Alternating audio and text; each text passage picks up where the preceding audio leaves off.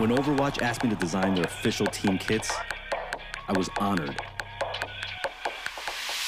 This was an opportunity to create gear that for the first time brings together the best of the streetwear world and the esports world.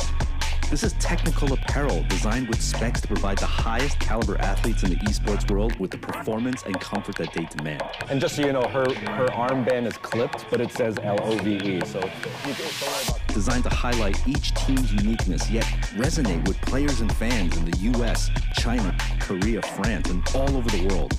And of course, gear that needs to look as dope as it performs, both inside and outside the arena. This is it, the official Overwatch League kit. Designed by Staple, engineered for gamers.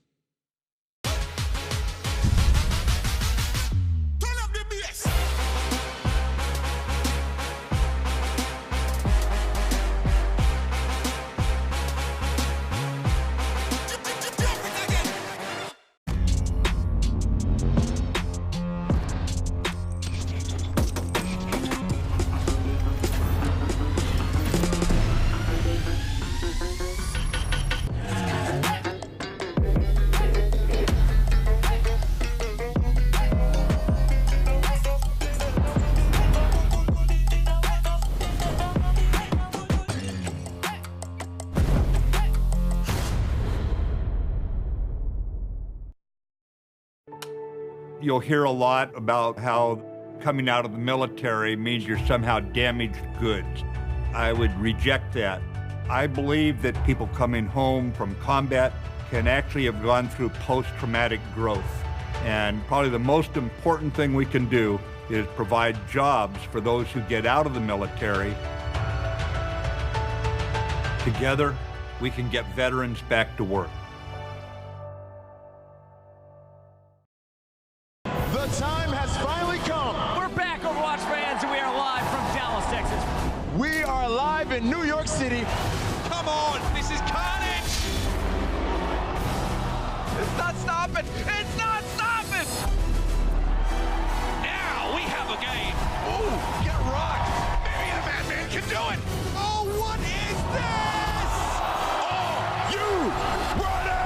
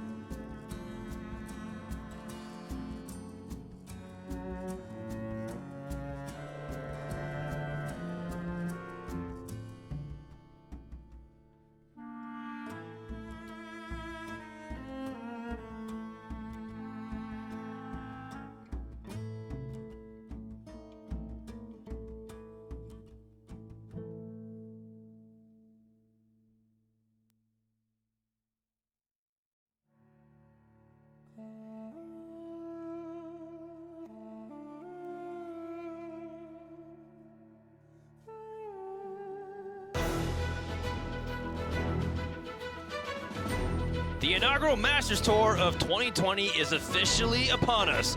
Established veteran and inspiring up-and-comers have gathered in the Arlington Esports Arena for 3 days of elite Hearthstone competition. More than 250 players representing over 45 different countries will battle for their share of a prize pool worth more than $400,000. And for some, the path to becoming a Hearthstone Grandmaster may very well begin today, deep in the heart of Texas. Greetings from the commentator's desk, everybody. My name is Dan Cho. You can call me Frodan. I am joined by my lovely co-casters back in action once again. It's TJ Ozumacuti Sanders. What's up, TJ? Hey, man. I'm feeling great. Excited for some Masters Tour action. It's been a while. I feel a little bit rusty, you know, but I'm glad to get back in the Hearthstone action again. That's right. TJ, I prepared a special poem in honor of your return as TJ is recovering from heart surgery and is back in action. Roses are red, violets are blue. I like casting Hearthstone, but it's a lot better with you. Wow. I missed you, TJ. It touched me. It touched me. It made the hair stand up on the back of my head. No, that's just the hair gel. It got to be mega spike glue that we're still using from the early 2000s. But it's 2020. It's a brand new year, a brand new decade. TJ, I haven't casted Hearthstone all decade long, and I am really excited to be here this weekend. We're back. Hearthstone Esports has returned. What are we going to expect for 2020, TJ? So we've upped the ante a little bit. Instead of 3 Masters Tours like we had last year in 2019, we're going to have 6 Masters Tours in 2020. The Yongkaping qualifiers will end March 29th. So if you want to participate in a Masters Tour event, make sure you go and sign up for those. They're live on the site right now. But I think, you know, the eyes have to be on this first one. A lot of big name players qualified, including a bunch of the Hearthstone Grandmasters who have come out to compete against a lot of the aspiring pro Hearthstone players. And it's going to be a big weekend. We're going to broadcast 9 Swiss rounds of best-of-5 conquest over the next couple days, followed by that top 8 single elimination bracket on Sunday. So it's a lot of top-tier, high-stakes Hearthstone with over $400,000 prize pool. So a pretty big deal for a lot of players. I think everybody wants to come out and kick their 2020 off the right way. That's right. So we're going to start things off very much with what's familiar to lots of players, a 9-round Swiss tournament to start off. Who is going to be in the top 8 single elimination bracket?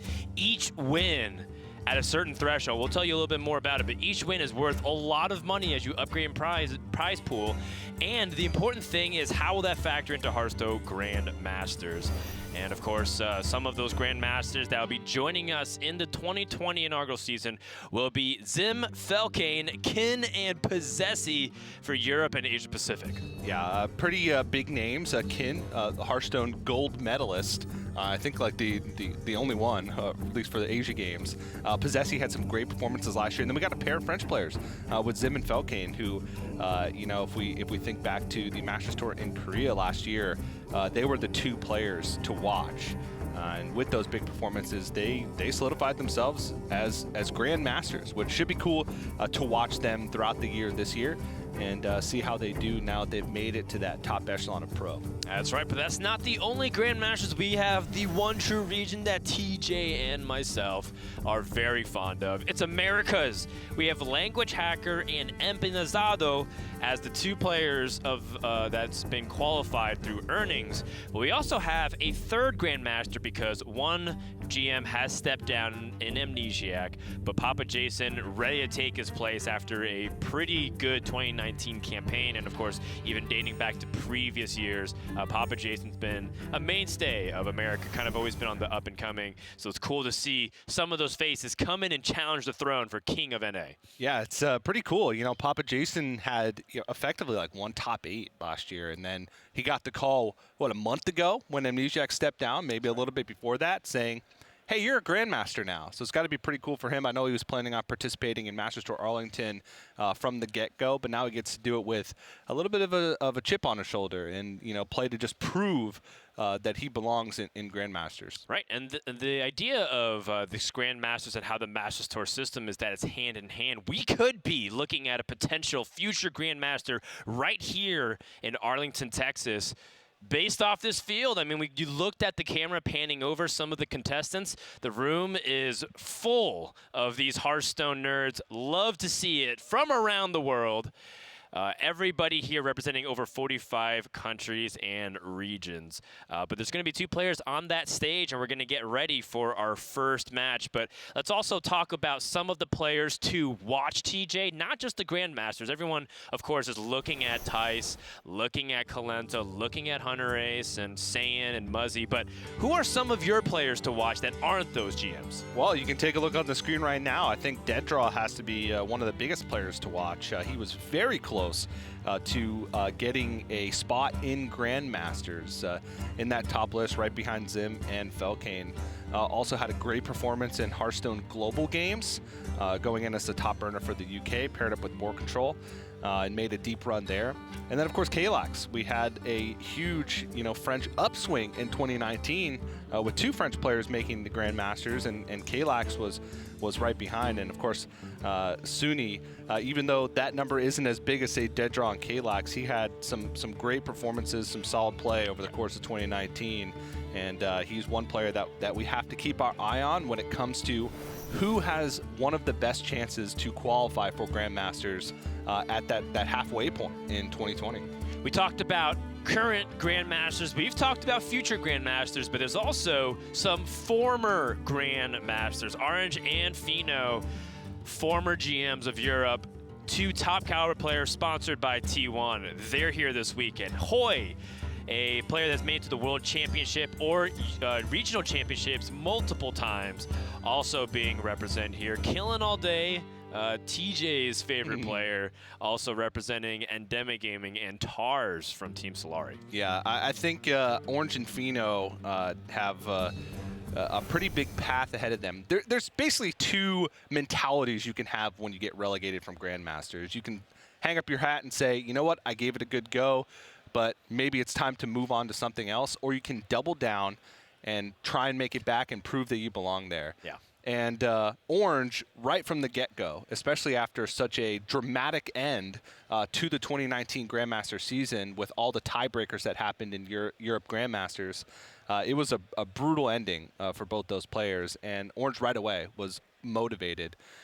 Fino as well was motivated, at least going into Bucharest, and now it feels like he's found it again after maybe a little bit of a break, and I'm excited to see if they'll have good performances here in these first couple Masters Tours. Well, they can join the GM versus non-GM rivalry. There's a little bit of back and forth and debate between people saying GMs are clearly a cut above the field, and some people say, you know what, they're nothing special. And that's partially what makes Masters Tour so exciting, to see that conflict between GM and non-GMs. Taking a look at how this weekend's going to pan out, we do have something special going on in Hearthstone. For the first time in history, we've released an expansion as well as a full adventure content release with Galakrond's Awakening. And so Wing 1 was released last week, and now Wing 2 being released this week. Both of them are eligible to be played as we highlight one specific card from Wing 1, which is the Winged Guardian Leviosa.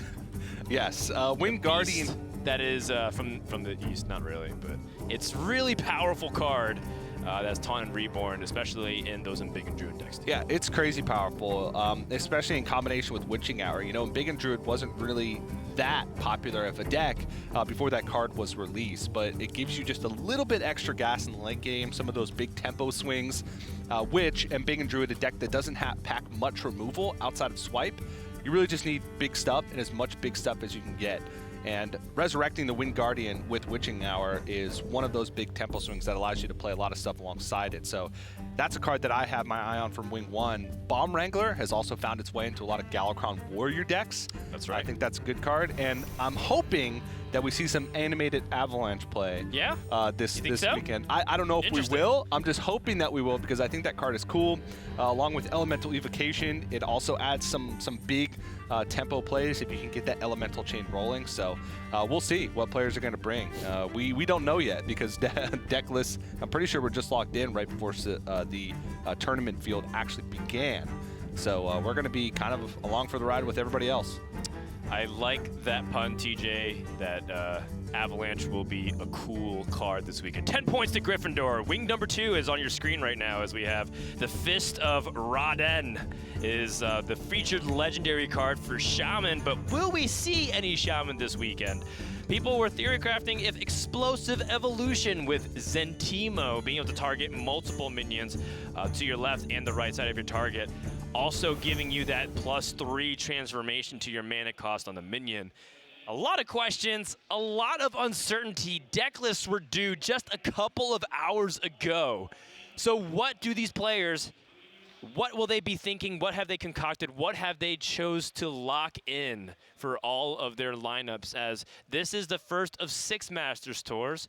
But for some of them, it is quite possibly the most important one because you have to qualify for every single one. Yep. And just because you got to Masters Tour Arlington doesn't mean that you get into the other Masters Tour. However, if you're able to perform well enough in the Swiss portion, you will be able to get a ticket to future Masters Tour event, assuming you can pay your way to those events as well. Yeah, one of the other things that is cool about the Masters Tour events now is everybody that participates goes away with a minimum prize pool of 850, and instead of it being split based off tiebreakers like top 32, top 16, it's split based off your Swiss record, which is cool because everyone counts.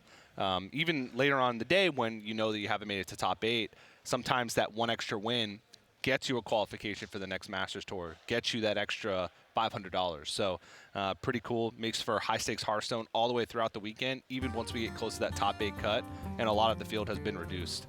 So I'm really excited. I haven't cast Hearthstone in a while, Dan. My new heart is pumping. That's right. So what actually happened to your heart? Are you just Iron Man now? You're Tony Stark? I'm pretty much Iron Man. I have a lot of artificial parts in there. There. You can hear it ticking. I'm gonna keep doing this as we go to break. They're telling us to go. That feels nice. We're on YouTube. Hit that subscribe button. And when we come back, we're gonna get started with Masters Tour Arlington. You're watching the Hearthstone Esports channel live on YouTube Gaming. Hearthstone Masters Tour Arlington is brought to you by T-Mobile. Rank up with America's first and only nationwide 5G network.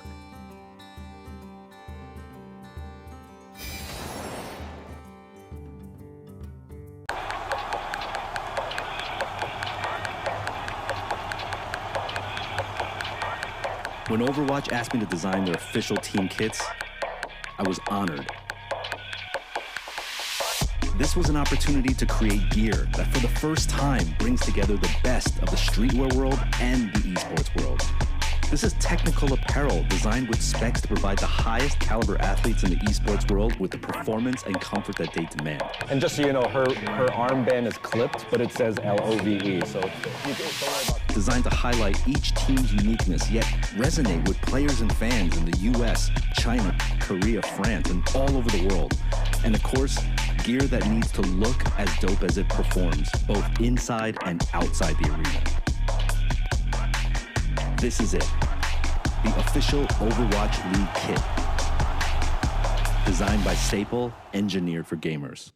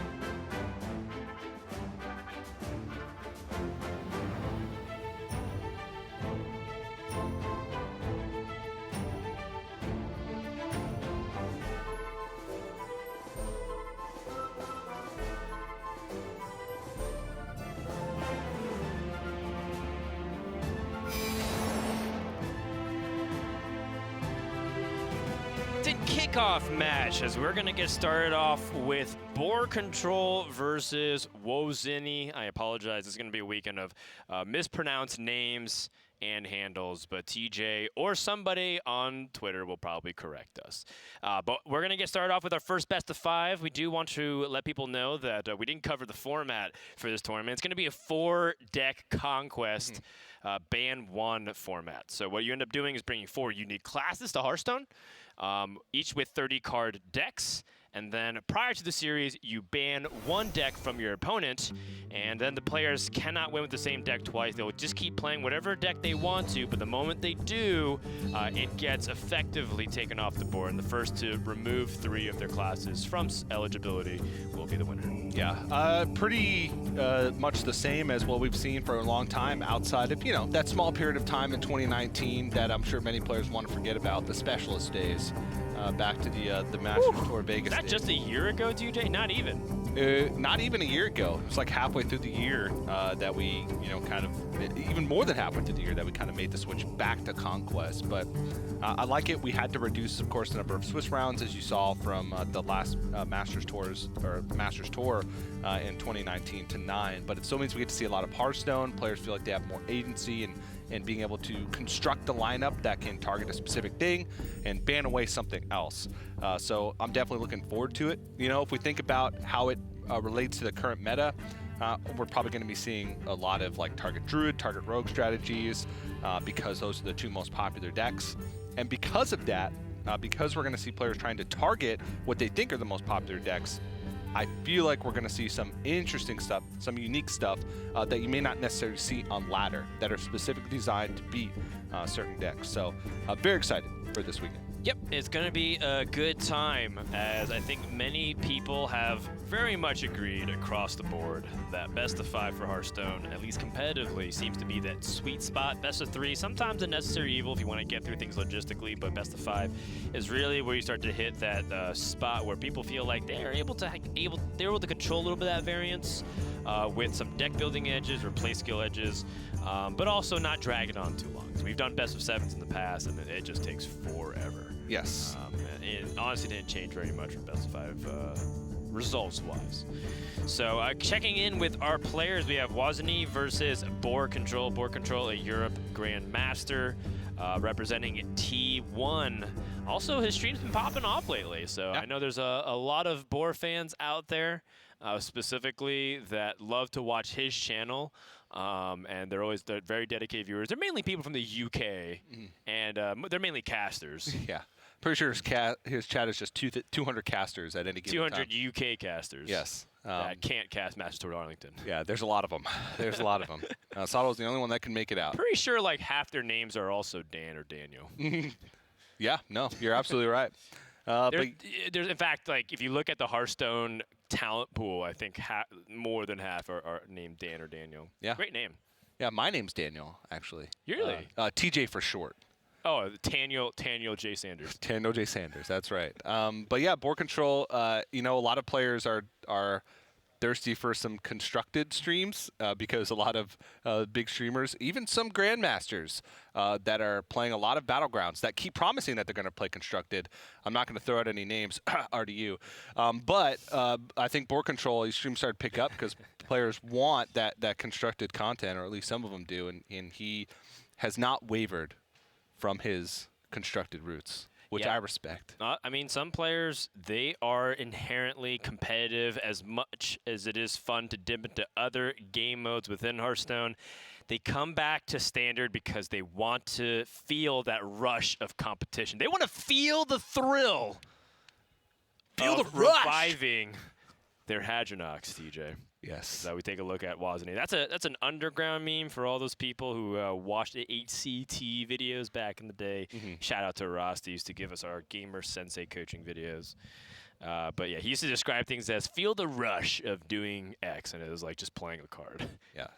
Of naturalizing your own Hadronox. Yeah. Oh, it was naturalizing your own. I thought it was reviving, but you were correct. Yeah. Well, then you revive it, and then you naturalize it again. There you go. But yes, it was very fun. Very fun. As we take a minute to get ready and get get things started for the first series of the day, let's take a look at our prize schedule of how the pool will break down based off of the results.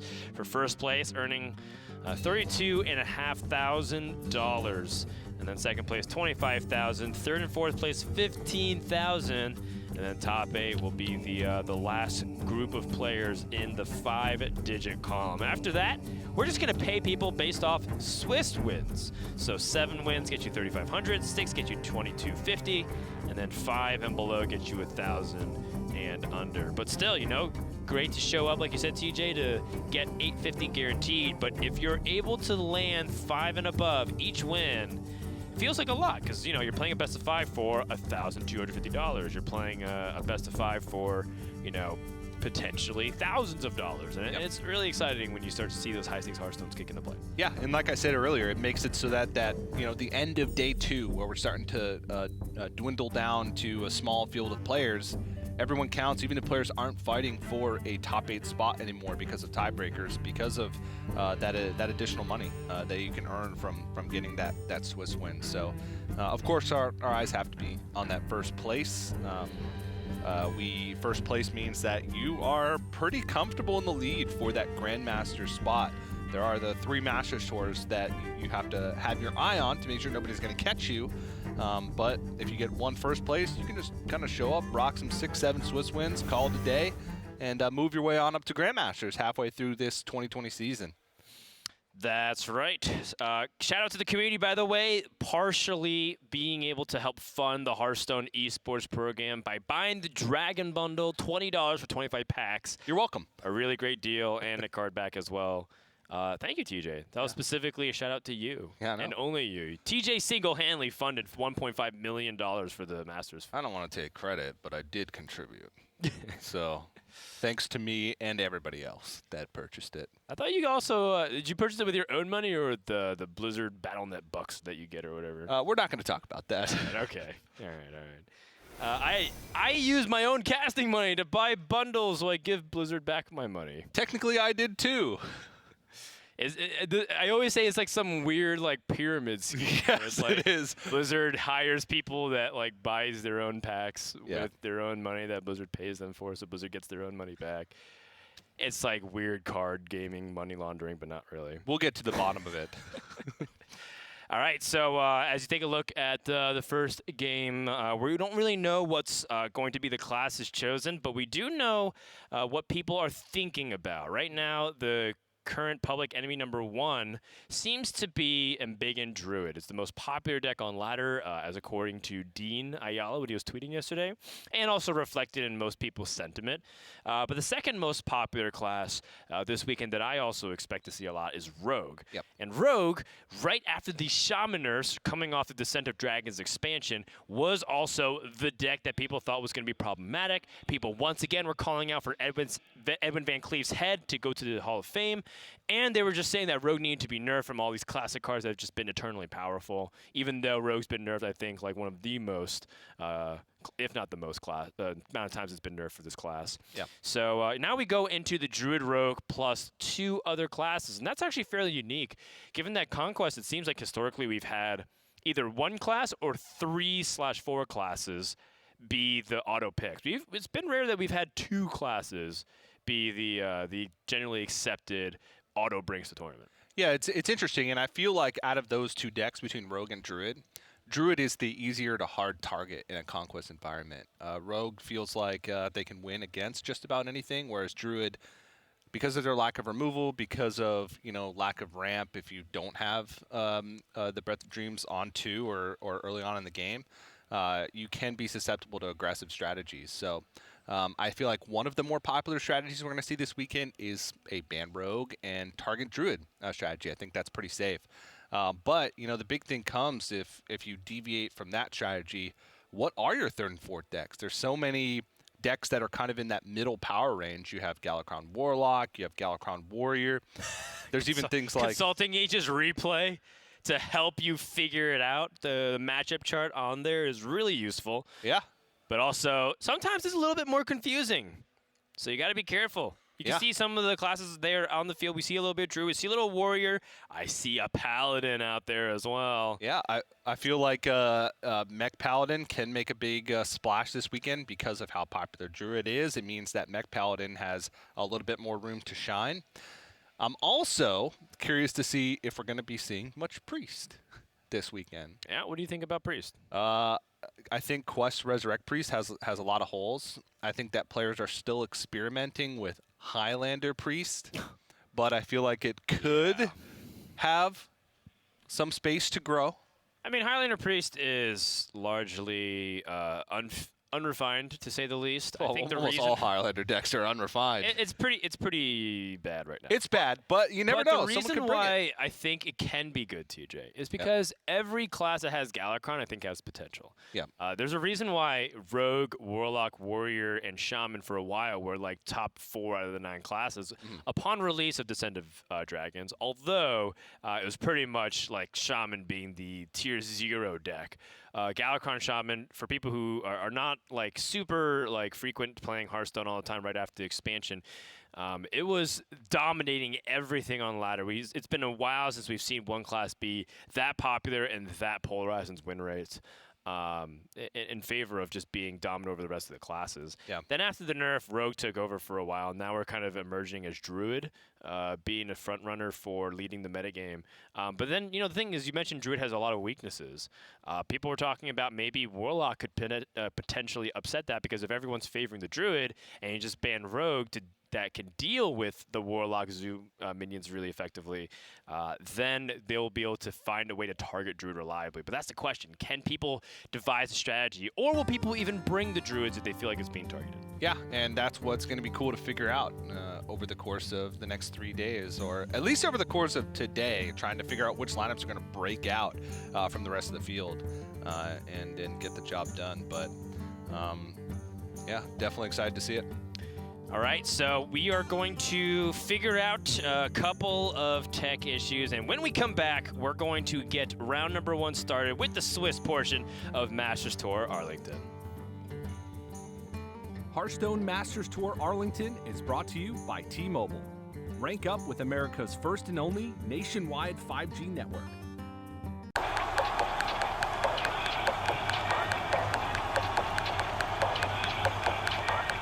When Overwatch asked me to design their official team kits, I was honored. This was an opportunity to create gear that for the first time brings together the best of the streetwear world and the esports world. This is technical apparel designed with specs to provide the highest caliber athletes in the esports world with the performance and comfort that they demand. And just so you know, her armband is clipped, but it says LOVE, so don't worry about that. Designed to highlight each team's uniqueness, yet resonate with players and fans in the US, China, Korea, France, and all over the world. And of course, gear that needs to look as dope as it performs, both inside and outside the arena. This is it, the official Overwatch League kit. Designed by Staple, engineered for gamers.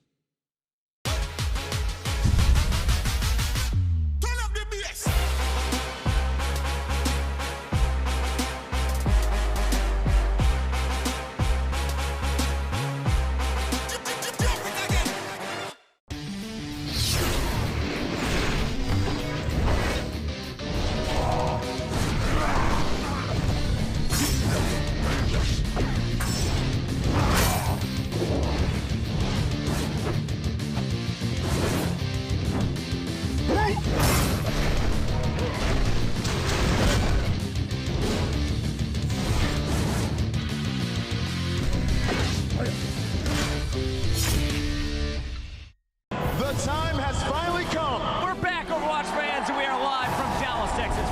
We are live in New York City. Come on, this is carnage! It's not stopping! It's not stopping! Now we have a game. Ooh, get rocked. Maybe the Madman can do it. Oh, what is this? Oh, You ready?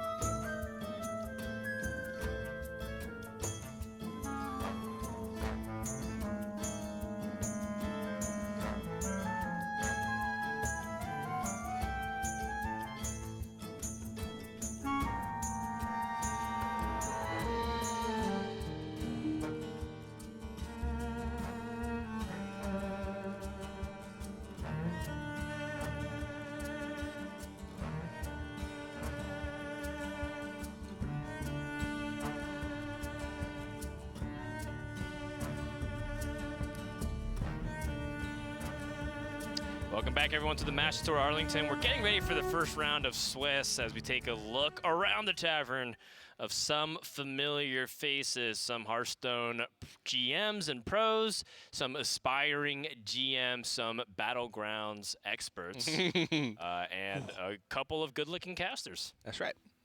That's us. They're backstage. Oh, okay. They'll be out momentarily. Yes, don't worry. We're just the appetizer. But you can see a lot of players have already begun their round one. We're just waiting on our featured matchup to start, as we showed earlier with Boar versus Wozny. So that should be up shortly. But what's been your favorite deck in the metagame to play so far, Dan? It's kind of hard to say. Answer carefully. One, but I've been actually enjoying Quest Hunter a lot. I've been rooting for the Quest for Hunter class really well because it's a fun dynamic that changes. Like the whole thing about Hunter is that it feels like you've traditionally always had to play an aggressive deck or a deck that curves a lot, and it's largely predicated about hero powering a lot, so you can get that damage and close that gap and help do more of their health percentage as time goes on. But then the Quest Hunter makes you rethink a little bit of that. You're almost never going to want to hero power early. You always want to just hero power after the quest, and that changes the entire dynamic of how you want to play Hunter from a traditional perspective. So it was very refreshing for me to see that Quest Hunter give new life to this class. Yeah, it's basically about just not falling behind to the point where once you complete the quest, you don't have enough time to piece together combos. What about you, TJ?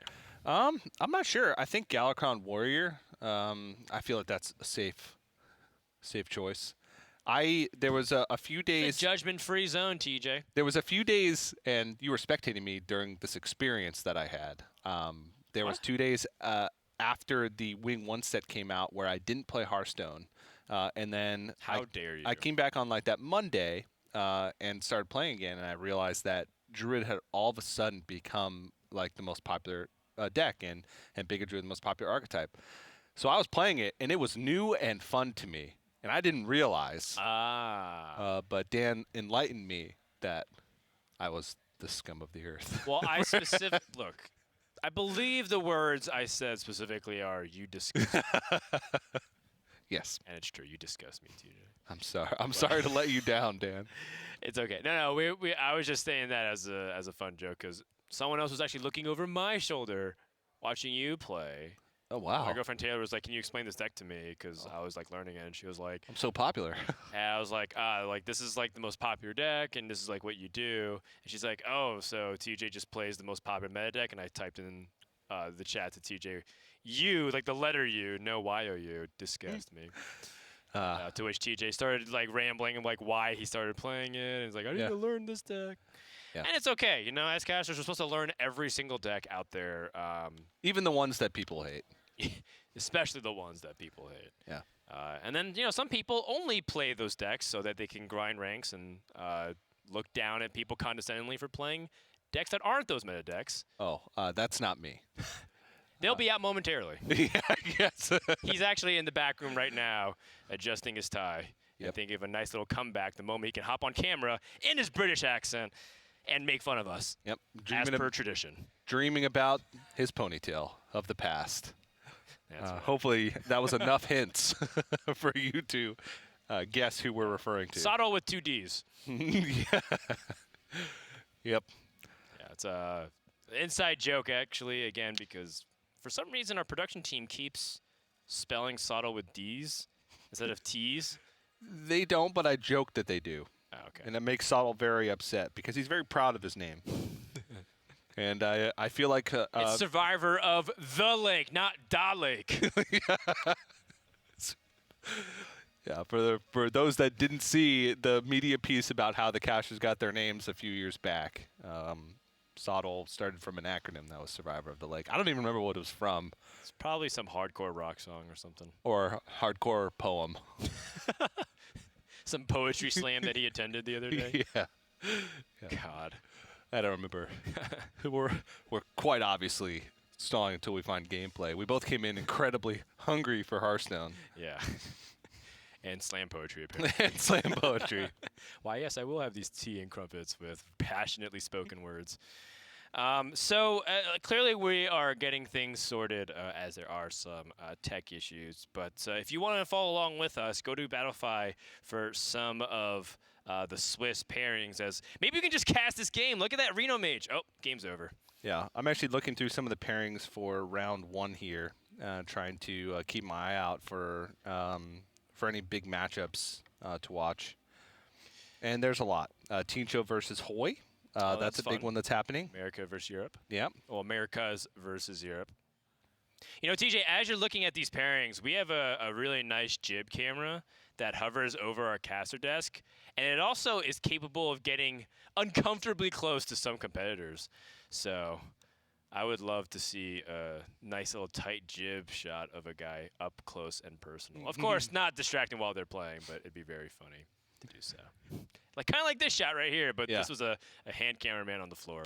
Yeah. Shout out to the Esports Stadium Arlington, by the way. That's the facility we are using, this wide venue, this very cool stage, all part of the Dallas homestand for the Overwatch League. So for those people who are cross fans of Blizzard games and esports titles, you might say, this venue looks somewhat familiar, and that's for good reason. This is a familiar sight for some people who've been around the leagues. Yeah, it's a very cool venue.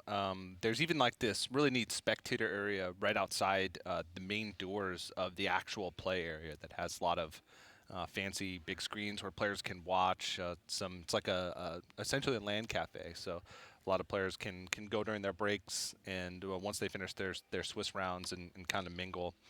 Very neat. And TJ, once they finish their Swiss rounds, are we still talking about board control and Wazini right now? Are they going to ever finish their Swiss round? Yeah, I can tell right now. Is this one giant social experiment to see how long we can keep people on YouTube gaming? Yes. Before playing a single game of Hearthstone. You're on to us, Dan. I can tell board control is just heated right now. Oh, yeah. He is fuming. Yeah, absolutely fuming. He misses his cats. That's for sure. I always respect a person that's a cat guy or a cat person because it's very reflective. You know, dogs are too happy for them or too hyper or too. What are you trying to say, Dan? Oh, I'm just saying that it's pretty interesting. Like you talking smack about dog people? No, quite the opposite. I'm just saying that dog people are awesome people. Thank you. First of all, I want to say that I want to have a cat and a dog, and make them friends. Yeah, you know, breaking down boundaries. You know, I'm not a speciesist. Wow, very progressive. Very progressive. I just think that it's very funny because when you get to know somebody and then they say, "Oh, I'm a cat person" or "I'm a dog person," a lot of times the number one thing is, "Oh, that makes sense," because you like get to know their personality trait. And so when Board Control and Soddle and other people say that they're cat people, and I say, "Oh, that makes a lot of sense," getting to know them because they're generally more reclusive into themselves and like not really fan of human interaction and contact. Yeah. But they love video games, and that's why we love them. They're here, and we all love games, and we all love Hearthstone. And we all love dogs and or cats. Yes, but most importantly, we love hearing ourselves talk for 40 minutes straight. That's right. With no gameplay. Oh, well, yeah, what do you want to talk about next? Some spicy predictions, maybe? Spicy predictions. What did you do over a holiday break, DJ, while you were recovering from surgery? I sat on a couch, and I read books. Interesting. Yes, that and watched torturous. a lot of very shows. difficult recovery. I'm sorry. It actually wasn't too bad because I got to spend a lot of time with my son and my wife and my dogs. That makes sense. One of my dogs had puppies 2 weeks after I had surgery. Stealing your thunder. Yes. You give birth, so then your dog says, "You know what? this family thinks that's hard. Wait till they see this." Pop out a couple pups. Well, it was very tough.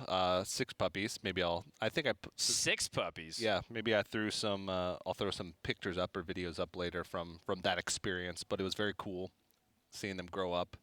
We kept one, so now I have 4 dogs. Seeing the pups grow up. Seeing the puppies grow up. It's only been a few months. Or do they grow really fast? They grow really fast. Yeah. They most of them left around 2.5 months, and we kept one. So. Oh, right, because your wife's a breeder. Yes. Right. Okay. So it was exhausting experience because I couldn't even chase the puppies around or help much. Gotcha. And DJ. Puppies. Self-promoting your dog puppy raising business. No.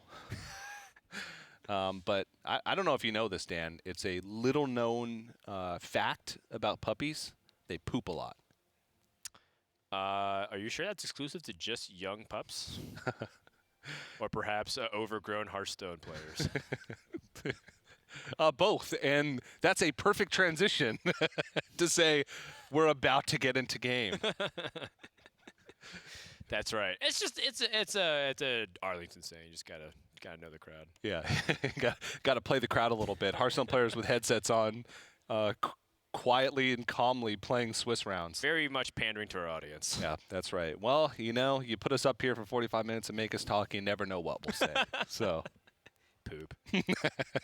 All right, going into game number 1 momentarily, I'm told.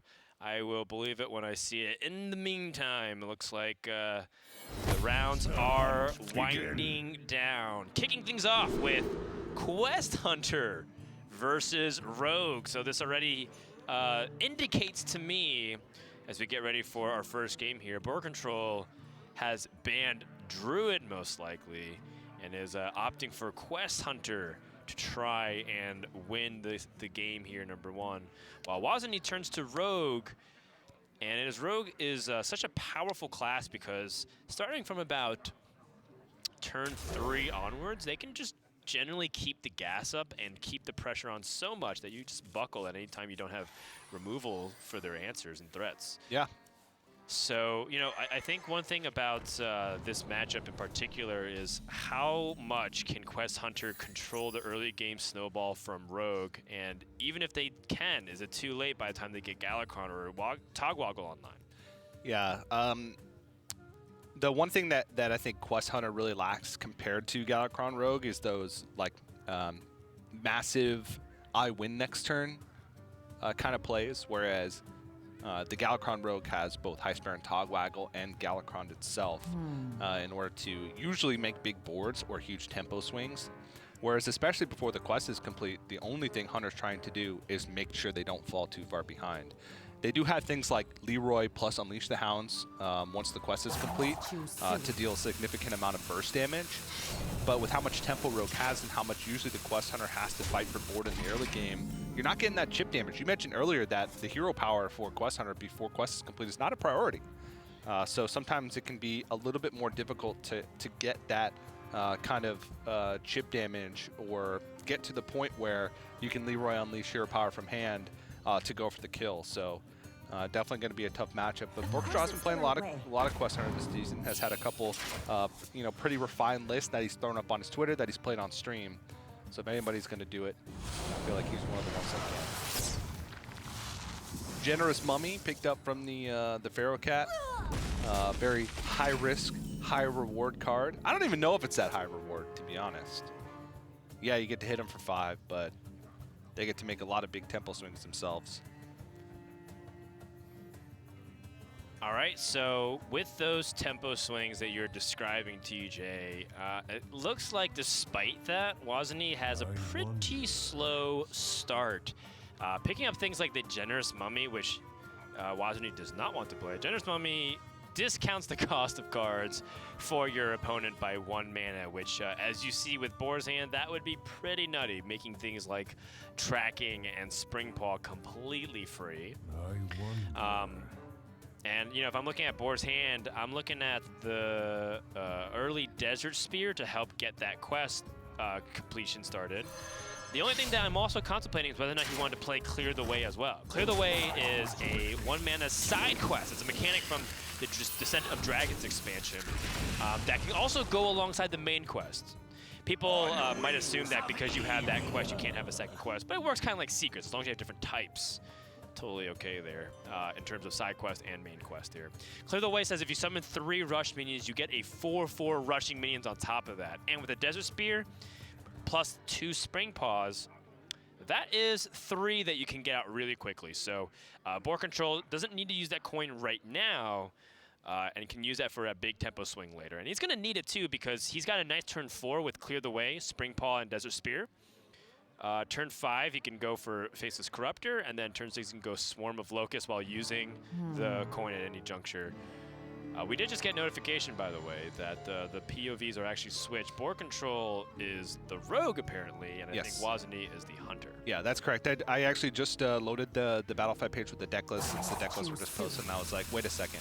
Board control does have hunter in his lineup, but it is a Highlander hunter? A Highlander dragon hunter, not the secret variation. And he has Paladin banned away, whereas Wozny has the rogue banned away. So the perspectives are flipped. So, like you said, board control is the rogue, Wozny is the hunter. Wow, this is so generous from board control. Yep. The fact that he plays a generous mummy, and now Wozny, excuse me, the POVs are going to be messing me up for a little bit. Wozny has free cards to play. And I know some people might feel like, well, isn't just going to run out of cards, but you get this amazing amount of board presence that Rogue can't really fight back easily. That being said, Generous Money is still a 5/4 with Reborn, so it's still pretty intimidating to go up against. Yeah. And you can tell board control doesn't feel too happy about having to make the decision to play Generous Mummy, just because he knows that it's a pretty big boon for Wozny. Can actually, if he wants to, get the clear the way procced this turn and make a big swing with the Faceless Corruptor. Yeah, that's the Faceless Corruptor being discounted. It wasn't really accounting for that, given that the Generous Mummy, I wasn't sure it was going to be played, and now board control, seeing the mess that he's made for himself.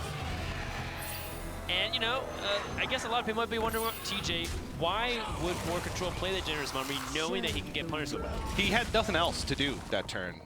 He discovered a Twilight Drake from the Draconic Lackey. He didn't have any other plays. He realized that if he doesn't get onto the board, it gives Wozny the chance to really run away with tempo. But, you know, he did have his own Faceless Corruptor, and one of the things that Quest Hunter does in the early game is just try and clear the board, right?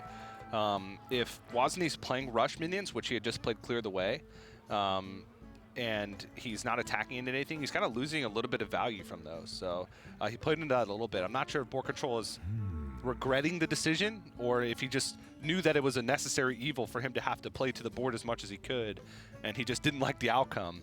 But definitely not a great spot early for him, having such a slow start. But granted, the Galakrond Rogue often does have slow starts. They don't have too many early game tempo tools. A lot of times they're just trying to invoke as much as possible and control the board with value, essentially, with lackeys early on in the game until they have the big swing turns of High Spare and Togwaggle or the Galakrond, which is where they really start to, you know, essentially start to win the game.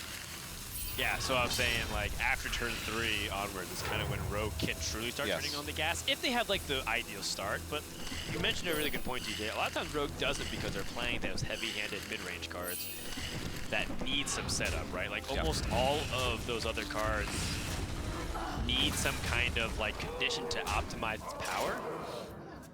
In this case, Kobold Lackey into the Faceless Corruptor, trying to win back the board. Board control able to equalize here.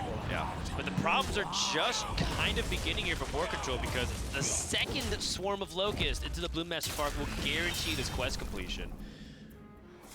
Yeah, and board control, you know, there's a huge difference between a turn 7 High Spare and Togwaggle and a turn 8 High Spare and Togwaggle. Every turn that you delay those big, powerful swing turns as Rogue, you fall more and more behind, and that Rogues really don't play Phantom Knives. They really don't play much like these wide board clears. So if Wozny just plays Swarm of Locusts here, it's going to be tough for board control to kind of clean everything up. And right now, he doesn't even have a great way to activate Evil Miscreant to even get lackeys to start playing. He can go Twilight Drake plus Evil Miscreant, but he's not affecting the board in any way. And then it's easy for Wozny to just kind of complete the quest and start the herd train. So it's looking rough.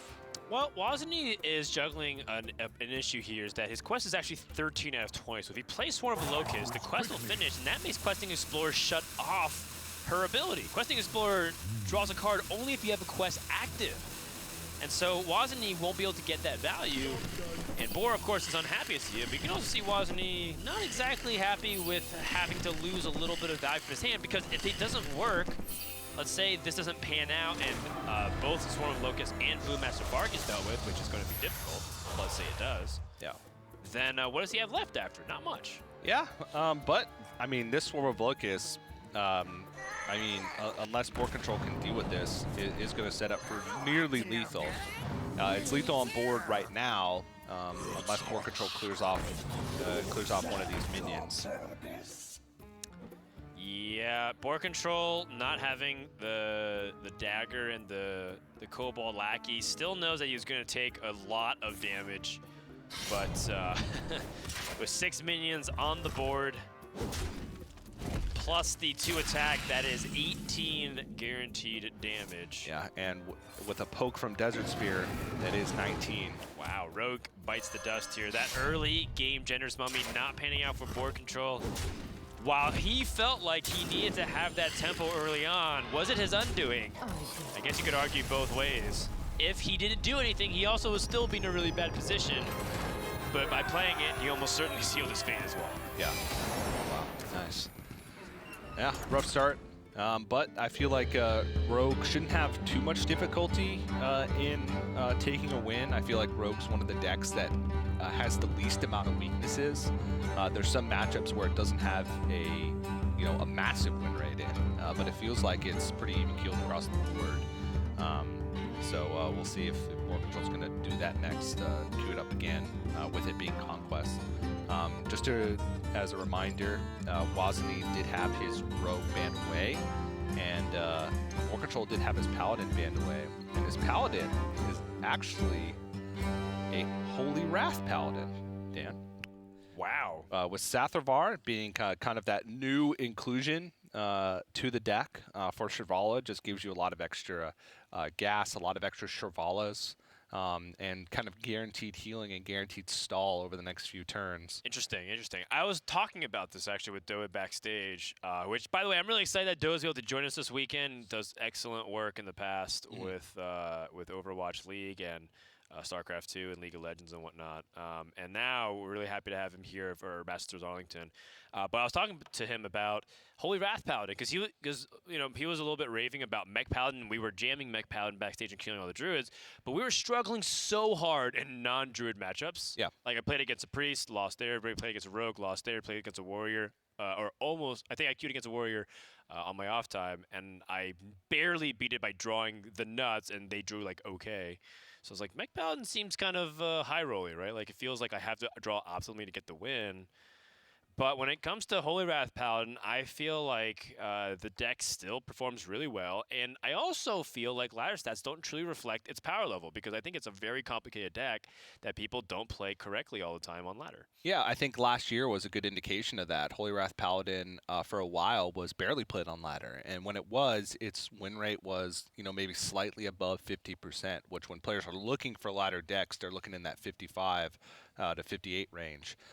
For something to climb with. And we saw players dominate with Holy Wrath Paladin like Grandmasters because, it's a much more narrow field.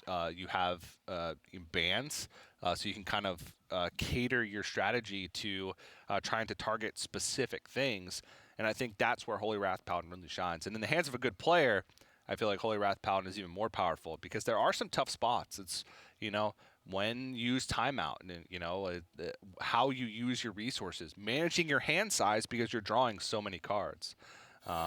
We're talking a lot about that deck. Hopefully we get to see in the future because it is banned in this matchup, but that's just how much respect Wozny had for the list from Board Control. Good stuff all around. Let's go into game number 2. Rogue was banned away from Wozny, so now he is turning to his Warlock for game number 2. His Warlock is what many people called trash Warlock as a joke because it felt like it played a bunch of weak cards but somehow got there all the time. But he's playing basically Dragon Warlock, featuring Galakrond the Wretched. Some people call it Galakrond Warlock, but that's a little bit ambiguous because Galakrond Warlock could have a few different archetypes behind it. Yeah, you can run like a more zoo-oriented Galakrond Warlock where you're playing very heavily into the early game with Galakrond being kind of that swing turn or burst damage, however you want to talk about it. This deck with the Veiled Worshippers draws a lot of cards, and that allows you to play Zephyrus and Dragon Queen Alexstrasza, even though you're not playing a Highlander deck, there's very many 2-ofs. I've been liking this deck a lot, playing it a lot. It feels like you have so many big power turns. You have, of course, your Galakrond turn. You have your Dragon Queen Alexstrasza turn. You have a lot of early game removal with Dark Skies, with Crazed Netherwing, the 5/5 dragon that if you're holding a dragon deals 3 damage to all of the characters.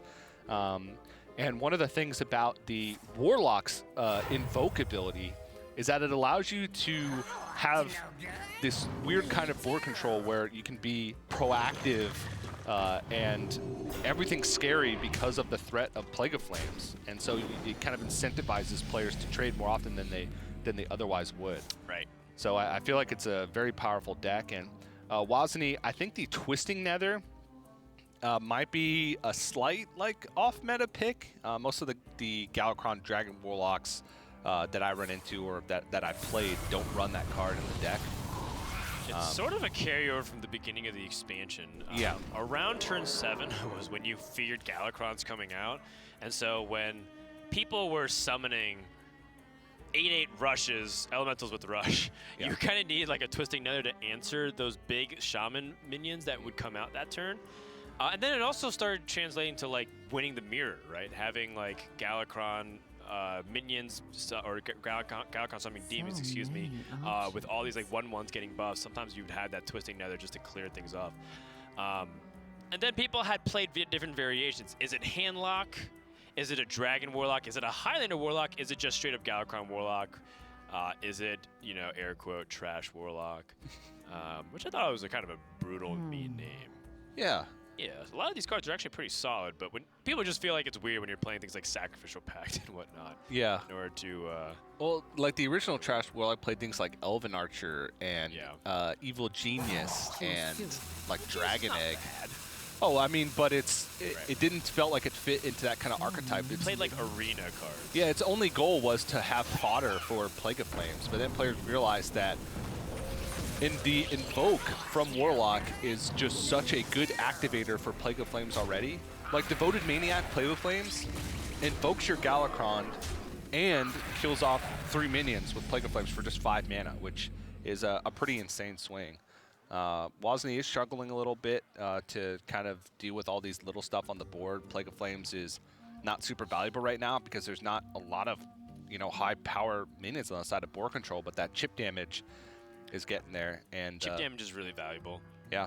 Board control has Leroy in the hand, plus a couple of other ways to potentially generate damage.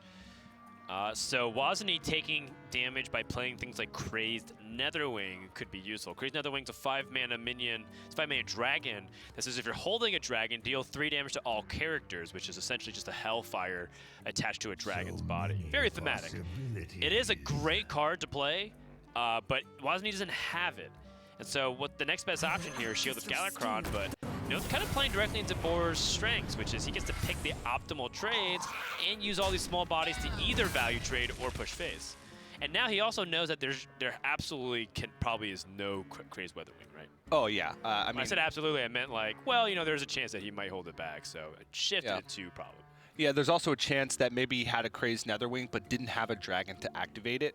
So you can't rule it out completely because that happens, I wouldn't say often, but Board Control hasn't seen too much card draw come out. There hasn't been too many life taps, and there's really only Alexstrasza, Dragon Queen Alexstrasza, and the other Crazed Netherwing as options for actually activating the Crazed Netherwing in the first place. I really like this play. I was thinking about Board Control using things like Crazed Maniac and a Lackey, but having Ziliax magnetize into a Micro Mummy because it is a mech minion, a reborn mech minion that was given off a Feral Cat, that is great adaptation to how the game has panned out from that early Feral Cat. So Board Control utilizing his tools very well, using Ziliax as a tempo tool. Yeah. And it makes it quite awkward for Wozny again. Doesn't feel super great to Plague of Flames here, but he doesn't really have any other options. The play that stood out to me first was Life Tap, Dragon Blight, and then Plague of Flames while sack pacting one of your imps because you don't need it since you'd spawn enough minions for Plague of Flames anyway. He could pick up something that he wants instead. Oh. Well, if you do the Veiled Worshipper, which allows you to draw 3 cards, you're going to just die because there's too much pressure onto the board. Yeah, I think he needs to go off with the Plague of Flames here. And, you know, kind of just hope that board control doesn't have too much reload because Wozni doesn't have much fodder for the Plague of Flames next turn. He doesn't build Worshipper to reload. It's just, is he going to take too much damage in the meantime? Is board control going to generate too much value in the meantime? Ooh. Galakrond, Kronks on curve to summon Galakrond. But the thing is, Boar's pretty close to be able to set up lethal for the following turn. Is there a better play than that? Like, for example, can he play Shield the Galakrond instead and push the issue? Maybe even use Praise Galakrond to just push in a little bit extra damage. It's all on the table here. Yeah. Ooh, so Daring Escape is a way to double down on Leroy without Shadow Step. It's just, obviously you need to do it over 2 turns. But it could be a way for board control to set it up. Or Lackeys, yeah, try and provide a lot of value. Which, you know, their Lackey is one of the best and will always be one of the best in Rogue because of, usually you get at least 1 good spell. There's some, you know, rough spells in Rogue, but usually you can get at least 1 that can either be burst damage or a sap or backstab to try and push through for lethal. So Wozni has invoked 3 times because we saw that Veiled Worshipper, at least 3 times. We saw that Veiled Worshipper was active the previous turn, but he still chose to invoke anyways. So Wozni, if he draws Galakrond with Kronks, he could set up into a Kronks Dragonhoof, into Twisting Nether, into a Galakrond setup. But the thing about Galakrond is that you don't have a guarantee of being safe, while most other Galakronds do. Yes. The other Galakronds, like Priest destroys minions, Shaman gives you rush elementals to remove things, Rogue gives you free cards to potentially swing the board. Warlock, you get demons that are random and you're not even sure if they're gonna be good, you know? They could be like Blood Imps or really weak Void Walkers and stuff. You do have things like the Inquisitor, the 1/6 with Lifesteal. Sure, there's like Felguard. There's a Felguard, couple of other Siegebreaker, things Void Walker. It's just that there's a lot of junk too. There's a lot of junk as well. So it's more for that reload, and you know, later on in the game, just summoning 2 1/1s each turn can sometimes overwhelm your opponent, you know, depending on what class you're going up against. But now Wozni is going to have, he needs to kind of dodge this turn, because if he dodges this turn and doesn't take too much damage and the board doesn't develop too much this turn, then he has options ahead of him, right? He could draw cards with Veiled Worshipper. He could pull out the Galakrond with Kronks. That's the more risky play because he's effectively just leaving himself completely open to whatever board can do. And I think that this will shut that off because there's just too much power represented on board for him to go for that. Well, Boar has all the Galakrond tools he needs to make that commanding swing in the mid-game. Wozni picks up Devoted Maniac. Is he forced to Twisting Nether this, and in which case that is his last layer of board clear defense? So many possibilities. And if board control able to set up another reasonable board, which he totally can, Wozni's in trouble. This is what we're talking about. Rogue just at one point feels like at every juncture of the game they can just keep setting up threats, and the moment you falter 1 turn, they end it. Because, you know, Wozni is aware, like, if he has Leroy, I'm dead. Yep. So I'm trying to figure out what's the best here. Like, are there any outs with Veiled Worshipper? He could pick up Nether Breath, but unless he picks up 2, that doesn't really make too much of a dent on the board. It would buy him some time. So he's just going to pull the trigger on Twisting Nether and not trust in finding a removal from Veiled Worshipper. That's the much safer play. But at some point he needs to figure out some times to draw with Kronks or with Veiled Worshipper. And maybe this is it, but... Yep, and I believe Board just has to invoke 1 more time and Galakrond will be completed. But he also can play it on the following turn as well. You don't have to play it. You don't have to invoke before, or you don't have to invoke right now. You could just invoke the following turn, right before you play Galakrond, but you don't get the value off the hero power right after, nor do you have as much mana flexibility.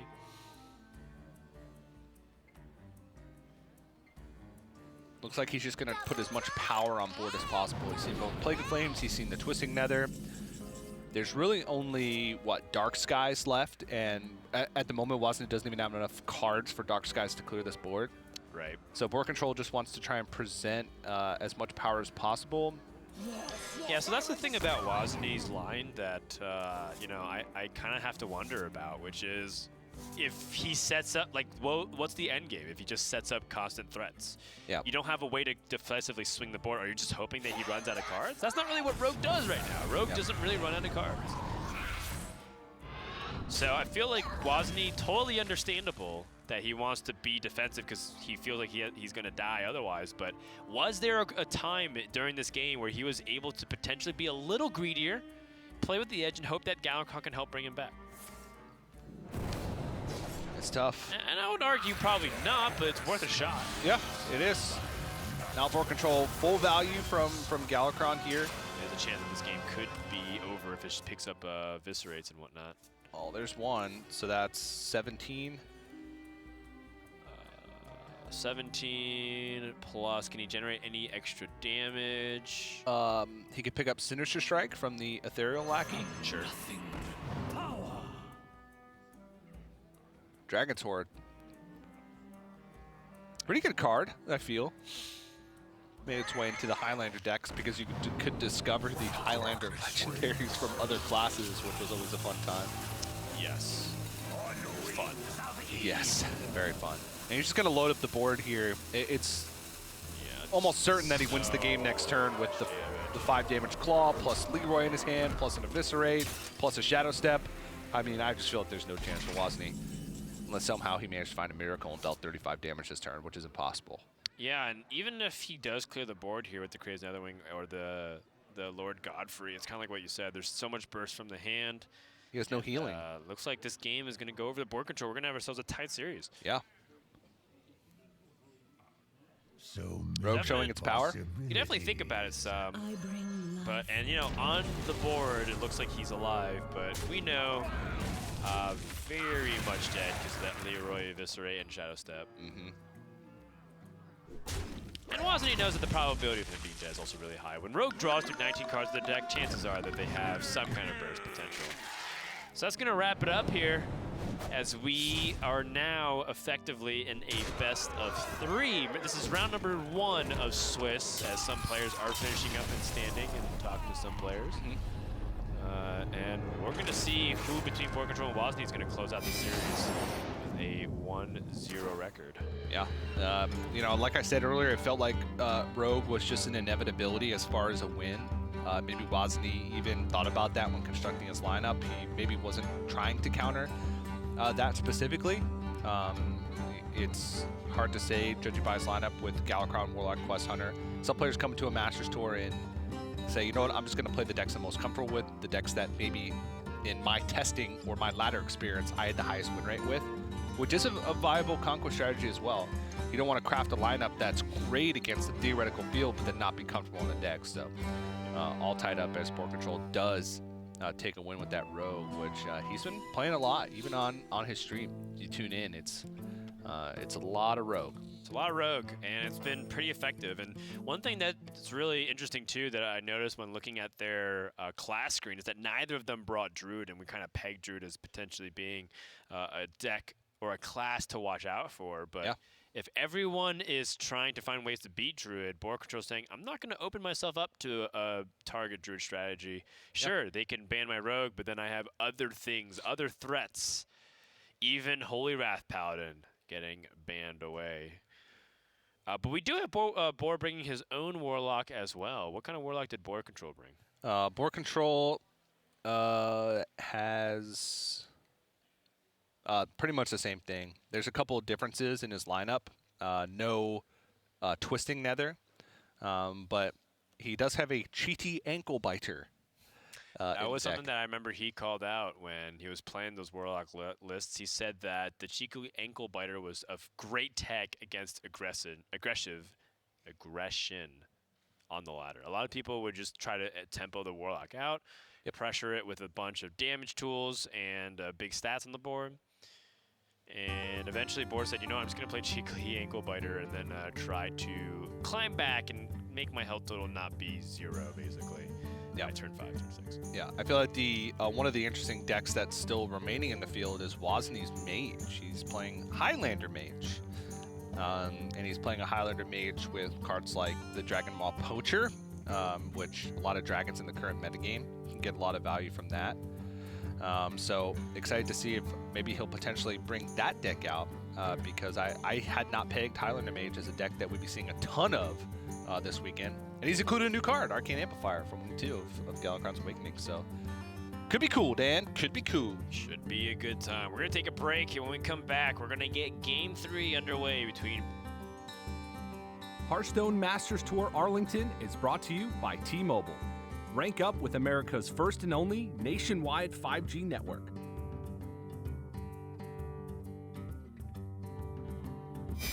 T-Mobile 5G is here, and it's nationwide. While some 5G signals go only blocks, T-Mobile 5G goes miles, beyond the big cities, to the small towns, to the people. Millions of Americans can have access to 5G on T-Mobile. This is just the beginning. T-Mobile, the first and only nationwide 5G network.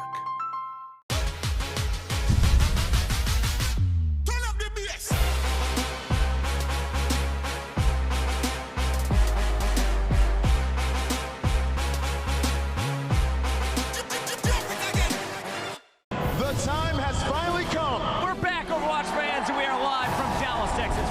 We are live in New York City. Come on, this is carnage! It's not stopping! It's not stopping! Now we have a game. Ooh, get rocked. Maybe the Madman can do it. Oh, what is this? Oh, You ready?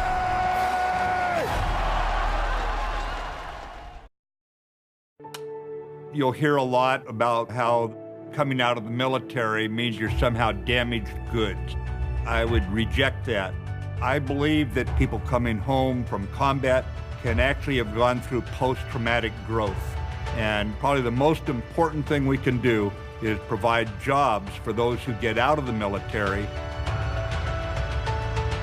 Together, we can get veterans back to work.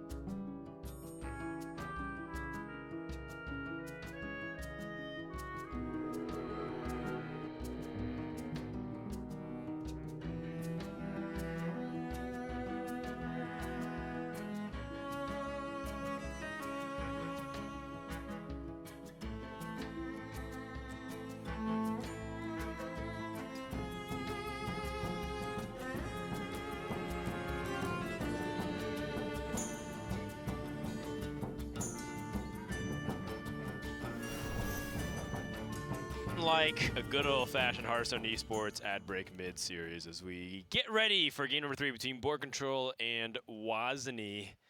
Quick shout out to all of the people that showed up, especially the viewers that are watching us on our new platform, as well as our sponsor, T-Mobile, the nationwide 5G the first and only nationwide 5G carrier. That's right. That's right.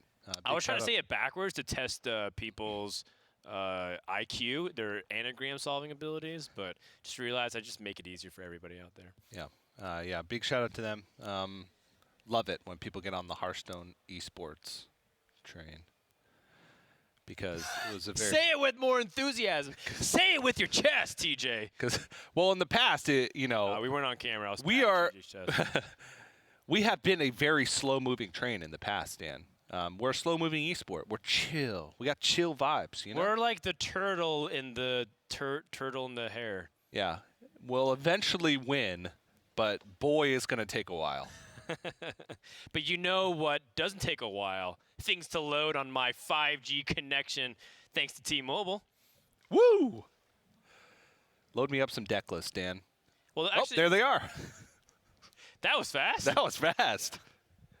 And you know what, Dan? You could do that nationwide. Oof. Surely it's not the only carrier that does that. Dan, I just got some news. It is the first and only. Inconceivable. That's right. Going to game number 3 is we have Board Control versus Wozny. Wozny hailing from Korea, looking to see if he can continue to make his mark on the Grandmasters path, as we will be taking the top earners from each region throughout the year and inserting them into Grandmasters, and we'll be relegating Grandmasters who are not performing. Game number 3 is this Dragon Warlock up against the mirror, but it's not exactly a mirror, as TJ was saying. However, I will say there's a lot of nuance to this matchup that you have to be very careful about. This is something that I didn't really learn except the hard way on ladder, where I kept wasting resources that I wasn't really thinking too much about. However, I will say another thing too, is that if you are the deck list with less removal, there is a case for you to play very proactively. Yeah. If you're able to curve out into a Galakron of some kind, you really put your opponent into a situation where they have to have the right removal tools, or else they have to twist another like a 3-minion board, or like Plague of Flames like a 3-minion board, when they'd rather do it on a big wide board and get value. Yeah, and honestly, that's really the only difference between the two lineups, is Board Control plays the Cheeky Ankle Biter, and Wozny plays the Twisting Nether. And they're very different tools. They're for very different purposes. And in the mirror matchup, it's going to be interesting, whereas once it gets later on in the game, Wozny's going to have access to a point-and-click board removal, whereas Board Control is going to be healing for 1.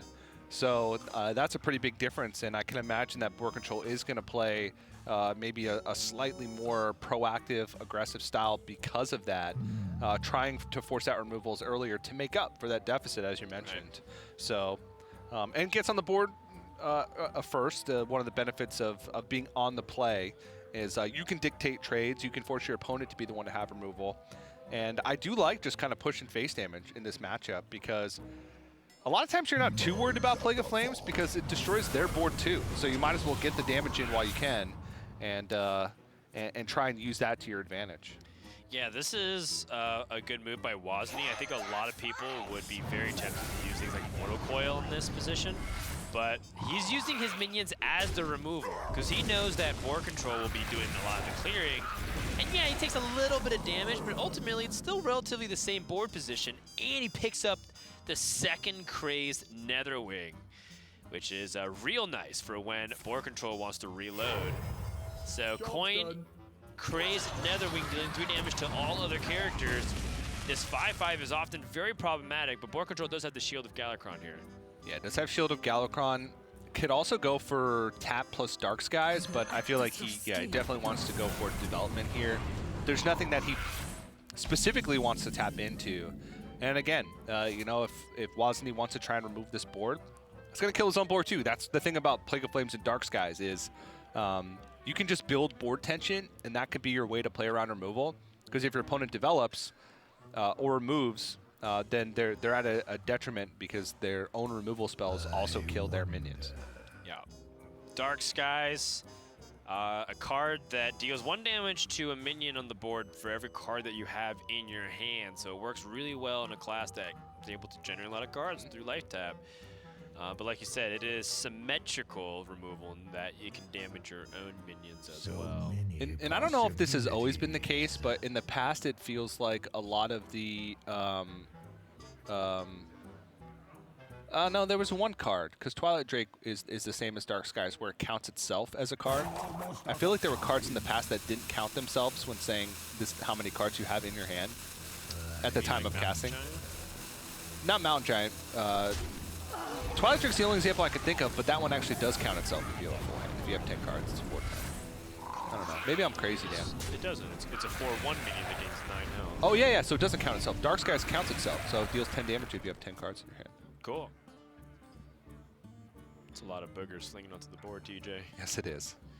Board Control picks up the Sacrificial Pact. Does have a Clear Skies opportunity right now, or can just play Netherwing. Neither of them are very mana efficient in terms of establishing board presence. I guess he could play a Dragon Blight number 2 if he wanted a Dark Skies here. Dark Skies is a little bit of a problematic card to use in this matchup because you want to be proactive. So if you play Dark Skies and then you play Dragon Blight Cultist right afterwards, that's a good order because then you're not hitting your own board. If he's ever ahead on board, playing Dark Skies feels bad. Yeah. So this makes sense to me. But now this opens up the second crazed Netherwing here for Wozniak. Or perhaps a Dark Skies Dragon Blight right back. And thus is the dance of this mirror. Because it's a mirror, you're often going to see similar removal options. But, you know, I think Wozniak is also a little bit afraid. This turn from board control, if you look at the sidebar, Galakrond's finished. So he has to be weighing in his mind, like, what am I going to do if he plays Galakrond on curve? How do I answer that? And he might want to save Dragon Blight plus the Plague of Flames in case Galakrond comes down 7. Yeah, I think that's a very good thing to point out because he's still a turn away from the Twisting Nether. So lucky for him, board control does not have the Galakrond in hand. And no Veiled Worshipper, no way to get that burst of cards. Dragon Queen Alexstrasza still seems like pretty long ways off from being active. Maybe not as long as you'd think, because he has drawn a lot of his one-ups, but at the same time, it's a deck with a ton of those two-of cards. Yeah. Board thinking about what's the best play. I immediately identified a Dark Skies and Fiendish Rites combination because it is 7 mana and you get to remove plus develop your own board. It's not great, though. It's not great. Problem with that is he's missing a life tap, which means that, you know, his next few turns might be a little bit weaker. Both Crazed Netherwings are gone, so we could go for something like a double Snip Snap, which isn't really vulnerable to too much, but it looks like he is going to go with the play that you mentioned. Playing on curve, which is a big thing, gets to hold on to Snip Snap for maybe turn 9 when he gets to play 3 of them. Ooh. Interesting. That's real nice. Geodude Galakrond will summon those 2/1/1 imps. And, you know, again, for people who aren't super familiar with the mechanics of Galakrond, in Warlock specifically, every time you invoke, you get 2/1/1 imps.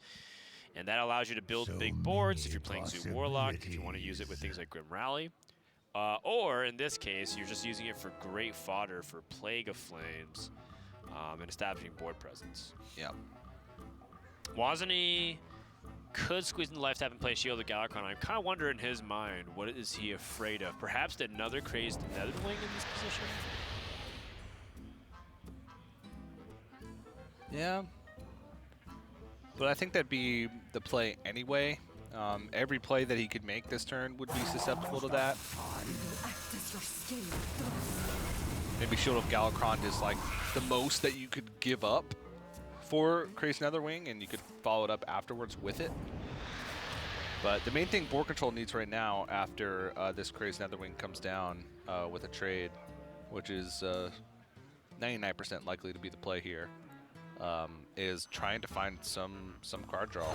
Keep life tap and find that Veiled Worshipper or Galakrond, and it goes to the Snip Snap instead. Yeah, I like the Sniff Snap. It's more mana efficient. It gets similar stats onto the board. It doesn't have to use the Crazed Netherwing right now. In fact, he can use it after he's already weakened the board a little bit. Also, sort of like trying to bait Wozny into establishing more board presence. Like, oh yeah, my hand might be kind of weak. I might be playing Dragon Queen Alexstrasza, maybe, maybe not. Although he is holding, or he is only 13 cards deep into his deck, so unlikely to be a case. Either way, it's going to be enticing Wozny to extend more onto the board, I feel. Yeah.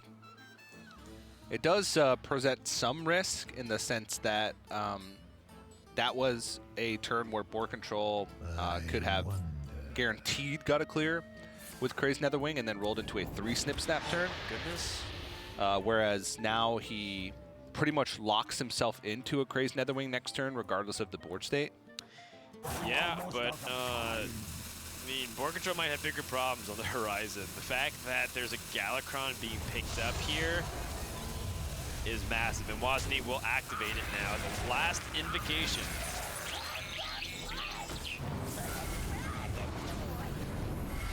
And that's bad news because board control will have to deal with the Demon board. And, you know, as much as we kind of said that Galakrond for the Warlock class isn't reliable, it still summons four demons, which gets you, you know, an average of a reasonable power to threaten like 2-turn lethal when your opponent's at, you know, 14 hit points. Yeah.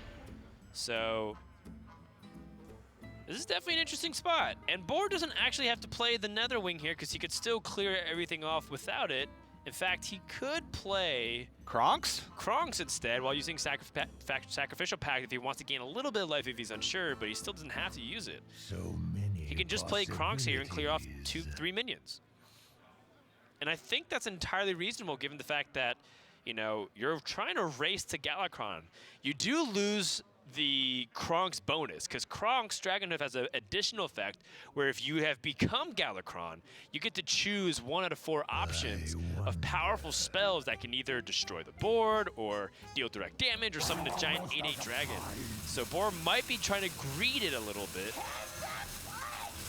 Well, oh, he's playing. I did not expect this play. Yeah, this one I also did not expect. Oh, wait, hold on. Is he threatening a Plague of Flames? Like, if Wozny just plays Galakrond, it's like, well, sure, but I might just clear things off with Plague of Flames and tempo. Yeah. That's an interesting line of play and thought, if that's what he's thinking. Yeah, it's like he keeps setting himself up for Crazed Netherwing clears almost. Right. Yes. But the problem is, if Wozny were to play Galakrond here, he'd swing board control down to 9. If he played like double Crazed Netherwing, which would be his clear plan, he'd be dead on board, regardless if he cleared all the demons or not, because of the swing. True. But he does have Sacrificial Pact. He does have Sacrificial Pact, yes, but even then, he'd be flirting with disaster. And there are some minions that have above that health threshold that he might not be able to clear if he gets a pair of Siege Breakers, something along those lines, plus something else that has high health like a Draxus. Now that's, you know, expecting the absolute worst from Galakrond, but... Yep, board control ready to see what's going to be in the box. Wow, pretty average minions. Yeah. Sacrificial Pact on a 1/1.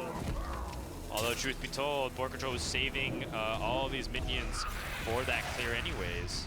Yep. So, oh my goodness, a Shield of Galakrond.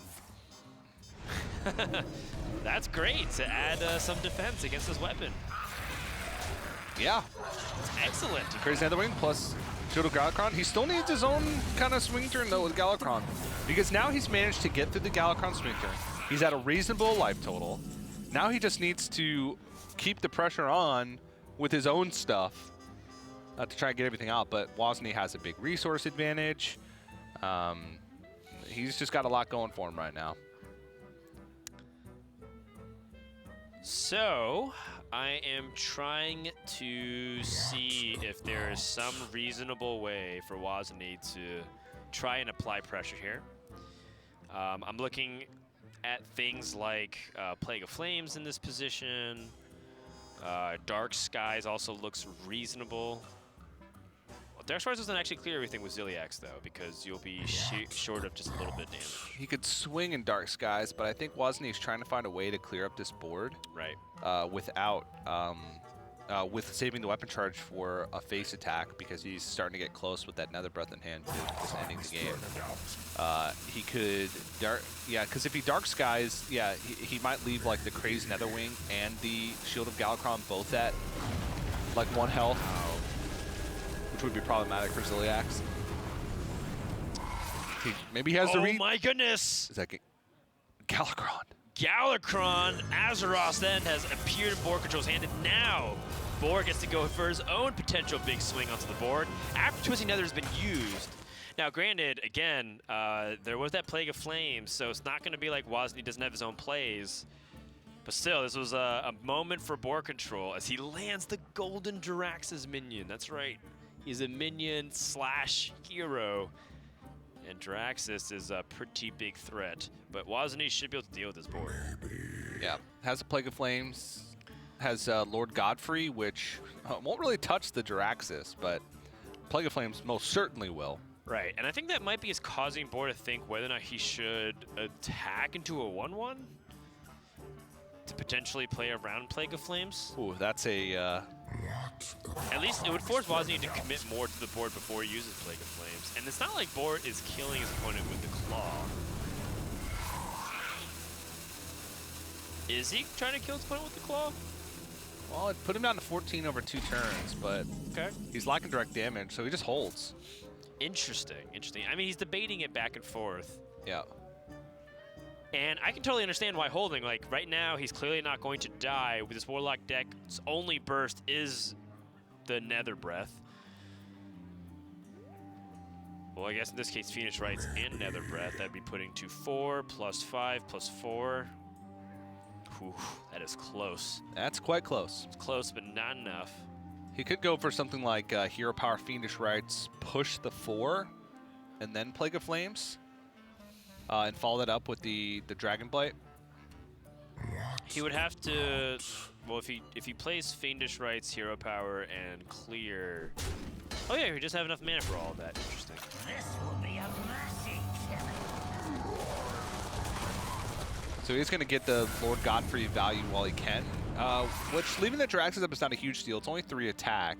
Oh, ooh, Veiled Worshipper right on time. Yeah, Veiled Worshipper coming in the clutch. Wow. 3 cards, 2 Nether Breaths. How much damage is this? 5 + 3 + 8. So that is 16 damage. So he could swing with the Claw this turn, and Kronk's double Nether Breath next turn would be enough. Yeah, so it'd be 5 from the weapon swing, 5 from the Kronk's direct damage, and then 8 from the 2 Nether Breaths. So that'd be 18 damage. Plus the 8 damage that he'd be pushing this turn. Right, so 26 over the next 2, but he'd be ignoring his opponent's board, and that's, I think, too risky. Or is it? Instead? Oh my. Oh my. I think he's calculating it all. He is dealing that direct damage. I like it, pushing. 11 plus... Oh my goodness! Oh, it's not active. Ah, it's not active, you're right. So this is 11 plus 3, 14, 18, right? Yeah, Fiendish Rites plus Nether Breath. It's just lethal by itself. 11 damage on board. Fiendish Rites would add 3. That's 14 plus Nether Breath. All right. Maybe. Yeah, that looks like 18 to me. Again, 6 plus 3 is 9 plus 4. Or plus 5 plus 4. Yep. That is 18. Board control. Getting a little bit too aggressive, and Wozni having that exact damage for lethal. That is brutal. And of course, you know, Boar setting up for his own best play as well, trying to see if he can push damage to end the game, which I believe would have pushed through most, if not all, of Wozni's defenses as well. So, a crucial game number 3 going towards Wozni. Yep. I mean, that's a calculated risk for board control, right? I'm sure he did the math and says, I am almost guaranteed to win next turn if I dodge Nether Breath, right? Because Nether Breath could have put him out of range of if he removed all the minions. Right. He would have bounced back out of health range, actually. Yeah, he would have bounced back out of health range, so he said, I can beat everything but Nether Breath with this play, and Wozni just happened to have it. I mean, if you look at it, Wozni didn't draw too many cards, right? He had 12 or 13 remaining in his deck at the end there. He had 10, I believe. Oh, 10, Yeah, okay. and that's a lot of cards drawn. And I guess also, so, yeah. like, he could have had Zephyrs potentially active. Yeah, he hadn't played a Veiled Worshipper, and I think that was kind of probably the big tell for board control. He's like, well, he hasn't had that big burst of cards, so while those cards could be active, if I just wait longer and just keep removing his board, then it's more likely that those things are going to be active. And I'm at too low of a life total to wait. So he's saying, I'm going to take the risk now. This turn is the least likely for him to have that, so I'm going to go for it. If he doesn't have it, I win. If he does have it, I lose. But that's kind of the position that you have to put yourself sometimes when you're playing those types of games that come down to the wire. It's totally fair to say. And at the end of that game, Wozny's up 2-1 over board control. And now we come down to Wozny's last deck. The Highlander Mage. The Highlander Mage. Up against the Warlock, which I think is actually quite reasonable. And then it goes up against the Hunter. Yep. As the last class, which I believe Mage traditionally has struggled with. So we'll probably see board control most likely favor the Hunter over the Warlock. But, you know, I'm curious. I'm curious what the stats say about Warlock versus Mage. Yeah, I mean, the Mage has some interesting inclusions. I guess just really one. The Arcane Amplifier from Wing 2 increases the damage of your hero power. So that card fits in because one of the things that Mage wants to do in the early game is just kind of control the state of the board. Because their big powerful turns don't come until around turn 6, when you have access to Dragon Caster, when you have access to Reno the Relicologist, around that Luna's Pocket Galaxy time and all the plays that you can make around that card once you play it, and your minions cost 1. So, Highlander Mage is susceptible in that early to mid game, especially if they don't have Reno the Relicologist. Interesting. But their late game is just so powerful. They have so many waves of threats with Luna's Pocket Galaxy, with Power of Creation, even Tortolan Pilgrim, because you can play Power of Creation. Dragon Queen Alexstrasza, there's just a lot to get through once you get to that late game. It's very hard to beat Highlander Mage once they get to that point. Well, the stats do indicate that it is a Mage-favored matchup against the Warlock, so board control going to hope that his early game is going to be good enough to at least keep him in pace of the late game. And that makes sense because Highlander Mage, if they're playing things like Luna's Pocket Galaxy, and they get that big swing or that big swell of minions onto the board, it's going to be pretty tricky. But board control has a pretty bad hand. He's got Zephyrs and Dragon Queen Alexstrasza, and those cards aren't going to be active till very late in the game. The logic is that if you're able to Galakrond invoke and draw a bunch of cards with Veiled Worshipper, you're going to draw through so much of your deck with Life Tap and all these draw cards that Dragon Queen Alexstrasza and Zephyrs will help you close the game. You don't need it to be permanently on. That being said, how much does he wishes that the Zephyrs and Dragon Queen Alexstrasza would be active right now? Yeah. Be quite nice. And speaking of Zephyrs, Wozny, not playing the Zephyrs on turn 2 can sometimes be a popular play if you really need to accelerate your game plan. To play the Zephyrs on 2 and pick up a Wild Growth, or in some rare instances, pick up an Animal Companion to try and push aggression against decks that really don't do anything. But Wozny just decided to take the game slow. There's not too much of a need to go for things like that when you're playing a matchup that, at least from your perspective, think is favorable. Yep, does have an opportunity to capitalize immediately on Stargazer Luna. Stargazer Luna is a legendary from the Boomsday Project. Whenever you play the rightmost card in your hand, you draw a card. Wozny picks up the Dragon Maw Poacher, I believe, and it is a specific card that is teched against other dragons. If your opponent has a dragon on the board, it gains +4/+4 and gains Rush. That's right, 4 mana 8/8 with Rush. But only if your opponent has a dragon. Yeah, and there are quite a few dragons that hit the board relatively early in the game, the big one being Crazed Netherwing in this Warlock deck. So it's a tough play to make, but Wozny not going to decide to hold on to these situational cards and instead just get the value of the card draw, which... right. Well, it becomes like a 4 mana 4/4 draw card, which is like pretty good. Yeah, that's a better Azure Drake in some instances. A better Azure Drake when you're playing a deck like Highlander Mage, which is very minion heavy, and you don't care about taking the +1 spell damage. Entirely reasonable, if you ask me. Taking a look at Boar's hand, does have the Devoted Maniac on curve. Should allow him to pick off at least the Stargazer Luna. I wonder how he wants to do it, though, because it's not a clean removal on all of these things. So does he want to use the 2/2 rush to push damage? Does he want to trade in the 3/1 instead so that he can keep his 2/2 alive? Does he trade with everything and just posture this 4/4 to get pinged off? He does have the Netherwing as well to play on curve. So if this 4/4 picks up a single trade, he can Netherwing and get the board cleared. Yep. Wozny at this point picks up Conjurer's Calling. This card was so dominant during the Rise of Shadows expansion. What to do?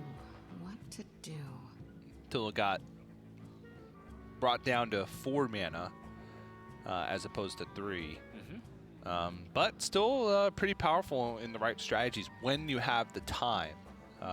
Right now, he has a pretty powerful turn next turn with Dragoncaster plus Conjurer's Calling.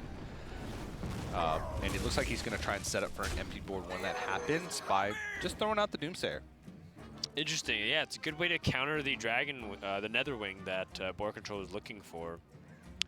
However, it's not like board control doesn't have his options. He could opt for tempo here. Tempo would include a pretty ballsy play of playing Plague of Flames into the Veiled Worshipper, but he also would be running out of hand space issues. So board control going for the card draw here. Yeah, he can always dump a Sacrificial Pact, which seems like the plan from the get-go. Yeah, seems like it. Draw 3 cards during the turn, I like it. And uses the second Sacrificial Pact. Chances are his opponent's not going to have any demons. There is a chance that Wozny summons it through Conjurer's Calling or like, you know, Puzzle Box of Yogg-Saron, but not going to be the common thing here. Dragoncaster into 2 6-drops though, very much creating his own power of creation, if you will. Ooh, those are some good ones. Yeah, Violet Warden and Portal Fiend, that's going to be difficult to deal with here. Yeah. It's 13 health, so he could double Dark Skies, Shield of Galakrond plus Plague of Flames.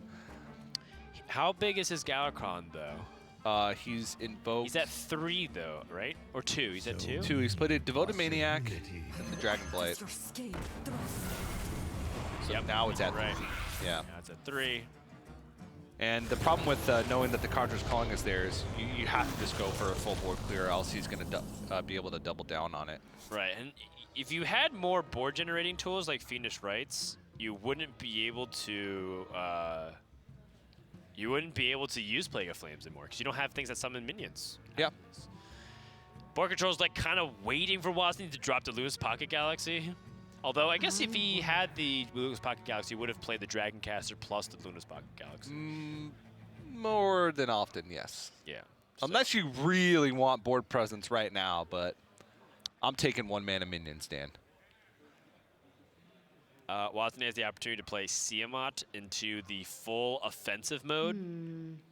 Playing Siamat as a Wind Fury and Divine Shield is often what you want to do when given the ability to be proactive onto the board by itself. It does play directly into Dark Skies, which allows board control to have that swing. But, I mean, Wozny's other play would be like Arcane Keysmith, maybe Book of Specters. Yeah, I don't know. That one's a little tougher. I feel like Wozny is afforded the luxury of not having to be proactive in this matchup. Could save the Siamat, or maybe just hope that he doesn't have Dark Skies. But with how many cards board control has drawn, he's at 13 left remaining in his deck. It's pretty unlikely that he hasn't drawn 1 at this point, so. But now his follow-up play is relatively weak, so it was either make a weak play last turn or a weak play this turn.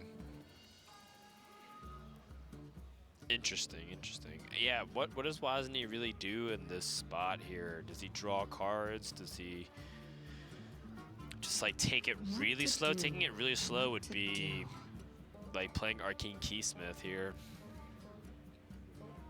I'm definitely in favor of pinging the 2-1 of some kind. Yeah, he could Book of Specters ping, play Arcane Keysmith.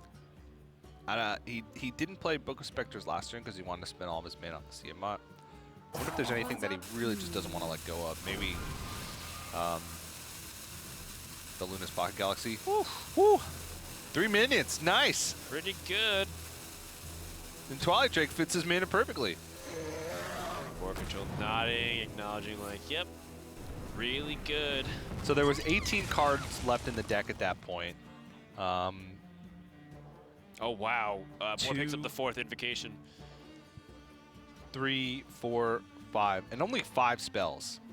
So 5 out of the 18 cards were spells. So it was actually, you know, relatively likely that he hits 3 minions, or very, very likely that he hits at least 2. Well, DJ, now it's time to show off your knowledge here. Dark Sky is counting itself for the 9th damage. Yeah.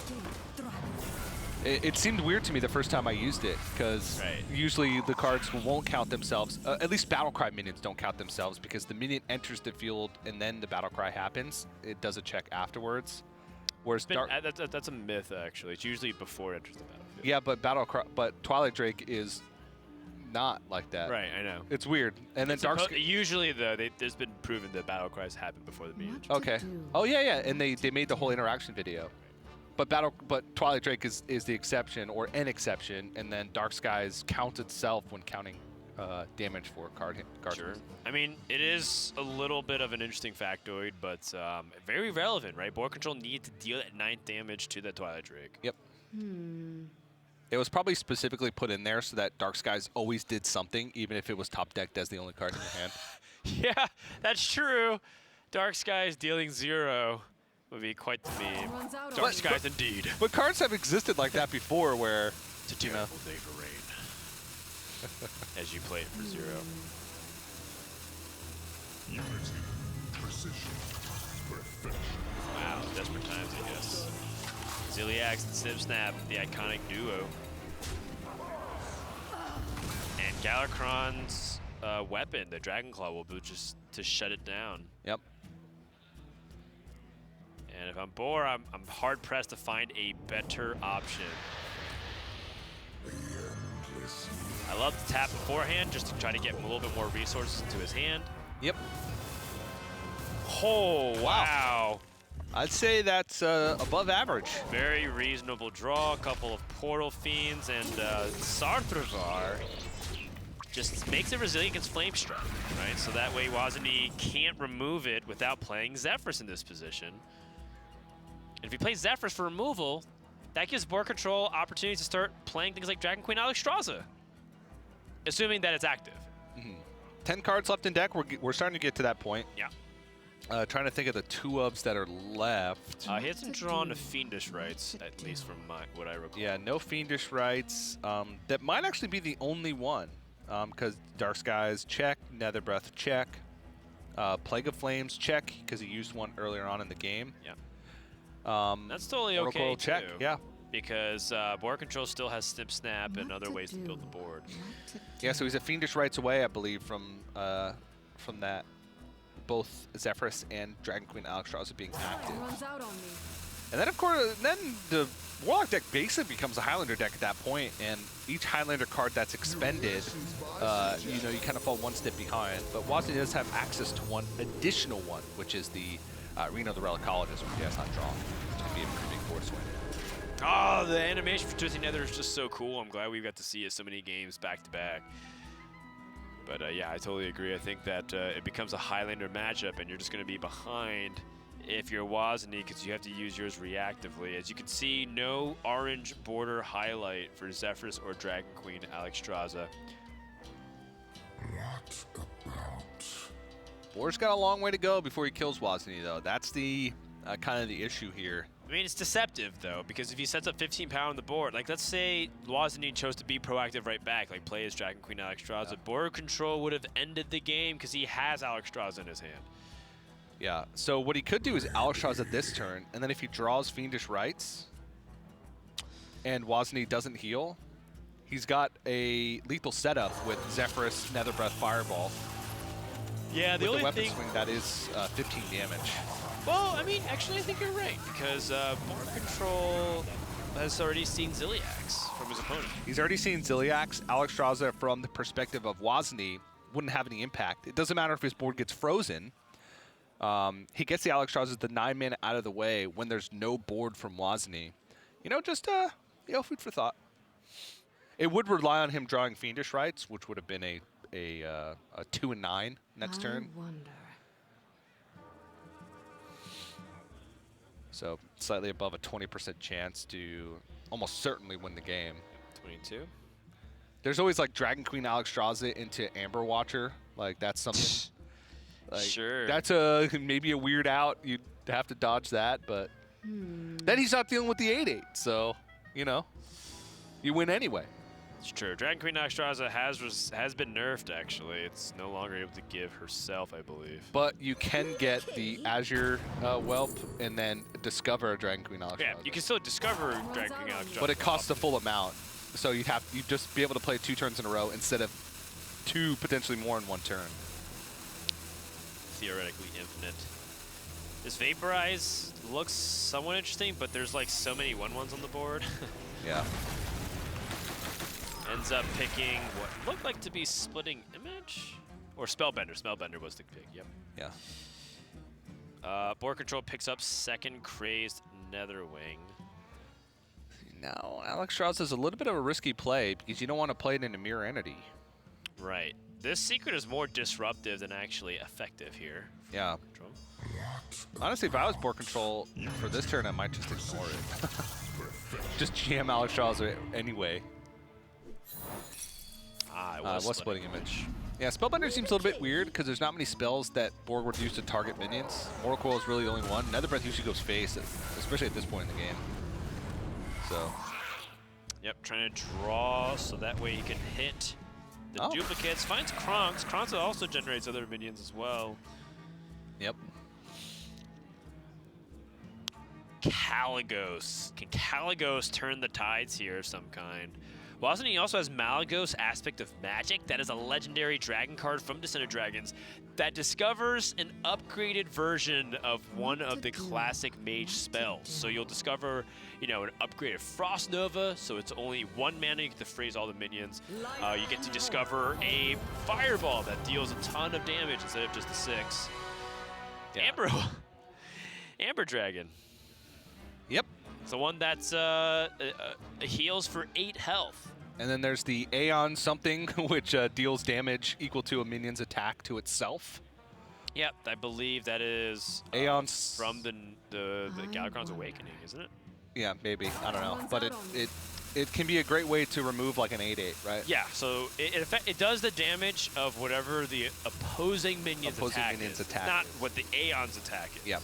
I first thought it was going to be a 4 damage. Aeon Reaver, there you go, that's what it's called. It's going to make 2 damage to the Snip Snap, but yeah, not going to be too impactful here. All right. Now is it Alexstrasza time? There's 10 damage represented. There's a Zephyrus that's active in hand.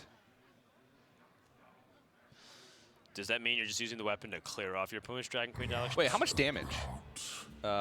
Fiendish Rites, Zephyrus, Savage Roar.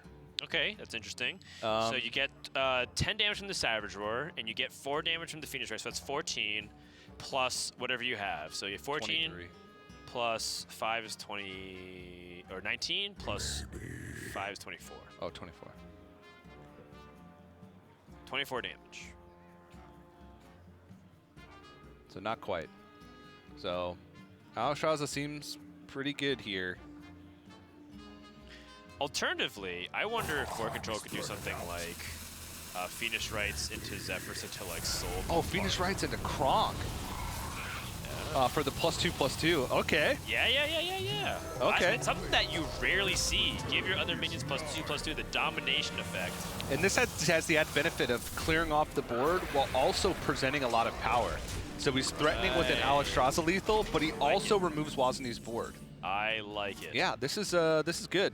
Very clever, and also not dealing too much damage to give things like a Nazari or the Amber Dragon. Yeah, which are both things that you got to pay attention to in some aspects, right? When you're in a game that's sort of this close, any little thing, a dragon that they held onto, that they wouldn't just play out for tempo. There's not that many of them that you would hold onto like that if you were just trying to fight back for the board. There's like Deathwing, Amber Watcher, Nazari, trying to think what else.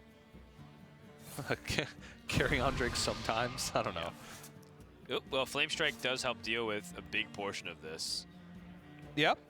There's still 6 damage on the board left from the Kronks plus 2 Snip Snap Microbots, so that's 8 plus the weapon is 13. Savage Roar would be 8, so it's 21. It wouldn't be enough damage. Oh wait, he has with Nether Breath. The Nether Breath or the Nether Wings as well. Yeah. So he needs all of this to survive. Yep. Alexstrasza, though, after all that's been committed, now he can set Wozniak to a crucial health amount. He's already pointed it to face. Wozniak already knows what this is. There's no use of trying to target somewhere else. But by targeting face, now he has direct damage. He has Nether Breath, he has Zephyrus, and he has the crazed Nether Wings. It seems good to me. Board control pushing in for the damage. I think you probably even want to swing at the weapon just in case your opponent plays a big taunt minion. Yep. I'm trying to think if there's any outs here for Wozniak. He could Alexstrasza himself, but he holds back with the weapon to force Wozniak to gain the least amount of power back from Alexstrasza. Because if he had swung with the weapon and then Wozniak Alexstrasza and then Ray of Frost. You're right. He actually doesn't even have Ray of Frost in his deck, and I don't think there's a spell that he's randomly generated, so that's not a viable out. But if there was a Ray of Frost, I feel like that would be why. Yeah. Oh, I guess Frost. No, he hadn't played Malagos Aspect of Magic yet. Right, if he had Alexstrasza Frost Nova or something, that would have been yeah. But in this case, Wozniak is going to throw it out there, finds the Malagos version of Flame Strike, Arcane Explosion, and the Tome. The Tome gets you 3 random spells, needs something really big here. Needs another Ray of Frost. Something! He can still get it. Tome of Intellect! It's too late at this point. Another one! That's it. The Warlock defeats the Mage in board control. Might be able to make the comeback here if he's able to take down the final deck of Wozniak. Yeah, which Mage for Wozniak again, and the last deck for board control will be the Dragon Highlander Hunter. Very interesting. I feel like I like it. I think it puts a ton of pressure onto the Mage as well, because the Mage will be just like playing Lewis Pocket Galaxy, and you're going to be playing a King Crush. Yep. As well as other dragons to pressure. So overall, I'm a big fan of Highlander Hunter. I think it's really effective. Board control won so hard with his Warlock, we're not going to even show you on the graphic screen what happened. Yeah. You wouldn't know it by looking at him, but he did. Oh, wait. Have a good game. Took my glasses off. You're not going to recognize me without it, TJ. The real Frodan revealed. Who is that good-looking twin of Frodan? Are you normally the evil one, and then when you take off your glasses? No, I'm the nerdy one. Did I do that? Good one, Dan. Yeah. Good one. All right, we're going to take a break. We were told that we're going to take a brief intermission, so when we come back, we're going to have the conclusion of our first series here of Masters Tour Arlington. Don't go anywhere. We'll be right back.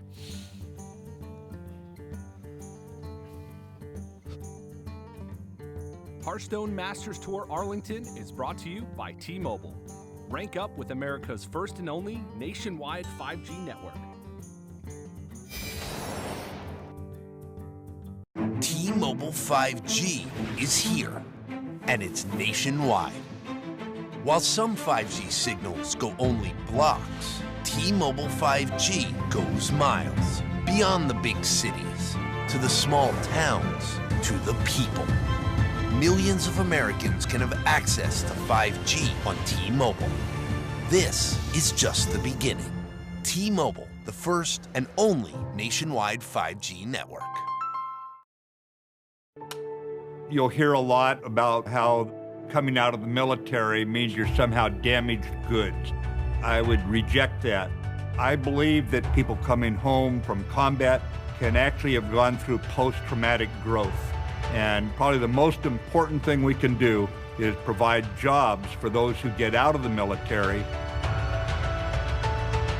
Together, we can get veterans back to work.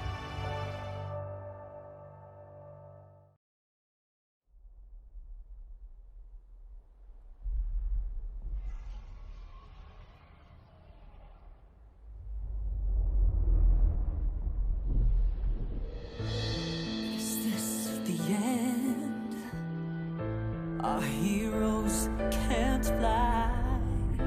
They fall like shooting stars. Will anyone survive?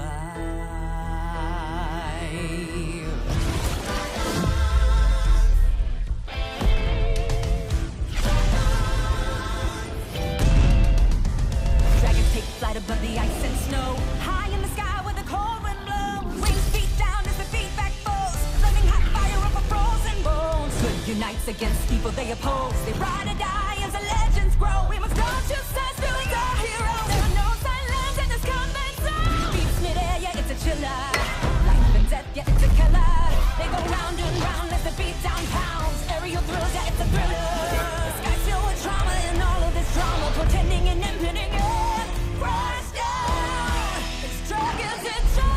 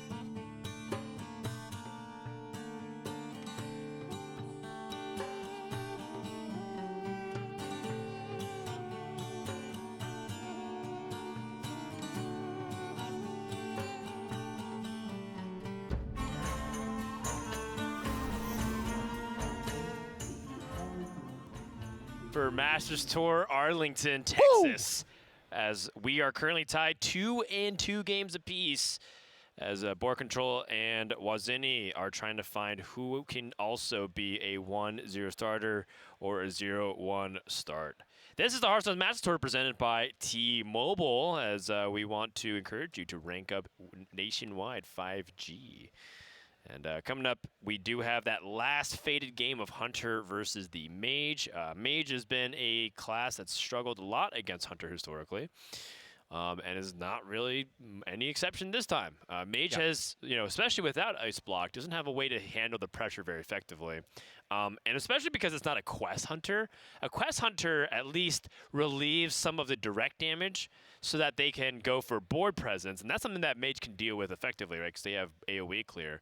But when you have a hero power that drains your life slowly, especially if you're like trying to layer up through taunts and secrets, and then you have things that can deal direct damage, like the Dragon Tamer brand, Dino Tamer brand, excuse me, then you're just going to be in trouble long term. So I think board control is heavily favored in this matchup going into game number 5. We'll see if Wozniak can turn the tides. Yeah, and this deck list is probably a little bit different from what you normally see from the Highlander Hunter. I feel like the majority of them are the secret variation. Board control does play a couple secrets. He plays Snake Trap and Explosive Trap, but that's mostly just so he can get value out of Phase Stalker.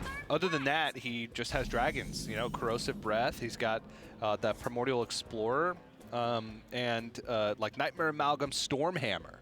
So Stormhammer kind of fits the same mold as Eaglehorn Bow, where you get more charges on it based on the synergies that your deck has, where if you have a dragon, it doesn't use up a durability. Same as with Eaglehorn Bow, if a secret gets pocked, then you also get an extra durability. So the deck functions very similarly. I feel like it just has a more consistent, like early to mid game, where you're not reliant on drawing secrets. You just have to have more of your early game minions, which, like I said, just more consistent across the board. Ooh, Varanus. It's a good one. Varanus, a really powerful dragon, new legendary from Descent of Dragons that says change all enemy minions' health to 1. So you get to use it with Unleash the Hounds, you get to use it with Desert Spear, or you can just, you know, use it with whatever minions and push tempo onto the board. Use like this 2-1 to trade into a big taunt minion. Board control with a lot of board presence right now. Wozniak needs a lot more if he wants to answer it. The Dragonmaw Poacher, though, is nice. Although, again, there's a poisonous minion, so it kind of feels moot. Yeah, I mean, he could use it to trade off a lot of the board. If he throws it into a Snip Snap, trades his own Snip Snap into the Battle Mage, and then he pretty much forces a trade from board control onto the 8/8. You know, then he'd be able to do at least go into turn 5 with some semblance of board. But looks like Arcane Keysmith is going to be the choice.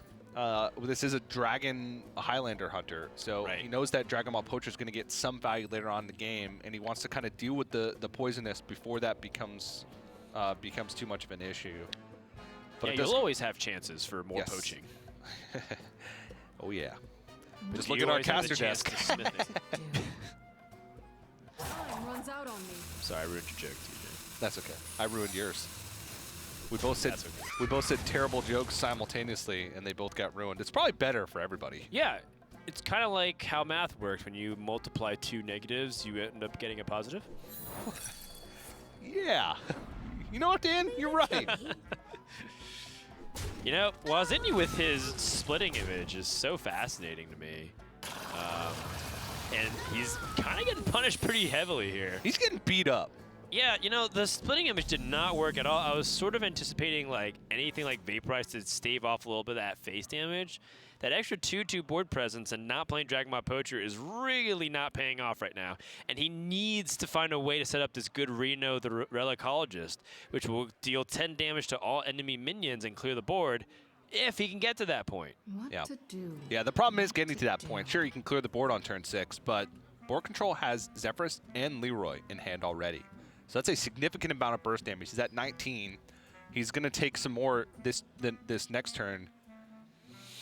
Guaranteed, like certainly going to take more damage. And the secrets, they're definitely throwing Wozniak off his game right now. What is he thinking about? Is it going to be a freezing trap? Is it going to be a snake trap? He only has snake and explosive in the list. Oh, is it an explosive trap?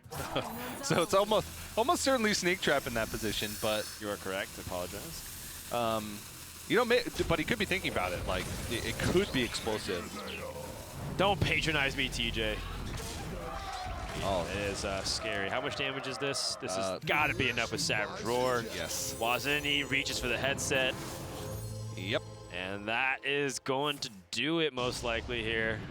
Not counting it, but I'm just assuming it's enough. It's 6 plus 12. Yep. So it's 1 off. But he has no way to be defensive. He plays Rhinocologist. He dies to Hero Power. There's a Leroy in hand. It is game. He can't even draw Ziliax here with Book of Specters because you won't have enough mana to play it. Whew, that was a beatdown. Board control looked like he was in a bit of a pickle after game number 3, but with 2 very nicely played games, is going to climb back and destroy the Mage. And Wazeni looks really good up until the Mage came out to play. Yeah, and that was the deck that I had, you know, the biggest question mark on because of the fact that it's just not that tested right now in the current metagame. He doesn't even include any new cards to try anything bold or new, except for the Arcane Amplifier. I thought maybe like an elemental-themed Highlander Mage could work out because of like big temple swings that you can make. But unfortunately, just coming up a little short against decks that do pack a good amount of damage, and the pressure was just a little bit too much for Wozniak in both games. Yep, finally hits his impactful Highlander card. But it's not going to be enough. And Wazeni looked like he had some early game tools, but it really didn't hold a candle to the pressure of Hunter. And Board Control going to join his fellow T1 members and some of his friends with a 1-0 start and a thumbs up to all the fans. Yeah, I mean, it was it was close, and it was a long, brutal first round, but at least he can come out with his head held high and a win. It's also 11-11, TJ. So... Oh, you're right. Board Control ending his first round with his wish already granted, which is to not lose on broadcast. Because if there's anything that players care more about winning, it's also not looking stupid in front of all the fans. Yes, it is. Yeah. But yeah, and you know, this was one of the longest matches of the Swiss round. There's only a couple more matches still going on. I looked at the brackets right before that last game began. Everything's done. There was 2 matches still that hadn't resolved. Interesting. In Swiss round before this game started, so they could have resolved by the time we finished. There's some players watching the stream. Wow. Even though the game's going on right in front of them also. That's pretty fun. They're just watching the chat and seeing if people are carrying over any of those Keck W's or Papegas in chat. So that does it for our first round of Swiss. We're going to be playing 5 today. That's right. And then tomorrow we'll be finishing out the Swiss as well as figuring out who's going to be in our top 8. And then we're going to wrap it up on Sunday. Yeah. Single elimination, top 8, quarterfinals, semifinals, finals on Sunday. So a lot of Swiss rounds to get through before that happens. And you can tell, you know, this one, even though we got off to a slow start, 2 hours and 15 minutes just for that one match, essentially. So we could be in for a long day, but that just makes it more fun, Dan. Yeah. It takes us back to the old days of best of 3 specialists featuring Control Warrior. Yeah. Those 2.5-hour matches were pretty brutal, but they were some of the best times because it was with you, buddy.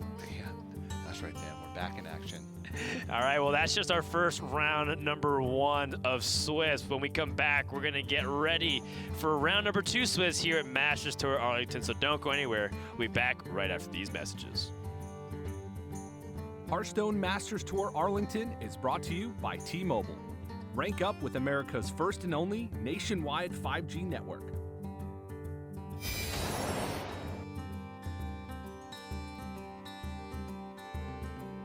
T-Mobile 5G is here, and it's nationwide.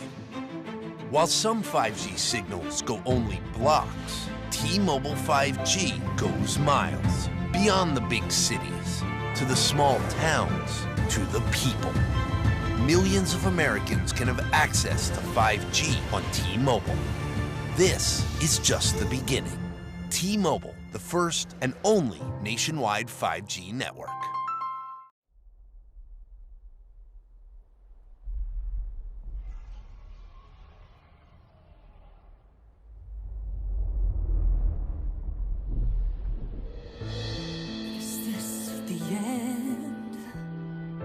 Our heroes can't fly.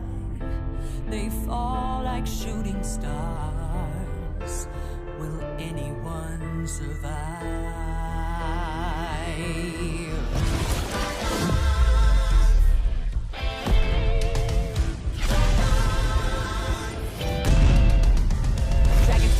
above the ice and snow. High in the sky where the cold wind blows. Wings beat down as the beat back foes. Flaming hot fire over frozen bones. Good unites against evil they oppose. They ride or die as the legends grow. We must go to sense doing our heroes. There are no silence in this combat zone. Beats mid-air, yeah, it's a chiller. Life and death, yeah, it's a killer. They go round and round as the beat down pounds. Aerial thrills, yeah, it's a thriller. The sky's filled with trauma and all of this drama. Pretending and impending, yeah. Crash down. It's dragons descend.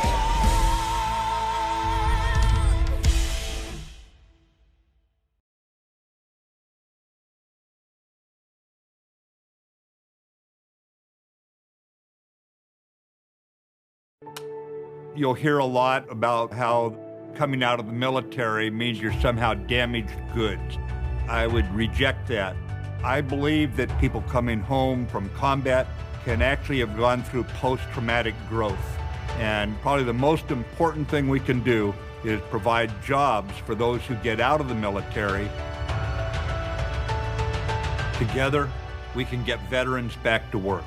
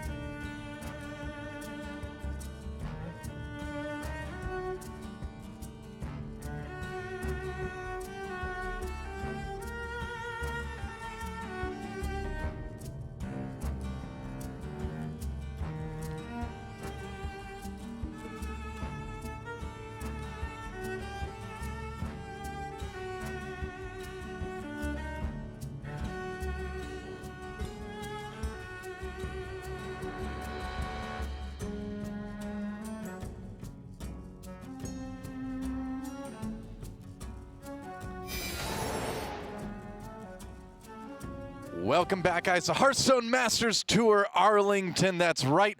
I'm Doe. With me is Sottle.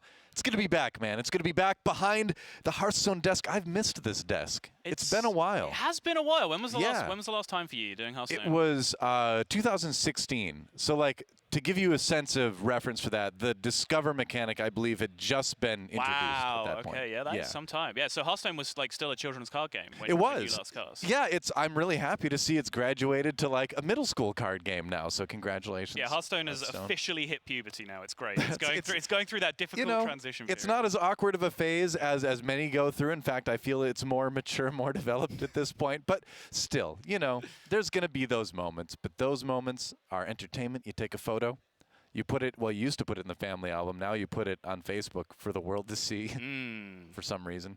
But, regardless, in another 10 years, we'll look back with much fondness. Yes. On these teenage years of Hearthstone. Yeah, in another 10 years after you take another huge break from that's right. Yeah, once I go away for whatever else comes next. No, I'm happy to be back. It's going to be fun. We're going to jump into a match that's tied right now, 1-1, right? It is, yeah. We do have a few round 1 matches of Swiss to take care of before we can get into round number 2. Make sure we have as much uninterrupted action for you guys as possible.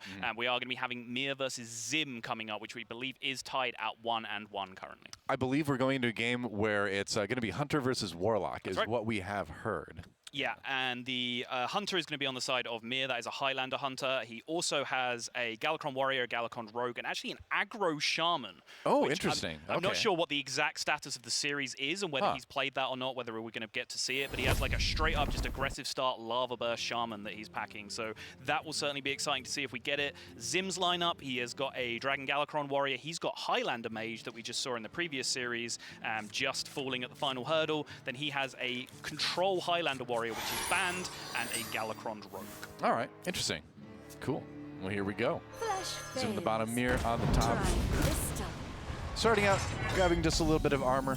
set himself up for some possible healing later. But I don't know. I got to say, Galakron Warlock or Dragon Warlock has been one of my favorite decks to play so far since getting back in the game. This isn't quite that, judging by the Albatross, but still, Warlock's a ton of fun right now. Yeah, I mean, the Albatross might well just be in there just as a tech card to really kind of mess with some of those Highlander decks, and it's going to hit pay dirt right away here, coming up against a Highlander deck straight away. But we were talking backstage, you were asking questions about sort of tempo Zephyrus, like curving it out on turn 2. Yeah. I think these sort of mid-rangey aggressive Hunter decks is one of the decks that chooses to do it the most often because you have such a natural curve. The premium option that Zephyrus gives you for development on turn 3 is Animal Companion, which is such a good card with your deck anyway. Right, you kind of want that a lot of times anyway when you're playing many Hunter decks traditionally. So it's such an interesting card. I would say it's definitely the most interesting card that I've encountered since coming back because of just the way the algorithm works at different points in different board states. It's really, really fun to study. So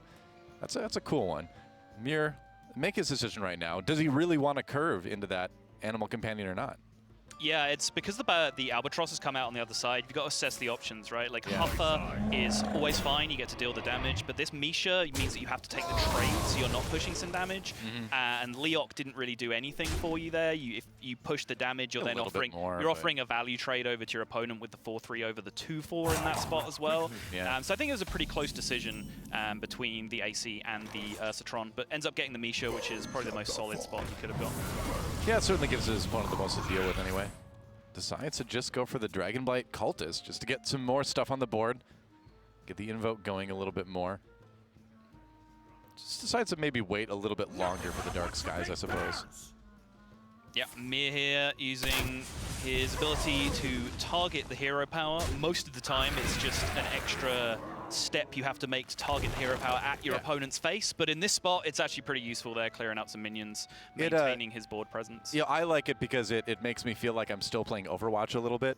I'm like, headshot! All right, everyone, check your watch. I'm that was so about 2 minutes in for Doa's first Overwatch reference. There you go. It's you know, it took longer than I thought it would, honestly. Dino Tamer brand. That's it's always a fun one to see, but he's going to go with the Desert Spear instead, opting for a little bit more rush options, which makes sense if you're running into a lot of imps on the other side and you're worried about things like Plague of Fire and all that. So yeah, a lot of people might think it's insane there to not like take the card that's pretty much the reason for you playing Highlander in the first place, right? Like having the Dino Tamer brand. But in that spot, he's already got the Albatrosses shuffled into his deck. So that tracking, he really would have liked to hit first and foremost an Albatross so that he can track over it and remove it from his deck. But with those still remaining in there, his Dino Tamer brand actually still would not be active in this position. Yeah, and I mean, he's still got a fairly decent hand as far as putting board pressure on. You look at turn 6 with like the Dragonbane ideally doing, you know, quite a bit of damage there. But this is kind of one of those slightly awkward turn 5s. Do you think you just go with Animal Companion again here and hope for Huffer? Huffer hero power? It's looking that way. Oh, goes for the Dragonbane. Wow, okay. Without being able to hero power immediately afterwards. Huh. So he's going to play off curve here, slightly mana inefficient play, but he's trying to create a bigger target with more upside on the following turn that he can leverage. I don't hate it. I mean, it draws a removal card out almost certainly. Right. So it's kind of like I'm playing this to sort of delay my opponent and kind of take up the rest of their turn while I set up for a more ideal turn 6 theoretically. Yeah, it did give him 3-into-3 options. He had various combinations that he could have gone 3+3 on turn 6 by doing it the way he did. I suppose. And you see now that he has picked up that first Albatross out of his deck, but the Dino Tamer brand, as we saw earlier, was tracked over, so it's of very little relevance right now. Yep. Already played the Zephyrus as well. So is he going to find the damage to clear this out? Because the longer the game goes on, obviously, the better it gets for Zim. Yeah, Zim has been doing what he could here, playing it very, very well and just scrapping for the board on every opportunity he can, and he knows he has those healing options that he can rely on. Sacrificial Pact coming in clutch. He now has a Ziliax in hand as well. Being able to make a huge Snip Snap, he might just be able to create a huge healing swing if he can get a Snip Snap down first. Like, as a longtime aggro player, like Ziliax is just a name that gives me nightmares now at this point. Because just when you think everything's going great in the game, you're like, all right, well, I'm counting lethal next turn. I'm feeling pretty good. And then Ziliax. Every single time. Ziliax. It's a name that haunts my dreams, Sottle. It's a phenomenal card. Swiss Army knife of a card. Like, it's so clutch for healing when you need healing, but it's also just such a good tempo tool. Yeah. You know, you'll see so many good players just, you know, using it It's not got everything. for healing. You'll just use it on 30 health just because it's the highest tempo play on that turn. Right, it's such magnetic, a strong card. so you get a chance to pair it with Snip Snap sometimes in a lot of decks lately, and yeah, it's just an insane card. But speaking of insane things, it's a pretty insane turn actually for Mir, getting a pretty large board, but with Plague of Fire, maybe Zim can bring it back, because he's got that Shield of Galakron too, yeah. Might just be a clear turn. He does. It's an ugly spot to be in. It's very similar to a game we were watching backstage where I was sort of pointing out to you that the Warlock player was just stuck in this loop of having to remove every turn, which is why I think you're going to see Zim, yes, fire out the Nether Breath here just to get some healing done preemptively. He really needs to find a spot where he doesn't have to be desperate on a turn, where he can do something proactive, where he can try and make a tempo swing. Yeah. But as long as Mir can just keep locking him in this vortex of having to defend, he can just keep reloading turn after turn. Well, you can't leave yourself with 8 health against a Hunter ever, because then it's like, oh, that Leroy hero power, I guess I'm just dead. Sure. So it's been true for many, many years. It's been true so long that even I know about it. There you go. Nice pair on Ziliax. A little bit more healing, a lot bit more healing actually with 5. Yes. Yeah. The Spellbreaker is going to end say. up being pretty clutch, though. Deny any further healing, also take away those 2/1/1s. But it has set back Mir enormously. You can see he's still really valuing squeezing those hero powers in. Ziliax was a ton of tempo for him there, but he turned it down in order to get that hero power in alongside it. Really just trying to keep the pressure up as much as he can. You have to, you know? And I mean, the thing that he's worried about now, I suppose, is exactly what Zim has in his hand, which is classic Alex Strasza, right? To bring him back up to 15 at just the perfect time. I guess with the Mortal Coil, it's a way to draw here. Unless... Oh, Snake Trap, okay. So, do you just go for the Crazed Netherwing at this point, after the Mortal Coil? That's so scary, right? I think he has to, though. The Alex Strasza is just not really doing anything now that the 1/1s have come out on the board. That's the thing. You don't want to go down to 10, but you don't want to leave him anything because you don't want to leave the option for, you know, like Kill Command or something like that. You can see that's the exact debate that Zim is having now since he found Godfrey off the Mortal Coil. Yeah. He can kind of do the same thing without taking damage himself, which is a very big deal in this situation, but it does cost him a much more flexible removal in Lord Godfrey, which can take care of some massive board states. If you, I mean, when else are you going to do it, though? It's a rough spot. It's like you were saying, you know, he is in the position of having to be the one who responds every turn, which is never the position you want to be in Hearthstone. Or really any card game. That's where he's at. Oh, Zephyros off the top.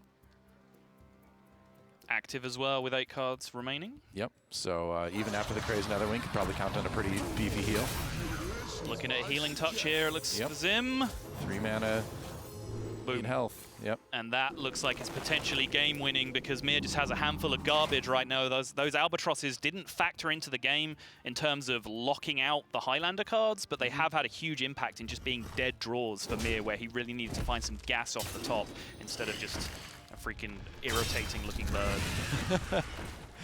It is the Albatross in all senses now for Mir, but he does manage to find a board clear, of course, using the Scarab from the weapon. Yeah, works out pretty well, but yeah, it seems like things have swung. And yes, okay, wrap it up. That's where you type the GG if you could to your opponent in Hearthstone. But well fought, I concede, works just as well. So there you go, victory for Zim, and the Warlock takes the lead in this series 2-1.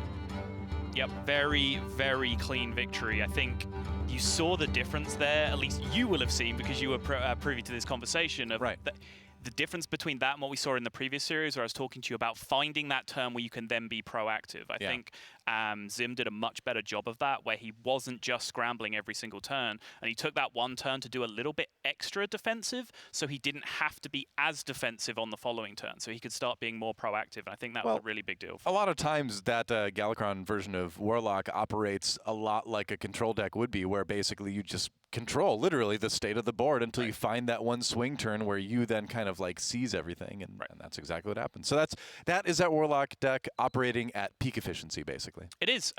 It's a very flexible deck. I think it's a deck that we'll be seeing a ton of today. Oh yeah, for sure. Interestingly, I sent out a tweet just before we went live, just asking for predictions from people of who they thought would win the tournament, but also what they thought the highest win rate deck would be at the end of the tournament.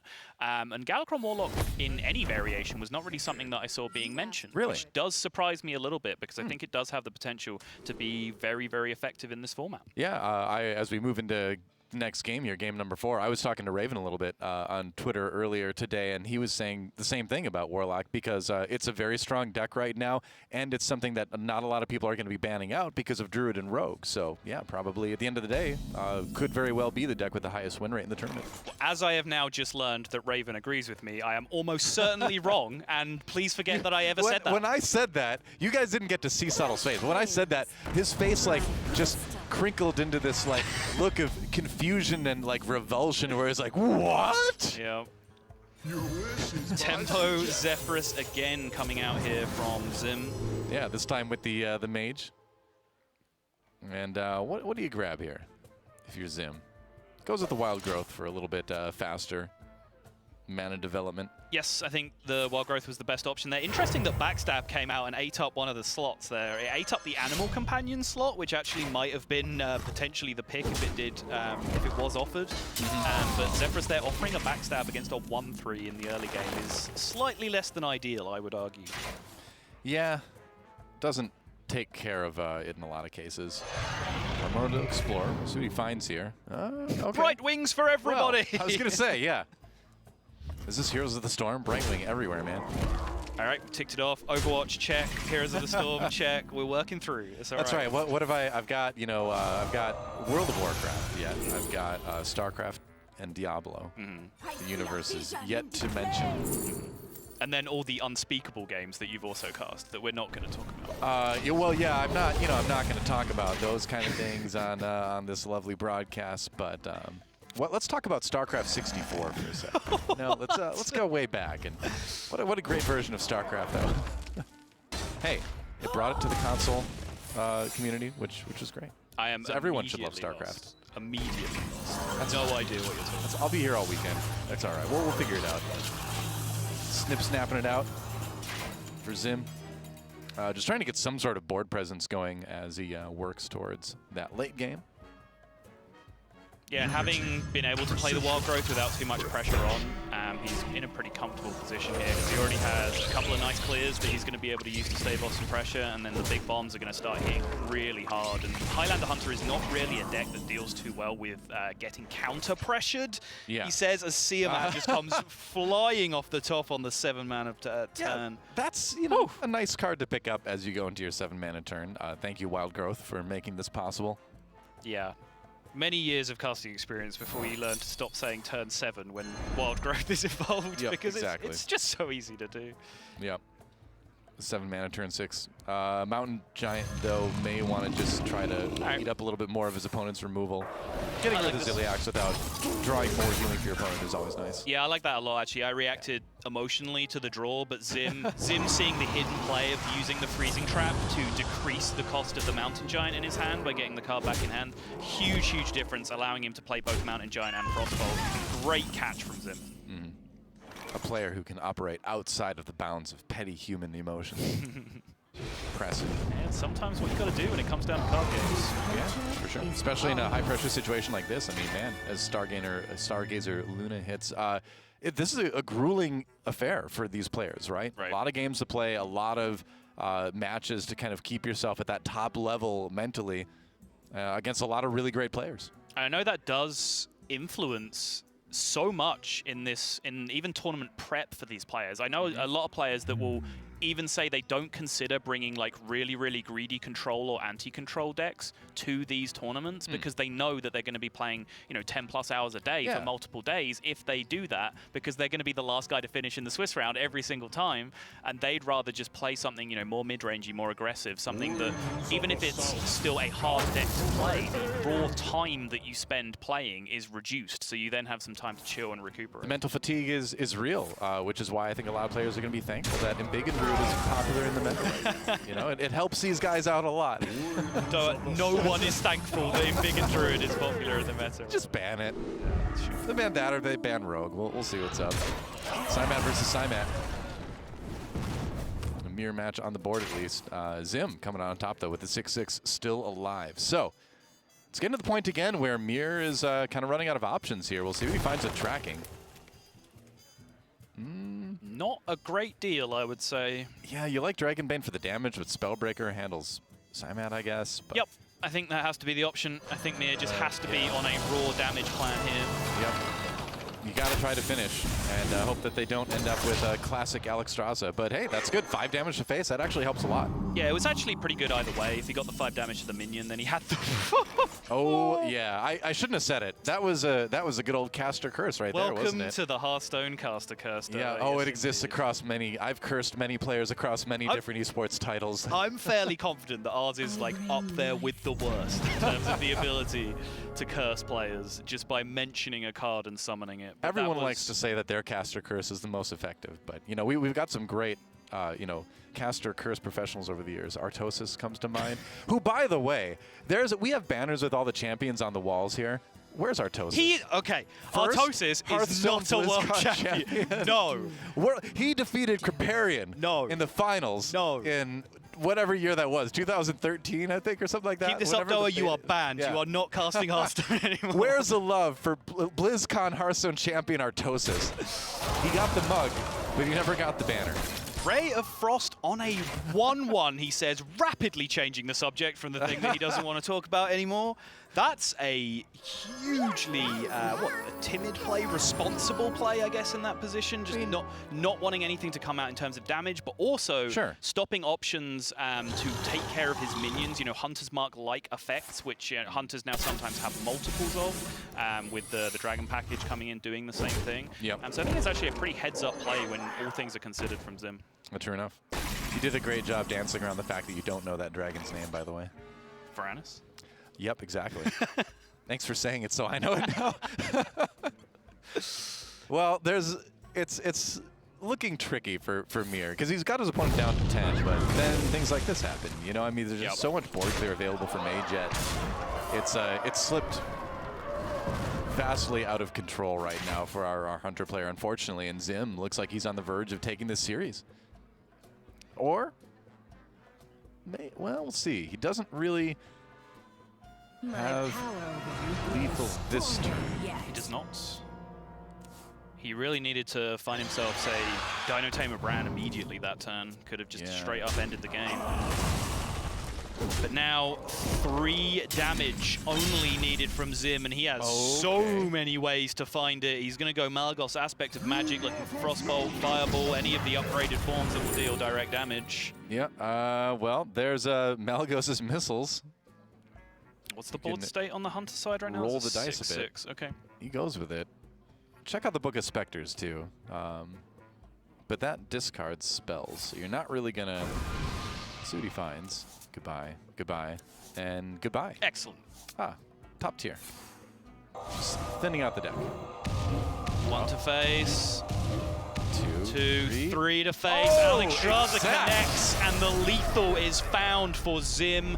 I will say that did have the hero power too. He did have the hero power too. But I do think, like, in our limited sample size of that game, it did look like he was getting slightly fortunate on a couple of the outcomes. You know, the Alexstrasza draw. The Alexstrasza on 9 was insane. Gave him so much security to be able to execute a game plan. Symat on 7. But he didn't even end up playing that Symat though. But it was still. It was, but I do also want to accentuate, like, when you are handed draws like that, the game is still losable. And I think he made some really, really smart decisions to maximize his chances when he was given those few breaks of the Alexstrasza draw or whatever else. You know, little things like the Ray of Frost being played, the Mountain Giant play where he froze the Snip Snap back into his hand and found that hidden line that I wasn't quite considering at the time. So I think very, very well executed series based on what we saw there in the last 2 games. Yeah, it's going to be fun to watch him as he goes on through the tournament because, like you said, just really good sort of like management of risk versus aggression, which is kind of the thing you have to do in Hearthstone. Is you want to say, you know, well, you know, am I going to, you know, judging what do I think I'm going to draw next? You know, what do I think my opponent's going to do next? You always have to balance that risk versus how much damage you want to try to put into your opponent. Yep, and I do seeing Mage there fail again as it, or is Mage succeeding there, I guess, is the contrast from the previous series where Mage was the deck that wasn't able to get over the line against ball control. To me, I've never historically been a fan of Highlander Mage. It's just kind of a bugbear deck to me. I've just never really got on with it in a lot of spots. But I think particularly into this tournament, I didn't necessarily see it being super effective. And I was a little bit surprised to see as much of it as we have been seeing looking through the deck lists. And we've seen it in both streamed matches so far. Very successful for one player, not so successful for the other. So we'll have to wait and see how it pans out. I kind of expected it would be sort of like a little bit of a comfort pick where it's like you were saying, where I'm the same way, where I just haven't been a big Mage player over the years, but the players who are, I think, can get a lot of use over it. We'll see if we see more use out of Mage as the tournament continues. We're taking a quick break for now, but when we come back, lots more action from Hearthstone Masters Arlington. Don't go anywhere. Hearthstone Masters Tour Arlington is brought to you by T-Mobile. Rank up with America's first and only nationwide 5G network.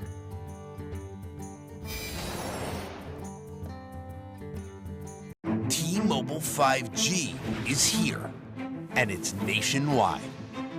While some 5G signals go only blocks, T-Mobile 5G goes miles, beyond the big cities, to the small towns, to the people.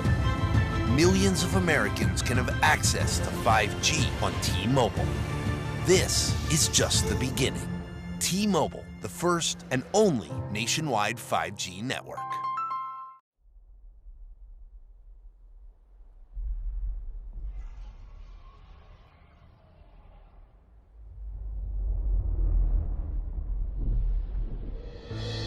Is this the end? Our heroes can't fly. They fall like shooting stars. Will anyone survive?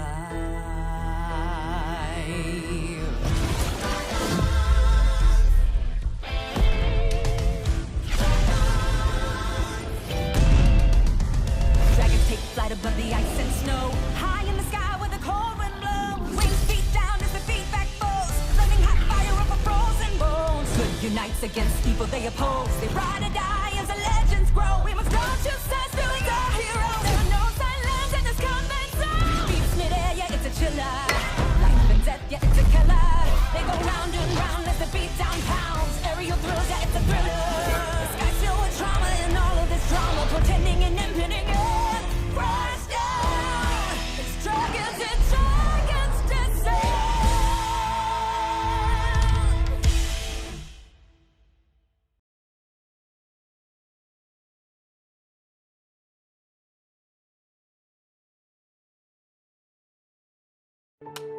You'll hear a lot about how coming out of the military means you're somehow damaged goods.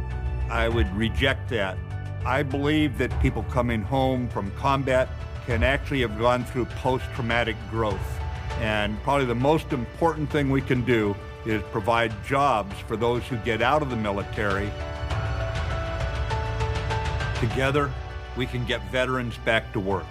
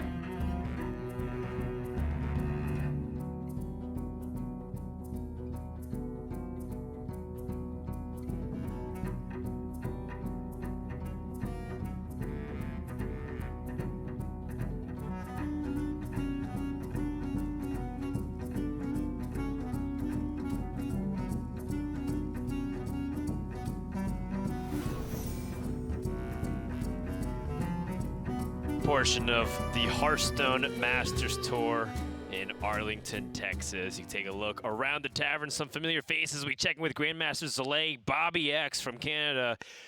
But, of course, 2 players that are featured onto the stage we'll be introducing in just a moment. In the meantime, we'll introduce ourselves. My name's Frode. I'm joined by Sottle. And last time we've cast together was the playoffs of Hearthstone Grandmasters of Season 2, I believe. It was indeed, yeah. I was about to say BlizzCon, but you didn't do any actual hard work during BlizzCon. You just stood on stage and did some dumb stuff. Yeah, I mean, that's not too different than what I usually do on the casting desk as well, to be fair. Yeah, you're right. Yes.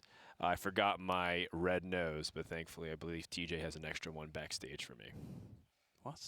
You've totally lost me. Your red nose? Like being a clown, red nose, big shoes. Okay, that's fair. Got it. Yeah. I should probably just get say the big shoes shoes from Mike, the red nose from TJ.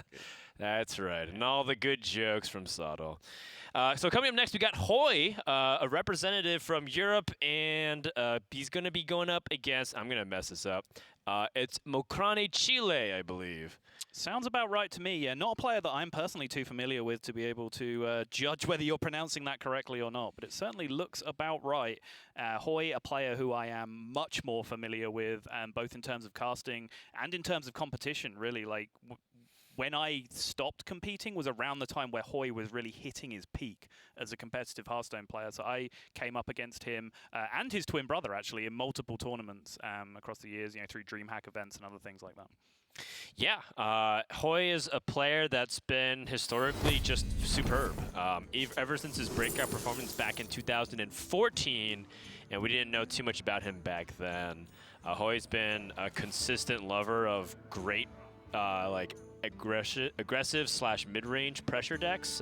Very good at those styles of play. And it's not a surprise to me that we're going to start things off with Druid versus Warlock here, and he's going to be playing the Embiggen Druid up here on camera. Now, we have been hearing a lot about Druids, but we also have been seeing lineups without the Druids, and I think that's been particularly curious to me.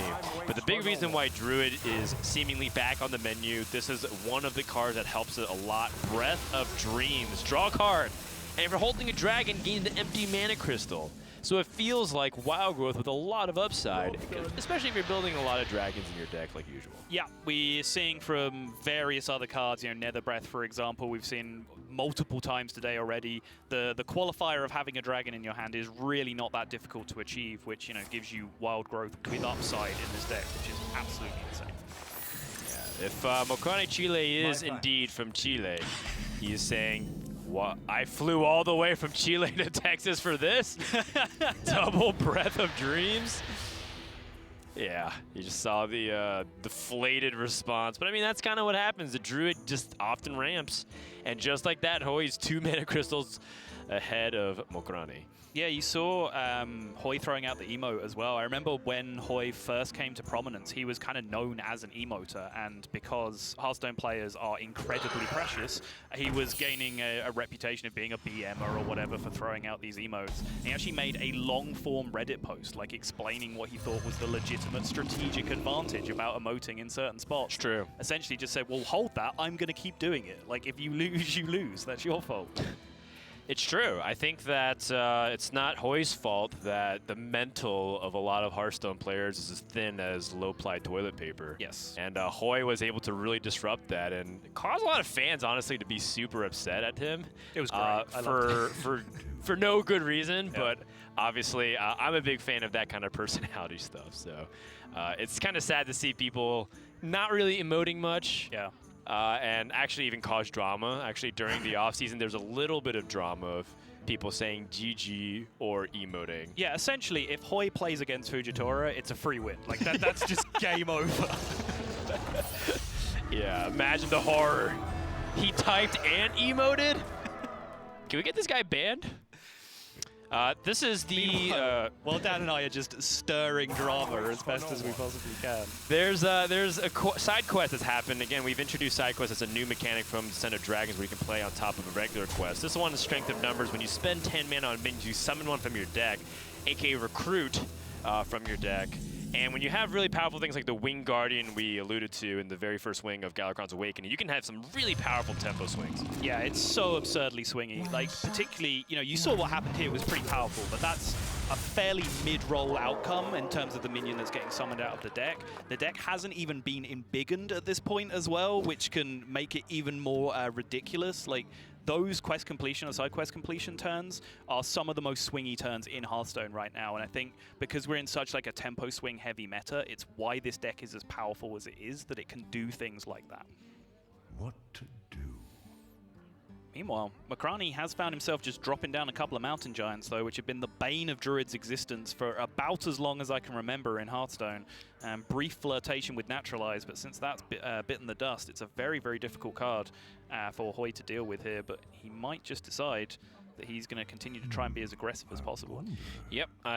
Well, we'll see. The thing is, there's a lot of variation in these Druid lists. I've even seen the Druids just run like straight up Leroy Jenkins sometimes. Right. I don't have the deck list pulled up in front of me. It's on the Battlefight website if all of you want to join us at home, largely because we're just kind of being told the same time you guys find out at home what the series is on stream here.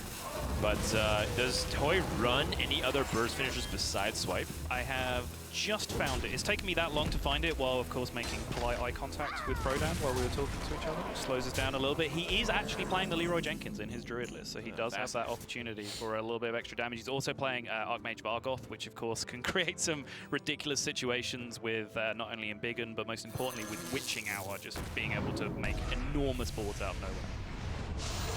Neither player seems to really want to confront each other's boards, so they're just putting on a ton of pressure, but this is just enough to close it out here. Hoy has the swipe, and the lack of respect on both sides ends with a Hoy victory because he was able to get out just a little bit more onto the board in time to get this swipe victory. That was my favorite type of Hearthstone. It was as if both players, you remember the old like face hunter training bracket meme that someone posted where you hung it over your screen and cardboard blocked out everything except the face? It really did seem like both players were playing with that because they just played huge idiots and went face all game, and unfortunately the fact that Hoy had that extra mana available to him was really the difference maker because he was just playing slightly bigger things overall, spending more mana on more efficient things. I mean, that's kind of the way I was playing the Galakrond's Awakening adventure. I was like, you know, I'm just going to jam through this, like not even bother with Heroic. I just want to unlock the cards and play because I have such few. I don't have that much time to practice for Masters Tour Arlington, so I just ignored every minion that the opponent played in the PvE adventure and just went face if I could. And it felt a little bit like that, yeah, you know, just kind of as if you're playing your own game. And you know, like you said, it kind of really favors Hoy for being able to go a little bit earlier because he got that early ramp and got that early curve. Both players were effectively ramping, except Makroni was ramping his cards so that he can make Mountain Giant cheaper, and Hoy was ramping his mana crystals. Yeah, and I think he was mostly right in the way he executed it. I think once he got 2 giants landed on the board, like, you're entitled to think that you can afford to be aggressive in that position, especially when he had Nether Breath and Alexstrasza at the time in his hand to kind of lean back on and change that swing. You could potentially look at that the other way, where maybe he could play a trading game and try and get himself to 9 mana, and then he can just Alexstrasza for the push anyway, so then all that damage he would have done would be irrelevant in that position. But I think totally within his rights when he gets 2 Mountain Giants down on the board to think, all right, I'm just going to race you. Both these players are 1-0, I believe, as we tend to feature people who are undefeated in the very early rounds. But if you, again, you want to follow along with us with deck lists, you can go to battlefy.com. As we go into game number 2, we have Warrior versus Warlock. Galakrond Warrior has risen a lot in popularity just over the course of the expansion. I think people just kept kind of like underestimating it because there's other decks taking the spotlight, Shaman, Rogue, and now Druid, but I still think Warrior's very solid there. Yeah, now that I see the lineup in full, like what you were saying at the very start is just so perfectly accurate. This is such a Hoy lineup. He just has the Galakrond Rogue, efficient, mid-rangey, aggressive deck. He has a Quest Hunter, again, efficient, mid-rangey, aggressive deck. Galakrond Warrior, same thing. Embiggen Druid, same thing. Like, it's just 4 Hoy decks packed into a lineup, and he's going to beat you up with them, and it's your job to stop him. That is Hoy 101. Yeah, and it feels very reminiscent for people who are fans of more players in the Europe region. It feels reminiscent of like the way Orange likes to play as well. Yes. And potentially could be looking at two players who do very well in this field if these are the decks that are supposed to be brought, but then you have to find ways to optimize them further. What now? I always tell this story, but I remember hearing about Orange trying to learn how to play Big Spell Mage when that was in the metagame, which essentially is, as it sounds, a mage deck full of a bunch of big spells that plays barely any minions. And Orange was trying to find ways to win the game by tempoing out Arcane Tyrants and winning the game with them aggressively. And then Peter's like, no, Orange, you don't play for tempo with this deck. What do you mean, don't play for tempo? What are you talking about? I know, it's such a foreign concept for some players, but it's always very endearing to hear that. Mokrani going with a coin Spellbreaker, and that's because he doesn't have a dragon to activate Scale Rider, but then, even then he'd still be taking a little bit too much damage. Hoy going for a one-card Battle Rage draw. What do you think about that play? I think with the way that his curve looks, it was very reasonable. Like, you can look at it either way. You can say, well, Battle Rage in that position, find myself something to do on this turn, like maybe turn 4, where he doesn't necessarily have anything with the Scion of Ruin not yet active. Or take the risk that you'll have a better Battle Rage this turn, but then he didn't really have anything else to do on the previous turn. Right. So I think, like, all things considered, it's probably smart to just take the one card. Well, that Ritual Chopper is very nice, because now Shield the Galakrond will activate it for the second time, and then make Sign of Ruin fully active. Sign of Ruin, a new card from Descendant Dragons. You get to summon multiple copies. You get to summon 2 copies of Sign of Ruin, exactly, if you've invoked twice, and they have Rush. So if you're able to get Sign of Ruin out, it's 3 3/2 rushers, or if you're even to get a little bit fortunate, Galakrond can improve those stats and make it 7/6 rushers, in which case it is obscene. That is crucial, because the card design is kind of 50-50 on that right now, whether it's summon a copy of this or summon another 3/2 Scion of Ruin, right? Like, it could have been printed either way.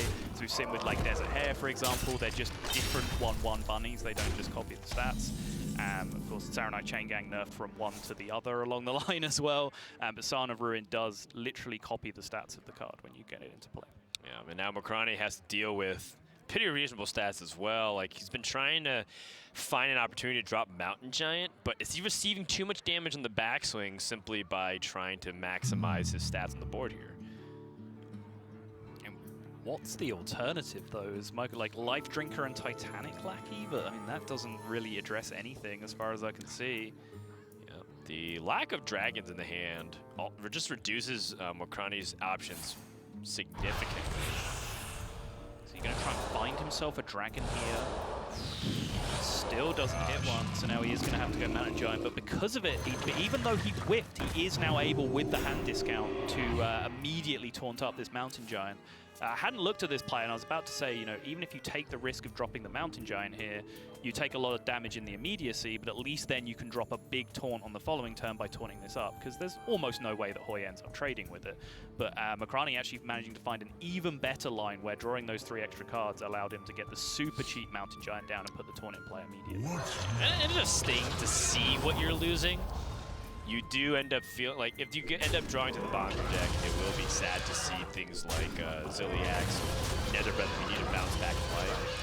But chances are, Mokrani's not going to see the bottom of this deck this game. Yeah, it's a very, very important thing to get through your head when you sort of weigh decisions like that in Hearthstone, is that Dan is exactly right. If you do not reach the bottom of your deck, the cards that you discarded are functionally irrelevant. Like, it doesn't matter what you do. Now Mokrani picks up Mortal Coil. That's actually a very nice pickup here. So they can get past this Galakrond shield efficiently. He still can use Nether Breath. The idea is that Nether Breath gets way better when you have a dragon in hand. Yep. Oh wow, insta-pick. Did you have the same reaction to Nether Breath that just about everyone else I've ever spoken to has, where you looked at it and went, okay, yeah, that's a pretty good card. Oh wait, it can go face? What? Yes. Like, yeah, reasonable, right? Decent to fight back onto the board. And then you're like, wow, it's just face damage straight up. And it's honestly been like this saving grace for like Warlock in so many junctures, because we know Warlock has great, powerful tools, but the biggest problem that they've always had was at what cost of their health resource. Right. And, you know, even things like Crazy Netherwings, like, great, but, you know, again, at the cost of life. And it wasn't until things like Spellstone and, like, the Dark Pact that people used to break up the cube and, like, heal all this life that Warlock became seamless on the tempo they can generate. Yep. Another Breath reminds me of that same thing where, like, it allows you to take these bigger risks and extend onto the board so that you can rebound it. Are your strength. Speaking of extending onto the board, a second copy of a Snipstat magnetized form of Eternium Rover, and that is a really powerful board that's resilient against all kinds of stuff. It would require exactly Lord Godfrey to clear this board. That is very true, yeah. Lord Godfrey would be an incredibly efficient clear, but I think Hoy taking the risk. He weighed his options for a long time that turn. I think it was a very real choice he was making. Of course, he does have Galakrond in hand that he could have just busted out there, but finally, Makrani on the other side has found himself a dragon after waiting so very long for one this game, and now, because he's had so many dead cards in hand, suddenly that one dragon draw has just increased the quality so much, right, in the contents of his hand. And the irony, of course, that he kind of needs another dragon, too. Mo dragons, mo problems. Yep. Hoy's Galakrond, I believe, is only at stage 2 out of 3. So playing this wouldn't give him the Dragon Claw 5/2 weapon to get past the taunt efficiently. That being said, he still has his Devoted Maniac, and if he draws another Ritual Chopper, he will be able to get it across. Unless, am I mistaken and miscounted the number of invocations? No, I think you're playing spot on. The Cruel Taskmaster does increase his efficiency quite a lot this turn as well. Does indeed. Given that he has a board clear available to him because of that. Like, the Cruel Taskmaster allows him to get past the taunt, then the Devoted Maniac will give him a rusher plus the 3 attack, so he doesn't have to use his second Eternium Rover to clear. He can instead just use it to push face damage. You do always have to ask yourself the question, though, when you have a Galakrond in your hand that you're sort of saving for greed, so you can get the weapons, so you can get the doubled up effect, whatever it ends up being. You've always got to ask yourself the question, like, am I doing anything impressive this turn if I don't play Galakrond, right? Like, you have to be happy with your turn. And it looks like Hoy is fairly happy just holding on to that Galakrond for an extra turn. Push the extra damage. Yeah, so he'd rather keep this minion, which makes total sense to me. He doesn't want to actually lose the Eternium Rover. Yep. So Hoy even finding small ways to optimize instead. Yep, no, I like this. Very clean. Saves 3 health on his Eternium Rover, takes a little bit of face damage himself instead, and of course using the minion with Rush as opposed to the minion that's just on board and can attack face means that he's pushing more damage as well. Perhaps people are starting to realize a little bit more why the pros have jokingly called this version of Warlock Trash Lock, because there's just a lot of junk right now. Feels like we need a Marine Kondo this hand. Yeah, this is much, much closer to, you know, the actual inception of Trash Lock. You can see that Elven Archer and so on in there as well, but that Spellbreaker being found again is super clutch. It's a big draw, although can Makrani afford to go face here or trade? Oh, he is. This man has no respect, and I love it, Dan. He does not care. It's amazing. I'm so happy. Yeah. And is he dead? Because you get 3 attack from the Galakrond, and then the Inner Rage? 9. Ah, it's 9 damage. Inner Rage, Bloodsworn Mercenary is available. Didn't find himself a playable minion, though. Yeah, a lot of times you're hoping to pick up some of those cheap minions, in fact. Like things like Town Crier can just comes out as a 5/6. The Galakrond effect draws minions from your deck and gives them +4/+4. And so because you have a very specific tutoring effect, you often go for like big combos like those Sign of Ruin and Bloodsworn Mercenaries that we're talking about. But sometimes just getting big stats on the board is also really good. This Bomb Wrangler that Hoy has picked up, which is now a huge Bomb Wrangler, could on its own in this position just be too much for Makrani to cope with. You can't Dark Skies it. Right. You don't really want to Nether Wing it. That is definitely a tricky proposition. Hoy thinking about the trading. He's just cleaning up. You know, I was definitely in favor of going for a more aggressive game plan and trying to set the Warlock to critical health totals, but this burst damage might have been the undoing of Hoy. if he didn't. Yeah, I think he is just a little bit scared by how aggressive Makrani was on the previous turn. Like, you know, from the psychology side of the game, Hoy has every right to feel like he was the person being super aggressive in that spot. And then Makrani on his turn went, no, hit you in the face with a 3-3. What that does to a player is make them question what's in his hand. Like, why does he feel entitled to do that in the position that he's in? So I think Hoy definitely respecting the ability for Makrani to have a lot of burst damage in this position. Yeah, this is a tough spot for Makrani because if you use Crazed Netherwing, he is dead. He goes down to 5 life. He knows the hero power gives 3 attack to Hoy, and then he also knows that Crazed Netherwing won't be enough to push him back over. So he's going to go for a Dark Skies soft clear. Interesting. Well, I think the with Awaken that, pickup yeah, the Awaken is going to pickup. drop the Invoke, the Hero Power Invoke on top of that, and that is the 8 damage that Hoy needs. Hoy is going to go out to a very, very clean 2-0 lead. I do like the way that Makrani's been playing. Like, I would have to like pay a lot of attention to decide whether what he's been doing is optimal, but I will say I like it. I love the disrespect of just saying, no, I don't care how behind you think I am. I'm going face. Beautiful stuff. Yeah, he's taking that aggression that honestly is something that the person sitting across from him is also familiar with. Hoy does that a lot too. So he's taking that kind of play style and combining it with like the KC tempo of like just whipping out cards really fast, quick.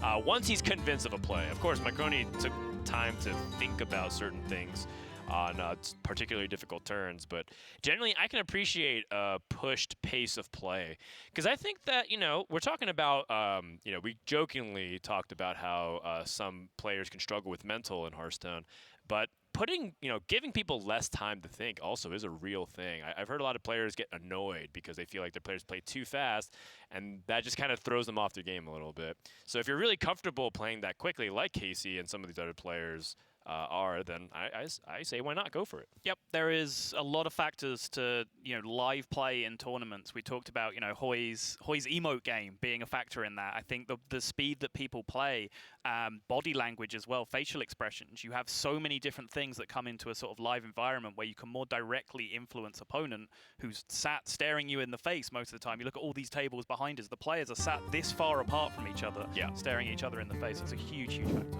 See, I'm a big proponent of pay-to-win emotes in Hearthstone. I would love it if the Hearthstone team gave us like 6 different ways to customize emotes to tell my opponent that I don't think very highly of their play, but in a very nice, polite way, so that way it's a little bit ambiguous.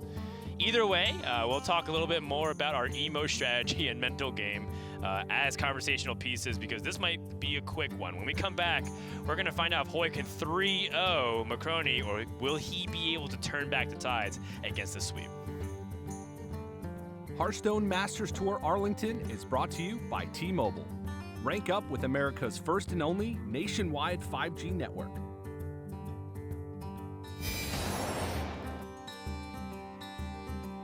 T-Mobile 5G is here, and it's nationwide. While some 5G signals go only blocks, T-Mobile 5G goes miles, beyond the big cities, to the small towns, to the people. Millions of Americans can have access to 5G on T-Mobile. This is just the beginning. T-Mobile, the first and only nationwide 5G network.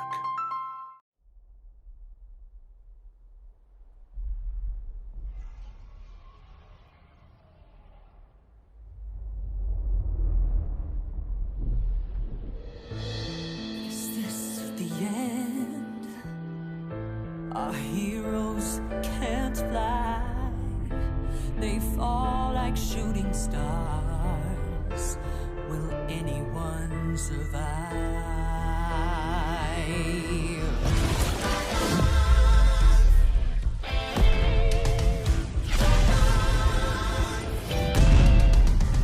Dragons take flight above the ice and snow. High in the sky where the cold wind blows. Wings feet down as the feedback foes. Flaming hot fire over frozen bones. Good unites against evil they oppose. They ride or die as the legends grow. We must go to sides, feelings our heroes. There are no silence in this combat zone. Beats mid-air, yeah, it's a chiller.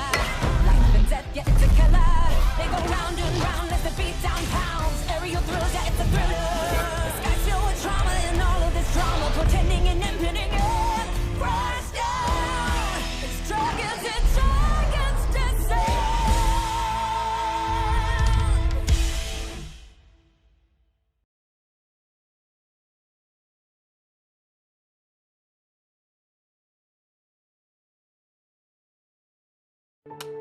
You'll hear a lot about how coming out of the military means you're somehow damaged goods. I would reject that. I believe that people coming home from combat can actually have gone through post-traumatic growth. And probably the most important thing we can do is provide jobs for those who get out of the military. Together, we can get veterans back to work.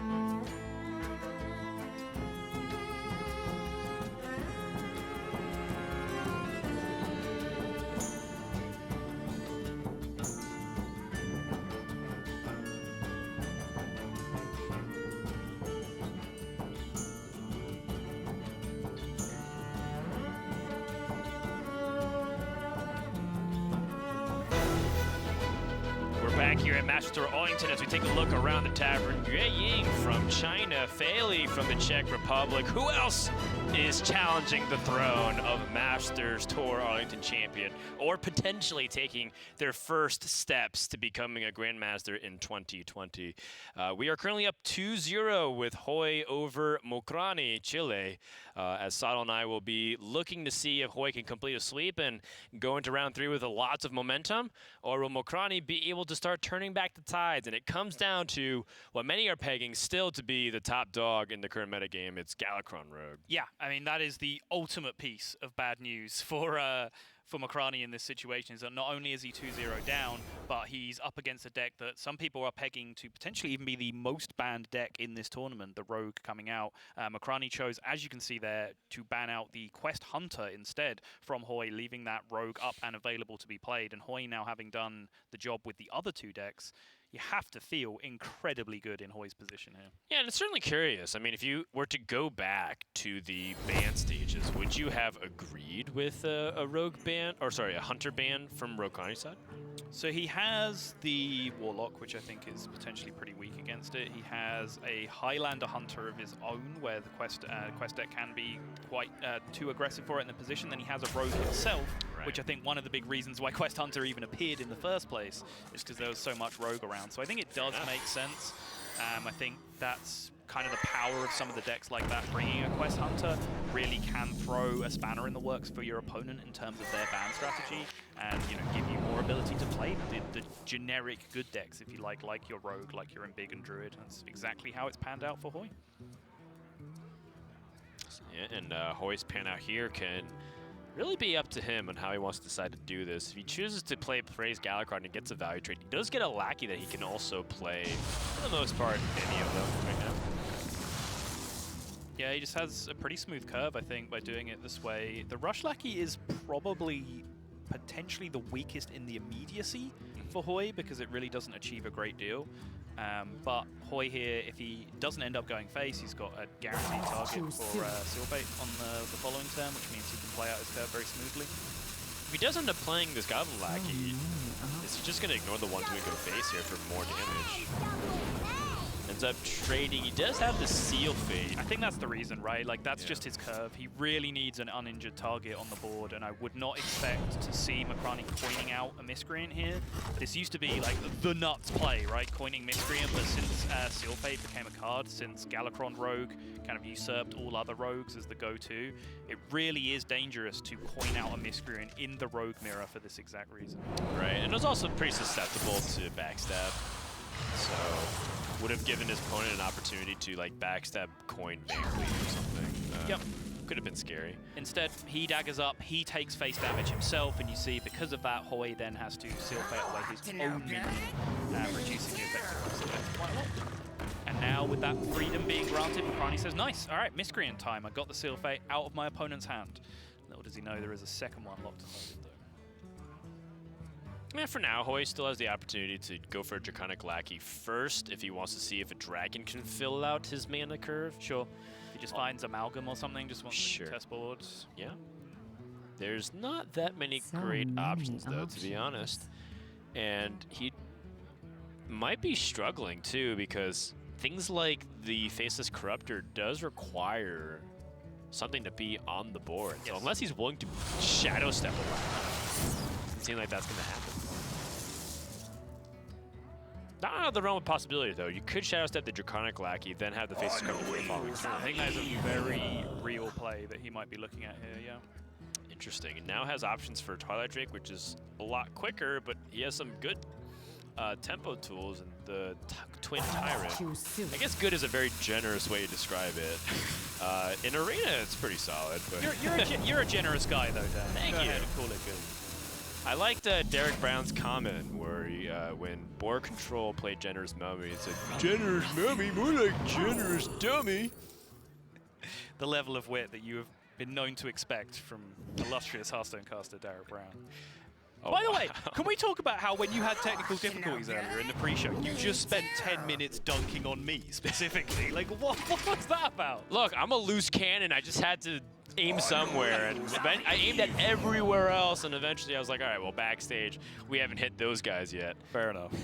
Raven might not be here, but he does still exist. He is still the default target if you need a moment like that, okay? Just want to make that clear. He's a target big enough that spans across the entire Atlantic Ocean. That is exactly right. Hard to miss that one. So Hoy discovers another dragon here. Crowd Roaster, with the fact that he has a dragon in the hand, might be a viable option. I feel like cards like Alexstrasza set yourself up in a lose-lose situation a lot of times because you can't afford to spend the 9 mana without like having a bunch of other free stuff to do. Right. It's just not a rogue card, is it, Alexstrasza? Like it's just so rigid in what it does, whereas rogue prefers fluid cards essentially. How about a move? Well said. You do see the Faceless Corruptor play. He did set up while we were somewhat distracted. We debated that play. Hoy did go down the line where he Shadow Stepped the Lackey to set that up. The effect of that is that he does kind of turn his play face up for the following turn to Makrani. Like, Makrani will have known that exactly this was happening that turn based on that Shadow Step Lackey. Right.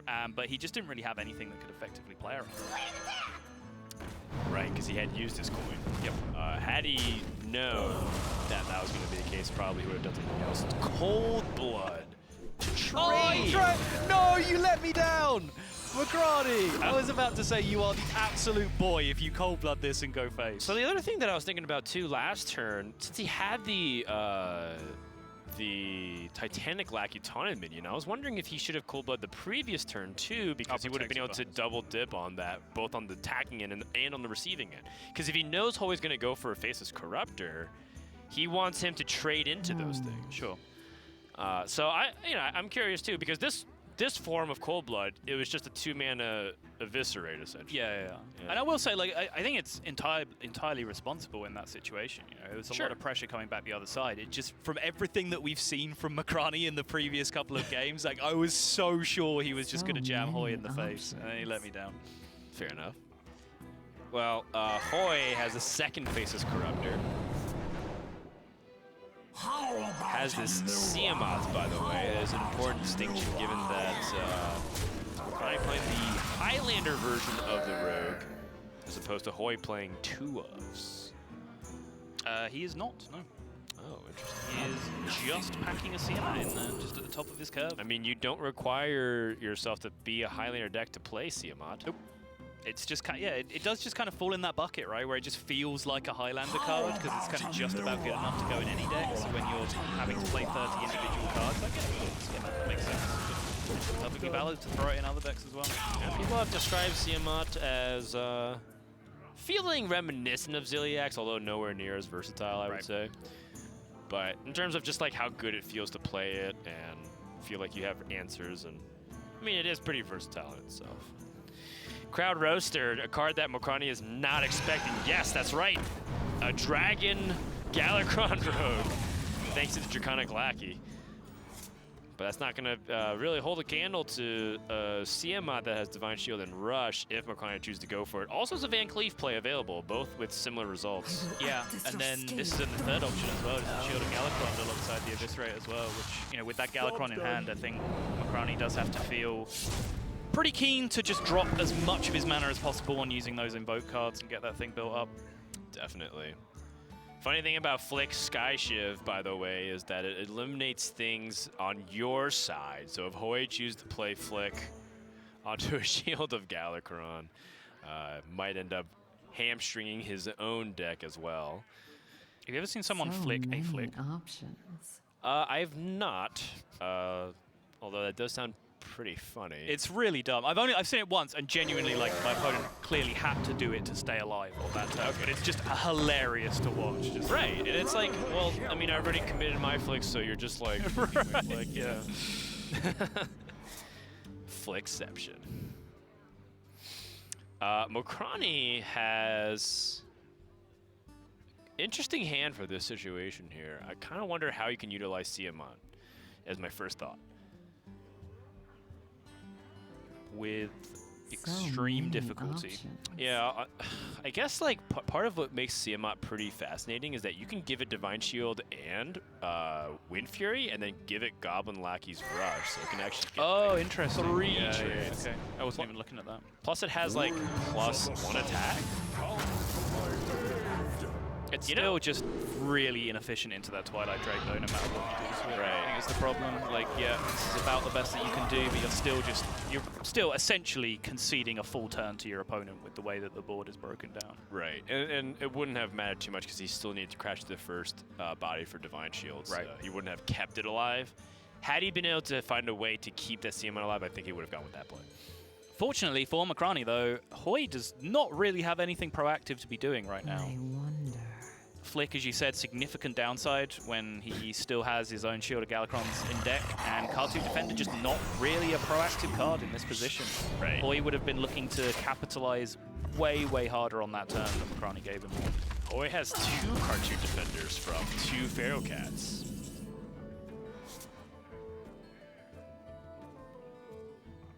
And now Mokrani picks up Devoted Maniac. Is that the last piece? I think it might be, yeah. Last piece to finish the Galakrond puzzle. The Galakrond Millennium puzzle. It's very Egyptian themed on this board. Devoted Maniac also could get a Lackey that has high impact, and then you can set up Edwin Van Cleave.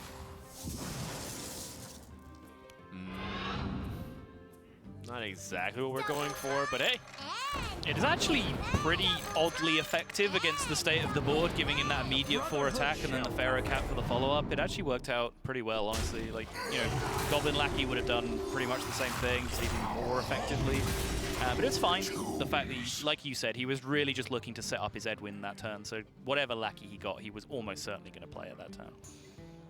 So, you know, we kind of mentioned that Hoy doesn't have, like, too many tools, but he does have damage. And his opponent's at 21 with 10 in the hand, so there is opportunities for Hoy to squeeze out just a little bit more. So and I'm kind of wondering here, the the Flick Sky Shiv is killing the Van Cleef, but he doesn't have much to follow. No, he's going to flick the 2/1 ones. There's 2 of them. Obviously. Why would you kill one thing instead of 2? Yeah, and kill every Goblin Lackey that will ever exist. Imagine if that's exactly how it would work with Flick, where it's like no longer can you even get it. You just delete it from the RNG pool. Your opponent plays a Draconic Lackey, and you're like, oh god, yes, flick that. I don't want any of those in my pool anymore. Well, now please go away. That's interesting. Obviously, way too good, but... Yeah, the problem Hoy has here, though, like you say, he does have damage, but there's a world of difference playing Galakrond Rogue.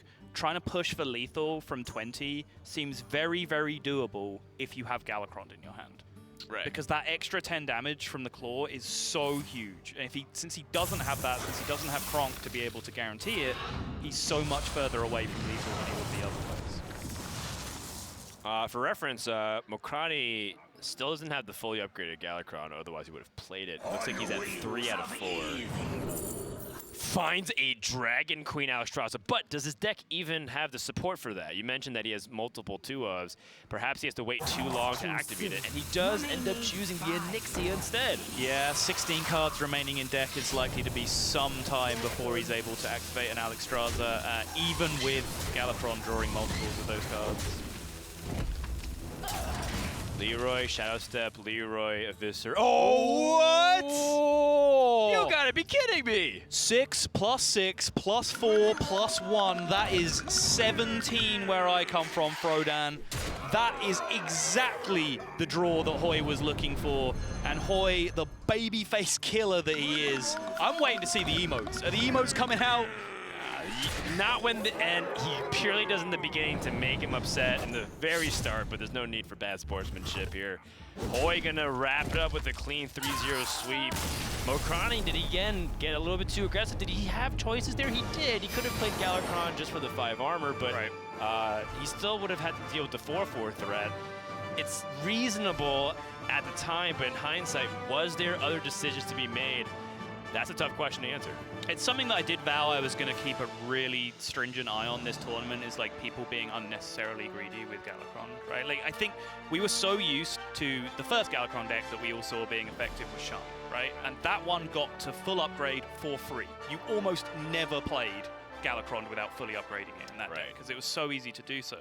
All the other versions of Galakrond decks, I think you really do have to look out for those spots where you're just playing like a level 2 Galakrond instead. But I think specifically in the Rogue Mirror, that extra 10 burst damage from the Claw is so huge in terms of setting up situations like you saw from Hoy there, where you're just threatening lethal, that I think it was reasonable for him to do it the way that he did. Yeah, sure. And I mean, there's also context clues too. My opponent's holding a Reborn minion that he hasn't played in a long time. He plays Flick Skyshift and nothing else, right? Like, what is his hand holding? Right. It could be more bursty or like situational cards, like if I'm low on health. Right. So I think the clues are there, and I'm sure if we tap into Mokrani's mindset or even interview him, he would be able to justify his plays. But I mean, that one stings, right? Because you feel like there was a chance. However, if we also look at the big picture, he's down 2-0. Yes. His best matchup is a mirror 50-50. Yes. It was a tight spot to be in. Yep, for sure. I mean, when you get to this level, of course, it's important to point out that no one has just turned up here, walked in the building, and got to play, right? Like, you have to go through an incredible qualifying process to even get to this position. So no one plays a game on stream here is at the level where they're just doing things because they're doing things. Everyone has a thought process, everyone has reasonings. It's just sometimes your reasons suck. Like, sometimes you're just wrong, and that happens to the best players because Hearthstone is hard. No one plays it perfectly. Well said. With that, let's go ahead and wrap up the first half of round 2 of Swiss. When we come back, we're going to have bonus coverage to check around what's happening in the tavern and what's happening in Swiss. So don't go anywhere. When we come back, more Masters Tour Arlington presented by T-Mobile. Hearthstone Masters Tour Arlington is brought to you by T-Mobile. Rank up with America's first and only nationwide 5G network.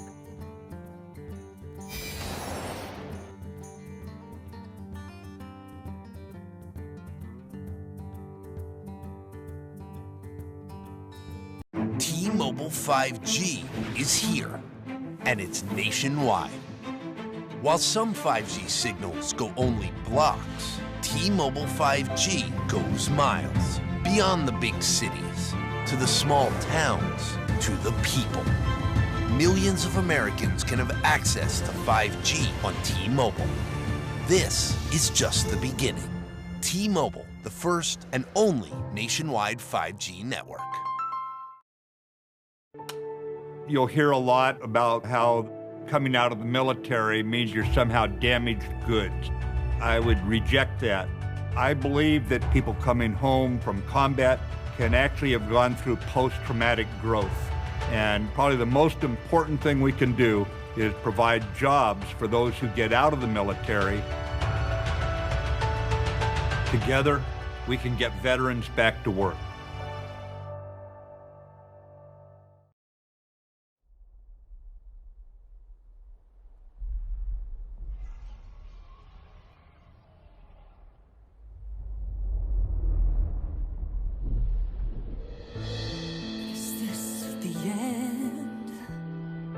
Our heroes can't fly. They fall like shooting stars can survive.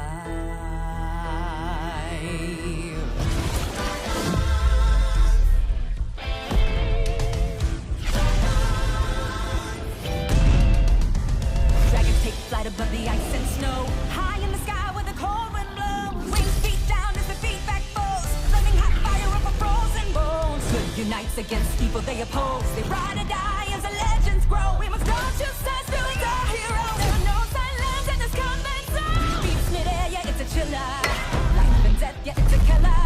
They go round and round as the beat down pounds. Aerial thrills, yeah, it's a thriller. The sky's filled with trauma and all of this drama, portending and impending end. Crash down. It's dragons descend.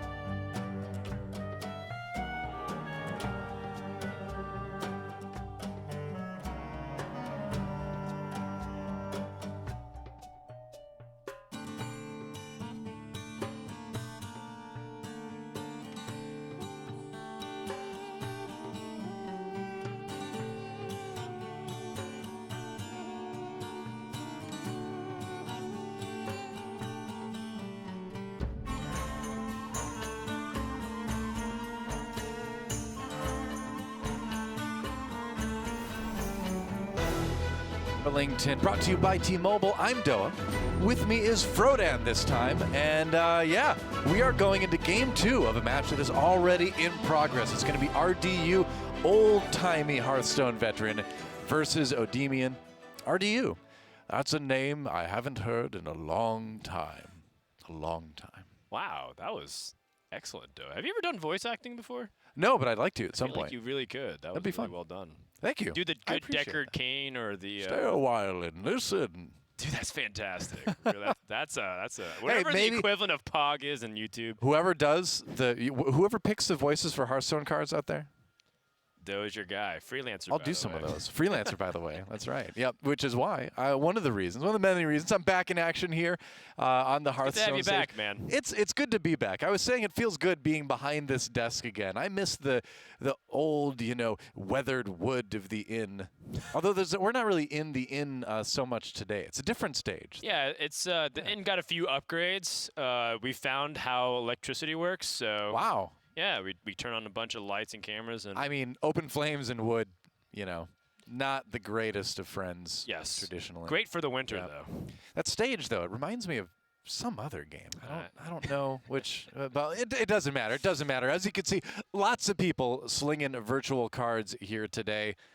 And we're working our way through all this rounds of Swiss here on day 1. You win 3 matches, you survive, and there's a man himself, RDU. That's right. We saw Odemian very briefly as well. Odemian coming from the French scene, primarily known as a control warrior expert. I like this guy already. And we'll see if he brings a bit of that flair over in series number 2 of round number 2. After this, we'll be playing 3 more rounds of Swiss, but this is bonus coverage as we have finished our first match. If you're just tuning in, Hoy defeated Mokrani by a score of 3-0. Odem. Yeah. That shadow step for that last draw. Wow, this is exact 17 damage. But this is interesting already. Like, I was looking at RDU's deck list earlier today, and yeah, he's actually bringing the token Druid, which out of Druids that you can bring to this tournament right now, you'd think to see a lot of him big in. Token Druid is strong, so RDU, bucking the trend a little bit in bringing the slightly lesser but still very effective Druid. Yeah, so Token Druid has gotten a few shots in the arm. It's been, going to the gym, getting a little buff. Right. And part of it Growing is some thicker bark. That's right. Yeah, it's really hard to chew through. But Tree Enforcements is a card. Aeroponics is one of those cards. Goru the Might Tree also being cards. And I'll explain what these cards do, but they basically make your tree ant synergy better. Aeroponics gets cheaper with each tree ant that you have. And you get to draw 2 cards. You can make it 0 if you find some other way to benefit off of it. Yeah. And it's just a really fast way to go through your deck. Yeah. What do you think you pick here? Probably know, go for landscaping, yeah. Yeah, so landscaping seems good because you have aeroponics. Next turn you can landscaping and double aeroponics if you That's actually crazy, isn't it? Yeah. Theoretically, if things live, you know, I suppose. Or no, you get 3 from landscaping anyway, don't you? You get 2 from landscaping, but aeroponics goes down to 1, so you can theoretically play With landscaping, the coin, aeroponics, double draw. That's true. And I think the important thing, ooh, wow, that's a great pickup too, because that does the same exact thing, but he doesn't have to commit mana inefficiency here. But the thing is that the more treants that die, Mulch Muncher gets online quicker too, so that's why I like the landscaping pick there. So he doesn't actually go for the aeroponics there at all, just decides to leave it sit. I'm a little bit surprised we didn't see at least 1 get played because he had the mana anyway. He wants the Goru. Goru the Might Tree gives a permanent +1/+1 buff to all treants for the rest of the game, regardless if whether or not they're more of a island tropical treant or they are more of the old woodland variant of it. The OG treants. Yeah, the OG treants. The scary haunted ones. Right. Or just the regular ones. Yeah, these treants are on vacation. They went on airplane mode a while ago. Do not call them different leaves. Usually when you go on vacation, you don't quite like become what the place that you went, you know, unless that place is like Burning Man or something, you know. Gosh, yes, that's where the trees are. They're at Burning Tree Inn. Burning. That doesn't sound like a place any tree would want to go.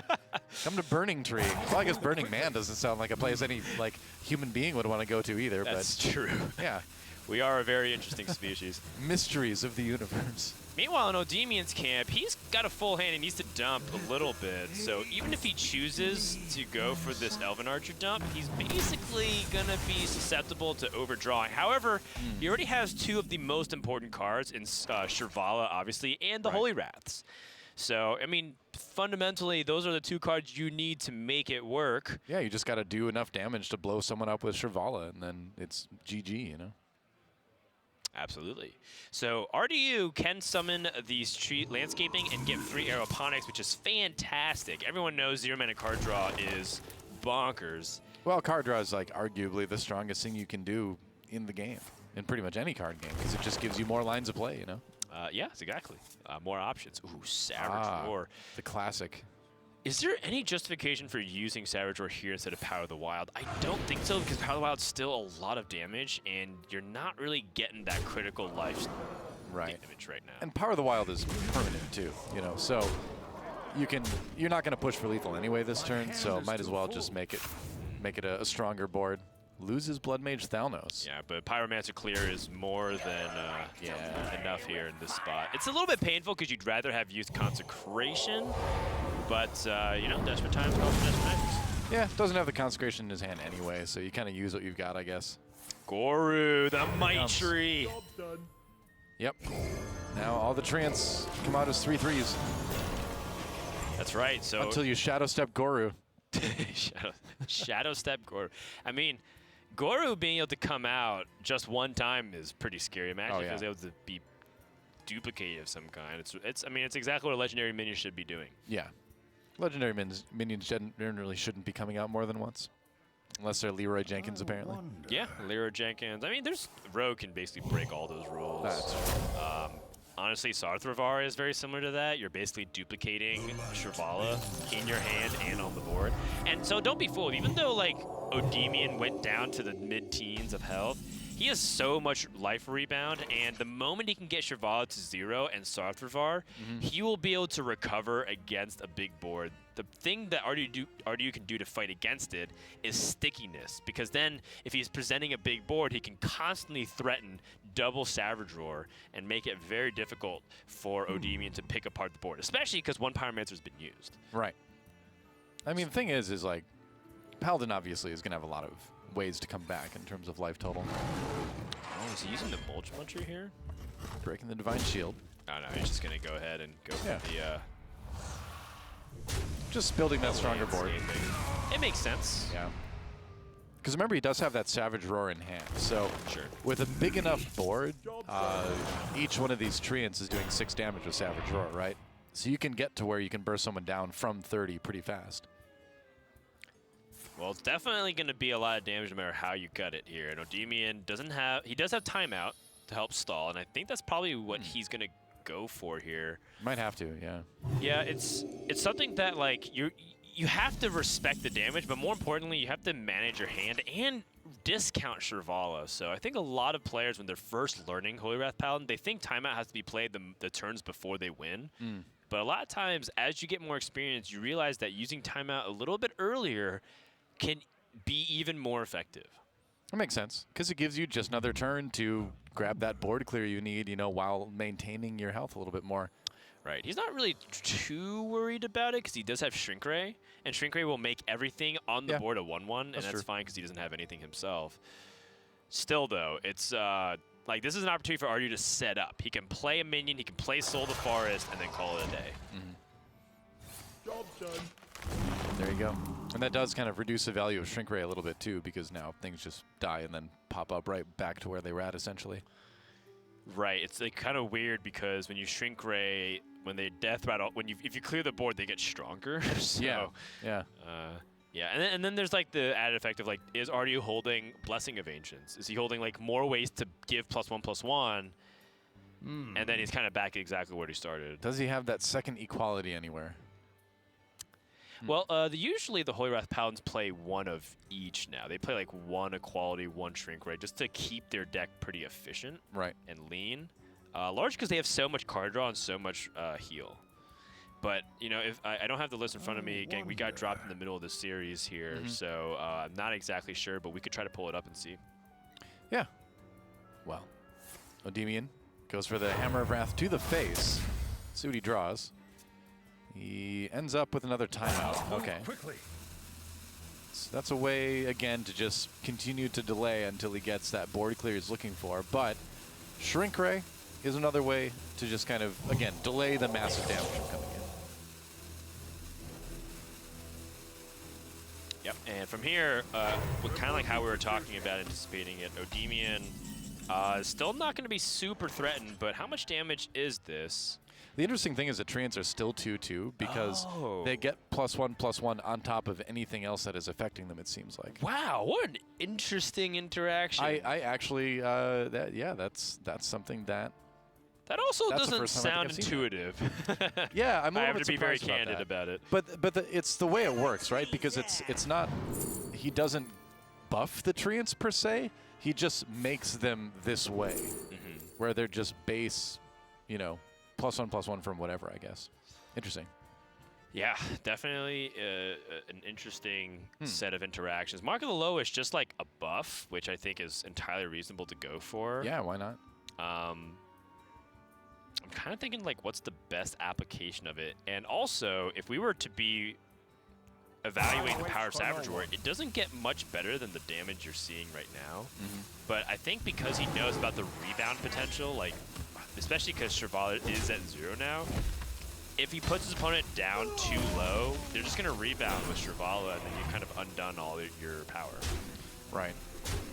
So you want to get them in the range of killing them from a higher number, where they may not be playing quite as carefully. But, I mean, Odemian's got to know. Like, he knows what this deck is capable of, and he knows there's been enough drawing going on that the Savage Roar might be there, but there's a flash of light. See what he draws off of it. This is looking bad here for RDU. Odemian, I think Odemian is very likely to win this game at this point. I don't think it's 100% settled, but I think it's almost there. Oh, especially with Zephyrs being picked up. Yeah. Okay, so the Zephyrs, so the reason why Zephyrs is really good is that you can manipulate Zephyrs to give you a Frost Nova, and then Druid can't do anything if they have 7 minions that are frozen. I mean, Frost Nova is essentially another timeout. It's essentially a third timeout in this particular case, since all the damage, nearly all the damage, is going to come from the board.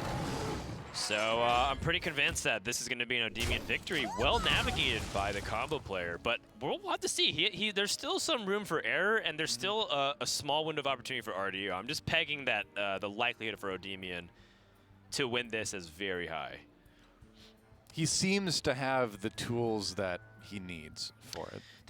The tricky part is that he technically still doesn't have anything guaranteed, because he needs one card in his deck remaining.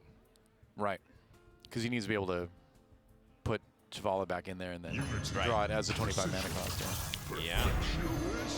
This is what looks like to be the Frost Nova play. Does not find it. Wow. Wait, what? That is really shocking. I mean, you've got the Lightning Storm, but still. Are you serious? I don't think SI7 Agent helps you a whole lot in this particular case. Zephyrus, that is not the perfect card.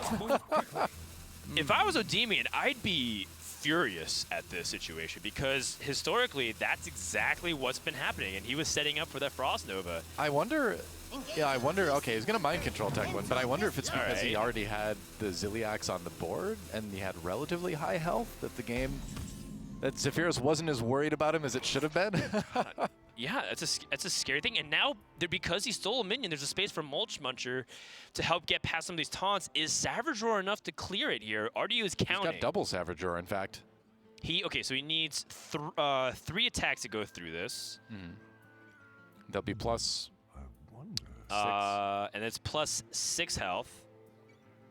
And then it's 2, 4, 5, 6, 7, 8 plus 10 damage. It's not enough. It's not enough. At least it doesn't look like it.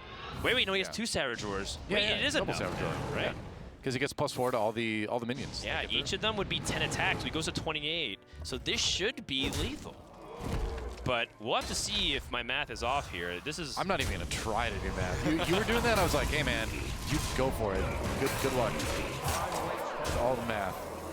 Yeah, I think it's exact lethal. He mathed correctly for exact lethal. Wow. Wow. Zephyrus is fired. Yeah.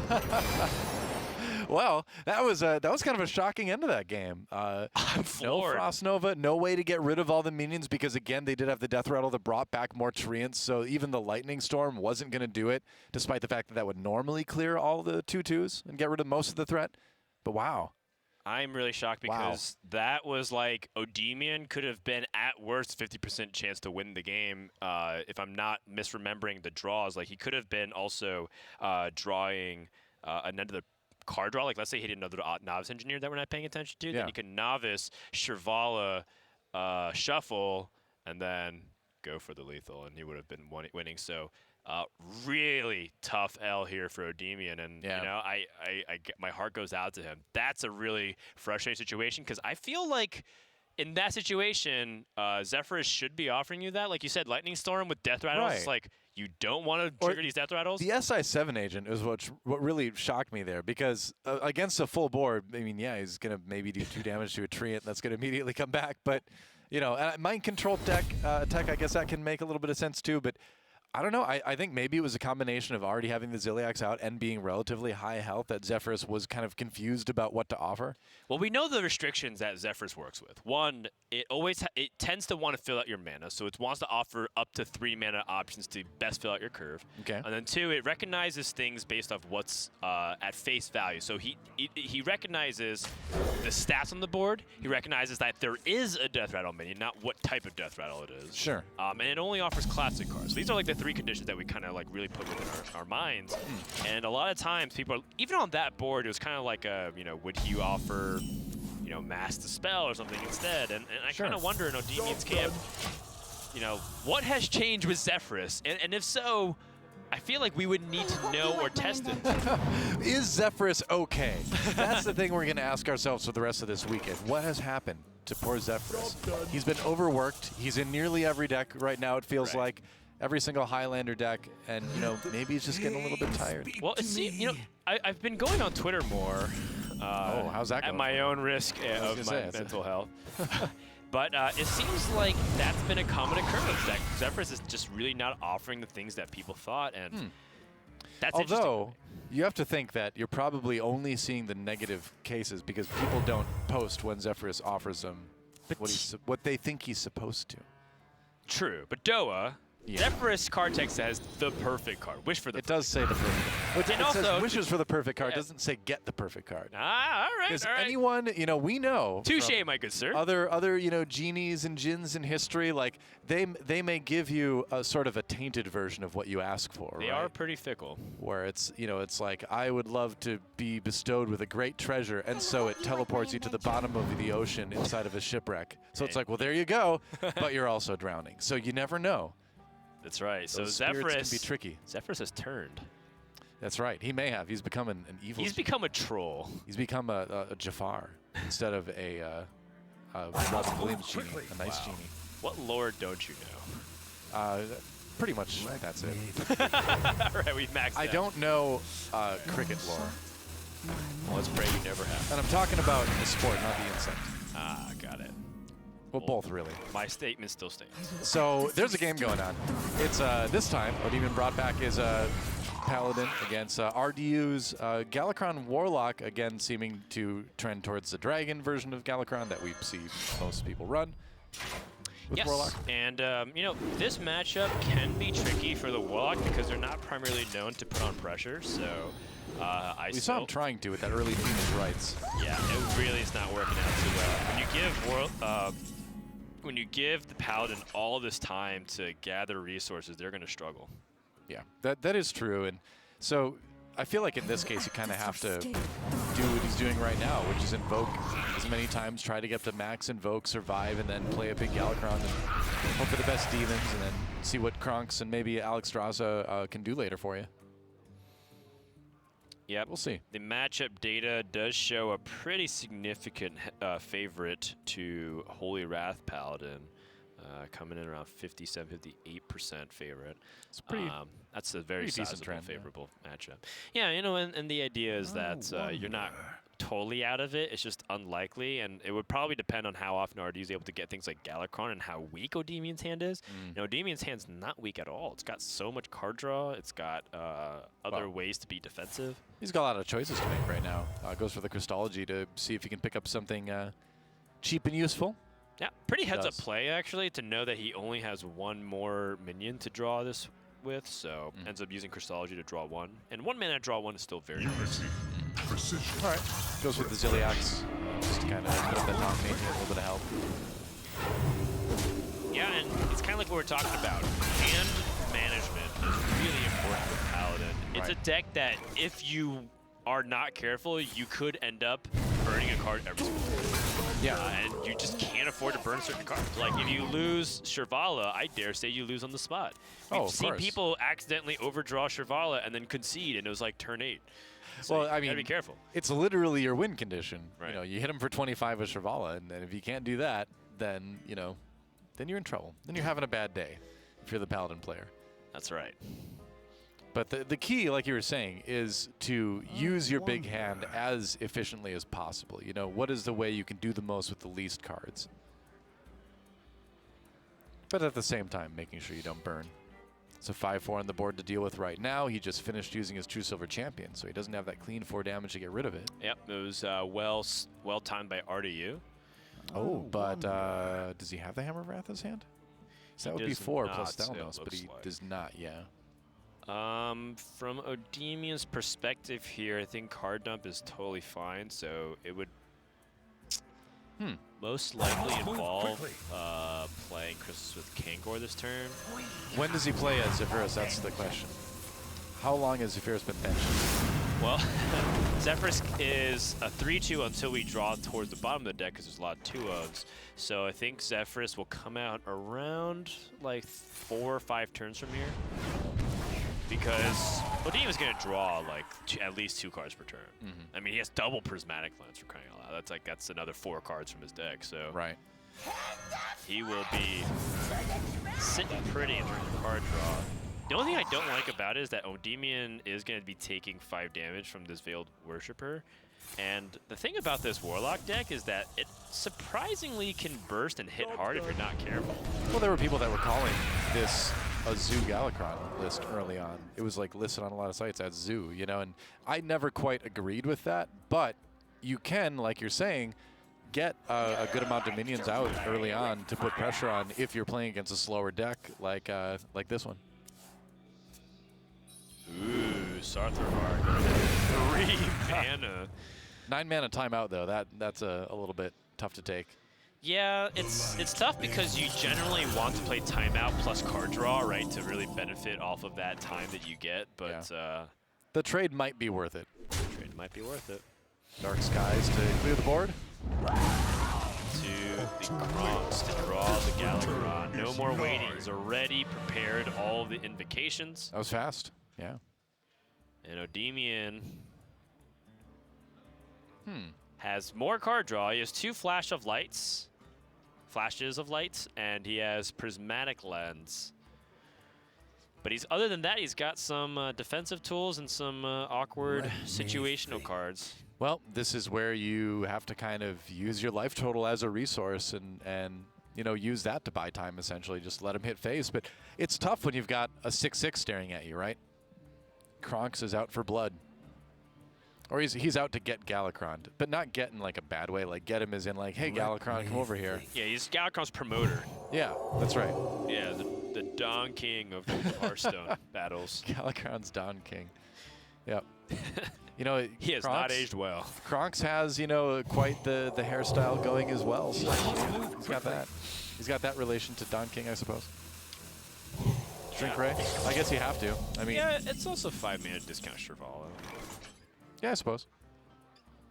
So now Shrink Ray and Pyromancer have been used. Can you get away with playing Galakrond here? I don't even know if it's about getting away with it. I think you got to go for it and hope that you can Zephyr's combo for the win. Yeah, for sure. It's going to be pretty not the greatest. Junky stuff. But he can now play Dragon Blight Cult to maximize his board presence. Yeah. I know that it's like he doesn't get full value off of it. He could just hero power, but we're not trying to play a value game. Your opponent's at 5 cards. All right. Up that board. Does he have a second Fiendish Rites? I know he used one at the beginning of the game. I think he's got another one in there yet.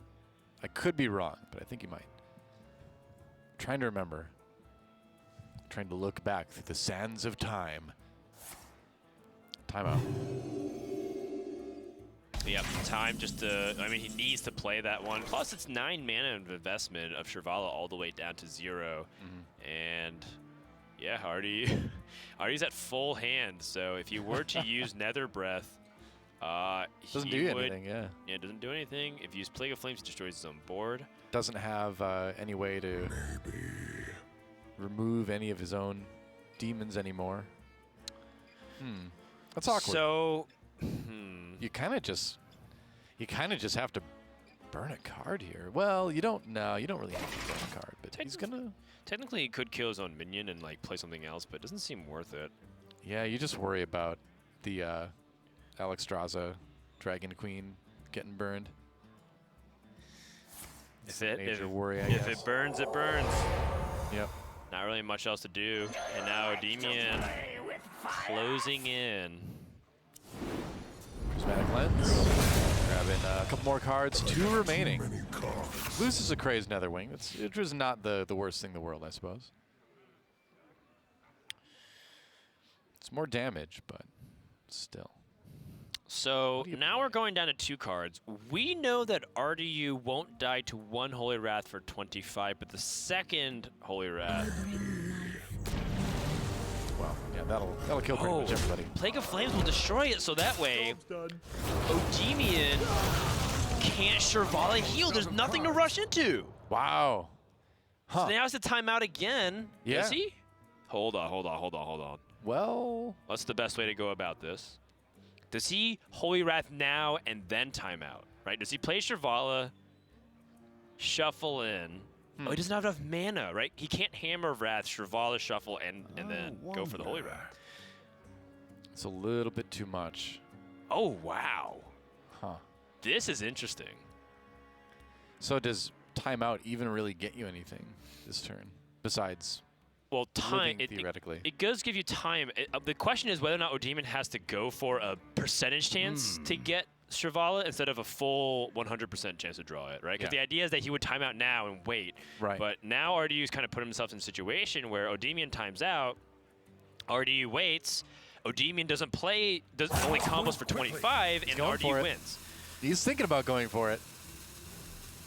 Yeah, I think that's his best chance. He might have to double shuffle here. He might have to Baleful Banker twice, or maybe Sarthravar instead. Or Baleful Banker and Sarthravar. Any/all of the above. Baleful Banker sends it back to the library. Okay, times out. Okay. Hammer of Wrath. He has to hope that he doesn't draw Shivala. He does. Oh, okay. And now RDU can just Plague of Flames this. And nothing was lost on his side. Yep. In fact, I wonder if it's better for RDU to draw as well. Like, what if he played Veil Worshipper and then Plague of Flames? Is that kind of bad? Is he missing anything from his deck? I mean, where he could just Hero Power Plague of Flames instead? I don't know, because you're getting to the point now, too, where Veiled Worshipper gets kind of dangerous. I think if you're going to not play it now, you kind of can't play it at all because you're going to start taking lots of fatigue damage, but we'll see.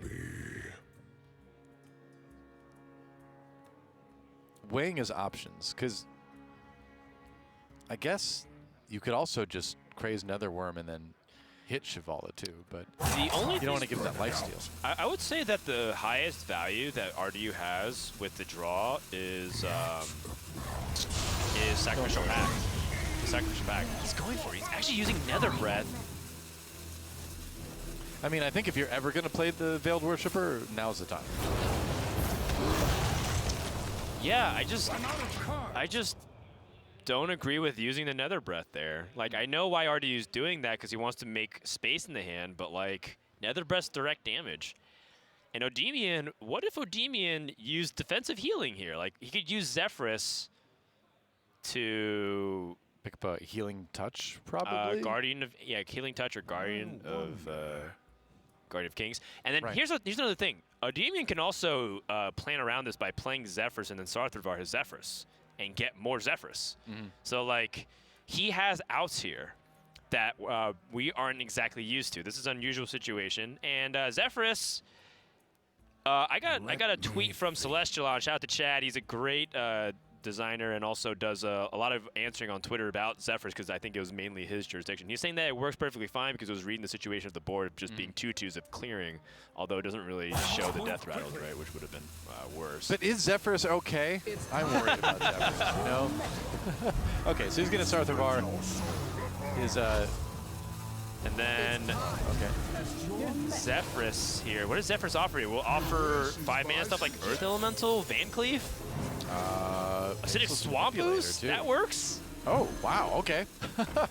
Yeah, get rid of the weapon. Another Nether Breath. And RDU will have the second Nether Breath, which means he gets Fireball. So we can Nether Breath Zephyr for the Fireball. RDU got bailed out by the top of his deck. Wow. Zephyrus. He didn't have anything to do. We would have had to Lord Godfrey this board, I think.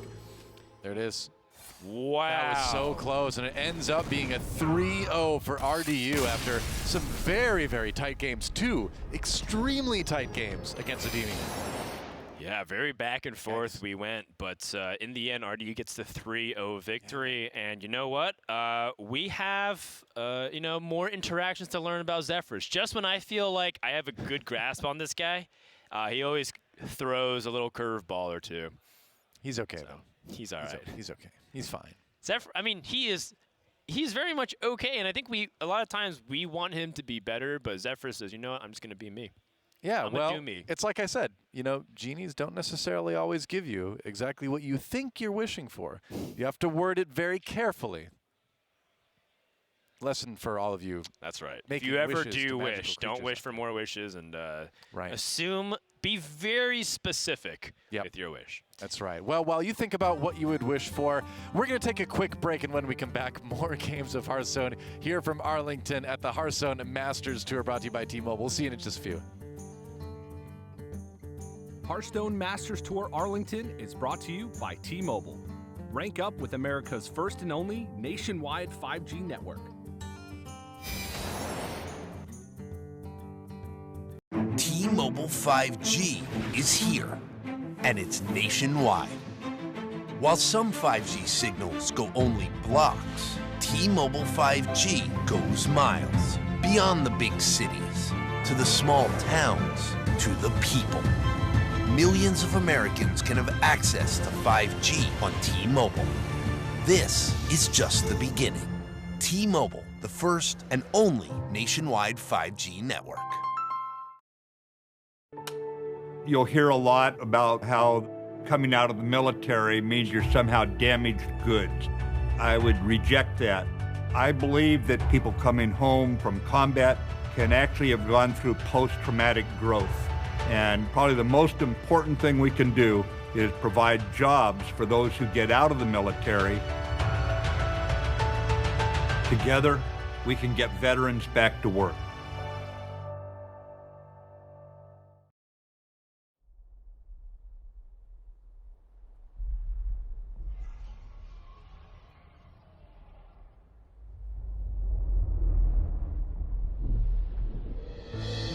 Is this the end? Our heroes can't fly.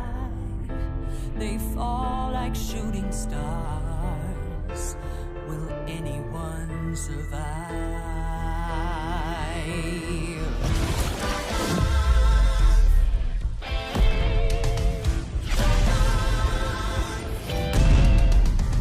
Dragons take flight above the ice and snow. High in the sky where the cold wind blows. Wings beat down as they beat back foes. Flaming hot fire over frozen bones. Good unites against evil they oppose. They ride or die as the legends grow. We must go to sense, doing our heroes. There are no silence in this combat zone. Beats mid-air, yeah, it's a chiller. Life and death, yeah, it's a killer. They go round and round as the beat down pounds. Aerial thrills, yeah, it's a thriller. The sky's filled with trauma and all of this drama. Pretending and impending, yeah. Crash down. It's dragons descend.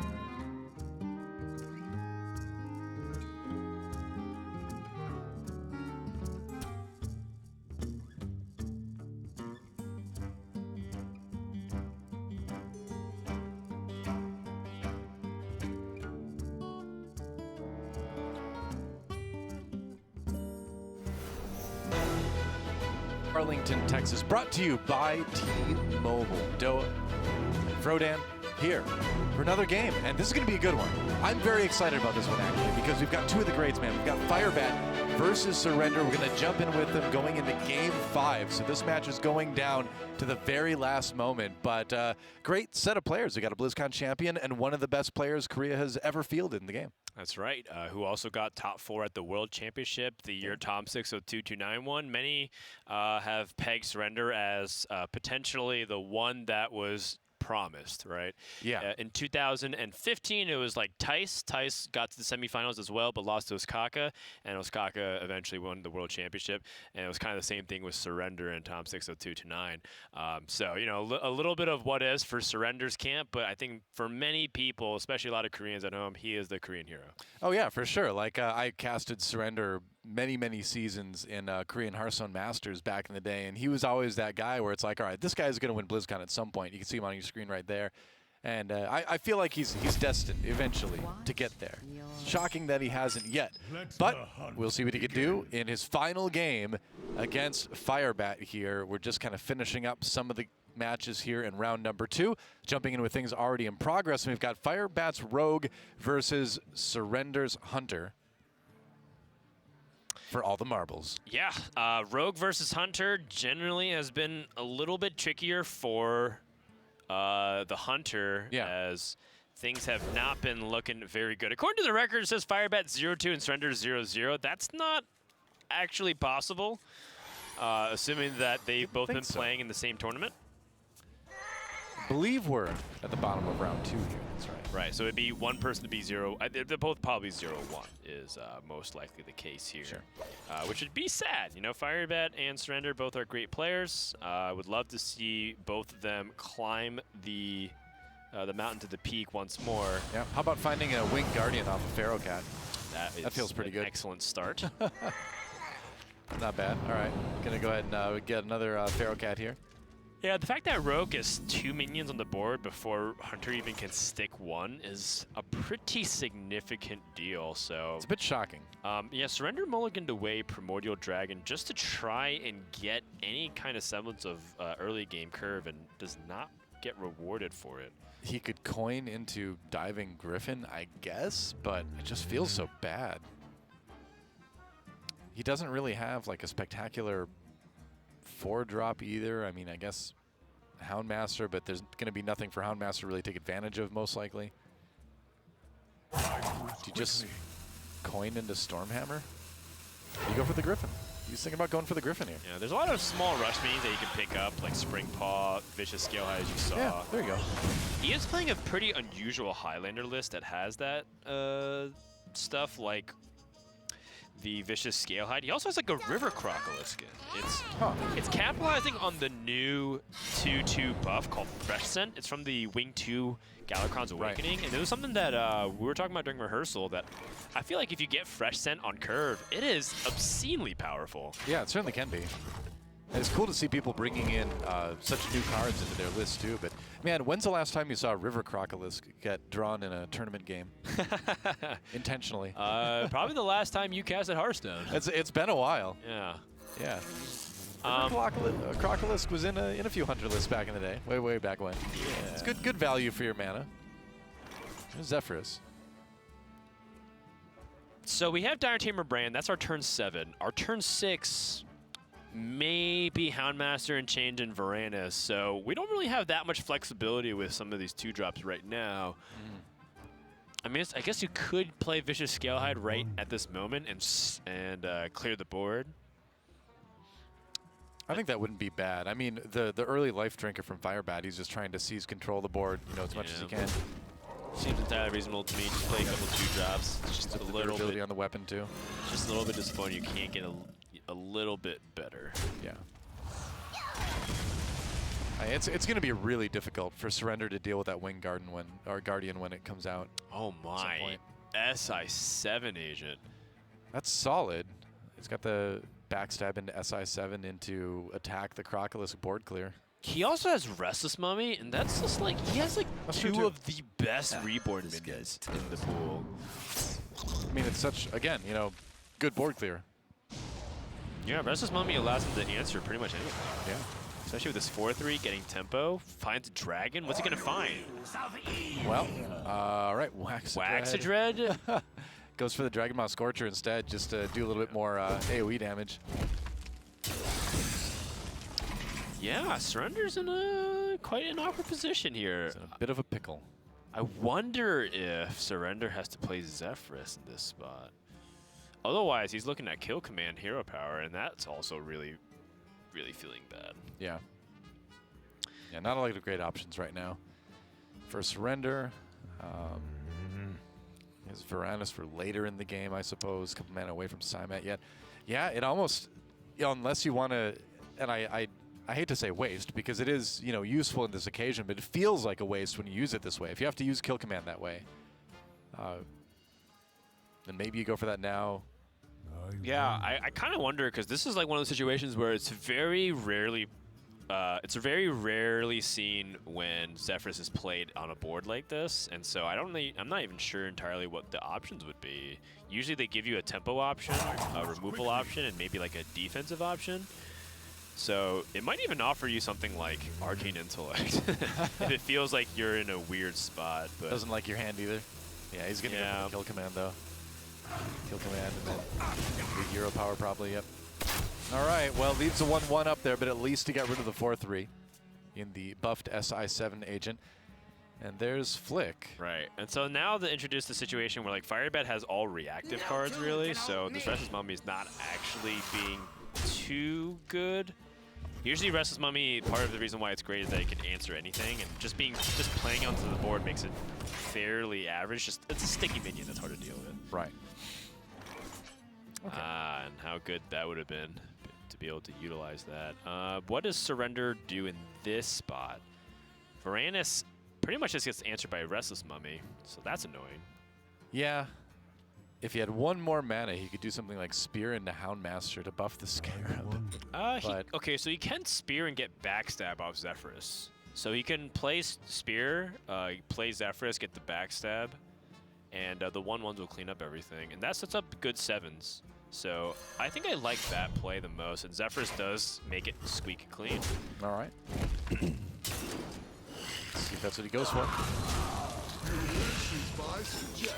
Oh. I don't know about that. Oh, Earthshock.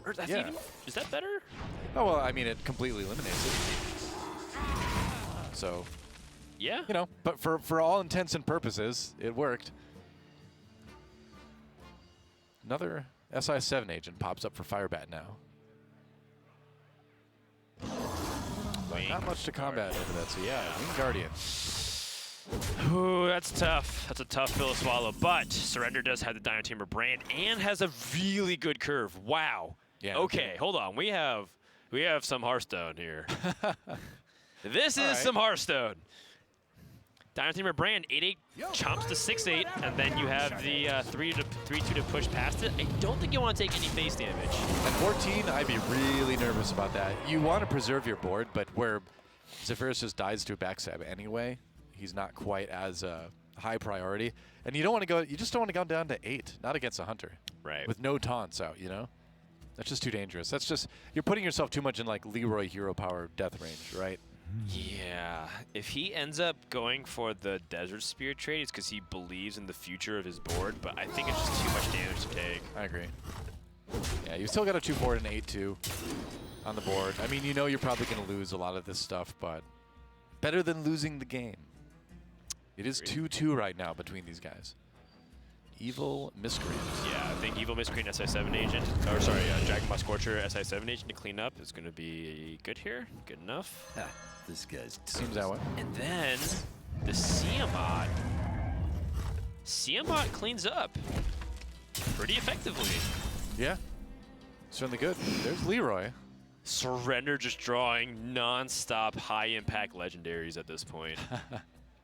It's 3 in a row, but I think you do have to go assignment at this point. So here's a question. Would you go for Siamot and Divine Shield? Sorry, Rush and Divine Shield, or would you go for Rush and Wind Fury? Probably Divine Shield, because I don't think you can kill your opponent if you even land the Wind Fury next turn. Yeah. Whatever keeps it the same. Yeah, I would say Divine Shield and Rush. Yeah, because you want to clear the 3/6 for sure. Definitely Rush and Divine Shield. Most likely Divine Shield. I'd be surprised if you went with Wind Fury, because like upon like we were saying, upon analysis, like he doesn't actually threaten a 2-turn lethally. Right. Still gets to clean up with the Locust like we were talking about. And I love the idea of just putting a 6/6 on the board and saying, all right, now use a card to deal with this. Yeah. I mean, he's got some answers, but you're going to Skyshiv it, certainly. Well, Flick Skyshiv comes down to the board. This is a card that Firebat revealed for the expansion, so only fitting that he gets the ability to use it triumphantly. Although, does he get the last laugh? Such a great card. It's a fantastic card. Well, let's find out what Dragon Queen Alexstrasza brings you. Emrys. Oh my goodness, Leroy becomes a gigantic threat. However, Firebat's so close to lethal. He's got 5 damage on the board, 4 from the Viscerate, 1 from the Dagger, 2 from the Cobalt Lackey. He is 1 damage off lethal, it looks like. Again, 5, What 7, is he going to 11, draw 12. with the, what Lackey is he going to get from the Devoted Maniac? That's the question here. Right, and he has 5 mana tied up to the Cobalt Lackey, Dagger, Viscerate, so he does have room for 1 more. And Goblin Lackey with the +1 attack should be enough. Is it? It should be Great enough. math. 6 plus, 8 and 4, and then 1 more. That's right, so Firebat able to just narrowly get over the hump. Look at the intensity of the board he was facing. If he was not able to deal with that, then he would have just died on the following turn. Wow, that was an insanely close game, but Firebat takes it in the end with a 3-2 victory over Surrender. And those are 2 players, like, I would be shocked if either of those players were eliminated day number 1. We're going to probably see them go pretty deep in the tournament, if past results are any indication, which they should be. Yeah, and it's important to do so because if you get relegated as a Grandmaster, but you're still one of the highest earners from the Masters Tour, your spot is reserved. So, like, you will be, like, relegated, but you get this spot back for doing it. So it's a really good safety net. It's a lot of money, too, on the line. Yeah, of course. And also, you know, the fans love it. So I would say it's in your best interest to still keep competing. Fans want to cheer for a winner. Firebat's a winner. Surrender's a winner. Almost. But not for this series. not this round, but he's still got other rounds to go, right? That's right. That was intense. It was intense. We are playing 5 rounds of Swiss, and I believe that the cutoff for prizing is 4 wins and under. So if you lose 0-5 today, there's no chance for you to improve your prizing whatsoever. You just probably end up dipping out there.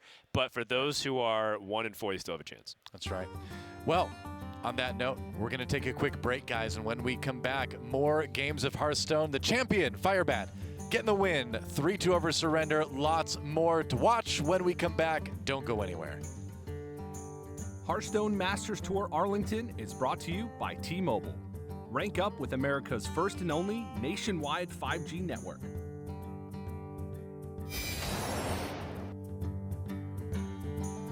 T-Mobile 5G is here, and it's nationwide. While some 5G signals go only blocks, T-Mobile 5G goes miles, beyond the big cities, to the small towns, to the people. Millions of Americans can have access to 5G on T-Mobile. This is just the beginning. T-Mobile, the first and only nationwide 5G network.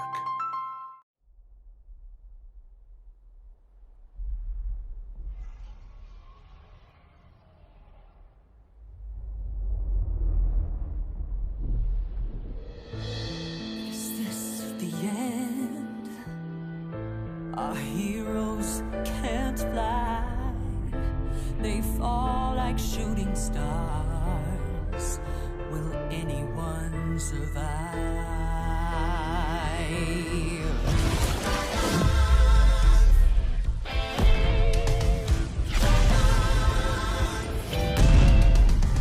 Dragons take flight above the ice and snow. High in the sky where the cold wind blows. Wings beat down as they beat back foes. Flaming hot fire over frozen bones. Good unites against people they oppose. They ride or die as the legends grow. We must go to sense doing our heroes. There are no silence in this combat zone. Beats mid-air, yeah, it's a chiller. Life and death, yeah, it's a killer. They go round and round as the beat down pounds. Aerial thrills, yeah, it's a thriller. The sky's filled with trauma and all of this drama. Pretending and impending, yeah.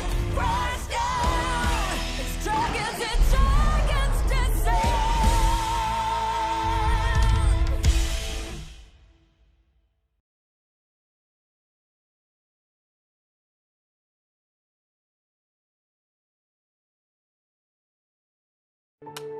You'll hear a lot about how coming out of the military means you're somehow damaged goods.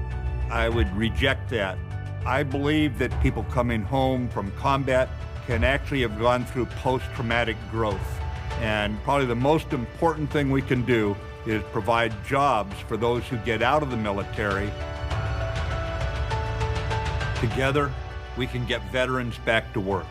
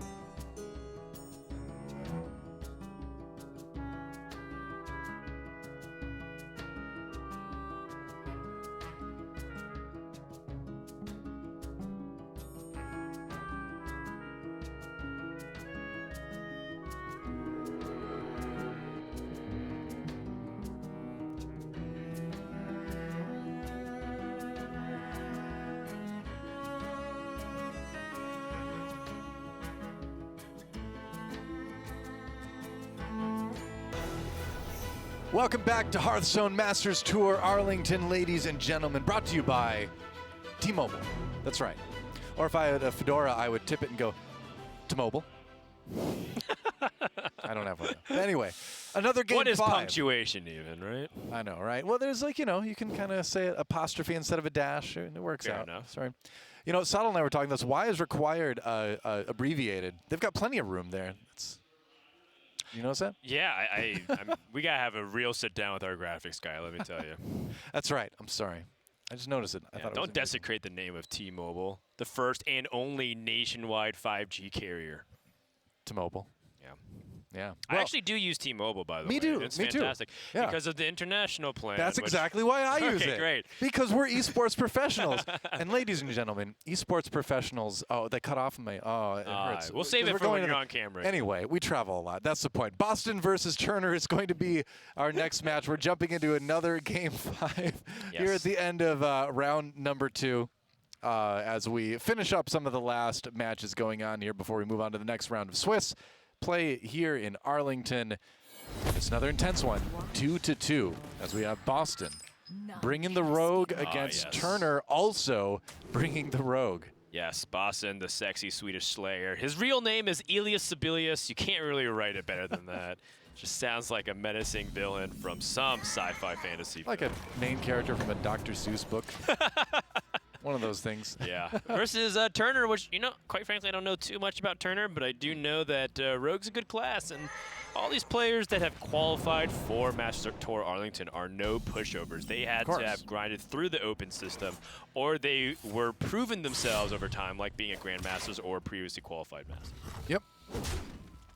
So now we go into the game. Rogue mirrors often decided by early game tempo, and it's difficult to evaluate both these hands because they're so combo dependent, right? You have Miscreant and Edwin Van Cleave. What do you think about the Cartoot Defender in Turner's deck? That's an interesting little tech choice. I feel like I haven't seen a whole lot of it. I think that playing Cartoot Defender is really good if you're playing a Death Rattle Rogue, but for the most part, when you generate it off of Pharaoh Cat, it's not really like something that you're actually looking. Pharaoh Cat. All right. But you're fleshing out your curve, and this is like something that we talked about. Turner has like great tools in his hand, but they're all like combo dependent, and now he's passing on turn 3 with no guarantee of a turn 4 play. And this is something that I feel like a lot of Rogue experts will look at this hand and probably say that Turner's making the right choice. But like at the same time, I have to kind of wonder, are you just like guaranteeing yourself just going to be eternally behind for the rest of the game? Because your opponent's on the coin, most likely you're going to have a play. Well, you run into a lot of these situations too where, you know, Sottle and I were talking about earlier, where you are the one responding to your opponent's plays every turn. And the single turn, the first turn where you can't respond, you suddenly lose momentum in the game to an extent that you're probably going to lose. And right now, Turner seems to kind of already be in that position. Yeah. And, you know, there's a lot of reasons to not play those minions for tempo. If your opponent's playing Seal Fate and they need an undamaged character, you're giving them a target. Otherwise, Boston would not have a target. True. If you play something, you give them a backstab activator. They might backstab Miscreant, and they don't have to use their coin.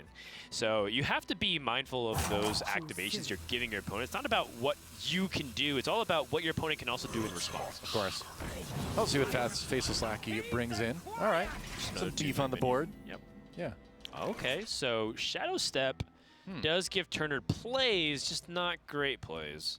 Not really. I mean, he could, you know, Shadow Step Edwin for a, you know, a medium-sized Edwin that it would immediately die. Yeah, it would be a 6/6 Edwin, but nothing super impressive. And then Miscreant can activate one time, also not that impressive. If I'm Turner, am I using Eviscerate here? I don't think so. That feels so bad because you're going to spend another 1 mana to put the Miscreant back out again, you know? Right. So not going to be able to play the lackeys. Yeah, he doesn't even have like anything to help catch him up here. Like the catch-up mechanics are things like Heist Bear and Togwoggle, so then you use like the treasure to get 3 free cards.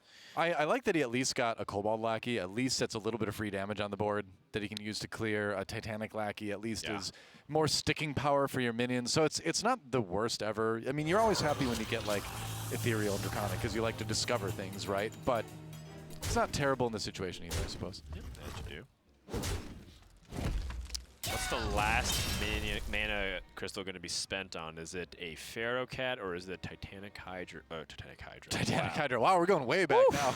That's a really powerful lackey if it's able to do that. I was going to say, yeah. The Pharaoh Cat or Titanic Lackey. Pharaoh Cat here probably sets up the most plays, and this is your last lackey for now. Also, Titanic Lackey has use late game. This is something that I think I see a lot of people do. They favor Titanic Lackey for tempo, but if you're playing a matchup where it's very aggressive on both sides, having Titanic Lackey in the late stage of the game can be really useful to throw off your opponent. You also want to have a Lackey around for Togwaggle too, just in case, but he is going to go ahead and throw it down to make the Miscreant into a 1/5 taunt. Saves the Pharaoh Cat. So if we look at deck lists for Rogue, what is he like really afraid of on 5? 5 seems to be a weak point for a lot of these Rogue decks. They tend to play Shield and Galakrond and nothing else. It is curious. Yeah, throws out the 6/6 Van Cleef to give his opponent more to worry about there. But there are answers from Boston. Yep, Pharaoh Cat.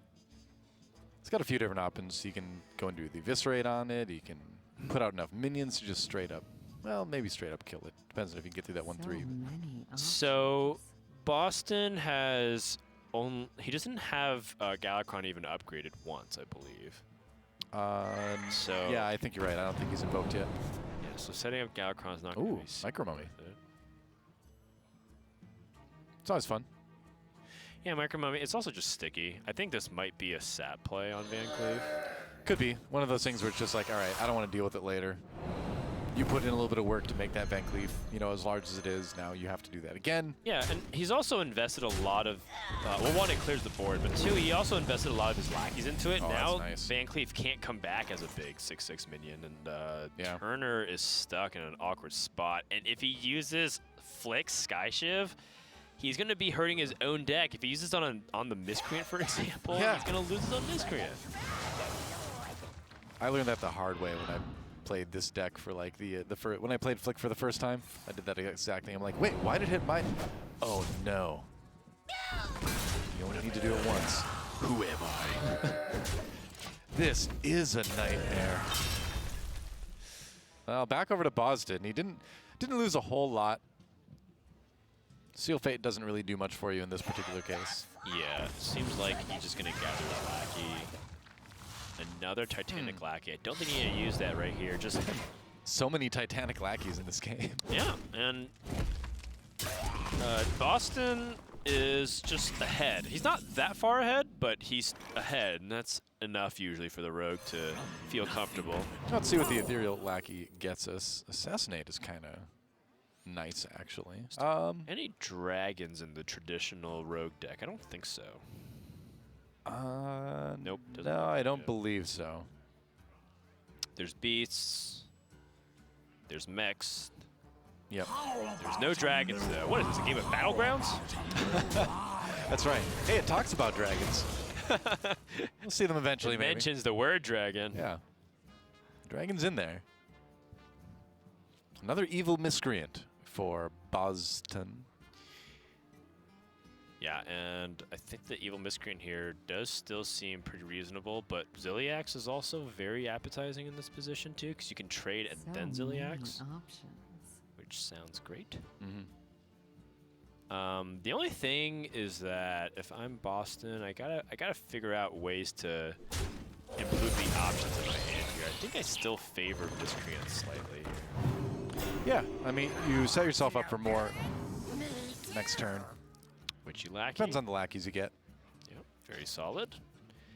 Get you a 3 mana to a 4 mana because it transforms it into 1 cost more. Right. The average cost of 4 mana minions, though, has been dropping. It seems like to me, and this is just my theory, that the odd costs seem better than the even costs right now. But that's just my thing. I'm sure there's math to just prove me wrong. Hot deck players back in the day would probably agree with you. In terms of just like the average of what you expect, right? Like the average 3 mana minion now has improved so much to be like generally 3/4s, and of the thing. And there's been like more, like there's a lot of dragons and stuff at 9. Sevens have received a pretty decent amount of good stuff. Well, I noticed too, you know, in prepping for this over the last month, like it just seems like the numbers on minions themselves are just bigger overall. Oh, sure. I mean, like you're just playing with a lot more bigger minions. Yeah, people talk about Descent of Dragons quite possibly being the most powerful expansion we've ever seen. Yeah. Well, especially if you play a game like Embiggen Druid. Like, I know Embiggen is involved there, but even without there, that's a lot of. It wouldn't have been feasible to run that many big minions in some of the metas we had previously. It's fun. I like playing with big minions. Yeah, it reminds me of Ramp Druid from back. Yeah. Yep. That was popular for a long time. I mean, still kind of exists, you know, in a newer form actually. But Shield of Galakrond finds a Draconic Lackey. This was the most passive play, I feel like, outside of Cartoon Defender. And I'm curious about this. Did Turner upgrade his Galakrond? Because if so, I can understand that, but feels like he's asking, oh, you know what? He probably tried to bait out a little bit of removal. Could be, yeah. Togwaggle. Icebear and Togwaggle most likely going to pick up the Wondrous Wand to pick up 3 free cards. It's so unlikely when you pick anything else with the Wondrous Wand, unless you're feeling like really saucy and you just want a bunch of legendaries to throw out there, you know? Yeah, I mean, sometimes you have no cards to draw, so. I had that too. Yeah, you just like, you get Togwaggle at the bottom. You can either pick Goblet's one of my favorites to pick, because I think it's super trolly. Like, oh, I just have a handful of like all evil miscreants, and that's just funny. Yep. But, yeah, like sometimes Togwaggle calls for that situation. Turner has that Twin Tyrant. That's a new card from the set that deals 4 damage to 2 random targets. But you know, it's not really great when your opponent's board's filled with a bunch of 1/1s and 1/3s. No, it doesn't really hit great stuff. The Cobalt Spellkin might come up with something useful though. Yeah, 1-mana spells are generally okay. Like, you could work that possibly into a Van Cleef turn, but I don't know. He's got Flick as well. Yeah, Flick is funny because it does kill both microbots on the board right now. Yeah.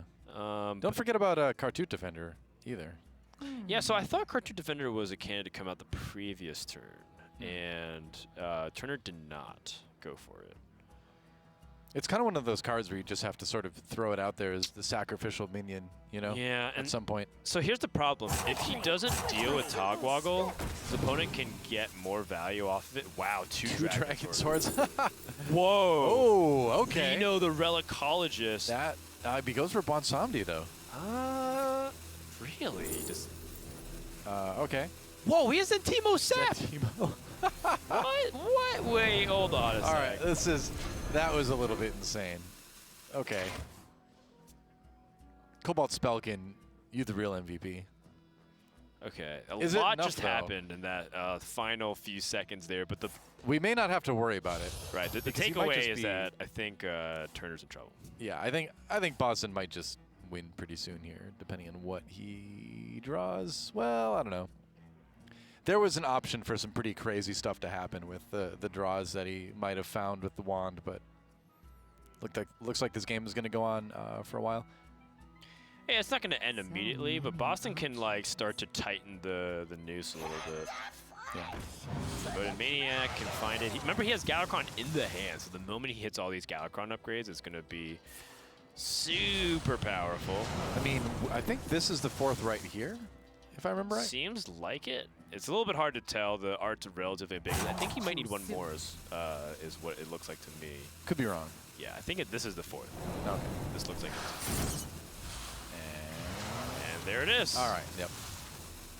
The art is a little bit more subtle with the Rogue versus like the Warlock. The Warlock's just like pretty obvious when it goes like nuclear green. His tiny T-Rex arms become more prominent. Yeah.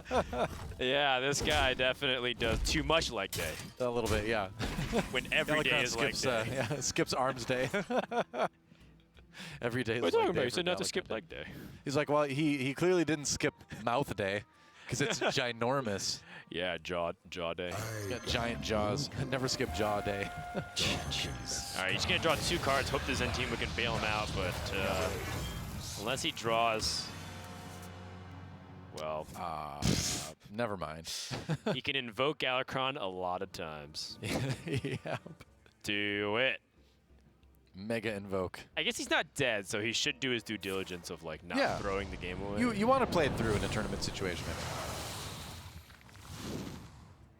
He's pretty close to dead, though. Yeah. Oof. Yeah. So how much damage can we generate here? We have... Got Eviscerate as well. Yeah. Let's see. So 6 with the 2/3 attack, 10 on the board after you trade. Ziliax is +3, so 13, 14, 18 damage. This is lethal. Yep, should be.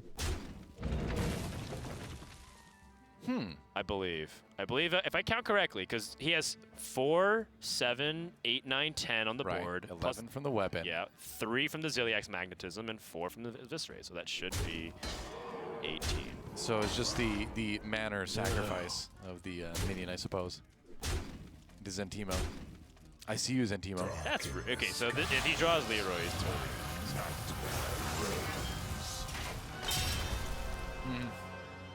All right, well. Ooh, the fancy lethal, the Krunks. He's swagging out of control, Boston. Oh yeah, he also had the 5 damage weapon with the Galaxy. Right. There was many ways he could find a lethal. At least 2 anyway. As Boston takes the win 3-2 over Turner. A tight game, but entertaining last game. The mirrors are always really kind of fascinating to watch. Yeah, they always go back and forth, but I think the key takeaway was Turner not having that early game curve. And you can see how punishing it is, but also that the fact that having those mid-range minions felt really clunky. So if you're deck building with Rogue and you see things like, oh, I'm dying a lot to aggression, but you saw that he had Cartoon Defender and Shield of Galakrond and he was still getting like pressured too much, that's not really the answer. Yep, that's right. So that was that game. Now we are going to take a quick break, and when we come back, round number 3. Don't go anywhere, guys. More Hearthstone coming up in Arlington here at Hearthstone Masters. See you in a few. Hearthstone Masters Tour Arlington is brought to you by T-Mobile. Rank up with America's first and only nationwide 5G network.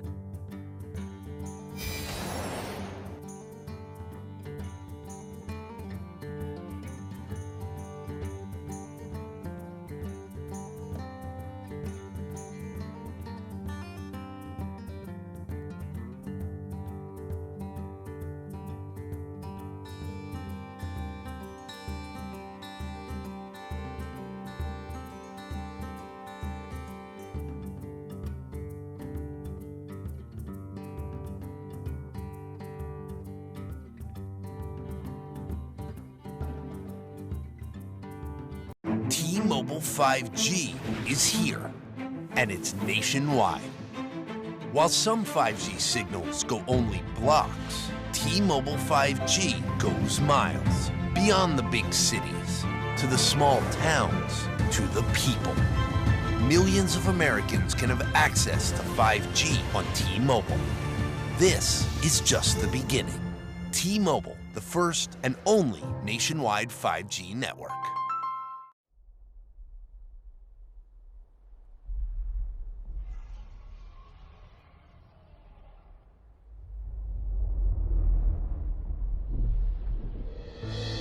Is this the end? Our heroes can't fly. They fall like shooting stars. Will anyone survive?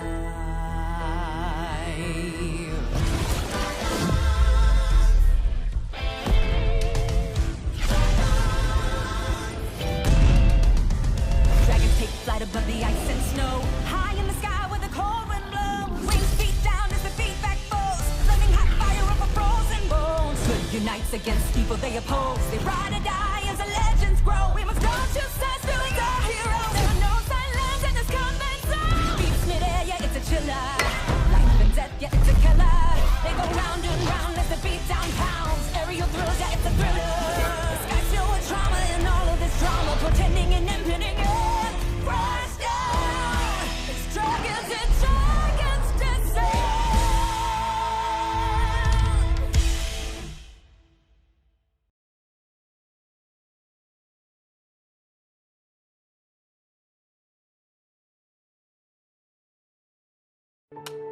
You'll hear a lot about how coming out of the military means you're somehow damaged goods. I would reject that. I believe that people coming home from combat can actually have gone through post-traumatic growth. And probably the most important thing we can do is provide jobs for those who get out of the military. Together, we can get veterans back to work.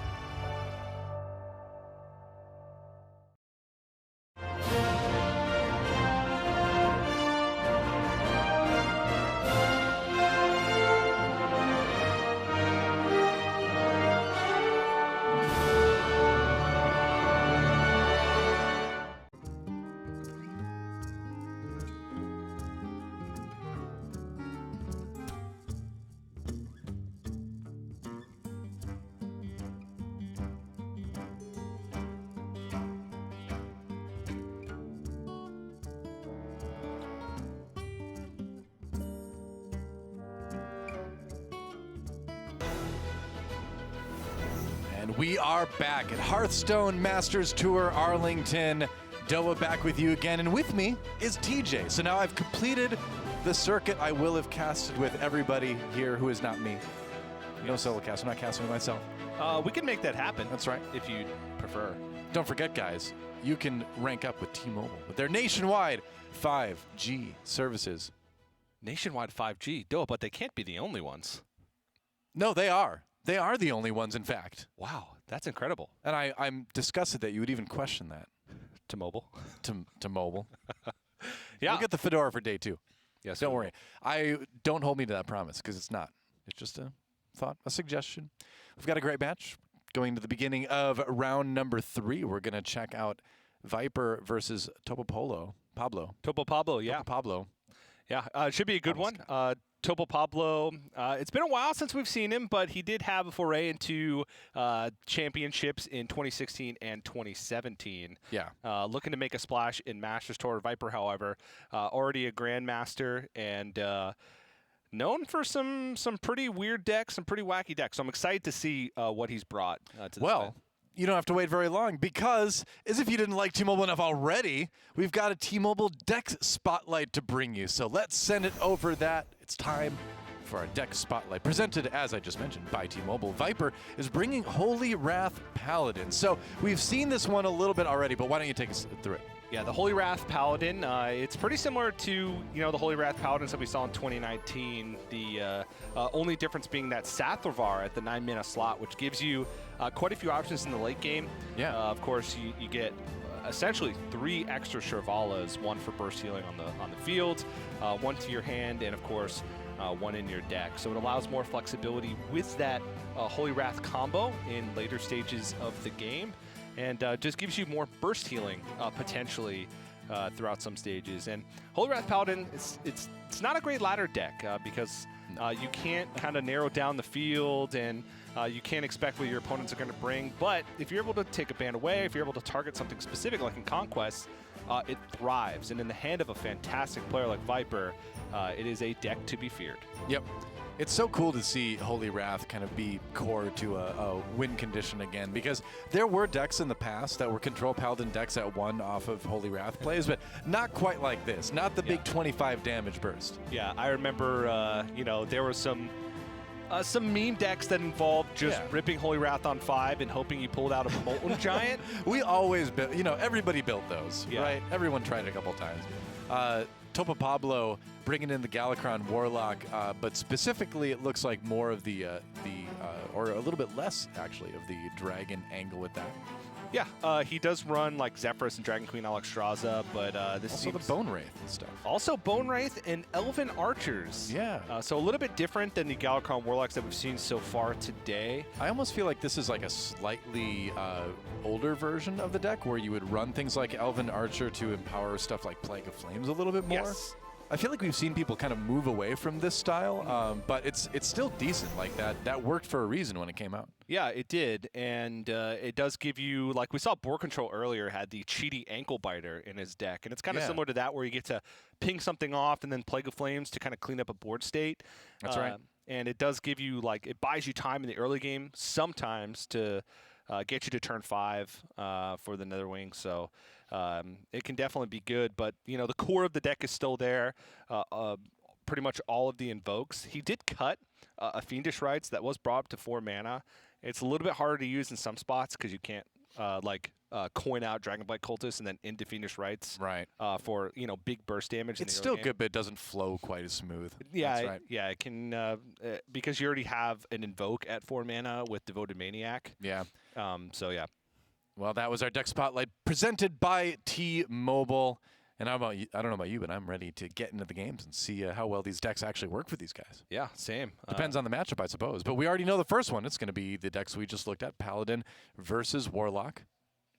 And going into that match, what do you think? Like, the Galakron Warlock of this style can be slow in certain cases, but some people were even calling this Zoo Galakron because it can have the ability to put pressure onto your opponent early on, which Paladin may kind of struggle with depending on the draws. I don't personally agree with characterizing this as a Zoo deck on the Warlock side, but there's no doubt that sometimes it can kind of like throw some extra damage in the early game your opponent's way. I honestly don't even know what sort of archetype to put this in, right? It's not an aggressive deck, but it can be aggressive. Mm-hmm. It's not a control deck, but it can control game states. It's not really a tempo deck, but it can be tempo-y depending on certain cards at certain times in certain situations. It's not really control deck, although it does have a lot of control elements. I think it's just Galakron, and it's just Galakron. It's just simply Galakron. That should be the motto for the expansion should just be Descent of Dragons, simply Galakron. And there's nothing wrong with that. I actually, I really, really love the Galakron mechanic. It seems like a sort of a 2.0 version of the old Cthulhu mechanic from back in the day, where you have different decks that can go for the same overarching strategy, but Galakron allows you to do it in, I think, a more varied way. Yeah, it's all about classes. Playing like weaker cards for their cost, Invoke, Cthulhu, and then having a burst of power, Galakron. Cthulhu. But instead of just doing a bunch of damage and chilling like a boss, like Cthulhu did, Galakron does all sorts of different things. He changes your hero power. You become Galakron himself. Yeah. In real life. That's right. The ultimate role player's dream. Yeah. Play outdoors, otherwise you'll become gigantic and wreck your house. Yeah. So getting into it, you just agreed with me on that. You just went with it. You're like, yeah, sometimes you become Galakron. What, you don't become Galakron? Well, internally. Yeah. Except for the tiny arms. I love Galakron's tiny arms. That's just the greatest thing about Galakron. Yeah. It's this big dragon, tiny little arms. Well, if you invoke him fully, his tiny arms will scratch you in the face for 10 They don't get any bigger, though. No, they don't. They just get sharper. Which makes the weapon that he gets from being fully evoked that much more interesting. It should be called Tiny Claws. Yeah. How does he pack that much power into those tiny claws? That's right. It doesn't hurt you. It just makes you itch. Yes. Which he must kick you. He's got claws in his feet, right? I wonder. You know what, Dill? You just blew my mind. He's got it. So he's got to be kicking you with those claws, right? Yeah. But how close does he have to get? He basically has to be laying on top of you to hit you with those tiny arm claws. But I feel like we're going down a dangerous path here if we just assume that Galakron has feet. So yeah. I mean, he must, but who knows? Yeah. Lore experts of Hearthstone, formerly Heroes of Warcraft, let us know. Let us know. He's not a hero, but he is from Warcraft. Yeah. Maybe he is your hero, but if he is, then you're a bad guy, I guess. But to each of their own. Whatever floats your Galakron, as they say. Well, so Warlock versus Paladin. We saw Acolyte of Pain come out along with the original lackey, the Silverhand recruit, Uther's lackey. No additional effect, but Hearthstone was a different game back then. Yeah, he just hangs out. Yeah. No Crystology. Not too much card draw except for the Prismatic Lens in hand from Viper. I mean, the hardest parts of Holy Wrath Paladin are once you get to the turns where you're trying to balance timeout usage, and once your hand gets to the point where you're having to balance hand size, where you have so much card draw in hand, and you can't figure out what cards to play and how to play them efficiently. It's a really unique skill set, I think, as far as if you look at the meta as a whole right now. It requires a kind of a different sort of mentality than a lot of the other decks. Yeah, where you You're not necessarily carrying. The hardest parts are managing your own game plan and not so much reacting to your opponent's game plan for a while, right? Especially if your opponent is also not doing too much in the early game. You're like, well, how do I draw cards super efficiently while making sure I don't overdraw key pieces of my deck? Yeah. While making sure that I'm dumping cards when necessary that I won't necessarily need later on in the game. I think this. Would you say it bears a little bit of similarity to like Miracle Rogue back in the day? Miracle Rogue, maybe Freeze Mage, I think is probably the better indicator. But at the same time, like Ice Block and Timeout, while people draw comparisons to those two cards all the time. Sure. Timeout's much harder because you have one turn of immunity instead of just immunity until I die. Yep. And that can be difficult to manage sometimes. Like in this instance, Viper could have just played Prismatic Lens, but then he would have, his hand size wouldn't have been made any better, and he would have had to make this play the next turn. But development in this case ends up being better than just pure card draw. Yeah, because now you put yourself in that position to still draw cards later, but you also have a series of minions on the board that your opponent pretty much needs to respond to. Because even though it's a bunch of weak minions, together they become strong. Just like the Planeteers when they summon Captain Planet. Yeah, their powers combined. And in this case, Captain Planet is. Well, I guess he's not Galakron because it's the Paladin doing the summoning. I guess it would be Shirvala. Or it'd be Azeroth herself with the power of the light and all that. Lord Knowledge coming out strong right now. We've, Overwatch. No, Lord Knowledge. Oh, Lord, I thought you said Overwatch. Sometimes I just... You're just looking for it. I just hear Overwatch sometimes. Someone across the room said Overwatch. They're summoning me. I wake up at night, I'm like, oh, Overwatch. Yeah. And we're talking about World of Warcraft. Yeah. Or Hearthstone, the artist formerly known as Heroes of Warcraft. Yeah, the Hearthstone MMO. Yeah, that's right. The game based on Hearthstone. Yep. All right, well, there's a Christology picked up. Better late than never, at least in this case. Sure. A little bit of draw there. Yeah.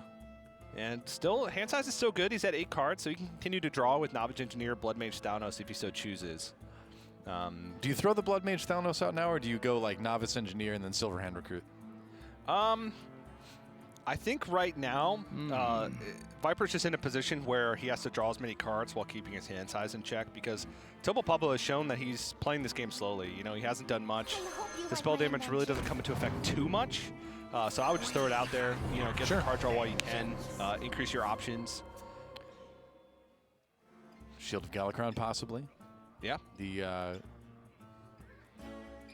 Dark Skies doesn't look super appealing. No. I think you go Shield here. Yeah. Shield of Galakron, get those invokes. He already has Galakron in hand. The hard part about the Warlock deck is just getting damage on early. That's why I liked Viper's play last turn, because he had board presence to fight, if Topo Pablo were to just develop. And that's crucial because just protecting your life total early on gives you so many options later on in the game, and it makes the game difficult for the Warlock because, yes, they have a lot of reload with, the Galakron, with, Dragon Queen Alexstrasza, but what they don't have is a way to kind of finish a game when they can't develop board presence. They can't just kill you from 30 from hand. And Paladin has a lot of removal. Yes, they certainly do. Something Paladin's always had in spades. Deciding how to play this turn out, though.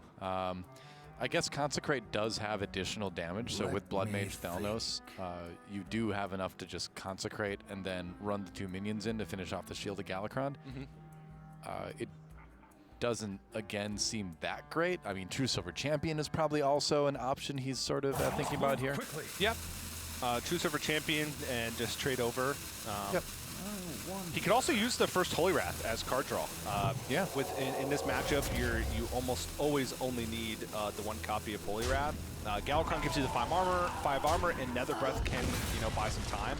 But especially with Zephrys in the deck, your burst damage potential later on in the game is quite high. So Viper taking the time to get an expensive, hard-to-use card out of his hand and draw a card. So I definitely like that play. Yeah. More Draconic Imps hit the field as a second Shield of Galakron comes down from Topo Pablo. Baleful Banker, a key part of the combo late game. Shivala, so I'll be holding on to that one. Zephyrus not active yet. Yeah, so this is where it starts to get complicated. He's on an odd number turn, which means he can't do any of like the big removal abilities. Right. He doesn't have great ways to fill his curve, and his hand is starting to get, you know, bogged down with all the combo pieces. Baleful Banker, Shirvala, Prismatic Lens. Right now he can't even play without overdrawing, and outside of timeout, he doesn't have another card that he can just dump. I would start to get a little bit concerned about something like Fiendish Rites coming out if you leave this board existing for Topo Pablo, where you start to take a little bit too much damage, or then you start having to use the timeouts. Yeah. Because he's got the Flash of Life for a little bit of healing and draw. Still have 5 mana remaining. All right, Acolyte of Pain. It's something, but it would just get one shot. Yeah, or alternatively, it would just, Topo Pablo would force Viper to overdraw. Yeah, that's true too. Which is also could be pretty impactful because Viper doesn't have the second Holy Wrath in hand. Yeah. He has a lot of the other combo pieces, but if he were to overdraw the second Holy Wrath, his chance of winning the game would go down considerably because he just wouldn't have access to that 25 damage anymore. You wouldn't want to burn Satharvar either in that situation. Yeah, one or the other, because without Holy Wrath, you'd have to rely on Satharvar, and without Satharvar, your healing late game would be super weak, and one Holy Wrath probably wouldn't be enough to win you the game. So, very true. The Shield of Galakron swings in for 4, deciding what else he wants to use. 3 mana remaining after drawing a little bit. Yeah, not sure. He was hoping to pick up some playable card, but I guess he just has to dump a Nether Breath here, which... Yeah, I think that's okay. You're not wasting any healing. You're getting them a little bit lower. Yeah. I think that's fine. That's acceptable. You know there's not going to be a ton of like minions to use that on specifically at this point in the game. And you can see just like trying to keep track of everything that's been played. Yeah. This is starting to get rough for Viper just because he's not drawing anything that he can just dump out onto the board.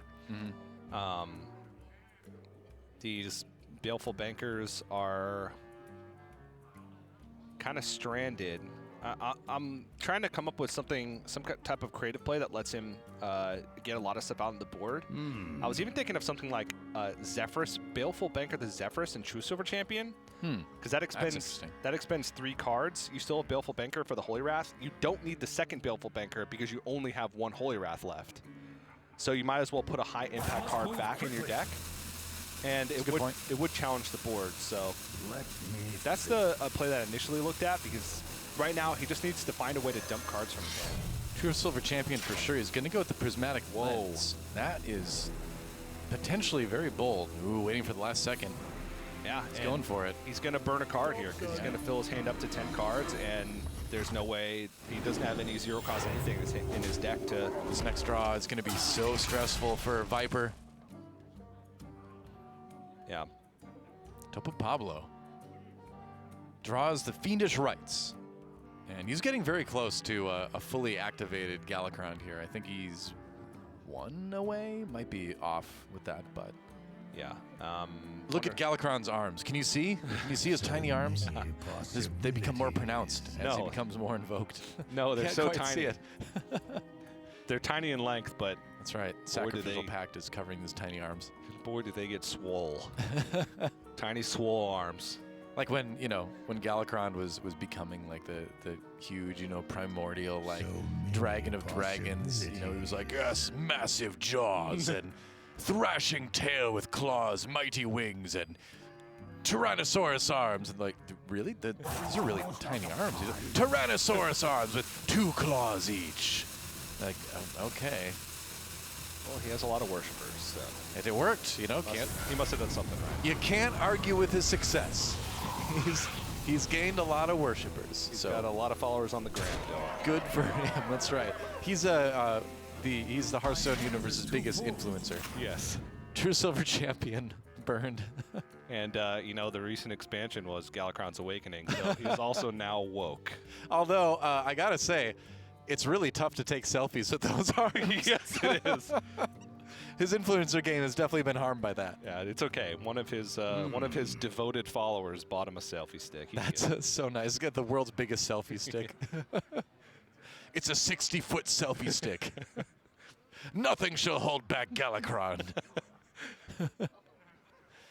It's going to get that great internet angle shot, you know.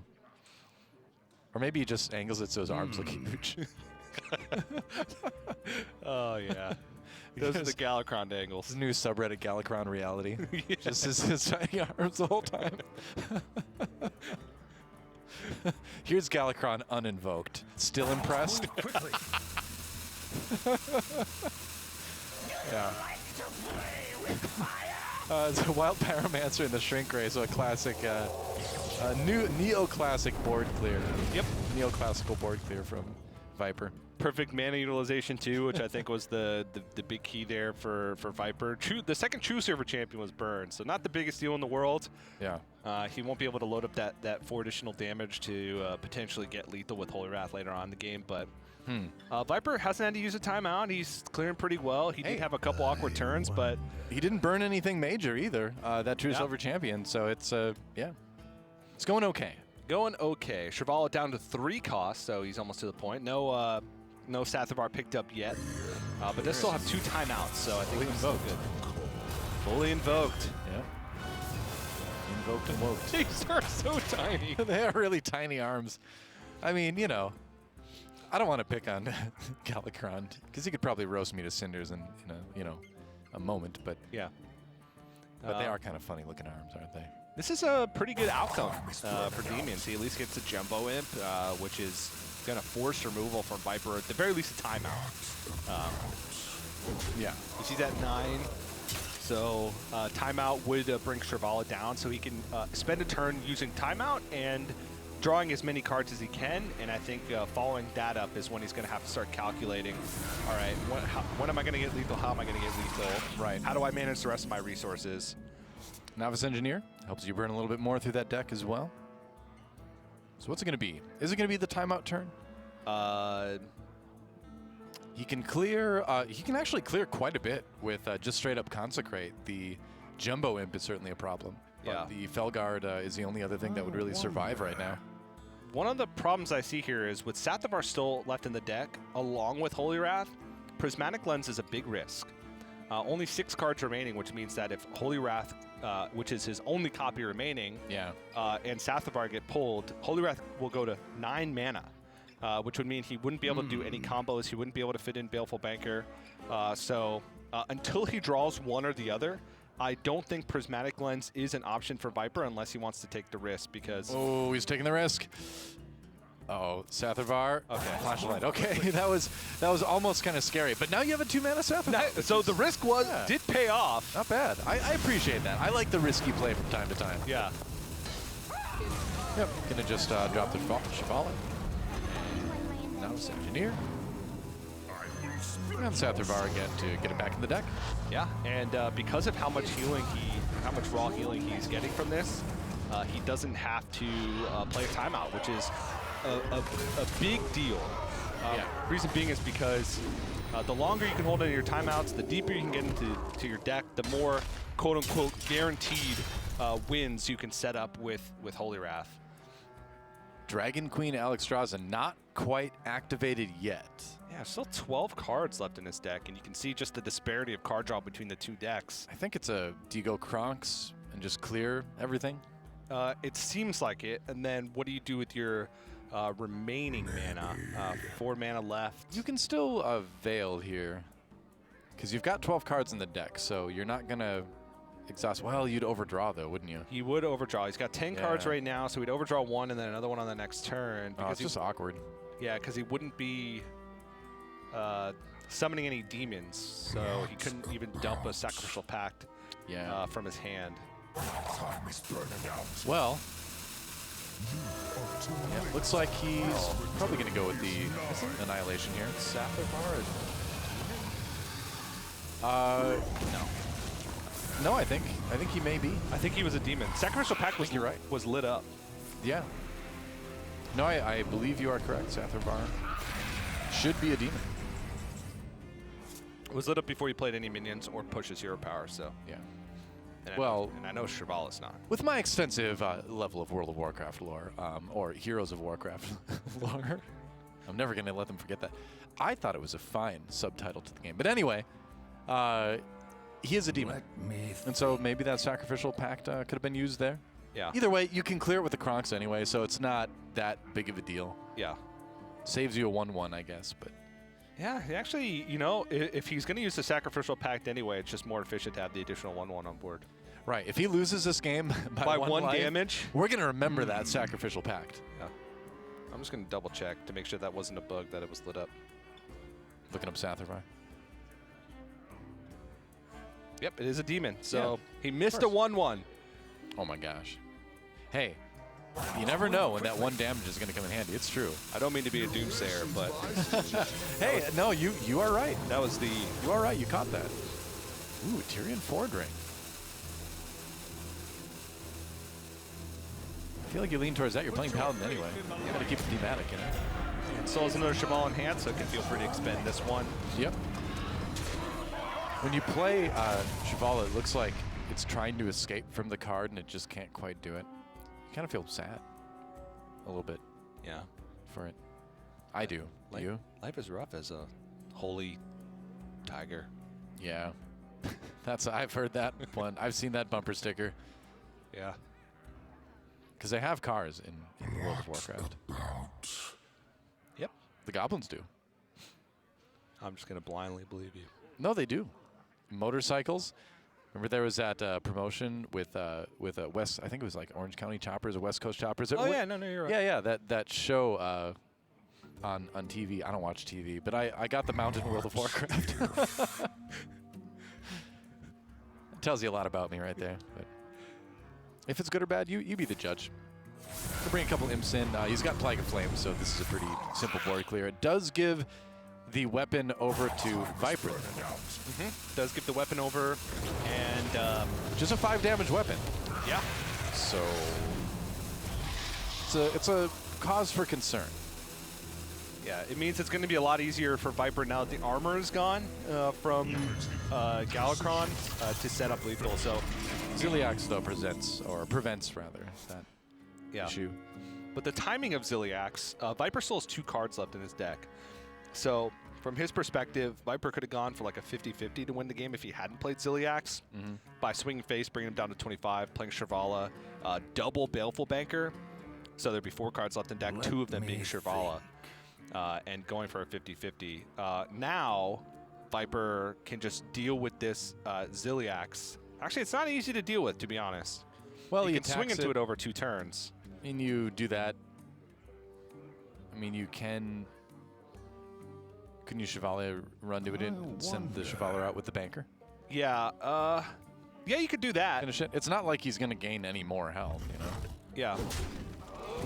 But I think he just wants to set up for lethal the next turn. Because by drawing 1 card, his deck's going to be empty next turn. True. So he can Shirvala, attack Shirvala into Ziliax, swing face, Baleful Banker, Holy Wrath, and he wins the game. So unless Topo Pablo gets... Zephyrus or a taunt, yeah, so a taunt or Zephyrus into weapon destruction now that it's active. True. Because you could get the ooze if you play Zephyrus now. You've got enough mana. Now he's just still do. Yes, he's making sure that Zephyrus is going to be smart enough to offer him the Acidic Swamp Ooze, which he is getting 2 mana remaining, and Viper. The play he made last turn was specifically designed to give him lethal if there was no taunt or weapon removal. And now he has to...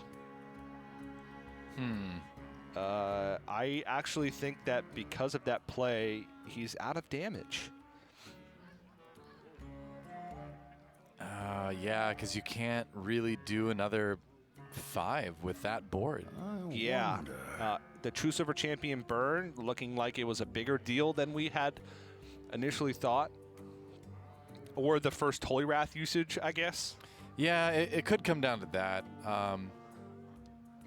But it's, you know, predicting like eventually late in the game as Zephyrus will give you Acidic Swamp Ooze to remove your Tyrion Ford Ring weapon, you know. Yeah. But, you know, you couldn't really count on having a Tyrion Ford Ring weapon at that point either, so... Yeah. You can definitely raise some questions about how things played out, but... So Viper is just saying, I hope you don't have any removal for this Shirvala. That's really what it comes down to. So I can push for 7. He's got a taunt, though. He also has Dark Skies, so. Yeah, Dark Skies plus set up pretty much anything as long as it doesn't damage you. As long as it doesn't deal 5 damage to you, you're good. Well, he can do 8 damage with Dark Skies, right? So that just cleans the board right there. Yep, cleans the board right up, and then he's got a wealth of options to follow this up. I'm thinking both Brains plus the Dragonblight Cultists. Yep, the taunt makes sense. He might think about fitting in the hero power, but I think you might as well just put on as much pressure as possible because Viper's completely out of removal.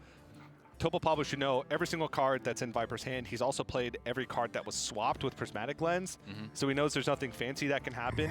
He knows there's a Shirvala left, 2 timeouts, a Baleful Banker, and a Holy Wrath at the very least. So Topo Pablo should feel very comfortable with this situation and just kind of play his cards out and win the game eventually once he gets through 2 timeouts. Yeah, make sure he has enough to handle the Tiger when it comes out as well. Yep. 1 more Banker. But the result seems fairly foregone. He's just going to take the opportunity to do the 25 damage now. Yep. I'm out of cards. So he's going to play the second Shirvala here, but I think that Topo Pablo has it clear without killing himself. Let's take a look because he has to attack this in here. Well, he's got the Netherwing is still going to do it. Yeah. Yeah, Netherwing just on the board. He just has to make sure that he doesn't play 2 Netherwings, but he's got plenty of room here to clean things up. And he plays 2 Netherwings. You're like, all right, well, I don't know why you wanted to lose that game, but I guess you did. But a little bit of pushing into the minions and then the Netherwing should do it. Don't even need to use your weapon. Just crossing his I's and dotting his T's. Yep. Even got some fun stuff like the Elven Archer to seal the deal. And the Crazed Netherwing should do it. The only 2 cards. Yeah, there's a concede. Viper goes down to Topo Pablo in game number 1. Victory for the Warlock. Yeah, so a couple things there from Viper's perspective. The turn where he opted to play the Prismatic Lens and overdraw card, big risk. It ends up not paying off for him because you see how much a True Silver Champion would have done there at the end of the game. Right. Didn't seem like that big of a concern at the time, but the way it all shook out. Yeah.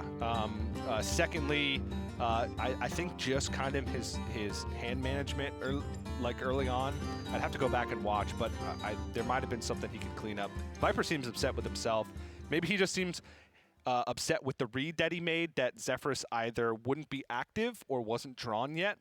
But the turn that he was able to get the Acidic Swamp Ooze from Zephyrus, because Viper did have a very good lethal setup after he knew all of the taunt minions had been played from Topo Pablo. So it was a good setup. It was just Topo Pablo had the answer, and a couple of the outcomes early on in the game made it so that it was tough for Viper to find the damage to win.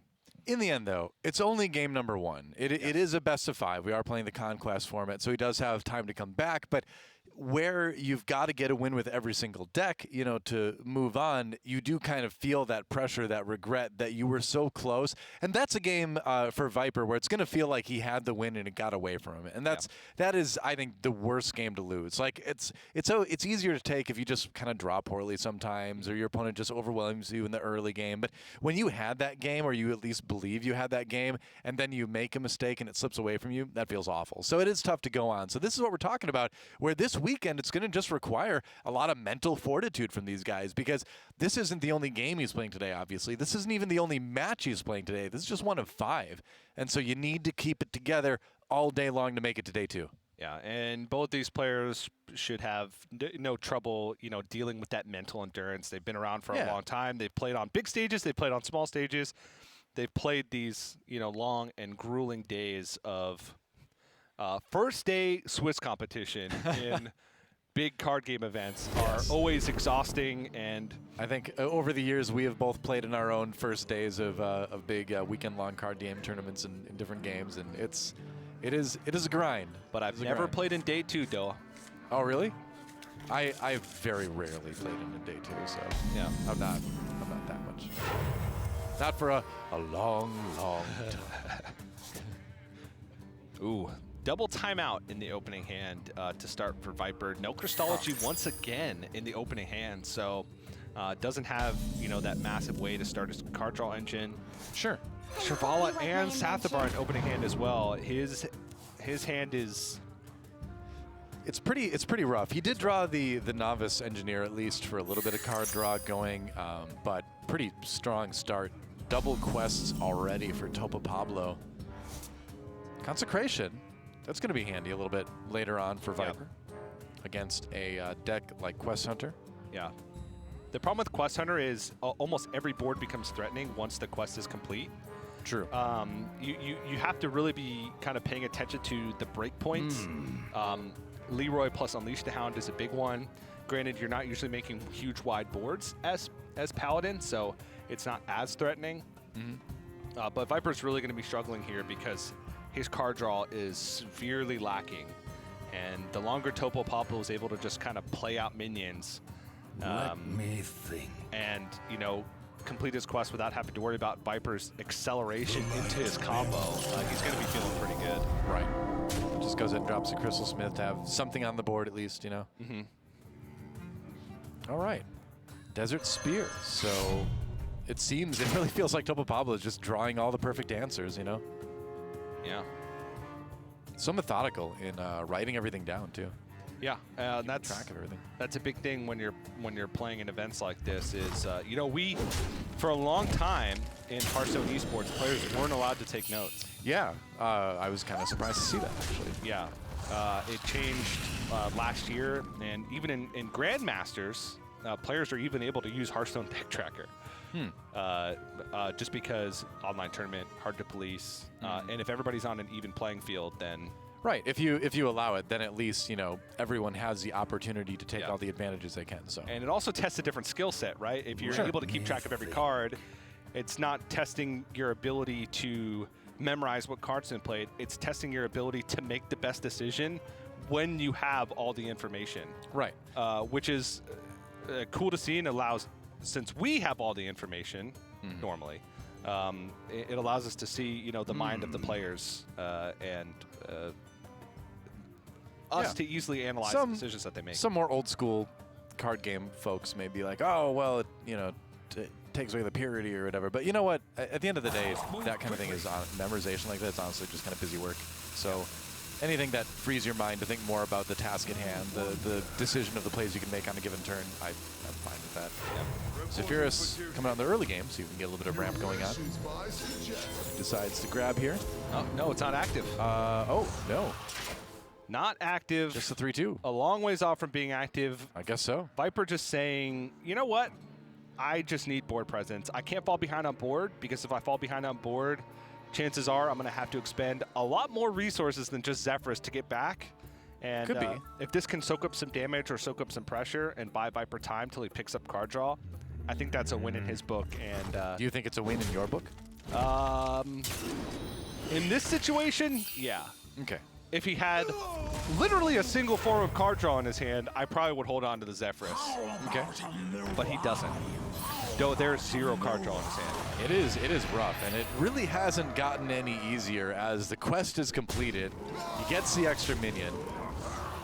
And scary board. I mean, you could remove some of this with Consecrate, but you're still left with a 4-2. Card draw. It is card draw. It's a little bit late.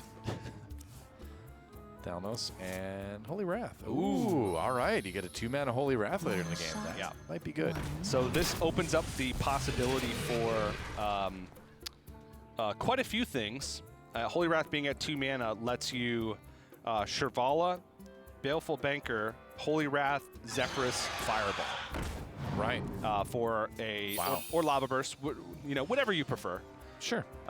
For 30 plus damage. Not that it'll matter, since Topo Pablo's already at 26 and he doesn't have any ways to. Oh, he does have Ziliax, so he might be able to get up to those life totals. There's always Ziliax. Just when you think there's not gonna always be any healing, Ziliax. that's when Ziliax pops up. He scares me, man. I was telling Sottle earlier, he haunts my dreams. He fills my nightmares. Oh, wow. His rushing and his healing, his taunting. It was a mistake telling Sottle, because both in mechanics and verbiage. I can guarantee he doesn't care. No, he doesn't. But sometimes you just need to vent, you know? Sometimes you just need someone to be a soundboard. Yeah. Soddle, he's sure good at pretending that. Yes. You know, you look into his eyes, you're like, this is a man who cares. About cats. About cats and Hearthstone. Yep. And cats in Hearthstone. That's even better. Yes. I'm more of a dog person myself. Same. More of a reptile person, really. I wonder.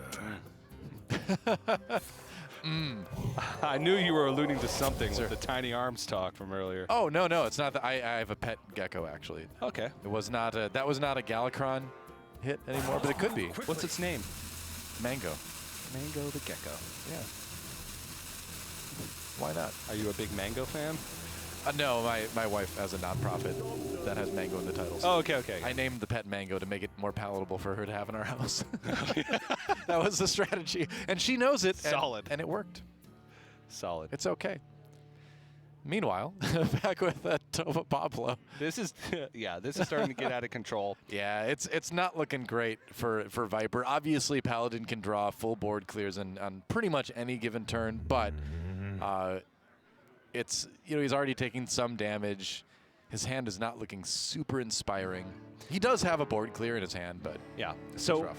the primary concern for Topo Pablo now is once his quest is complete, unless he connects with minions, he has no way to deal the damage he needs in order to kind of activate his combo. So the main lethal combo for Quest Hunter in a lot of games is Leroy, Unleash, plus the quest, which is 14 damage. So that's like the point that you need to get to, especially against Paladins, since a lot of times they just won't play minions unless they're certain that they won't die to that specific combo. And so it's about getting to the point where you can deal 14 damage from hand, and he's still a ways off because Viper does have ways to kind of clear up board states here. He has Wild Pyromancer plus Consecration, Wild Pyromancer plus Shrink Ray. Both of those do leave Ziliax on board. And 8 out of 20, so decent ways to go. But Swarm of Locusts will help. We'll see what he decides to go with. I think the Ziliax really throws a wrench into your plans, because you probably, if Ziliax weren't there, you could argue Wild Pyromancer Consecrate would be the play. The fact that he is there kind of changes things a little bit. Let me think. What do you think about Shrink Ray? Like here, or just as a card in general? Just, you know, both, but mostly here. Okay. Mostly here, just as a way to kind of reduce the incoming damage. It is more mana efficient. It looks like he's not even going to use it with Wild Pyromancer. So this is a play specifically to set up for Wild Pyromancer Consecration next turn. Right. The problem is he takes 6. So at least 6. 8 potentially at minimum. Yes. But I think with being at 26, he's pretty confident. And with Sea Giant being played, now with Shrink Ray used. Yeah, well, I mean, Wild Pyromancer Consecrate doesn't quite do the job anymore now, but yeah. So that was kind of the issue I had with just playing the Shrink Ray by itself with Flash of Light is Topo Pablo plays 2 Sea Giants in his deck. Sometimes in Quest Hunter you won't see it at all, or you see it as a one of, but he does play 2 in his deck, which means that at this point, 17 cards remaining, relatively likely that he has 1 in his hand, and that was the big punish for playing that early. Because if he plays Wild Pyromancer Shrink Ray, he only leaves 1 minion on the board, which is a 1/1 Ziliax. Sea Giant is nearly full cost, which means he can't play it. So then maybe next turn you could Flash of Light, pick up something to pair with Consecration, or Topo Pablo would have had to develop Swarm of Locusts or something similar, which you could just consecrate away. So I don't know if Viper was accounting for Sea Giant and just hoping that he drew something that could deal with it, or planning to use timeout this turn regardless, but that is the second timeout, which is a big resource to expend with 12 cards still remaining in your deck. Yeah. Taking a while to make the decision. It is a tough decision. It is quite tough, and honestly, I'm not sure, because you're taking 8 damage if you Wild Pyromancer Consecration. Right. And it looks like he's just going to double Consecration, which means... Oh, and he can play extra Cheval. This is count Cheval fully, but he can't bounce it back And you can't give up your Shivala that easily, or you just throw away your win condition. Right. Without a way to guarantee that Shivala just doesn't die, you can't do that. You have to take the 8 damage at this point. Yeah. But this does set him up for 10 damage. Yeah. It does set him up for next turn being able to go Shivala, Sathavar, Shivala. A lot of burst healing. Very true. Big board. Does set up things for a little bit later in the game. So as long as Topo Pablo can't come up with lethal from hand this turn, Viper has a chance to come back. And you can see Viper looking a little bit more positive right now, where he's kind of thinking the same thing. He's like, it's unlikely, even with the Sea Giant out there, that he's going to be able to burst me this much at this turn. Yeah. I don't even think there would be a way. Probably not. Bone Wraith comes down. Leroy Unleash, Leroy Hero Power the same, 14 regardless, so he must have thought about that. No Hero Power as well. True Silver Champion is a draw for Viper. So do we see the big Shivala play? I honestly think outside of timeout, he doesn't have a huge, a big option here for what he can possibly do. This gives him 5 mana Blood Mage Thalnos. Oh, nice. So appealing. So much mana for such a little guy with spell power and a darkness. But like you mentioned, this is definitely going to be the better way to go. Gives you that more board presence. Make sure that you have the Shivala in the deck for the Holy Wrath later on. Yeah, and how about 3 on the board as well? It's pretty insane. That seems good to me. Yeah, so much healing. Yeah, and Topo Pablo does have the answer with the Varanus. Varanus plus... Trying to figure out a way that he can not have to use Unleash, and I think that's wise. Unleash is really his only damage from hand that can go face. Yeah. So if you can remove a board without using Unleash the Hounds, it's usually wiser to do so because of Unleash the Hounds' additional value once the quest is complete. Yeah, of course. Just a flash of light. I hope you like my invention. Could use a card draw, doesn't really need the healing anymore. Prismatic Lens. Interesting. So there is still Holy Wraths and Shivala left in the deck, which means that he could run into an awkward situation, but he has not used the first Holy Wrath, so he would have a second one in order to make that happen. But he's trying to think about all the possibilities here. If there's any way that Prismatic Lens can backfire hard enough to where it would discourage him from playing it. It's such a dangerous card. Especially with Sathavar added. Yeah. If you really, I mean, if you nowadays you really have to think it through before you throw that out there. Yeah. Or you could just say, you know, sometimes Hearthstone's going to be Hearthstone, but I'm going to jam it whenever I can, no matter what, anyway. That works most of the time. Yeah, that's how I. Not all the time. I never think about consequences when it comes to playing Hearthstone. Me neither, man. I only think about how can I make that number 30 above my opponent's head go lower every single turn. Mech Paladin. See, he's playing the wrong Paladin. That's how. Yep.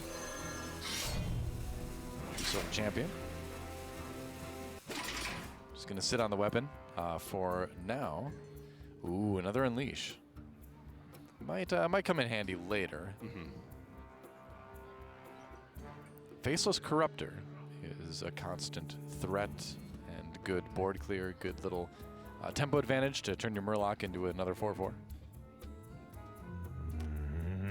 I'm trying to think, you know, how Topo Pablo wants to navigate this. I was curious if he was going to make this play, how fast he wanted to complete his quest, right? Because he could have made a play there that held on to his steady shot hero power one more turn. True. By like just playing Faceless Corruptor, and that would allow him to like weave in 2 more damage. But if he thinks that this board is going to stick, oh no, it's actually better to do this because he has enough mana to complete the quest and his hero power. So this actually pushes 2 additional damage outside of holding onto his hero power for another turn. Right. The Roar bringing the 2/2 attack buff to his minions. Acolyte of Pain is the draw. There's a 3 mana Holy Wrath there. So what do? You don't have that other Consecrate. No. You've got the Pyromancer, which with Flash of Light, Pyromancer can clear nearly all of it. He could go for a Holy Wrath onto the Varanus right now and evaluate. If it hits for less than the amount that it would need for Wild Pyro and Flash of Light to kill, then he could always go for timeout in that case. Yeah, and he can still do it too, no matter what he draws with the Flash of Light. Draws a Baleful Banker and the Wild Pyromancer again. Move quickly. Oh, okay. Yeah, timeout just for the second spell, and then yeah, make yourself immune. That's a nice one. Yeah. Now Viper is comfortably out of the what would be 17 damage range with 1 minion on board. From Leroy plus Unleash the Hounds plus the hero power. So feeling comfortable now, and Topo Pablo starting to get to that awkward point once the quest is complete for Quest Hunter. My opponent's at a high life total. I have access to 2 charge minions, and the maximum damage I could possibly deal from hand is 14. Yeah. How do I win? That's the tough part here. He has to stick a minion, which is also tough because Unleash the Hounds plus Faceless Corruptor is really the only play that he can make to get development on board while still holding on to the combo. Where you've got an extra Unleash, I don't think that's the worst play ever. Yeah. You know, you can buff them too with your hero power, so they've got that going for them. 2 6/4s with Rush? Wow. It's strong, you know? Just maybe not super strong right now. He's actually just going to wait. Yeah. There's the Shirvala. So the combo is near to being online. I might even just go... No. Okay, so let's count the damage here for Topo Pablo. With 2 minions on board, that'd be 20. Plus 1 damage to his Holy Wrath. Spell power. No, from the perspective of Topo Pablo. Oh, sure. He'd Leroy Unleash, which would summon 4 hounds. That'd be 10 plus 8. Oh, no. It'd be 18. Math, guys. Math. No, 11 plus... Plus the roar. No, yeah, it'd be 10 plus 10. Sorry. I'm crazy. Dude. So it'd be 20. I was right the first time. I don't know why I questioned myself. So it would have been 20. If he had played a 3rd minion, it would have been 23. So getting into dangerous territory there. I don't even want to attempt that math. Viper thinking about that, though. Stress mounting. Yeah. Because that is the quintessential combo for the Quest Hunter. And especially if your opponent just hero powers, passes, and does nothing, you kind of have a good idea of what their hand looks like. Right. So what do you think about just snip snap and just filling the board with things that create more tokens to then buff later? Yeah. And then the question is, like, do you spread out the tokens to get more value from the hero power, or do you make taller minions so that way, like, the second Wild Pyromancer plus spells can't answer it as well? I like to kind of do one of each, where you get a 2/3 and then a 4/6. Yeah. Just because then you still get the same amount of tokens, but you make it a little bit weird for people to deal with spell-wise. He's actually just going to let the turn expire.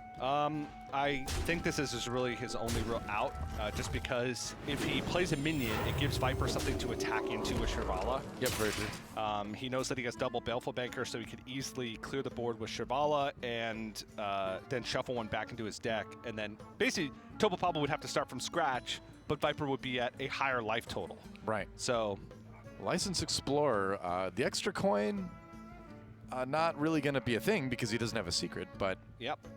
Even if he did, it wouldn't help too much. I'm trying to figure out if there's a way that Topo Pablo can win, and I'm just not seeing it. Well, you did the math to where it would be 12 plus 6, 18. One thing you have to learn about casting with me is never trust my math. Do it again. Show your work. So currently he has 17. No. You're doing it. You're doing the math again. So right, Leroy plus 4 hounds, that's 10 plus 8. Right, because Leroy, think everything with the buff, Leroy would become 8. 4 Hounds with the buff would be 12 damage total, so that's 20 damage. Okay. Right? Out of cards. Yeah, it'd be 20. It'd be plus 10 because there's 4 Hounds, and it'd be 2 times. Each Hound would have 3 attack each It'd after be the 20. buff. 3 times 4 is 12. Thank you, Noah. Leroy is 6 damage normally, plus 2 with the buff is 8. So that's 20 damage. Yes. Yep. All right. We got there. We did it. We did it. I was an art major, ladies and gentlemen. And that's my excuse. I don't care if you believe it or not. If you think that's a valid excuse, it is my excuse. I'm sticking to it. I was a math major. Well, there's no excuse there. There's no saving you, man. I wasn't. Oh, okay. I believed you. I don't know what you majored in. Did you major in anything? Broadcast journalism. Oh, well, there you go. That's applicable. Not for math. No, not for math, but for esports. Yeah. Microsoft Word has a word counter for you, so. Nice. You don't have to, are you saying that people who don't have a word counter go in and manually add all the words in their article? It's like, yes. Oh man, I'm at 1,998 words. It was supposed to be 2,000. Better recount. Swarm of Locusts could at least fill the board. So easy to clear, though. Yeah. Well, he knows that there's a Wild Pyromancer left, and that Right. it's guaranteed to be in the hand. Yep. And he actually is just dead because he knows that Viper has the combo available. The only thing he can hope for is that one or more of the combo pieces was swapped with the. We're going deeper here. With the Shirvala, but like nth level anticipation. Yeah. So you're gonna play it out just in case you missed something. Yeah. But we can see that Viper has a nice and easy win lined up for him this turn with the combo. Oh yeah, for sure. And you know, perhaps 25 damage is a bit excessive right now. But it does the job, and it does tie up the series. Viper, no doubt, relieved to get a win with the Paladin, putting us at 1-1 on the series. Yeah. Both these players also currently 2-0 on the day. Yeah. If they just win one more, it means that they're guaranteed to move into day 2 of competition. Right. One of these players is guaranteed to move on to tomorrow. Yeah. And we're starting to get to that point where you know, the field is going to start to separate itself. Once you get to that 4-0-5-0 mark, you're starting to see, you know, which lineups are having the most success. Yeah. That's the coolest thing to look at the end of day 1 is who made the best read, especially with, you know, Wing 1 being released last week, Wing 2 of Galakrond's Awakening being released this week. You know, it's not that many cards to the point where it's shaking up the entire meta. But decks like Big and Druid, which really only became super powerful because of Wind Guardian, maybe we'll see that with other cards. Too hard to tell right now. We haven't seen it affect much on broadcast, but maybe there's a player out there right now who just finished up round 3 who's like, you know what? I built a deck around Arcane Amplifier, and I am 3-0. Hey, you know, that's the fun thing about giant player pools like this, is that it does really kind of leave you the room to be really aggressive and sort of like crazy with your decision making. There's a lot of tech options in a lot of the decks right now as well. If you look at, I mean, if we use Big and Druid as an example, there is a couple slots in there that we've seen a bunch of cards rotate through. Like Scale Rider is really popular right now, but before that, I'm blanking on the name. The 4/4 that gains another 4/4 when he rushes. Dragon Maw Poacher. Dragon Maw Poacher, that's right. Yep. So he was really popular, but as we saw less dragons, it changed to Scale Rider. But lots of little teching options people can make in anticipation of what we'll see today. So our current series tied 1-1 between Viper and Topa Pablo. We're going to take a quick break, guys, and when we come back, game number 3 between these two giants of Hearthstone here at the Masters Tour Arlington. Hearthstone Masters Tour Arlington is brought to you by T-Mobile. Rank up with America's first and only nationwide 5G network.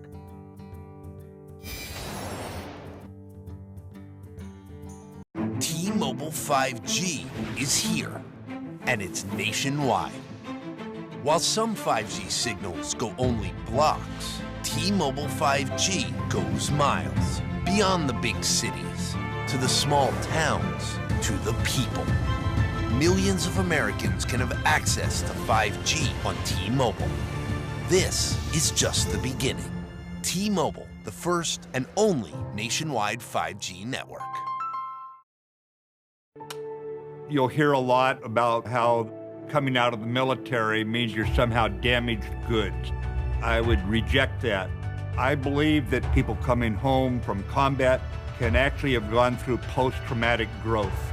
And probably the most important thing we can do is provide jobs for those who get out of the military.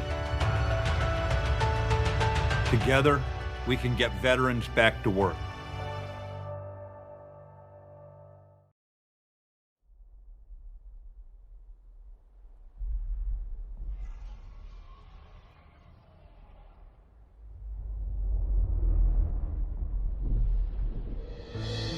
Is this the end? Our heroes can't fly. They fall like shooting stars. Will anyone survive?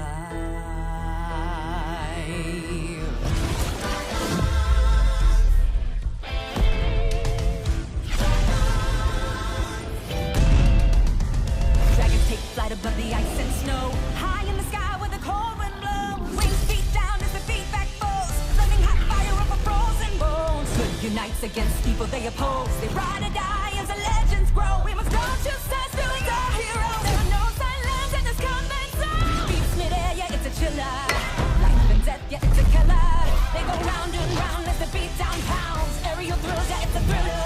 The sky's filled with trauma and all of this drama. Pretending and impending end. Crash down. It's dragons descend.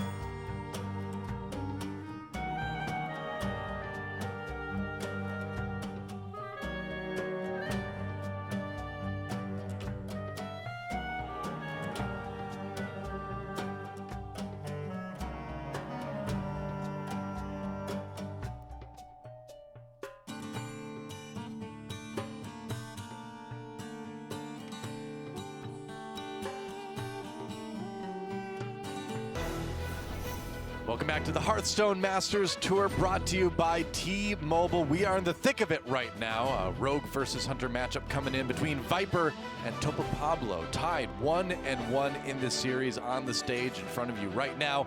Doa and TJ with you to call the action, to joke about Galakron's arms, and do everything else that's expected of a Hearthstone caster. No, the first two were pretty much it. Yeah, I guess that's about it. Yeah. Galakron's arms and talk about the action. Yep. In the percentages, which way those fall, the pendulum, it's a pendulum. It swings, I'm pretty one-dimensional. Well, we saw the Paladin get a win. Yes. So that's a big relief, of course, for Viper. That can be a tricky one. He has elected to go with Rogue as we go into game number 3. All right, Doa. Yes? It's time for some spicy meatballs. Oh, really? Okay. Viper is playing a Malagos Galakron Rogue. Wow. All right. So we're just kind of slamming two archetypes together here. Yes. He is playing Umbral Stalker, which is a 4-mana 3/3 that if you've invoked twice, add 3 coins to your hand. This allows you to go for plays like Malagos, Sinister Strike, coin, eviscerate coin, Sinister Strike, which is a lot of damage. It is 16 plus 9, 25 damage. Great math. He seems to like decks that do 25 damage combos. Yeah, in fact, I think that's the theme of his lineup. He's also playing a I love how happy you are about talking about it. It's like, just wait till the next one. A Shutterwalk Shaman. Oh, no. A Galakrond. It's a Galakrond Shaman, which... Yeah. If you somehow get 3 8/8s on board and buff one of them... By one? By one attack. That's 25 damage. That's 25 damage. And if you do that all in one turn... Wow. His deck is... yeah, it's themed around dealing 25 damage in a single turn. So this could be called the big 7-5. Yeah. So, yes, that is Viper's list. Wow. Very cool. That's fun. Early on in the game, it operates almost exactly like you would expect a Galakrond Rogue to operate. Sure. It does have, you know, all the invoke cards, Feral Cat. The only downside to it is that your early game is a little bit weaker because you're more likely to have dead cards in your hand. And that's why you have things like Bone Wraith as well that you hope to get from Feral Cat. Yes. Feral Cat's there to give you that little early to mid-game sort of filler. Yes. And like preparation he has, sometimes you can like prep Seal Fade or prep Fan of Knives. Sure. But basically it sacrifices some of the early to mid-game prowess in order to make sure that you have a more linear win condition in Malagos, which is very Viper-esque. He does seem to like going for the big combos. Yes. All right, so just an attack and a remake on the dagger. Turn 4, Bone Wraith seems like a solid play. He's got a decent curve going, actually. Bone Wraith on the other side coming in. And Topo Pablo couldn't quite pull off the win with the Hunter despite completing the quest last game. We'll see what he can do this time. The removal isn't quite as prevalent, not as quite as board sweeping in Rogue as it is in Paladin. Yeah. So you've got a chance for a couple tokens to get through that you can buff later. He does have Fan of Knives, which is not an inclusion in most of the normal Galakrond Rogue lists we've seen, which actually does have give you a good amount of help against Quest Hunter, because we saw it in the first match of the day with Board Control taking on Wozni. He just died when Wozni played a Swarm of Locusts because he couldn't kill 7/1/1s, and then he just buffed them and died. Yep. But if you have Phantom Knives, you can kill 7/1/1s. That may be something that Topo Pablo's not expecting. Although we can take a look at the list, I suppose. But. Maybe he's expecting it, but he's not happy about it. Sure. It could impact his gameplay. He may feel less comfortable playing a Swarm of Locust on an empty board if he's not training them into anything, because he knows that it could be swung by just a Fan of Knives in hand. Right. Then you're doing things like keeping track of how much is drawn, how many cards are left, what's been used, the likelihood of that Fan of Knives being in the hand. Yeah. And this is what I was talking about. Double preparation drawn with no spells to discount. He will get a Lackey from Shield of Galakrond, which is pretty crucial since he's got Togwaggle in his hand too. Yes. So next turn he can go Goblin Lackey, Togwaggle, and then the next turn he can go Prep Treasure. So that's good, but that's a 3-turn setup, and that's assuming Topo Pablo does nothing. Yeah. And hunters aren't known for their doing nothing on their turns, so seems unlikely. Deciding now, just kind of taking some time to think. And that's one of the things is that even if you've done everything you think you're going to need to do in a turn during a tournament like this, there's nothing wrong with taking the rest of your turn and just letting it run out to sort of think through what might be happening in the future turns. So, or sometimes you're like, all right, there's nothing else to do. No, they're actually just thinking it through, which is fine. Yeah, there was an option to coin out the Goblin Lackey and get a really good trade over the Bone Wraith. You could eliminate it, yeah. But then you have no Lackey in hand for Icebear and Togwaggle. Your plays beyond that are pretty rough because Flick, you pretty much want to save for when a Swarm of Locusts turn comes out if you don't have the Fan of Knives available to you. Right. I mean, really, Togwaggle is your key to having like a stable 6/7/8 mana. Yeah, and sometimes you just hit Malagos from the treasure. And it's 0 mana, and you don't have to worry about Umbral Stalker or coin shenanigans. You just have to kill him. Yep. So Topo Pablo trying to decide the best way to remove this. Just use his health total with the Desert Spear. I like it. Yeah. Licensed Adventurer was active for the moment, but he's not going to play it this time. Yeah, just going to weave in Hero Power, which I kind of like it. Puts the pressure on Viper. Might make him feel a little bit more uncomfortable. I'm trying to see, this is 6, 7, 8, 9, 10, 11 damage available on board. The thing is it makes the Togwaggle play a little bit riskier now because you can do that, but you're looking at death if you do, potentially. Yeah, let's say he plays Lackey plus Heisper and Togwaggle here, and Topo Pablo had Leroy plus Unleash the Hounds. It'd be 6, 7, 8, 9, 10. Oh no, he wouldn't be able to play Unleash the Hounds because he wouldn't have the mana. Yeah. So I don't think there's a way that he actually dies here, because there's no way for Topo Pablo to complete the quest and play it. So this is about the only turn he would be able to play the Lackey plus Heisper and Togwaggle. I guess you're just a little bit worried about something like Animal Companion Kill Command. Yeah. Which I guess, no, you still need the hero power with that scenario, don't you? Maybe a little bit short. Yeah, and I don't think Topo Pablo plays Kill Command. No. Yeah. So trying to account for everything, but he's actually going to go for the flick on the Bone Wraith and then prep out the Eviscerate. He's just worried about how much damage he's taking. Yeah. I mean, I can understand it. But then it goes back to what you were mentioning earlier, you know, when do you do the Togwaggle turn, right? Because now Topo Pablo, in theory, just responds with more minions on the board. You feel compelled to remove them. You can't quite get rid of all of them. And you kind of start playing from behind, which is that situation that we talk about all the time in Hearthstone, where you are the one having to respond every turn to your opponent. Yes. Which is pretty much going to result in a loss unless you can finally get that swing turn. One of the sayings that I like to go to all the time is play to win, don't play not to lose. Yeah, exactly. And I'm not saying that that's what Viper did in that situation, because obviously he calculated his play quite a bit, but players can often find themselves in a trap where all they're trying to do is stay alive, and they're not thinking about what their win condition is. Sure. And ultimately that is a detriment, because you need to always be thinking about what my win condition is and when you can take the risk of maybe I can win next turn, but be at risk of dying. And that's a higher win percentage than if I just try and remove everything my opponent's trying to do. Right. At some point, you do kind of need to accept that you may die in the next turn, but if you don't, you win, you know? Yeah. So he's going to go for the Togwaggle turn now. And he can prep out the treasure as well. Yep.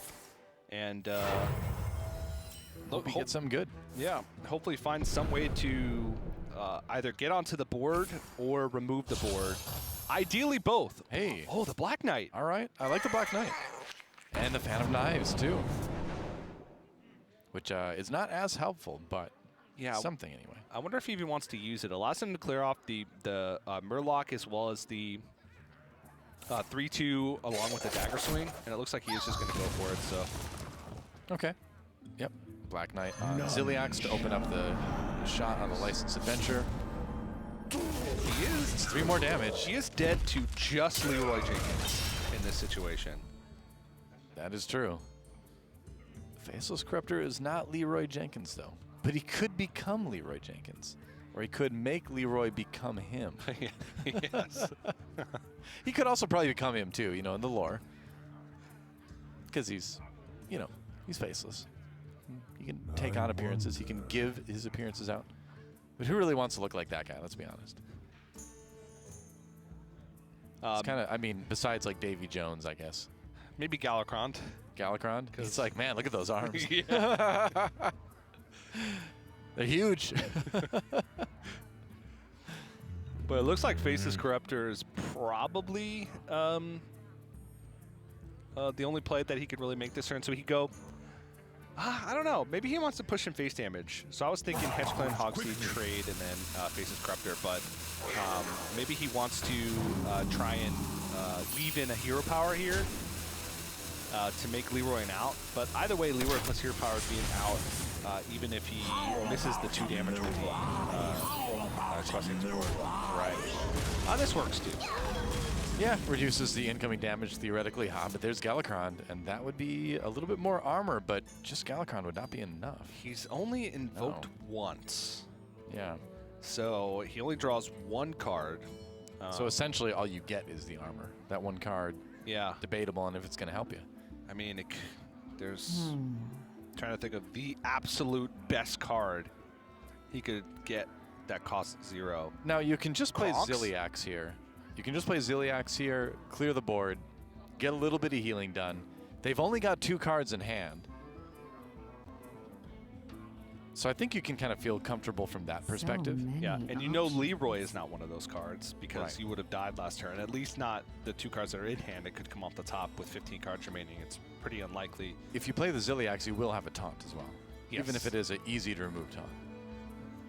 Because the Divine Shield is gone. Choose Sue. Yeah. Ziliax cleared, push your damage to face. Yeah. He is worried. There was a part of me that wanted to play the Shield of Galakron just to get the Galakron pumped up to one more evoke level. Sure. The 2 cards. I think leaving any minions on the board is just too risky right now, though. All right, Swarm of Locusts will complete the quest. Swarm of Lorkists is the insects that tell you all about the story of Reno Jackson and his conflict with the members of evil. That's the one thing I appreciate about Doe is anytime you make a misstep, he makes some type of I'm here to save it. Perfect reference. I'm here to help you out. I think I need it. I think I misspeak more than every other caster, so it's a perfect pair. Oh, I don't know. I will fight you on that, or I should say I will like foot you on that. He's gonna get his board clear as well, and present lethal unless Viper's able to find something big here. Now you are missing Fan of Knives. Yes, a little bit. So you Galakron and hope for exactly the second Fan of Knives as your one card. Yeah, I mean you seal Fate. Okay, you can't seal Fate, and so you seal Fate Shield of Galakron. All right, so you have enough mana for 1 Lackey. So ideally, you take 1 off board. Ideally, you get Kobold Lackey. Yep. And you take 2 off board. So that's 9 damage with 4/5 worth of taunt in the way. Yep. No, that works. That works. Sure. That's ideal. Let's say you get Draconic Lackey, which is probably worst case scenario because it has no board effect or effect to be able to try and clear things up like Ethereal Lackey could end up picking up Backstab. Yep. Then you leave. This is the best way to get the most off the board, and you're going to have 9 health remaining, which is terrifying. But at least you've got a large taunt that's going to soak up some of that Witchy Lackey. You don't want to use that right now. Oh no, double Witchy Lackey. He went for it. He's going for it. All right, no. All right, he went for it. That was...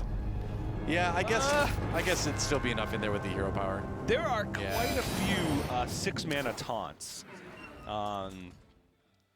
Like Violet Mage, there's Sunwalker. Those are just the 2 that I could think of. Sunwalker. Wow, get the Divine Shield in there and everything. Yeah, so there are quite a few 6-mana taunts, but would you take a however much chance to hit a 6-mana taunt or just get your guaranteed taunt? Well, I mean, the thing is another hero power would make that taunt very quickly clearable, and then he'd have easily enough damage for lethal, Yes, actually, he was dead no matter what. Yeah. Yeah, no, so that's a correct play. That's true. Yeah. I always forget that hero power is not just a one-time use. I know, right? It is. You can actually you can use it once a turn, which is unheard of for hero powers. This is this is something back in my day. Hero powers were hero powers. They didn't change all the time. Sometimes they got better, but they didn't change completely. So I told you, Doe, that I'm the king of misspeaking, and he's dead no matter what. So he needed actually something extra from the Witchy Lackey in order to survive, because it would have been he would have daggered 1, and then it would have been 15. No, wait, he wasn't. Yeah, he was. Because if he daggered 1, he would have gone down to 9, and then it would have been 10 on board. Right. So he needed a more than 5 health taunt. Because there would have been at least 3 surviving after the taunt died, which would have been 9 damage. He also knew, I believe he had a second Spring Paw in hand as well, the links that comes off the Spring Paw. Yeah, he had some rush in hand as well. So, I think because he had the boar as well, the boar rider. So he had multiple rush minions to add to that. So honestly, he was dead no matter what. Super dead, no chance. Watch. But enough of that. Enough about us forgetting what hero powers do. Let's move on to the next game in this series. It's going to be Rogue again from Viper, and the final deck coming out from Topo Pablo. He's going to go Druid. It is Token Druid. Yeah, we saw RDU running this earlier today. Not as much in Big and Druid as I would have expected. I haven't had a chance to look through all the deck lists yet because there's literally hundreds and hundreds of them. Yes. But there's even thousands. A lot of good players, though, playing the Token Druid this weekend. Yeah, I think that in Big and Druid was, if you look at the top 2 classes, which people would think Rogue and Druid. Sure. And Big and Druid's the easier to target of the 2. Yes, that is true. And so you don't want to put yourself in a situation where you bring in Big and Druid and then like half the field is trying to target Big and Druid. The other part of that is that one of the other popular decks right now, which is that Galakron or Dragon Warlock, naturally is good against some Big and Druid. So you can just kind of bring that anyway. It's probably not going to be banned because of Rogue and Druid. And so you're always going to kind of have an answer to Embiggen. So Embiggen Druid, still very strong on the ladder, but in a tournament situation like this, you can see why a lot of players aren't bringing it. Yeah. And there's a lot of value in kind of these surprise decks. Yep. Which Token Druid never really went away. It's been a strong deck since pretty much the beginning of the game. The beginning of the game, and even the beginning of this set. And they have gotten a couple new tools. Topo Pablo is playing the Rising Winds from, I believe, the second wing of Galakron's Awakening. Back when you used to be able to get out 5 Treants and Savage Roar on the same turn. Oh, yeah. Those were the days. I mean, that didn't even have to be Token Druid. You could just put that in any Druid. Yeah, that was just in every Druid deck because it was just such a auto win with the amount of damage it did.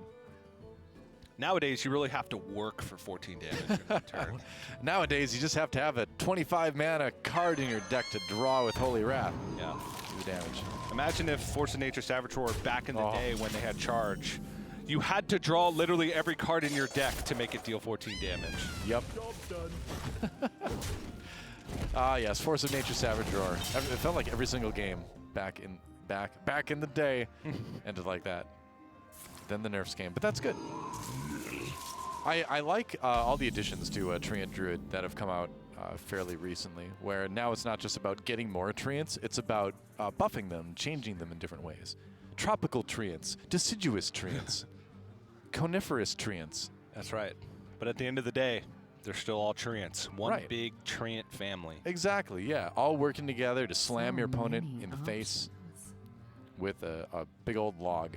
And burn down the Orc's fortress. That's... Well, you got to be careful about burning things with Treants. That's true. Yeah. That's more the elves. I want to do that. Was that a Warsong Gulch reference? No. So many options. All right. It was more of a while the battle for Helm's Deep was happening. Oh, that fantasy universe. Yes. Oh, okay. I know you are familiar with Ents. many fantasy universes. I get and it oftentimes get them mixed up. But they didn't really burn down the Orc's fort. No, Helm's Deep was the human fort. They just stopped the Orc army that was retreating. They actually did the opposite of burn down the Orc's fortress. They saved a fortress. Yeah, they flooded it. See, that's why I didn't understand it, because it didn't make any sense. But I get it now. Come on, keep up with me, Doa. There's always one thing that's incorrect that you have to solve. It's like everything I say is a puzzle.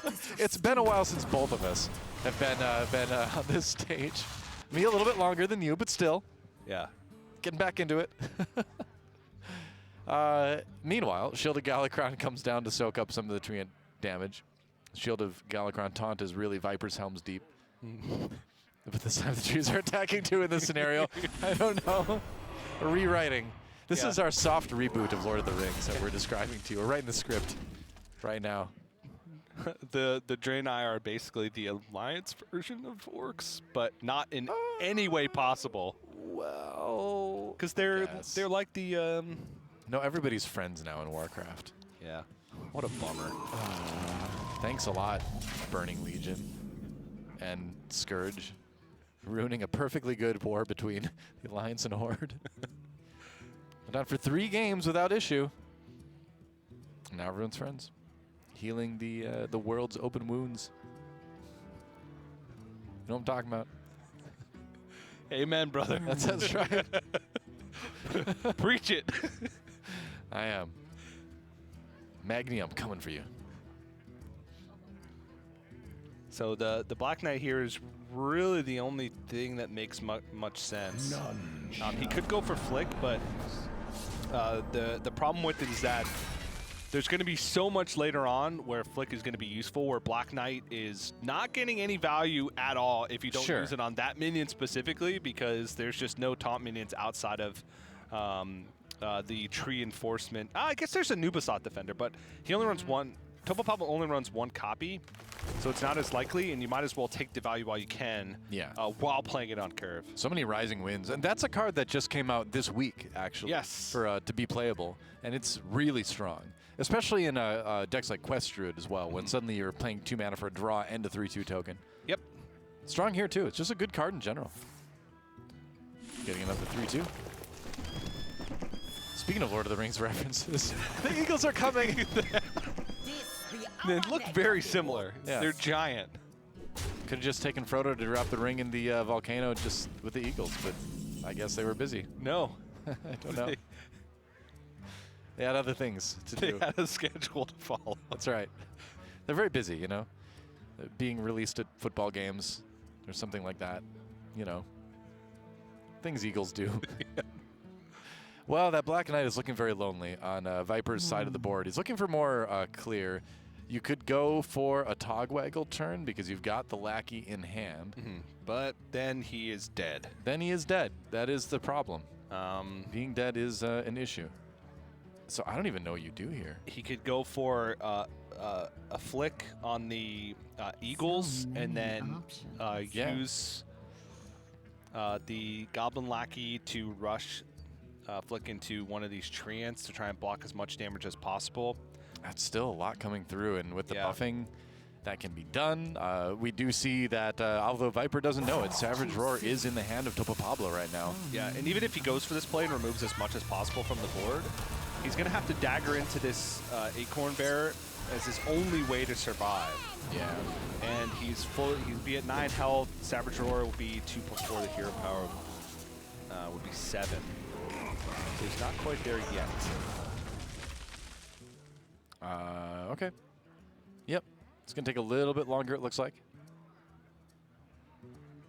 But he's close, and pretty much any pickup of damage is going to end the game. Pretty much the first time that Topo Pablo gets minions on the board that aren't answered for. It's going to end him with Savage Roar. Yep. An 8/8 hits the board. And it's Squirrel Friends, perhaps. It's got another Rising Winds, but you don't want to just drop that right into something that's going to immediately eliminate it. Yeah, I don't know. It's a matter of, do you play a 2/1 and 2 1/1s or a 3/2 and a 1/1? With Savage Roar in hand, I'm not sure. I kind of like the 3/2 and the 1/1s here, just because it's a little bit tougher to clear. Yeah, like Phantom Knights wouldn't clear it by itself, but at the same time, he's going for hero power, so he doesn't want to give him a. He knows that this is the only Lackey in hand, so he doesn't want to give him a High Spear and Togwaggle out. Fair enough. Because say he leaves that Lackey up, and Viper goes High Spear and Togwaggle into Prep Treasure. Yeah. Into infinity combos of removing things and killing you and like all that. Eviscerate to kill the Mulch Muncher, Alex Straza to bring him back up to 15. Yep. And so then Edwin Van Cleef to be to massive. seal the deal, as it were. I guess he does have Praise Galakron to get a Lackey out. He's gonna. Can you praise your enemy minions? I've never even tried that. Yes, you can praise Galakron enemy minions. Right. Okay. That's what I thought. It's not friendly minion. Yeah. But then he would get one Lackey, be able to get a treasure, but he'd be dead on board, so that's not an option. Is that ethical to make other people's minions praise Galakron? No, absolutely. All right. All right, I won't even contest that. You were so sure about it. Sure. Yeah, no further explanation needed. It's just perfectly fine and acceptable. So he kind of, I mean, we'll see what he gets from Pharaoh Cat. There's some good taunts in there. Oh no, Colossus of the Moon. Yeah, so he's going to have to use Eviscerate to remove this. Yeah. Okay, a Dario Lackey can help somewhat, but he's running out of time. I don't think he even has time to discover a spell from Dario Lackey. Okay, he did. Oh no. Oh, he had a backstab, but he wasn't able to use it. He's not dead yet, right? He's not dead yet, but he's pretty dead soon. He's about to be. Yeah, Ubisoft Defender. And that is probably going to be about that. I mean, you could go for the Togwaggle play and cross your fingers, but even then. All right, is there... You can get the wand and use it. What about legendaries? Can you get 2 giant legendaries that have taunt? No. No, I don't think so. Support, which is already 0. Without any spell damage to buff Fan of Knives, everything stays there.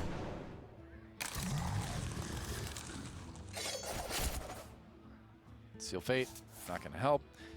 You can get rid of the 3/4. Yeah, but that'll do it with Savage Roar in hand from Topo Pablo. Any minion that he'd leave on this board would be death for Viper. And he can only clear off a few. So yeah, Savage Roar plus the hero power will do it. And not even needing the hero power, just can attack with face. And Topo Pablo will topple Viper 3-1 in the end, winning those last 2 games in a row and moving up to, I believe, 3-0 on the day. And that means we will see him tomorrow. Yeah, an impressive start for Topo Pablo, and more of just like a pretty consistent strategy. We're just trying to, seems like fight for board with every single one of his decks, and it works out. Viper trying some fancy stuff, going with the Malagos variation of Galakron Rogue. Yeah. Bringing Holy Wrath Paladin to the event, which I was looking through deck lists earlier, and a surprising amount of people. He came into the series 2-0 as well, so it's not like you see this stuff and oh, this is wacky, it's not going to work. It may be a little bit wacky, but it certainly has been working. That's the first series he's lost today. Yeah, against slower decks, which Topo Pablo didn't really have many slow decks. Yeah. His Highlander Galakron Rogue was banned away, and that was one of his only slow decks that he would have in his lineup, and he just wasn't able to get the job done. Couple of close calls, though, like he was maybe 1 card, 1 mana off from potentially having swing turns. I mean, you go back to that very first game, right, with his Paladin versus the Warlock. It was really, really close. Both games 1 and 2 really came down to the slimmest of margins. So that could have very easily been Viper actually taking the win, too, if he would have won that first game. Yeah, and that's probably going to be the one that he looks at when he goes back and says, you know, I need to review my games and see like if I could be 3-0 or if I should be 2-1 at this point. He's given himself a complex set of decks to play too. That's definitely something where you need to really be like your peak mental game every turn, and that's exhausting. So yeah. Well, that was an exciting match. We're gonna take a break, and when we come back, more action from round 3. Don't go anywhere. More Hearthstone coming at you from the Masters Tour here in Arlington right after this. Hearthstone Masters Tour Arlington is brought to you by T-Mobile. Rank up with America's first and only nationwide 5G network.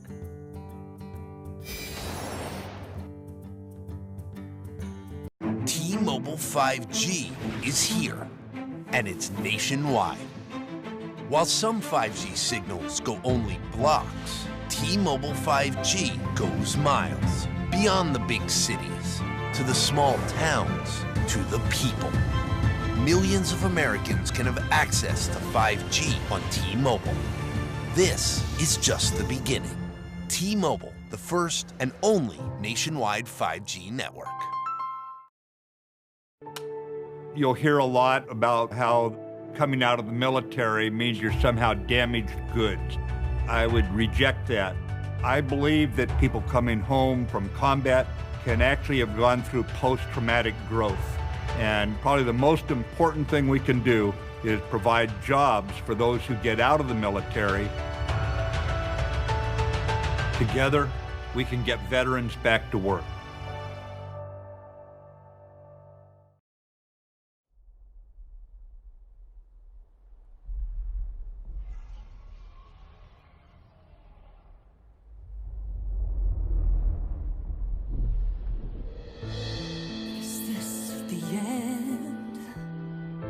Our heroes can't fly. They fall like shooting stars. Will anyone survive?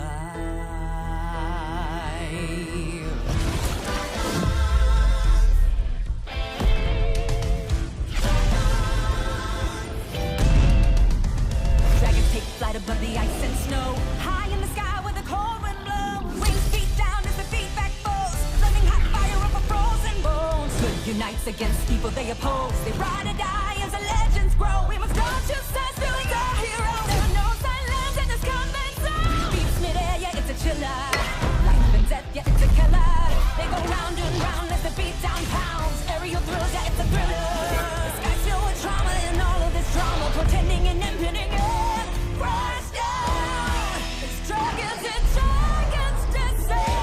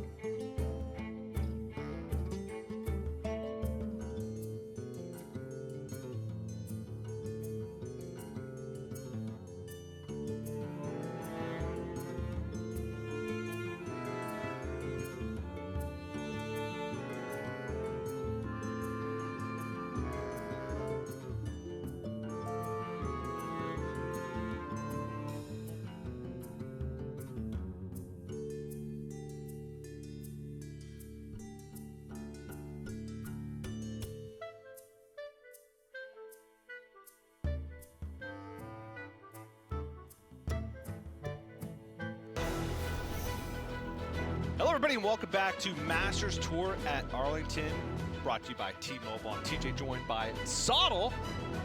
Hi.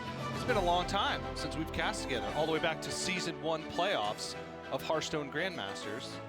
We did a week in Season 2, right? No, we didn't. We definitely did. Okay, all right. How you doing, Sottle? TJ just altering reality. I am doing great. I very much enjoyed sitting back and listening to TJ and Doa cast some Hearthstone, sort of. I learned a lot. Really? Did you? Not about Hearthstone. No. But about lore of various fantasy worlds. I had that exact conversation about Galakron's arms with Doa backstage before he came out here, so I was just getting serious deja vu the whole time. I've never heard Doa laugh like that. He really enjoys it. And because of that, it made me really enjoy it. But we're still getting through round 3 of competition right now. And I was promised that you have a presentation of sorts. I do. I've been making myself useful backstage while I was being entertained by you and Doa. I figure since we're about halfway through the day, might be a decent time for just a meta report and a look at some of the stats and how decks are performing throughout the day. So just in terms of representation, the most popular deck in the tournament, as we go in here to Nagon versus Stormfever, picking up again, this is a round 3 matchup.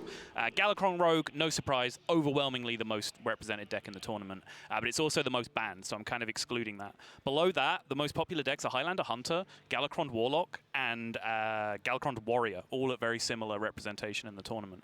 There's one deck that has a favorable win rate against this in this tournament against all 3 of those. Can you guess what it is? Token Druid? Nope. That's all I got.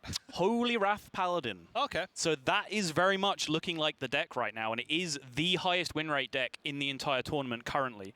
Galakron Shaman and Combo Priest are actually higher at the moment, but they have a pathetically small sample size, so I'm excluding them. The top 3 win rate decks in the tournament right now, Holy Wrath Paladin, Galakron Warlock, and Highlander Mage, actually. Highlander Mage, interesting. Yeah. We saw that in the first round of the day, and it looked like it was struggling. But very small sample size. Yep. Which, you know, I like to draw big sweeping conclusions from, yeah. So there you go. There's a little stats blast for you. And if you want a few more stats later on, make sure you smash subscribe, ring that bell, and give us a like spike on the stream for more stats later on. And leave a comment below. There you go. Or to the side. Leave a comment in the comment section below, as if no one knows where the comment section is on YouTube. Like, what is that? Some people don't scroll down. Everyone says the comment section below. Why can't you just say the comment section? How does this work? And on the live stream, the live comments are the sides. Also, is there like a training class that just churns out YouTubers? Is that why they all just sound the same? I think there actually is. Is there? Yeah, they have like YouTube Academy. Someone just makes a living giving like media training to YouTubers, and that's why they all sound the same. Yeah, okay. Yes. All right. That is a real thing. But Sottle, can can't use your little stats now, can you? Because this is a Quest Resurrect Priest. It certainly is, TJ. And it features a couple things. One being a Mashog Enforcer, which, you know, was in Quest Resurrect Priest in the past. Some of the ones that came out earlier on in the set did not include it, but Stormfever has decided to include it. It's also got Hakar the Soulflayer. Yes. Something that we saw from Eddie and a few other people in Bucharest at the time. Multiple uses, of course, getting multiple bloods into a Highlander deck. First and foremost, we'll switch off those Highlander cards. But it also gives you a chance against decks with like ultimate win conditions, which Quest Priest can't beat. Like decks that have the ability to just draw their whole deck and then kill you. Quest Priest does not interact with that whatsoever. So having that ability to put bloods in, which punishes them for drawing their whole deck, gives you a little bit of a win condition in some of those matchups. Yeah. But I was expecting to see some Quest Resurrect Priest going through the tournament, just because it's maintained a pretty consistently high win rate since pretty much the beginning of the set. Yeah. It has. I don't know if I'd put it in like tier 1 at any point, but it's been consistently tier 2, even with other decks rotating out. That's right. Throughout the top of the metagame, throughout all like the balance changes, and now with some new cards. So. Yeah, this is a pretty hard metagame to get a read on, I think. And again, that's kind of borne out in the stats that I was looking at. It's like the most popular lineup, for example, is Druid, Hunter, Rogue, Warlock. Or sorry, Druid, Hunter, Rogue, Warrior. But that's only brought by 15 people in the whole tournament. That's the most popular lineup. So there is clearly no agreed upon lineup for this tournament, which makes it really difficult to consider bringing kind of wacky decks like, you know, the Malagos Rogue that we saw previously from Viper or a Quest Priest, because those decks are generally more powerful when you have a better read on what the field is going to look like. Yeah, no, that's a good point. Fantastic point. That's your first good point of our cast. Yeah. Looking forward to many more. Chalk it up. Well, it's time to just play a minion. Yeah, we have kind of skipped the early game of this matchup, but that's kind of what Priest is looking to do. There is really not a great deal of decision-making through the early turns for the Quest Priest. They're just trying to survive if necessary, remove minions if necessary, and then get to the point where they're just preferably just playing one big minion every turn and making life awkward for the opponent. Yeah.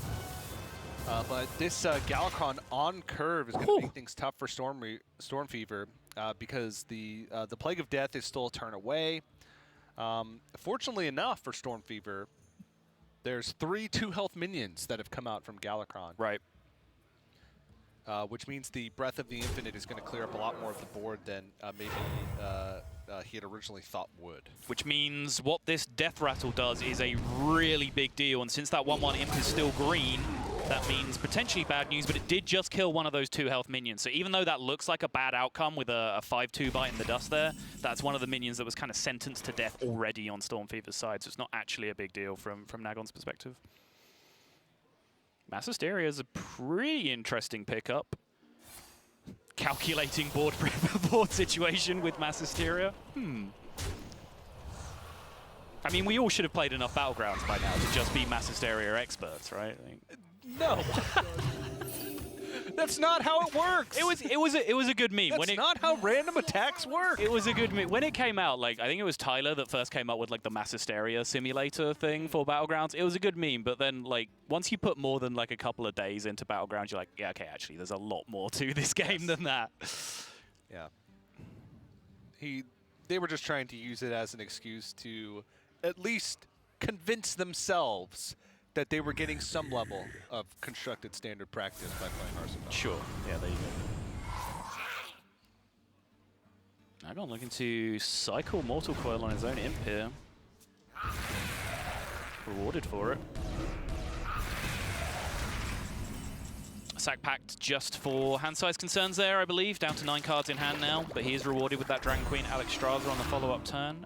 Very possibly not active with the amount of cards that he has remaining in deck. But now business is about to pick up because that cloning gallery rip from Stormfever means that he now has that Hakar in play, which is going to start to wreak some havoc with a deck that draws as quickly as this Warlock does. Yes. Dragon Queen is active, in fact. Yeah, with 11 cards remaining. With how many 2-ofs that this deck has, oftentimes you don't see those cards active until like 7 or 8 cards remaining. Right. Because it's not even like built like Quest Druid used to be, where they really like thin down the 2-ofs to a real minimum. Like they just don't care. They're just playing all of the 2-ofs. It's pretty much just all 2-ofs plus Dragon Queen, Alexstrasza, Kronx, Galakrond, and Zephrys. Like that's pretty much it. Right.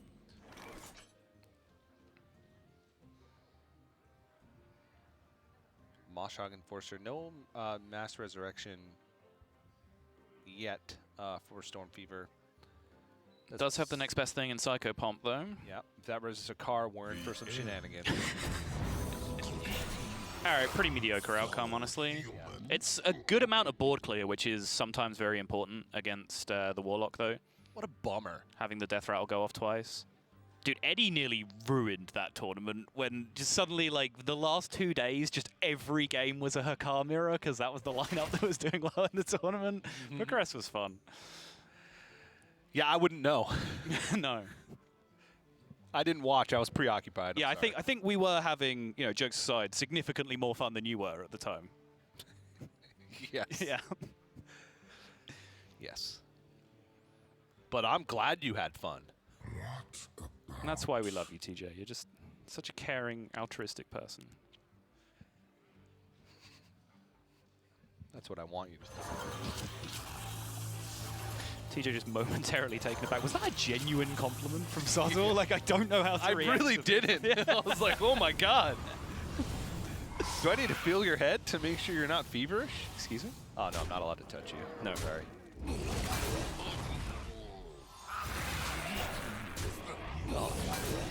Nagon setting up the board in the best way possible to not have that convincing infiltrator affected too much. There's the Mass Resurrection. A lot of minions have died, though, so... Yes.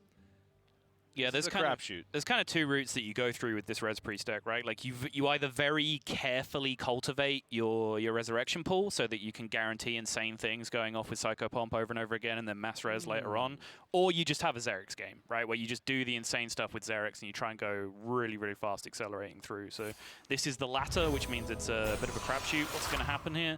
And yeah, that's not really what he's looking for in the situation. He's really not under any threat where normally those Kartut defenders would be the absolute nuts. And because he hasn't taken damage, quest still not complete. Right. You know, one of the win conditions against decks that lack removal, if you can get to the point where you Batterhead plus hero power, your Batterhead's just killing everything and never dying. But this Warlock deck can kill anything because of Plague of Flames. And I wonder what the play is here. So there's Kronx to try and get through this wide board. You can trade in one of the 1/1 microbots, Kronx, and then you will have enough. Only one of these minions will die, so you're guaranteed 2. Oh no, you're not. What are you talking about? Yeah, I'm sorry. I was thinking he was, oh yeah, you just Kronx and attack after, but that's not how it works. That's not how that works, TJ, no. No. So we can trade in every minion and then Dark Skies. Since you are the expert, why don't you explain to the people at home how Dark Skies works? It deals damage based off the cards in your hand. Right. It counts itself.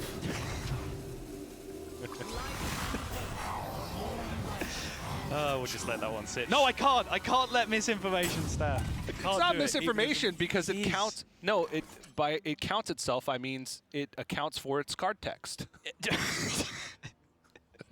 It reads on the card, deal 1 damage. At that point, it repeats for every other card in your hand. It does not count itself. That's what I've been saying all day. Of course it is, TJ. Just keep telling yourself that. You must have misunderstood me. I'm sorry. Yeah, my comprehension is just the worst sometimes. I apologize. Yeah, it's okay. We all have lapses in judgment at one time or another. Yeah, I mean, your lapse in judgment was many years ago when you hired me to come and terrorize you for several years afterwards. Don't you put that on me, Ricky Bobby. Yeah, no, it's fair enough. Shout out to Rob Wing, I guess. Yeah.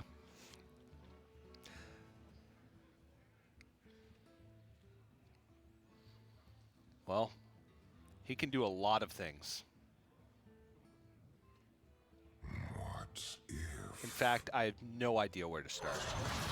Crazy Netherwing, probably the most efficient way to clear this off. Right. Maybe you wait until the rope burns and then sneak in on Stormu to try and catch your opponent off guard. Ooh. It's kind of spicy, though. The fact that, like, the damage got dealt and then the Kartut Defender Death Rattles went off actually gave that final point of healing for Stormfever to be able to get the quest active. It's kind of interesting. Yeah. Could have been avoided.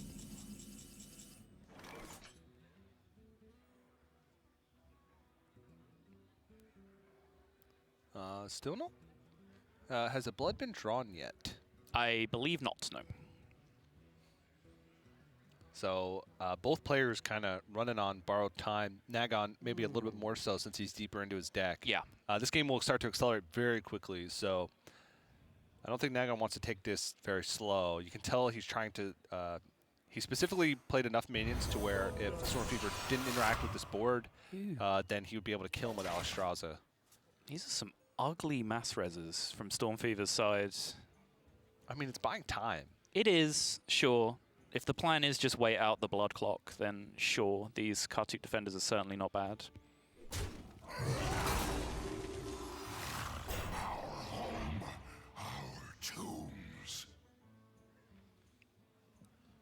But yeah, Nagon certainly walking a tightrope here in terms of the Plague of Death that he probably almost certainly knows is in his opponent's hand at this point. Like, it'd be very unlikely for Stormfever to have got to this point without drawing one. Yeah. So, you know, it's why, you know, he's been sat with 0 mana dragons in his hand that he's just not playing because he wants to keep a nice balance on board. Now you see he does just pull the trigger. He's going to go all in. Yeah. This is smart with the... Oh, wait. He played his last dragon. I was thinking, oh, he's setting up lethal potential here with the Nether Breasts, but played his last dragon from hand, which means that not active. He does have the Kronks, though. Oh, yeah, Kronks. So he would... Yeah, that's... The Nether Breast would be 11? No, that's not true. 13. So it would go through the hero power. Yes. But yeah, even he has Kronk set up. Kronks plus double Nether Breath would still be... Would be an insane amount of damage if he draws a dragon, yeah. But just with the Kronks and the weapon, he has it represented, and Stormfever would have to heal face to play around with that, which is already a win. Like, when it's the Quest Priest hero power and you get them to heal their own face, like, you are laughing if that happens. Yeah. Look at him, right there. He is laughing right now. It happened. Okay. All right, fine. Well, doesn't matter at the end of the day. Nagon going to take the series 3-1 over Stormfever and move on to a 3-0 score in the Swiss portion of the event. So moves on to day 2 and puts himself in good position. Yeah, certainly does. Going to 3-0 at this point.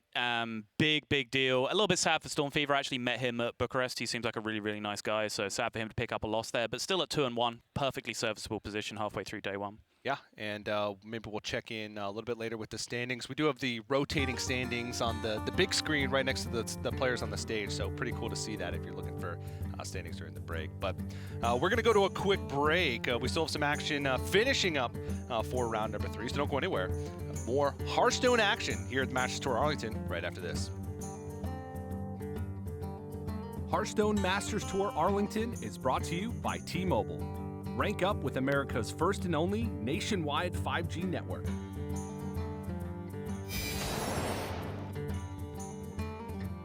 T-Mobile 5G is here, and it's nationwide. While some 5G signals go only blocks, T-Mobile 5G goes miles. Beyond the big cities, to the small towns, to the people. Millions of Americans can have access to 5G on T-Mobile. This is just the beginning. T-Mobile, the first and only nationwide 5G network.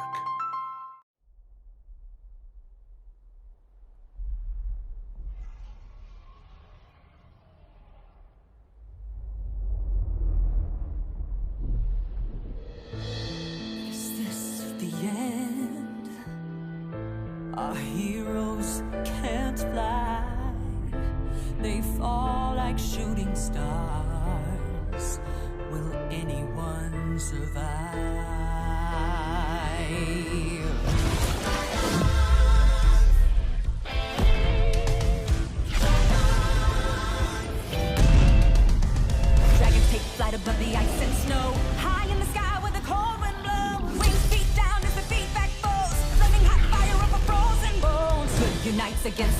oppose. They ride or die as the legends grow. We must go to sense, doing our heroes. There are no silence in this combat zone. Beats mid-air, yeah, it's a chiller. Life and death, yeah, it's a killer. They go round and round as the beat down pounds. Aerial thrills, yeah, it's a thriller. The sky's filled with trauma and all of this drama, pretending and impending end. Crash down. It's dragons and dragons descend.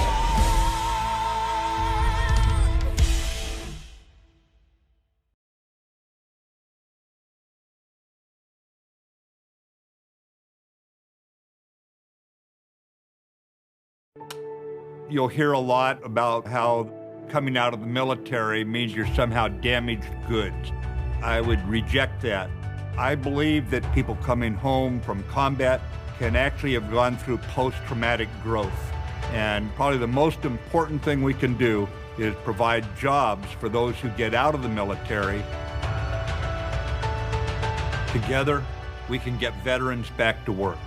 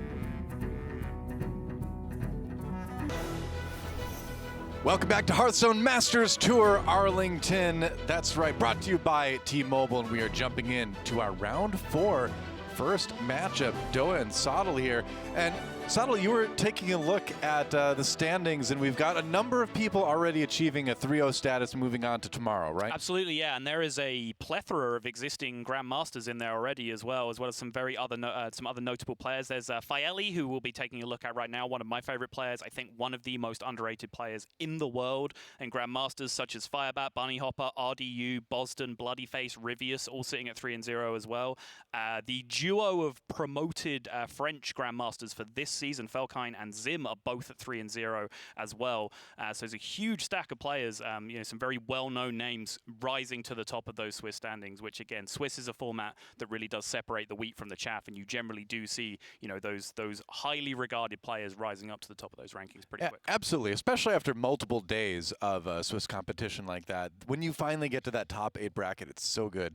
It absolutely is, yeah. I mean, it's a format that almost every player will advocate for. Like, if you were to ask a player, what sort of format would you ideally play? They'll say, like, let's play a week of Swiss with, like, 80 rounds, and we play 10 rounds. Like, they just want to play the longest form Swiss that they possibly can. Obviously, we have, broadcasting constraints and budget constraints and everything that goes into that, but hopefully we find a nice middle ground that they all feel like they're playing a big enough sample size to really make sure that the most deserving players are getting those top 8 spots.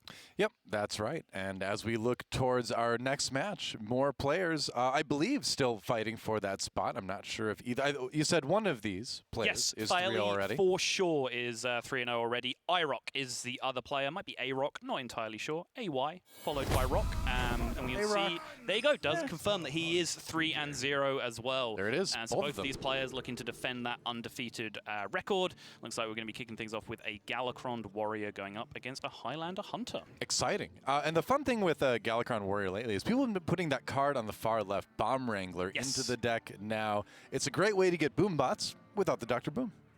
Yes, indeed. And the boombots are certainly the exciting part of that equation because no one's putting a War Golem in their deck, and yet Dr. Boom is one of the most oppressive cards that we've seen for quite some time. One of the most misevaluated cards in Hearthstone history because I think when boombots first appeared, no one really quite grasped how good boombots were. So everyone thought that the original Dr. Boom was kind of hot garbage before it was playable.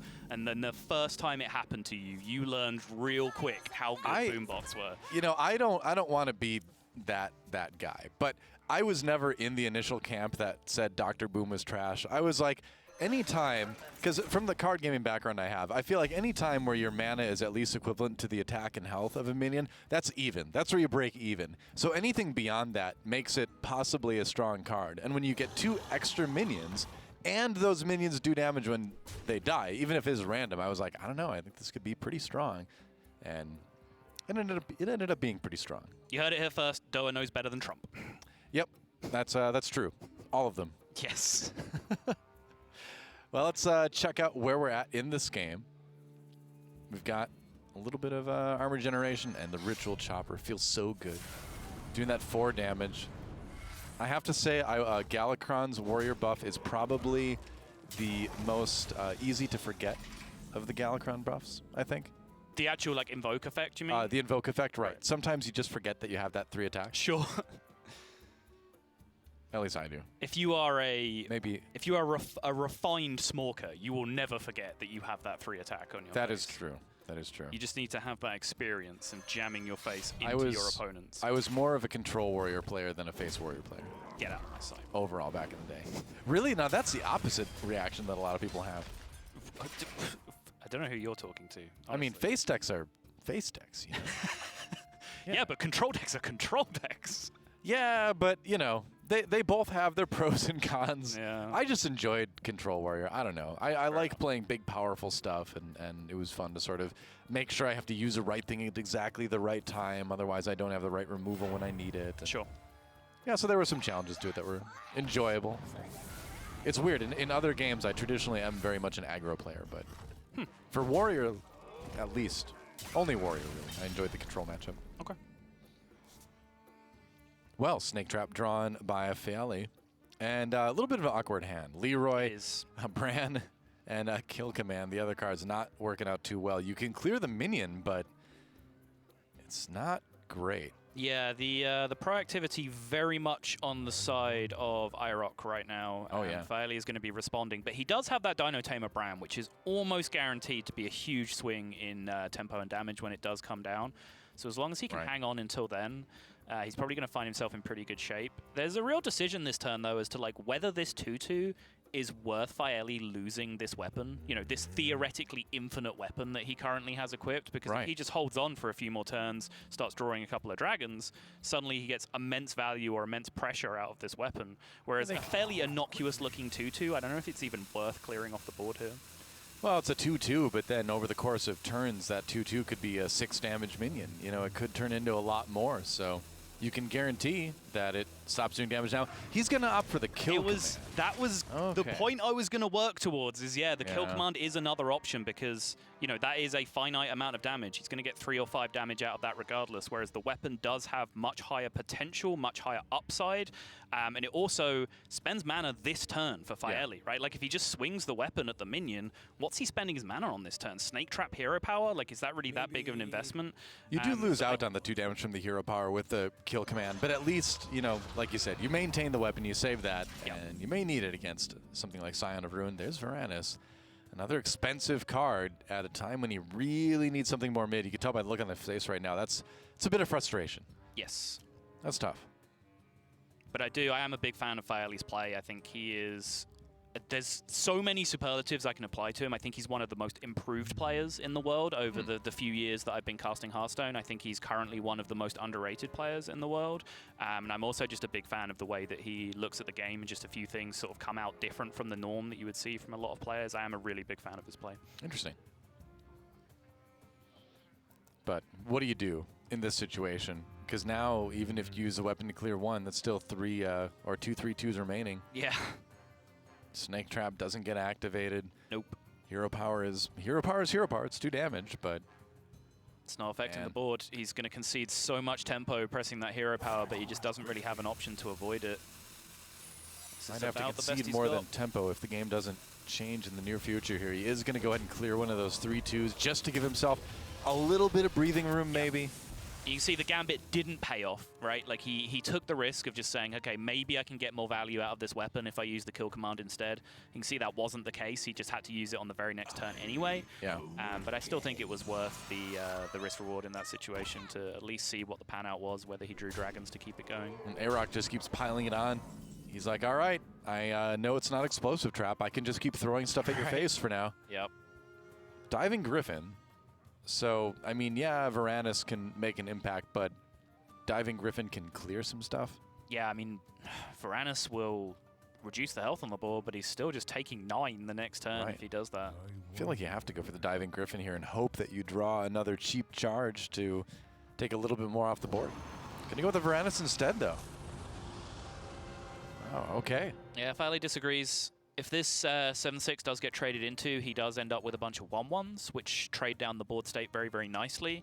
It also means next turn, if he plays Diving Griffin and picks up the Spring Paw, then that Spring Paw has really good targets to rush into on the board. Fair enough. But again, it's just a risk-reward table, right? Like, he's giving Irok the opportunity to just push so much damage to face and ignore this 7-6 if he wants to. At 22 health, I would not be afraid to push it all to face if I were Arok, and that's kind of what he's thinking about. Korokron Elite at least goes to face. Yeah. Leaving himself the option to change his mind yet. He's pushing, what, maximum 17 this turn? 410, 3 more, 4 more? Yeah, 17 damage total. Nearly lethal. Yep. Very, very close. 2 damage off. Now with Leroy backed up in hand, I don't think there's any way the Filey is going to find his way out of this. Did I speak too soon? I don't think so. I think Irok still has this covered. What can he clear with Ziliax? It's really only one of the minions. He can heal for 3. He'd go up to 5, but Ziliax is going to get burned through really fast, and yeah, that's looking like game. He is looking super dead. Yes, he is. You got to play the Ziliax, and Arok, you know, gets a little bit nervous about that, because you always get nervous when you see Ziliax out there, and you're playing an aggressive deck like a Galakron Warrior, but he's fine. Even with 3 more healing from Ziliax, there's just nothing to worry about. Snake Trap, not a problem. All right, here's what I want to see. I want to see the 4 damage from the minions go face, and then I want to see him Cruel Taskmaster his own bomb for lethal, and then Leroy if it misses. That would be the swag play, but he's going to Cruel Taskmaster Leroy instead. Way less cool. This is just strictly inferior, because it's still playing unnecessary cards, which is still considered BM by some people, but it's a significantly less cool way of doing it. That is strictly suboptimal. Didn't Breaking Bad teach us that half measures are a bad thing? Exactly. If you're gonna manner someone, manner all the way. Exactly. I completely agree. But all that nonsense aside, Arok will just be extremely pleased with the fact that he picks up a 1-0 there with his Warrior against the Hunter. It's a big start, yeah. Warrior and Hunter, 2 of the most popular decks in the tournament right now. Both of them around a 37% representation rate in the tournament. So that's a matchup that you're going to be playing a lot, because you're going to be banning the Rogue from your opponent most of the time. Right. Which means if those 2 decks are kind of the remaining most popular decks in the tournament, they're going to be clashing into each other a lot. It'll be interesting to see if the banning strategies change between day 1 and 2 as well, as people find that what they kind of assumed that they would want to take out of the equation in the first day may not have actually been the bigger threat. I'm curious. It will, yeah, it's certainly an interesting point, because I think there are a few decks in this tournament that might have escape testing from a few people. Like I was talking to TJ just as we were finishing up round 3 about how currently Holy Wrath Paladin is actually the highest win rate deck in the tournament. That's insane. Because wow. it has a favorable win. It has a favorable win rate in this tournament. At least it has a favorable win rate against 3 of the most popular decks. So if people suddenly haven't accounted for Holy Wrath in their testing, they might have come into day 1 not thinking about that as a ban strategy, but then suddenly as they sit down overnight and look at some of the statistics overnight, they'll then be thinking, well, hang on, maybe I need to ban Holy Wrath Paladin tomorrow. Yeah, it's a weird case, because it's one of those decks that you're just not going to run into very often on the ladder, because it's just not a consistent ladder deck. It is a tournament deck, for sure. Right. Yeah. But in a tournament situation, like you're saying, suddenly that becomes very problematic for certain people's lists. So we'll see how it goes.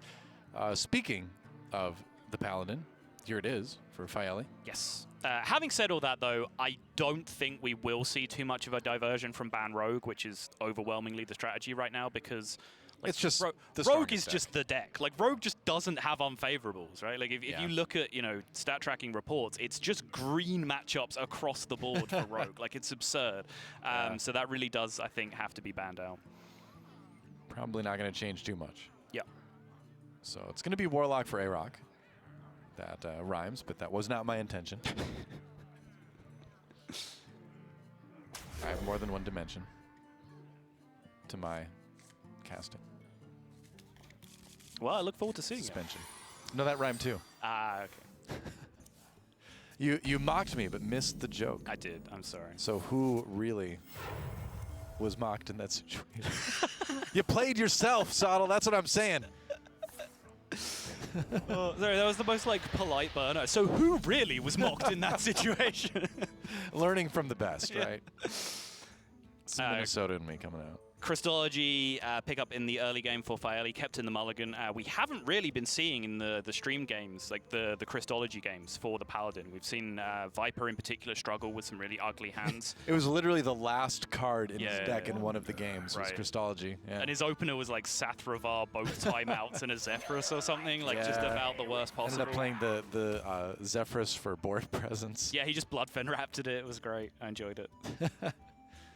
A Bloodfen Raptor, that's a callback.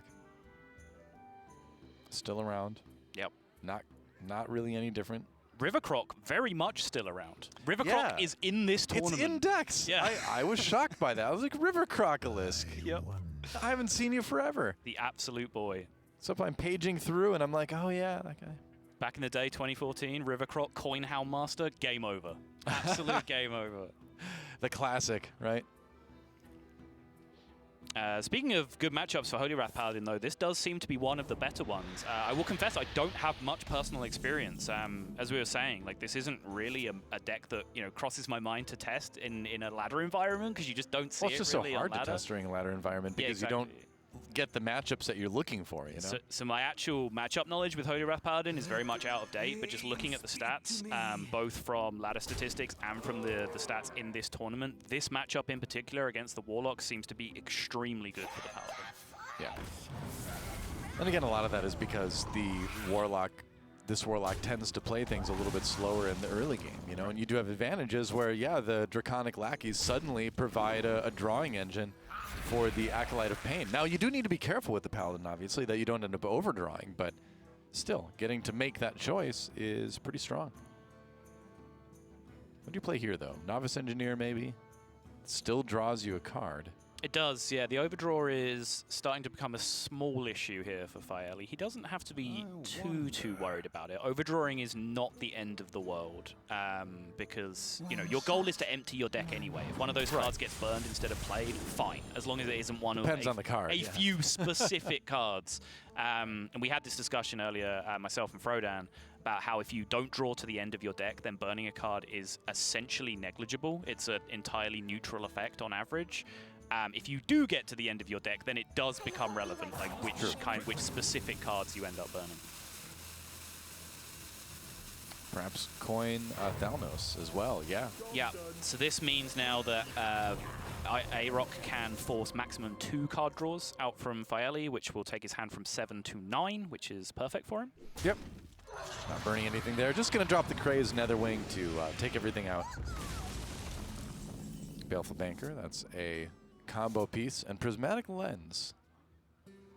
Yeah, no sign of this hand stalling out on card draw just yet for Faeli, but he is going to start to have some problems with mana efficiency, with the amount of even-costed cards that he has in his hand. These odd-numbered turns are going to be hard to play efficiently. Because you don't want to just shrink ray on curve the single minions. So. No. Sometimes you do. Like, genuinely, there are matchups where, like, that might happen. All right. Well, I said that, so naturally. I was on your side there. I wouldn't have expected that just on instinct. But, again, I was making the point about mana efficiency, and it is very, very important. Like, mana efficiency in Hearthstone, in general, really, really good. Like, if you're a beginner, and you want one lesson to improve your game of Hearthstone, spend all your mana every turn. Of course, yeah. Like that will increase your win rate exponentially. Well, any resource in any game that you don't use that you don't get back the next turn is, you know, resources that need to be utilized. But in this deck in particular, where the spells that you cast are discounting your Shivala as well, suddenly that mana efficiency becomes even more important. That's a good point. It's a really good point. And as I was saying, like, the odd number turns are very awkward for Firely's hand right now because almost every playable card is even cost, which means that, you know, all things considered, maybe just throwing out the Shrink Ray there on turn 5 was reasonable. Seems solid now, in retrospect. So what's it going to be for Aroc? Zephyrus, just out there as a minion right now. The Bad Luck Albatross as well, which can mess things up for Firely a little bit, makes it difficult for him to get through his deck, mainly. Yes, certainly does. Not quite the effect that it has in the Highlander matchups, where it just straight up shuts off a bunch of the cards, but it still, you know, extends the deck size, which is a useful tool to have against the Holy Wrath Paladin. Definitely. Let me think. Thinking hard is Firely right now. This might be a turn for Hammer of Wrath. Cycle through, spend 4 more mana. Some other choices. Yeah, I'm suddenly, again, kind of learning this matchup on the fly, which is very interesting. It's kind of the way of tournament metas, is you have to experience tournament metas to learn tournament metas. There's really no other way of doing it.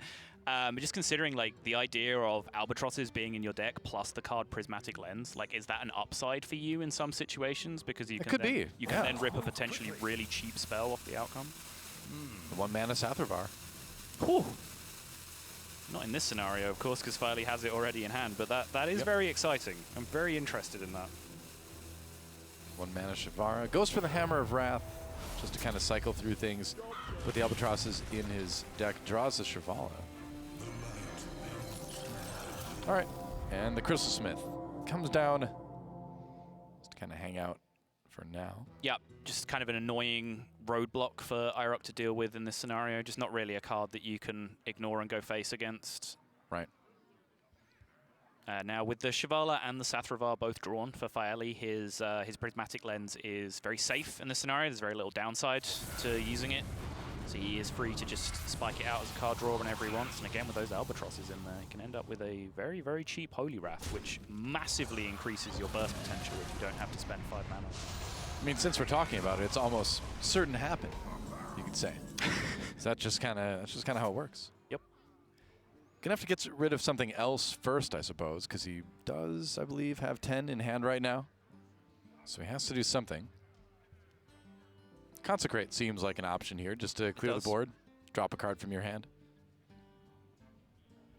But he can't, like, Consecrate and Prismatic Lens. Gonna Flash of Light instead. He can still Consecrate. Tree Silver is a reasonable card to get out of hand here as well, that frees up some hand space for him. But again, you can see what I was talking about on the previous turn, right? With the odd-numbered mana turns, it's just, it's far less smooth with this deck because there's so many 4-cost cards, so many 2-cost cards. Yep, gonna end up floating a mana for, I believe, the first turn this game. Well, sometimes it's kind of unavoidable. Yep.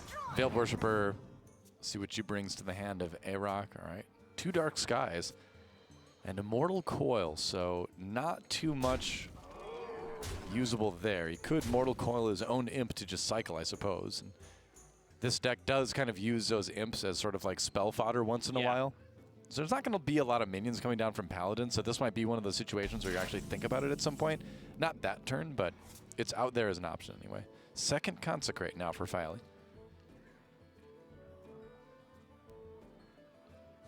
So currently with 10 cards in hand, Firely really can't get optimal usage out of his Prismatic Lens, which is kind of a problem for him right now. He'd need to, you know, spend 1 card first before Prismatic Lens even drew the 2 cards. Yeah. Then even if he were to do that, he then still has to play another card to avoid overdraw on the following turn. So he is having some hand size constraints right now. So I don't know whether we're going to see these Consecrates get thrown away, whether we might see a timeout get burned instead, but he needs to, over the next turn or potentially 2 turns, he needs to spend some cards that are not refilling his hand just to be able to create space for that Prismatic Lens.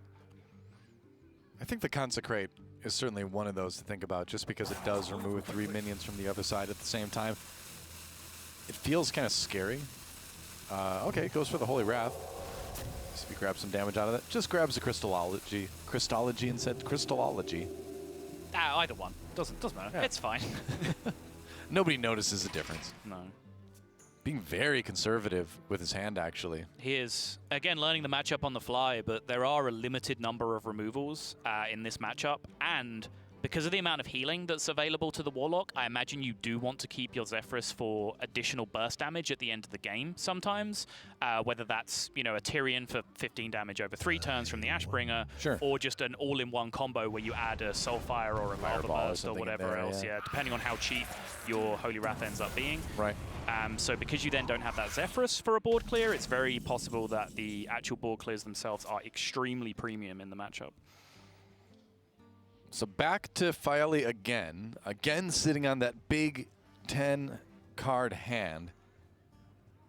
Again having to make those decisions of just like, what is the most efficient thing to drop? Flash of Light cycles. Maybe another timeout here?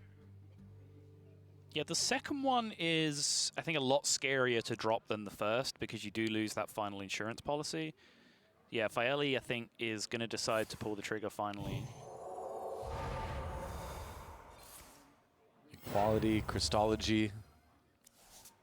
I love this. Like, he's only done it in that order because it's technically correct to do so. Like, there is no impact on the game in any scenario to Crystology before the Consecration there, but technically drawing first is correct. So, Yes. so he did it. You never know when you never know when you might want to use that thing you draw, but there's another interaction, I guess, to keep note of as well, that the Albatross is going in the deck before your opponent has used Crystologies. Sometimes you can just give them food for their second Crystology. That's true. Because if you watch a lot of Holy Wrath Paladin games, sometimes the second Crystology ends up kind of dead. It only draws 1 card, or it doesn't draw any cards because you've drawn the other minions first. So sometimes, if you don't wait for them to use the Crystologies, your Albatrosses end up doing nothing because they just feed a Crystology that would have done nothing otherwise. Right. Again, learning. I'm just... this is all on the fly. Sottle in his element, ladies and gentlemen. I'm excited. I love new messes. They're great. Soaking up information. It is super fun to see how people tech things, how they decide to play their turns out. And this Paladin deck is so wild. And so reliant. No, it's on entirely standard. Combo. It's entirely standard, though. This is wild cards are illegal. Oh right, I can't say the word wild to describe a standard deck because that suggests something else. Yes, true. far too confusing for new players. It's like having more than 9 deck slots. It's just a complete no-go. I guess Wild was around when I was still. Was it really? Has Wild been around that long? Wow, yeah, that's crazy. Way back in my day, there were all of 10 cards in Wild. It was Sylvanas, and I can't remember the rest. Let me think. Sometimes I forget things. Name the card.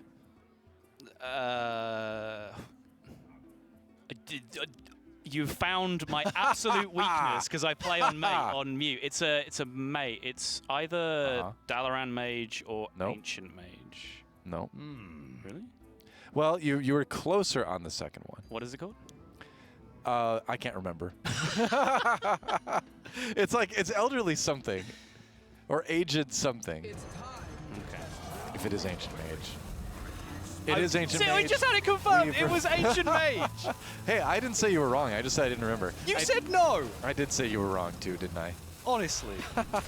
Come on. Try and get one over on me You're like far that. too trusting, Sottle. I see what you're up to, though. Come on. I mean, I wasn't really quoting the card. Just genuinely, sometimes you forget things. You know, it happens to everybody. The correct answer was Doa. Maybe I'll be a Hearthstone card someday. Maybe I already am. All you have to do is win a world championship, like 4 years ago, since they stopped doing that. Apparently. Didn't help Artosis. No, it's because he's not a world champion. We can't keep doing this. Sacrificial Pact on Sathravar. Irok knows what's up. We saw that being missed in, I believe it was your series, right? We did. With TJ, yes. That's right, yeah, it was missed. And sometimes the Sacrificial Pact, you use it on your own Draconic Imps so many times where you just start to not think about demons possibly being on the other side. But yeah, Irok on top of his game today. Absolutely. And now for Faeli, he's made his first push with the Shivalas and the Sathravar, and he has used up one Holy Wrath, and his opponent is still above 30, which is potentially problematic for him to be able to put the burst combo together, because he is limited to the one push of 25 damage with that one remaining Holy Wrath. You need to find the damage from somewhere. Whether that might be a Tyrion Ford Ring. I'm trying to remember if he uses Zephyros earlier.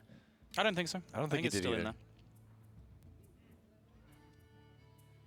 Double Shivala drawn, of course. Prismatic Lens. Let's see what this finds.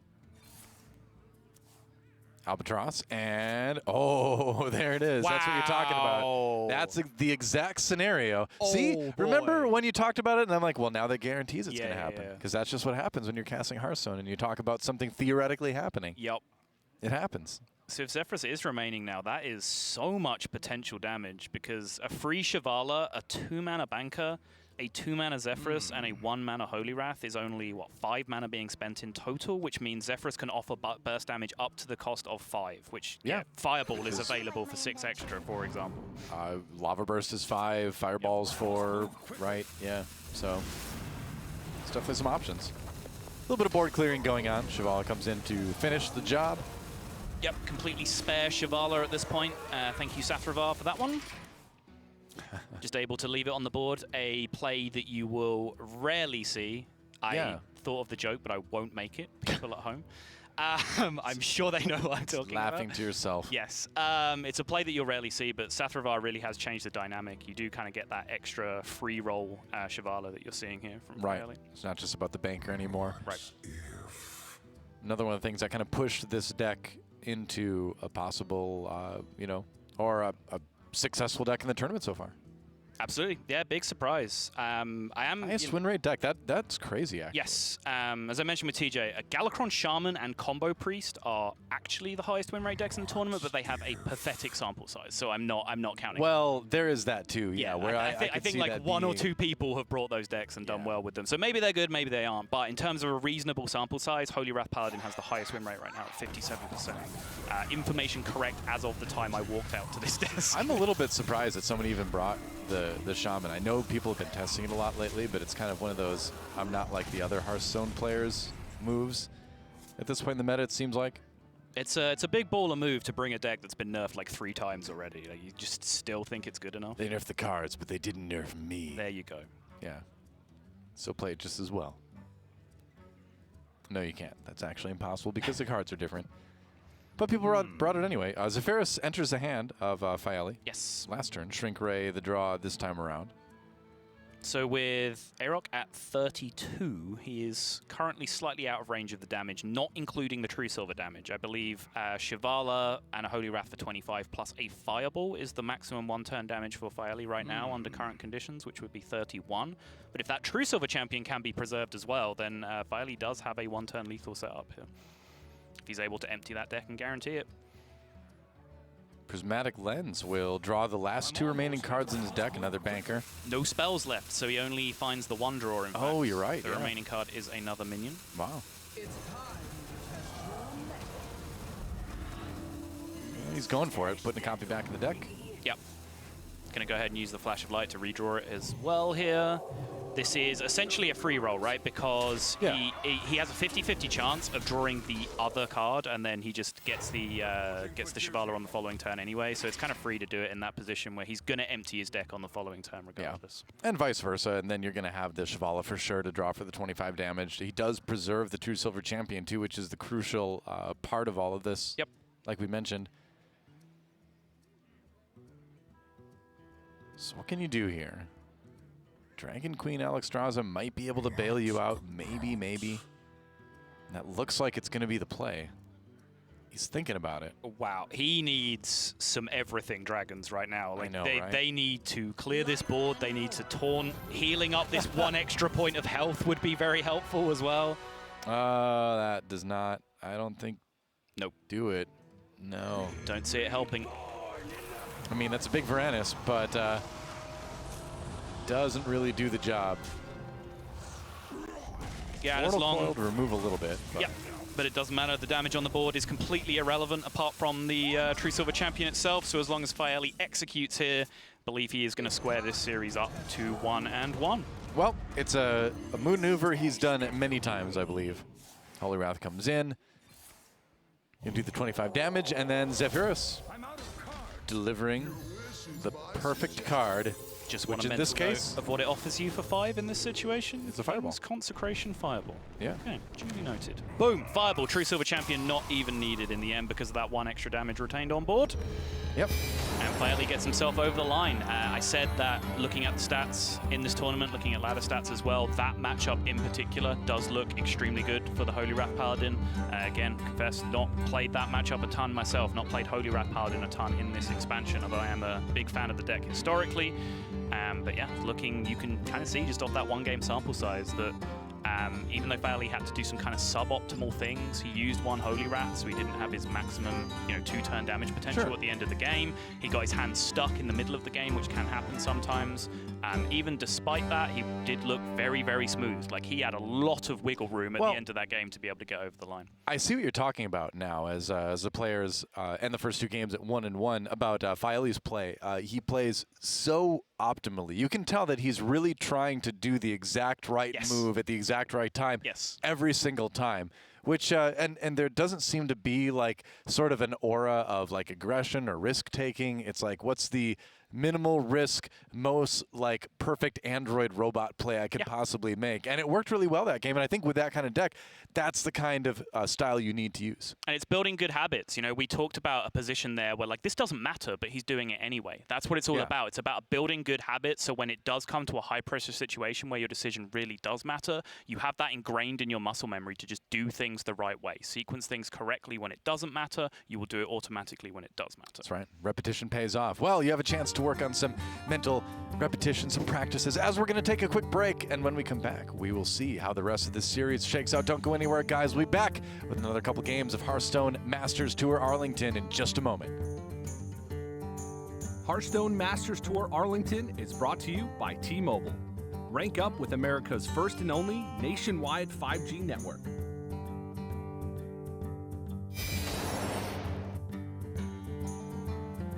T-Mobile 5G is here, and it's nationwide. While some 5G signals go only blocks, T-Mobile 5G goes miles, beyond the big cities, to the small towns, to the people. Millions of Americans can have access to 5G on T-Mobile. This is just the beginning. T-Mobile, the first and only nationwide 5G network.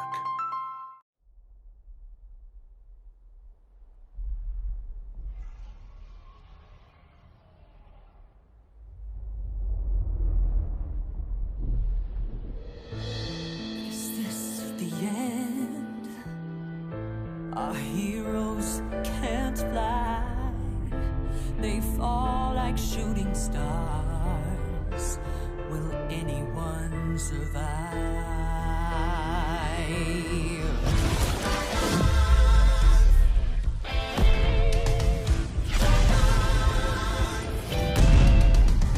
Dragons take flight above the ice and snow. High in the sky where the cold wind blows. Wings feet down as the feet back foes. Flaming hot fire over frozen bones. Good unites against people they oppose. They ride or die as the legends grow. We must go to sense, doing our heroes. There are no silence in this combat zone. Beats mid-air, yeah, it's a chiller. Life and death, yeah, it's a killer. They go round and round as the beat down pounds. Aerial thrills, yeah, it's a thriller. The sky's filled with trauma and all of this drama. Pretending and impending end. Crash down. It's dragons and dragons descend.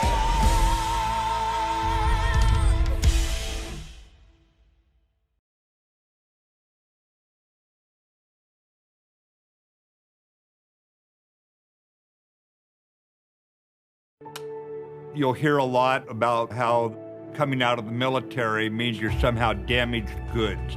I would reject that. I believe that people coming home from combat can actually have gone through post-traumatic growth. And probably the most important thing we can do is provide jobs for those who get out of the military. Together, we can get veterans back to work.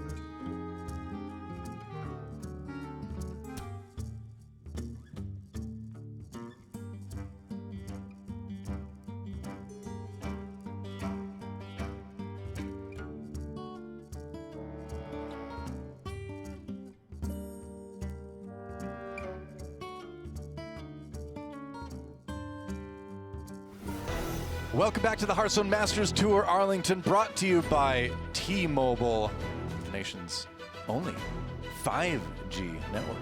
Can we do one? I've got to do one. Just quick. Go ahead. T-Mobile. T-Mobile.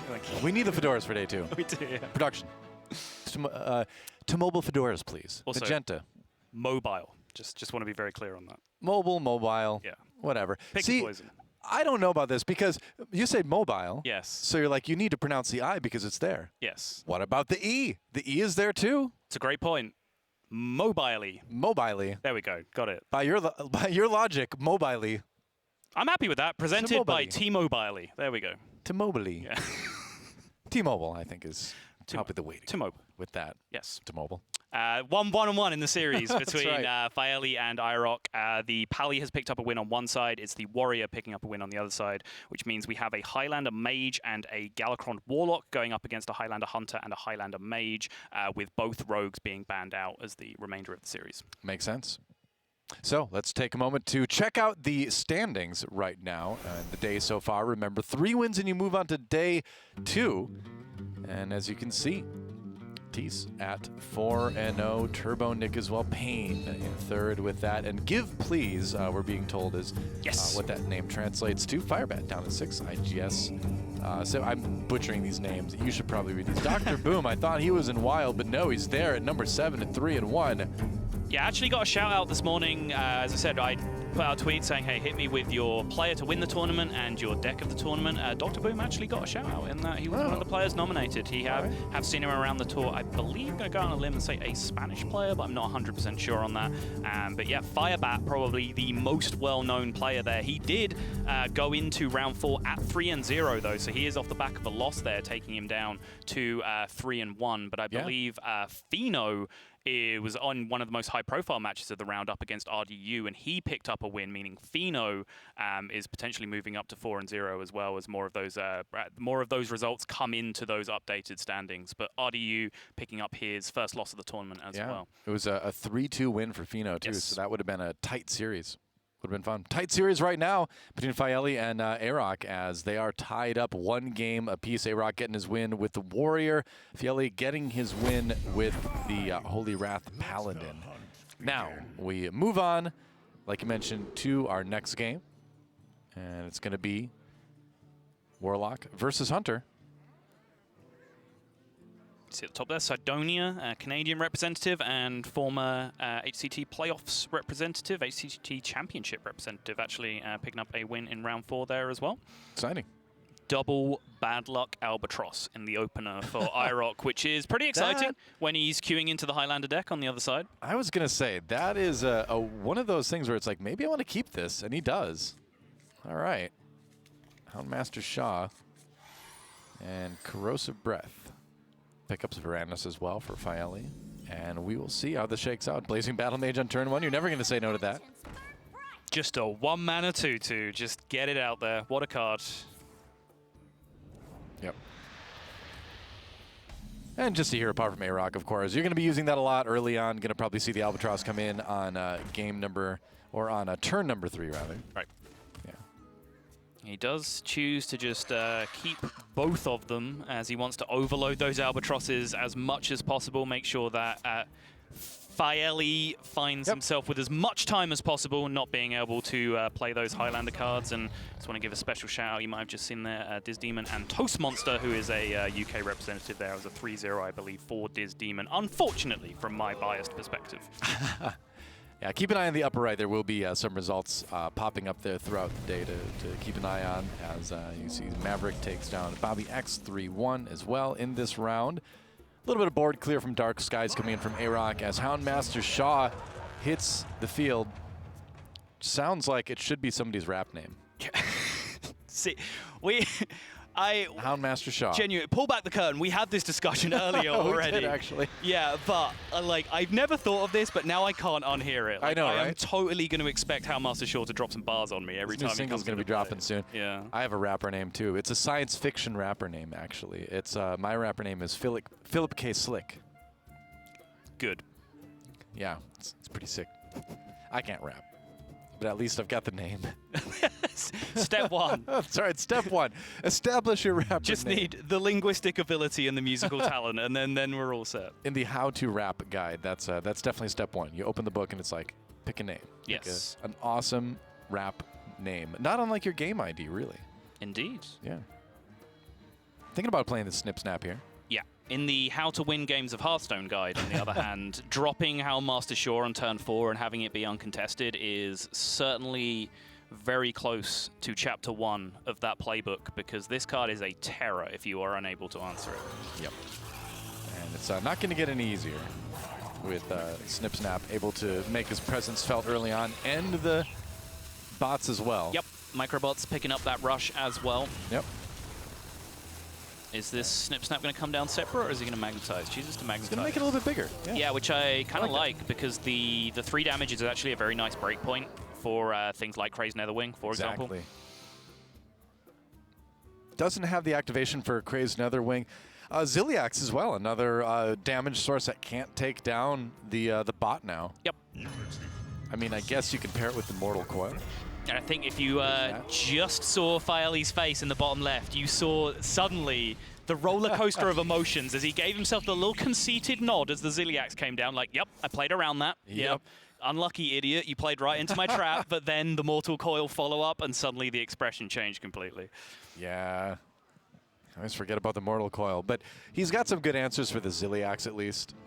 He could use the Corrosive Breath, although that would give him a little bit of an awkward rest of the turn. Yes, it's so much damage being pushed, though. Yeah, it is.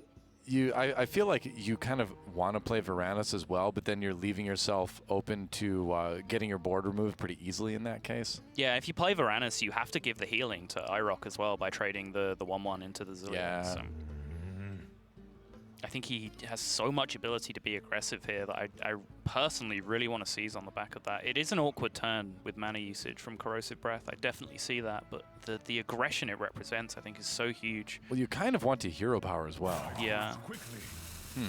What if you... no, he's going to go there, Zitron. All right. You could also go with Dwarven Sharpshooter and Hero Power Ziliax in this case and just push the rest of the damage through.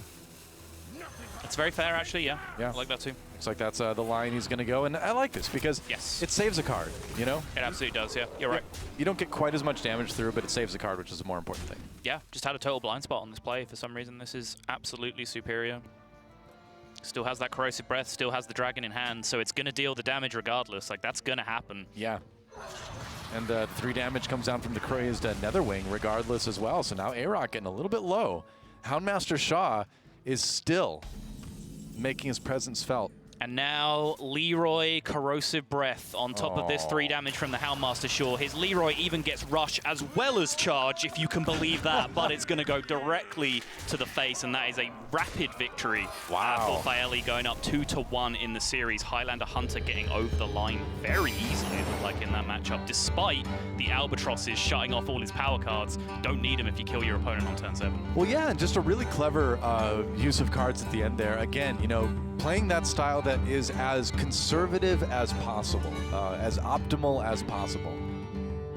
It's interesting. I feel like he's got like a team of accountant brain cells in his brain that are like, yeah, we could do this, but our core efficiency will be slightly higher if we move this slightly to this side and all that. Yeah, and it's working out. It's coming out in the Hearthstone play. It's cool to see. There are certain Hearthstone players where I just kind of want to live inside their brain for a while. It's like Hunter Ace often just looks physically pained by how intelligent he is, like as if his brain is about to overheat at any given moment by just the level of genius that's firing. About to just explode from his skull to just but at the same time, the opposite spectrum of that, you know, the cool, calm, and collected range doesn't really show too much emotion for Ellie, but really over the past 2 years has had 2 incredible seasons in terms of consistency of top 8s and top 16s, consistency of hitting cuts, and also consistency of overall win rate. But it's just sometimes, unfortunately, if you don't hit that one big win, that just doesn't really pay off. You know, you don't make it to Grandmasters, you don't win that big tournament where everyone remembers your name 6 months, a year, 2 years down the line.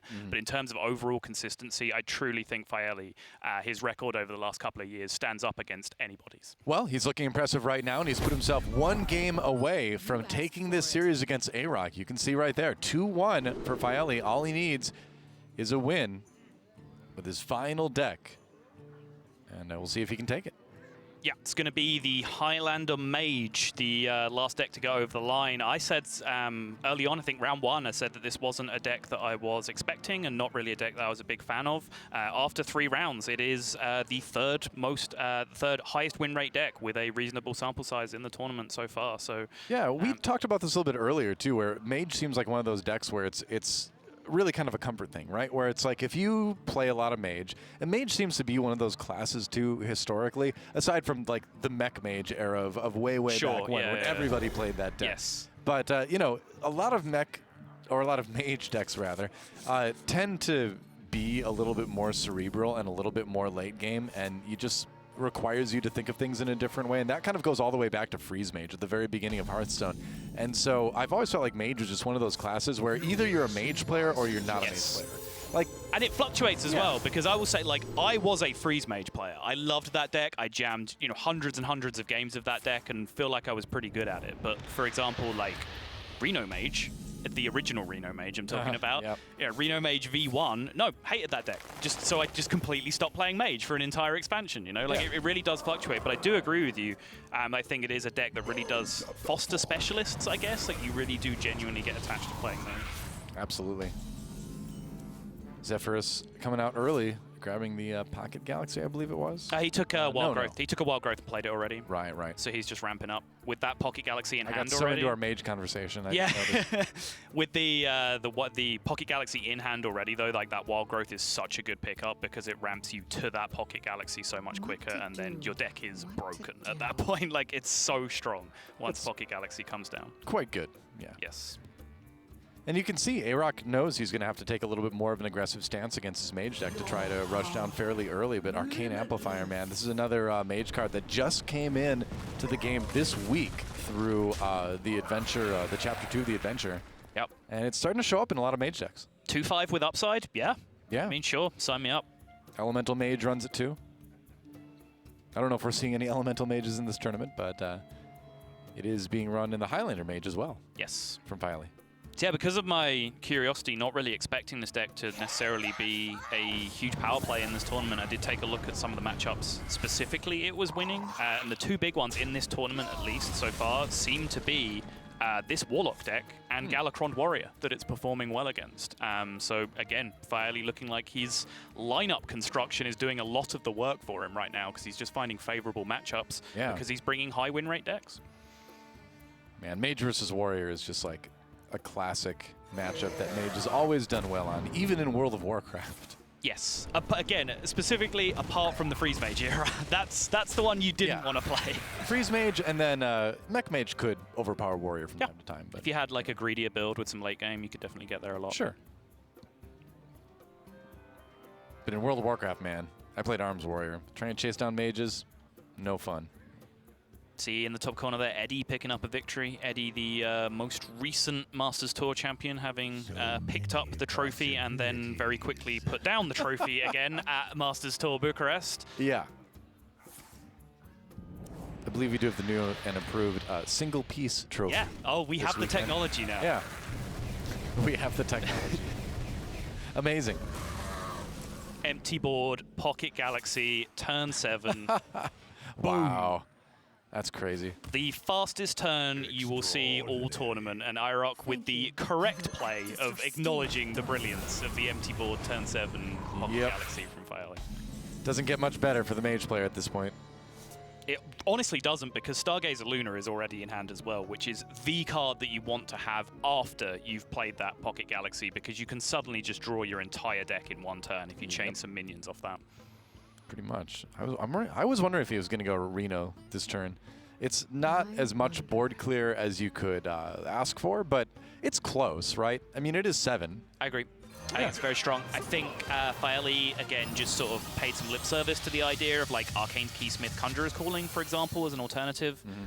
But a couple of 4-drops, pretty mediocre against the board that he was contesting there. So I think Reno is the responsible play in the situation. Well, getting an open 4/6 on the board is pretty solid. Yep. Another breath, though, going to bring it right back.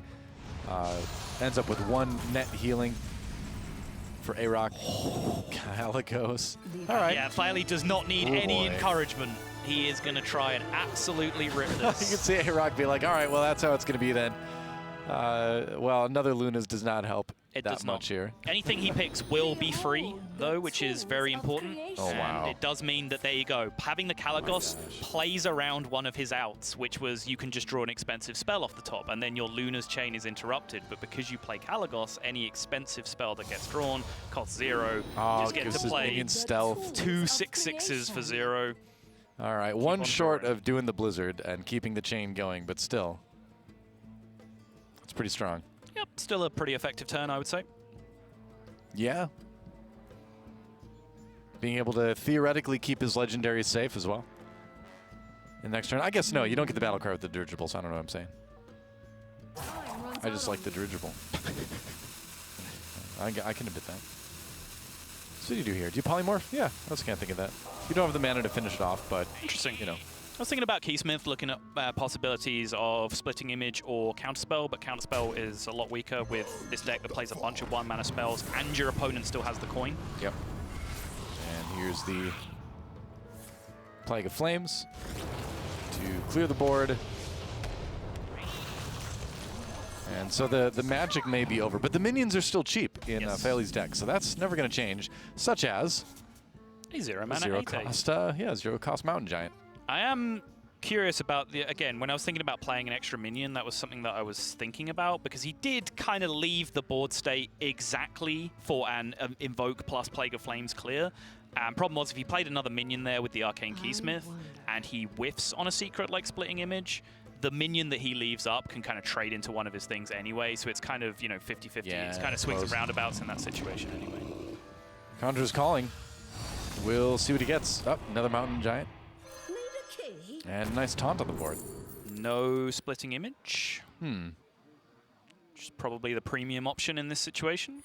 Yeah, it goes for the counterspell instead. Yep.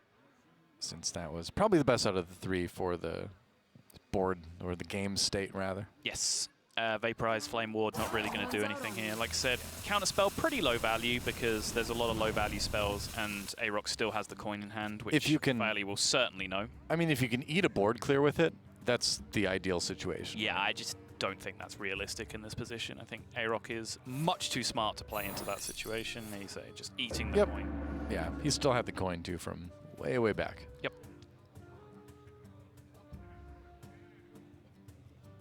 And so, what will the trade be?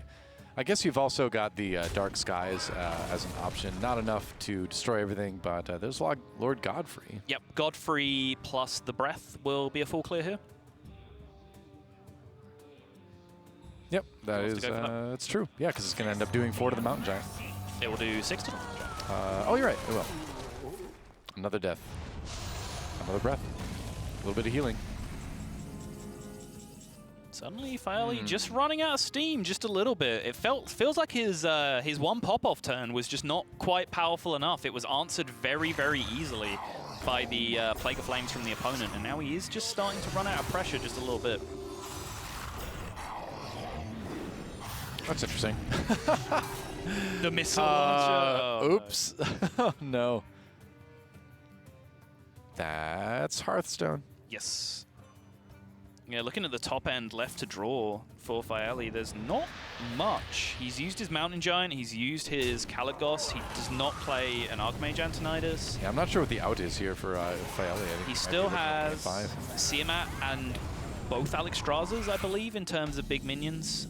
But again, those coming one at a time. It's only really the Dragon Queen Alexstraza, I would say, that's just a huge impact in one turn from this point. Right. He's got the option to clear what's there with the Blizzard, play the Bone Wraith and the Water Elemental. May just want to save Blizzard anyway for a bit bigger board. Yeah, it seems like a pretty low value Blizzard. Yeah. Desperately just trying to stick some kind of board presence so he can potentially push some damage. But any way he can live long enough to get that Alexstrasza. Right.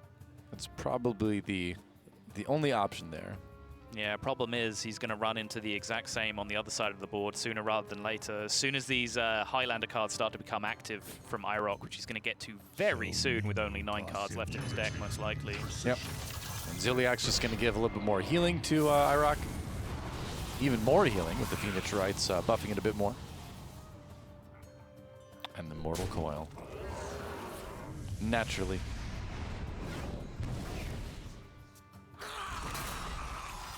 I almost forgot. Yeah, gotta kill the Reborn one. Yes. There you go. And there's Dragon Queen Alexstrasza. All right, what are you gonna find with it? All right, this is actually huge because this turn now works out perfectly with that Blizzard that he preserved. If he can get some big minions, okay, can play this Malagos first because it offers the card back into the hand anyway, which means the Twilight Drake will end up being the same size. Yep. Not the ones he was looking for, most likely. Yeah, I think maybe you'd be looking for the Flame Strike there. Or just bigger burst damage, I think, in this position, just to try and like send this one-turn push over the line. Yeah, the Firebolt. Or Frostbolt, rather. Just not a lot. I mean, Malagos' missiles could be 6 if he does clear the board, too. Or if he's just incredibly lucky. Yeah, that's true. Yeah, it's just the fact that like Malagos nobody is that lucky. It's just the fact that Malagos' Frostbolt is 0 cost instead of double damage. I think in this scenario, because he has so much mana and so few cards in hand, he would prefer it the other way around. He'd much prefer a double damage Frostbolt in that spot. All right, well, there's a board, but there's another Plague of Flames in the hand of Arok, the Albatross. That Albatross activates the Zephyrus, which means that Twisting Nether is now an option, and I think that might just be the final nail in the coffin for Faeli. It's hard to imagine him developing a board that beats this Warlock with this. Yeah, you think that seals the deal. Twisting Nether, easy choice. Yep. Yep. And finally, Mage just bow out here. I think he'll grind it out.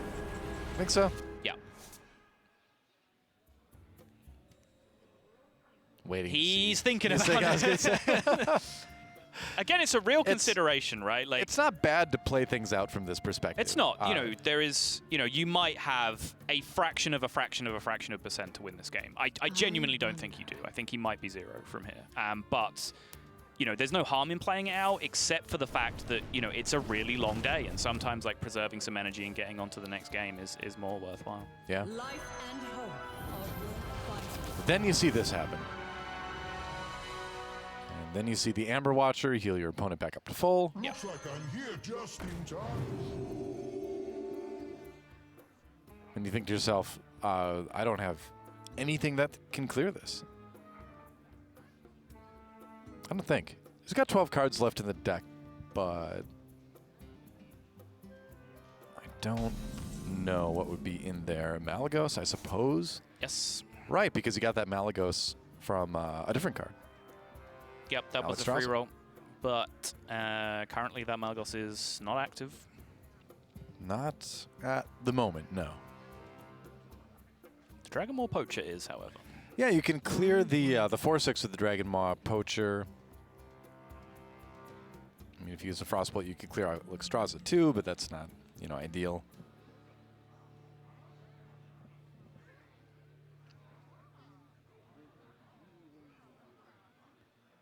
I guess Faeli's plan here is just to try and set out for fatigue, since he is so far ahead on the fatigue counter. So many extra cards left remaining in his deck. That's a good point. Just kind of delay things as much as he can. Yep. He's going to try and find some gas to play this turn. Okay. Is able to activate the Fire Tree Witch Doctor off the Malagos in hand, as opposed to the other way around. It's a pretty nice pickup for him.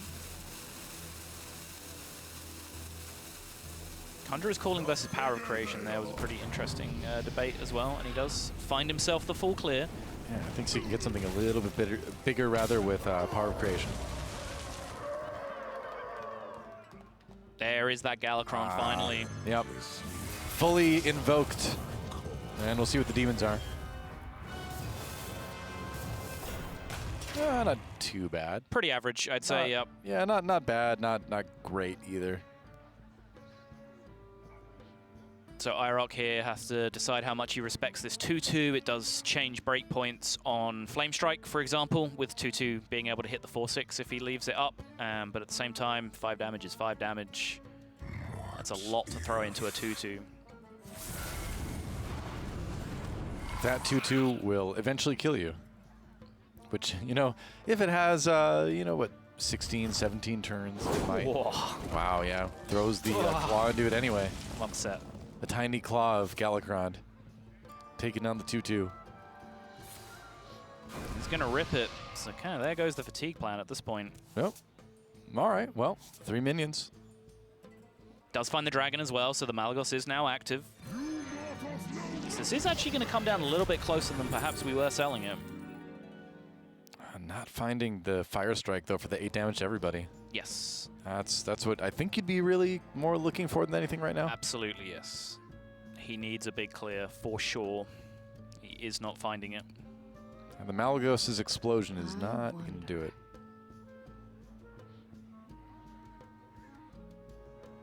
Goes for the draw, wow. Yeah.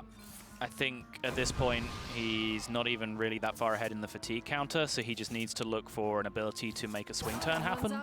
Again, all of his minions do cost 1, so he can do some pretty broken things if he's able to get this done. Power of Creation alongside a Frost Nova, he can potentially try and set something else up for him on the following turn. Definitely feel like I've counted Faeli out of this game too quickly. I should know better than to count out the boy.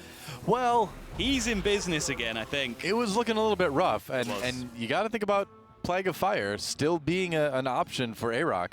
Yeah, and now suddenly the fatigue counter has flipped on its head, and now IROC is the guy with the ability to play for fatigue if he wants to. Both players still sitting on their Alex Strasses as well. Yeah.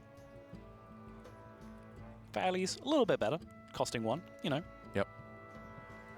His current draw, not super great, because it's just going to put him with 1 card away from being fatigued. Yes. And also overdraw him, I believe, as well. No, he'd be up to exactly 10, I guess. Yeah, 8 cards in hand right now. Yeah. Down to 7, up to 10, and then he'd still have plenty of mana to just play something out. But yeah, not a great looking option right now. Not ideal. Not enough benefit for getting that 5-4 out.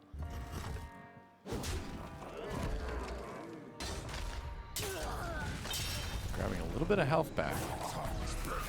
Just to clear a little bit of space. Yep, and he's going to use this Rocknest Drake to clear some from the opponent, and he is going all in, dropping the Alex Strasser as well, maxing out. That's what you see that Sacrificial Pact used for, as Durr was saying, just to clear out that 1 board space to make that play possible. Healing pretty much irrelevant in that position, just the 2 points of heal. So Arcane Breath, we'll see how much you can clear today. Wow. That is ugly. I guess you keep the Arcane Explosion, yeah, like you did. It's damage anyway. Yep. You can Alex Strasser your opponent here. Bring them down to your level, and he will have a bit of board clear with Symat. Yep.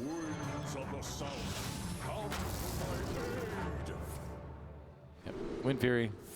Rush Wind Fury. Rush. Yep. Maximum clear. And then we can see Snip Snap Ziliax coming out here as well for another big heal and another big taunt. Yeah, that's actually really nice to get the heal from Ziliax. Problem is that is Faeli just all in at that point, which means if that board gets dealt with, he is just kind of helplessly waiting for fatigue. Yeah, the question is, can AROC produce enough minions on the board to make Plague of Flames work. Right. It seems like with the hero power, he probably can get close enough at least. Snip Snap being saved, as you can see. Yes. Yeah, I think because of what I just said, you can't really just magnetize Ziliax on top of Snip Snap anyway, because it's only one extra minion on board that way. Whereas this way, he can kind of bait out the Plague of Flames and then use Snip Snap as his final refill. Because, like I said, I just don't think he can go all in against the Plague of Flames with just all of his minions, right? Because then Plague of Flames happens and he just sits and waits to die to fatigue. He needs to save something for a refill. That's the thing. You know how many cards your opponent has in their deck. You know the likelihood of them having that Plague of Flames is in there. Yep. Funny thing is, bad luck Albatross is kind of bad luck for A-Rock right now, because that would actually put some more cards in Fieli's deck and prevent that fatigue for 2 turns.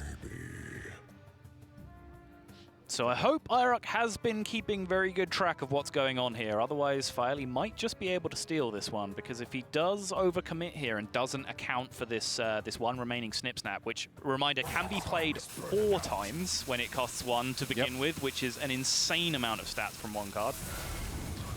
There's the Plague of Flames. So he does need to make sure he has a plan to deal with that. I'm not really sure what that plan can even be from his position. I'm out of cards. Last card is an absolute brick for Fieli. Did did A-Rock not attack with his minions before he did Plague of Flames? I guess there was Ziliax there. Yeah, okay, never mind. Yep. All right, so he's going to get 4 of these one way or another. Just going to keep stacking them, or do you make 2 4 2 6s? 4 6s? Yeah, it's kind of what my instinct is telling me. It seems like the trickiest thing to get rid of. Each one of those will become 4 microbots. No, actually, I guess, yeah, because you know your opponent still has multiple coils remaining, you don't want 4 6s. Oh, yeah, that's true. That's a good point. So an 8-12 Snip Snap, the biggest individual Snip Snap I've ever seen, will fill the board with microbots. Mortal Coil, again, you know, not appealing to the microbots either. You don't want to draw a card. Right. He's two albatrosses, and now, I mean, like, that's 4 more cards in your opponent's deck. You do not want to give them that. But you need minions to try to take their health away. Yeah, that's the question. So like, can I set up lethal in some way by playing these bad luck albatrosses? So even if my opponent's not going to fatigue, I'm going to kill them anyway, because if he's been keeping perfect track, which I will give a player at this level credit for doing, he knows that the 2 remaining cards are bricks. Elemental Evocation and Arcane Intellect do nothing. They have no impact on this game.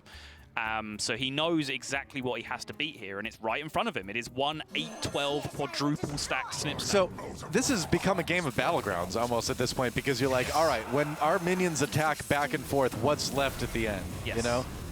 That's how you kind of have to think of it. This suggests to me that he does know what's up, because he knows that there is nothing that can deal with this 5-4 on the board. The 8-12 has to go into the 4-5, and that means that he is then able to just swing back the other way with the Kronks. And after a much closer game than I might have anticipated about 5 or 6 turns ago, he is going to find his way over the line in the end. But Fieli did everything he could. There was that one insane turn where I think a lot of people would have stared at an Arcane Intellect that drew 4 cards when he had like 6 cards remaining and said, there's no way, I can't draw 4 cards here. I'm just going to fatigue at that point. Yeah. But I think it was absolutely what he needed to do to give himself a chance, because he needed to explode onto the board in that one turn. You know, he threw in a 0-cost power creation alongside that as well with the discount that he got. He needed that one huge turn to try and power spike, because as I was saying, for multiple turns before that, it doesn't matter how cheap your minion is if you're only playing 1 of them per turn. Your opponent is going to be able to deal with that. Yeah, it was an incredibly close game when it came down to it. And now that leaves us with just 1 deck remaining for each of these players, as we are 2-2 again. There's been a lot of 5-game sets today. It's going to come down to Mage versus Mage between A-Rock and Fieli. It is. And that is going to be an interesting matchup. The Warlock and the Warrior having picked up wins on A-Rock's side, and Hunter and Paladin picking up wins on Fieli's side, which, as Doa just said means we are left with a Mage mirror, which again is not something I was expecting to be seeing a great deal of going into this, but nonetheless, well, you can see the explosive power that deck does pack, so I'm sure we're in for a pretty exciting finale. Yeah, there's going to be a lot of interesting grabbing, like the right spell at the right time thing in this matchup. I'm really curious about it, but we're going to have to wait a little bit. Going to take a quick break, and when we come back, the thrilling conclusion of this series. Who's going to take it, A-Rock or Faeli? Don't go anywhere, guys. We'll find out when Hearthstone Masters Tour Arlington returns in just a moment. Hearthstone Masters Tour Arlington is brought to you by T-Mobile. Rank up with America's first and only nationwide 5G network.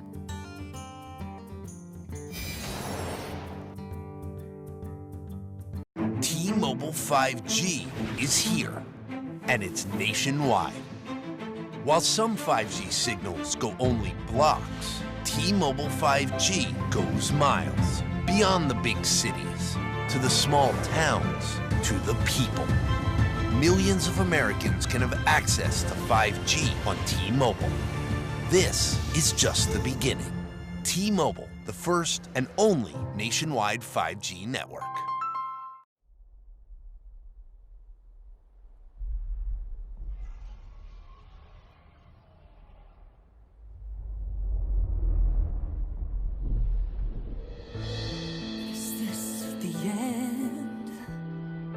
Our heroes can't fly.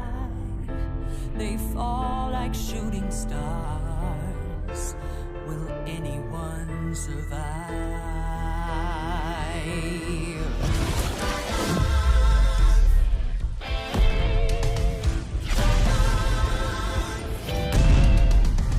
Dragons take flight above the ice and snow. High in the sky where the cold wind blows. Wings beat down as the feet back foes. Flaming hot fire over frozen bones. Good unites against people they oppose. They ride or die as the legends grow. We must go to sense, doing our heroes. There are no silence in this combat zone. Beats mid-air, yeah, it's a chiller. Life and death, yeah, it's a killer. They go round and round as the beat down pounds. Aerial thrills, yeah, it's a thriller. The sky's filled with trauma and all of this drama, portending and impending end. Crash down. It's dragons descend.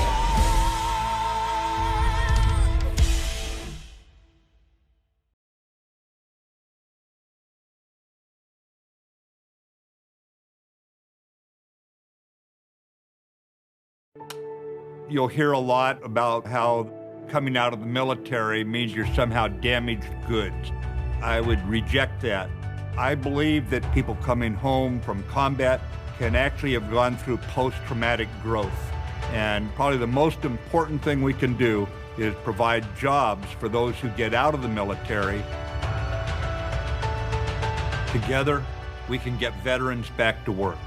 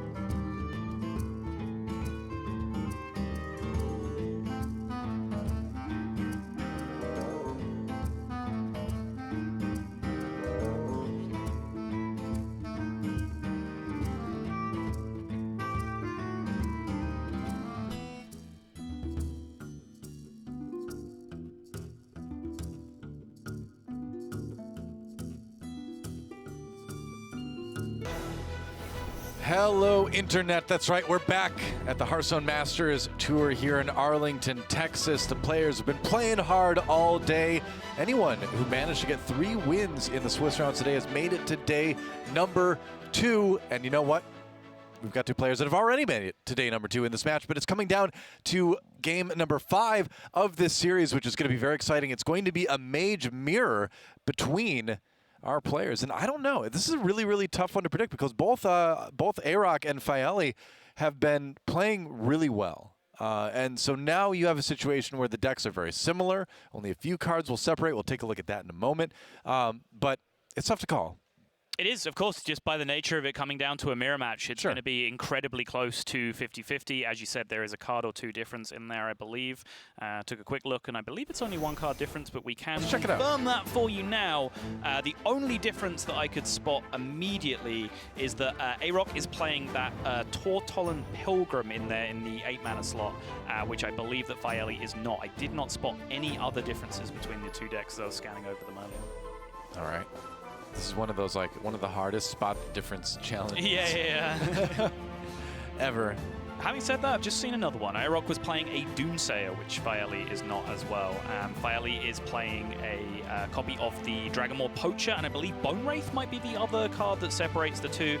But the core of the deck, very, very similar. You just play removal and freezing stall cards to be able to get yourself to the late game, and then you just do ridiculous things with Luna's Pocket Galaxy, with the generation of zero-cost spells, or the upgraded Malagos aspect spells, like all of these crazy things that you can do in the late game. It's just getting there is very difficult, but when you're playing a mirror match, since you're both trying to get to the late game, you're both going to get there. You're getting there, which means the insane things are going to happen in this series. Dragonmaw Poacher may actually come up pretty close, or pretty clutch rather, in this game too. It's a deck that a lot of people had teched into with the rise of Embiggen Druid on the ladder and some of the other dragon-oriented Galakron decks, and now it's something that a lot of people have teched out of again, but still one remaining in this matchup, and with the dragons coming in, might end up being big.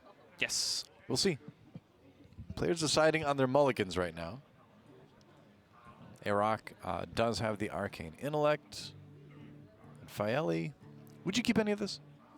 Stargazer Luna, I suppose, maybe? I would be thinking very heavily about the Luna's Pocket Galaxy, honestly. Yeah, being able to play that on your 7-mana turn is so good that it's one of those higher cost cards that you're willing to keep, and he's actually going to grab Reno as well.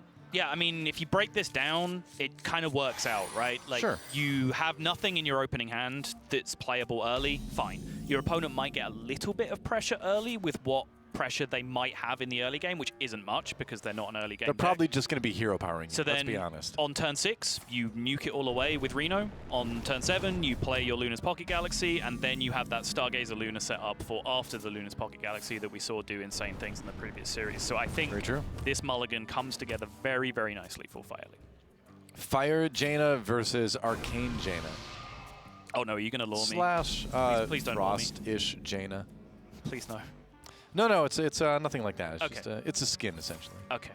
I literally know zero. You'll learn this about me very quickly. She's more known for, like, her frost magic, I would say. So there you go. There's a bit of lore. Feigning interest noise. Yeah. Oh, that's fascinating. Yes. What magic does Jaina Proudmoore use most commonly? I know that's what you're interested in. You like to study that kind of thing. I guess you might as well drop the Doomsayer here just to kind of say, all right, well, here's another turn that you're probably just going to throw a 1 damage hero power at me again. Yeah, I'm a little curious about it because it's not really like he's finding a tempo play to follow this up afterwards. And I don't necessarily see what it's blocking on Faeli's side either. I mean, arguably the Water Elemental. Sure. Maybe. Yeah, and I guess Faeli is actually playing some extra minions in that 4-drop slot. He has Water Elemental, Bone Wraith, and Dragonmaw Poacher. So right. Sure. I guess actually looking at it, the one thing I failed to account for is that Faeli was sat on the full hand as well. So I take it all back. It was actually a very smart Doomsayer because Faeli was forced to play a card into it. So A-Rock actually comes out very comfortably ahead in that exchange. Sure. Frost Nova to pick up Faeli, and now the question is, what do you drop on this turn? He could upgrade his hero power. Sure. Upgrade is in have it do 3 damage, 3 damage instead of 1. Yep. You also just tempo a Ziliax just for mana efficiency. Yep. You could do that too. That's what's going to happen. Again, Hearthstone 101. Spend your mana. It works pretty well. I would have gone for 3 damage. It would have spent all your mana. That is also damage. true. Yeah. Let me refine that tooltip. Spend all your mana on cards. Sure. And I would say spend all your mana on cards that do damage. Spend all your mana on blowing up your opponent as quickly as possible. We're going to keep adding caveats to this until Yes. it's just basically like all of the strategies in Hearthstone. Yeah, it's just utter nonsense. and Spend just- your mana on, you know, giant minions if you're playing in Big Druid. Yeah, just becomes completely illegible advice. 1 point off the Reno clear here, crucially getting 2 5 health minions off after the trade. There will still be 11 health in play. Slightly awkward. If you had 1 more mana, that hero power might have helped. I'm kind of still into it, honestly. Well, Yeah, it clears I like most. this. It Exactly. clears most. You're going to take some damage, and it's not the end of the world. You know? Right. Like I said, I was kind of explaining the curve, right, as like what this Reno into Pocket Galaxy is supposed to do. It can still do that even without clearing the board, right? The fact that he has a 4-6 and a 3-2 on the board, sure. He's still got a good opportunity to be able to have enough freedom to Pocket Galaxy. Arcane Breath. Gets the 5 damage into space, and that into the face, rather. Now, this is, oh no! Bane Bloodhoof, or Karen Bloodhoof, who will become Bane Bloodhoof later on. Excuse me, that is Karen Bloodhoof, and she would like to speak to the manager. Karen. No, that's Karen Bloodhoof, who was slain by Sylvanas herself. No, wait. It was who was it? It was the orc. Sarfang's son. No, not him. I'm terrible. I lose. Okay. I'm done. I totally would have believed anything. It's the warrior hero, the original warrior hero. Garrosh? Garrosh. Yeah, he killed Bane Bloodhoof. Karen Bloodhoof became like, you know, not the leader of the Horde really, but a high-ranking member of the Horde. So in the lore too, it really was the death rattle that made Bane Bloodhoof prominent. Good. I'm glad I'm learning. Yeah. Happy you're here. Exactly. Yep. But man, that's a pretty great card to get. It is, yeah. Particularly against Mage. Like, outside of Polymorph, there's so much of their removal is just straight up damage, which means that, you know, death rattle cards just become incredibly annoying. Oh no. Wow. All right. Well, the board continues to grow, and yeah, it's yeah, certainly you don't have the death rattle anymore, buddy. No, he's whoopsing because he has 1 less health on his Twilight Drake than he should have because of the sequencing. Oh, sure, yeah. Yeah. The future is ours. Fairly here has the ability to draw multiple cheap minions. Does whiff, though. He would have been able to pair it with a Frost Nova if he was going to pick up a couple more cheap minions there to be able to really lock out the board state. But now, having drawn a spell instead of a 1-cost minion, he has some tricky decisions to make. Coin Blizzard is an option. Conjurer's Calling in itself is an option, but then I think the board remains contested with the amount of power that IROC has in play. Conjurer's Calling the 8/8 is fun, I guess, to think about. Yeah, but it just doesn't. I don't think it puts enough stats in play. So I Coin think Blizzard, yeah. I think he might be okay. He is just coining Blizzard. I was curious whether he would coin the dragon to discount it first. Just choosing to stick on this board state though. Yep.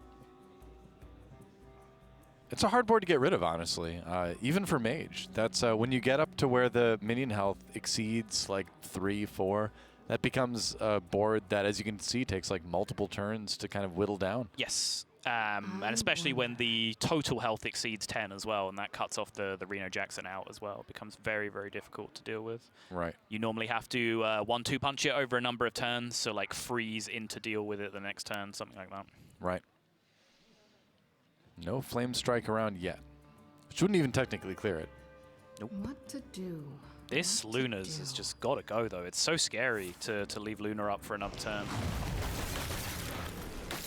So he's just going to fully commit, yeah, Snap Freeze to take care of the Giant, and then the Ray of Frost. Oh, going to use Arcane Breath instead. Okay, fine. Well, he gets to bring a spell into his hand this way, I suppose. Yep. Alex Straza. Well, that's a thing. It's, I mean, it Go for it. immediately sets up lethal because he can It's just only 1 mana, yeah. he can just throw so much extra power on the board alongside this and Frost Nova to lock out the trades on the other side that he's just straight away threatening lethal. Is he going to go for it? We saw him kind of mouse over that Conjurer's Calling, too. Yeah, works too. Yeah. CC into the Frost Nova will almost certainly set up lethal as well. What to do? What to do? I was going to say CC into the Frost Nova. I'm like, but Frost Nova is CC. And I'm like, oh, you're shortening Conjurer's Calling. You're right. Oh, I get it. That is slightly confusing. Yeah. I'll give you that one. I kind of like that, actually. You've got more stuff to throw down from hand, but why not get the essentially discount play instead? Yeah. What to do? Time runs out on You can do Frost Nova first. Dragonmon Poacher. I think I like this more just because it's a guaranteed setup. I believe the average 9-drop has 7 attack or just under. So if you got 2 7-attack minions, that would be setting up lethal. But if you got like 1/6 and 1/7, for example, like even with the ping, you're then not setting it up. So I kind of like just going the guaranteed route instead. Ooh. And this, unfortunately for Ophelia, is a board clear now. Yep. And having that extra minion may have come in handy, but oh well. I don't disagree with it. Zephyrus. Okay. So what does he need to clear this board? Because obviously he can just play it and get Nether, but Yeah. can he do it with the discounted Zephyrus? Does that open up any other options for like Shadow Flame clears, for example?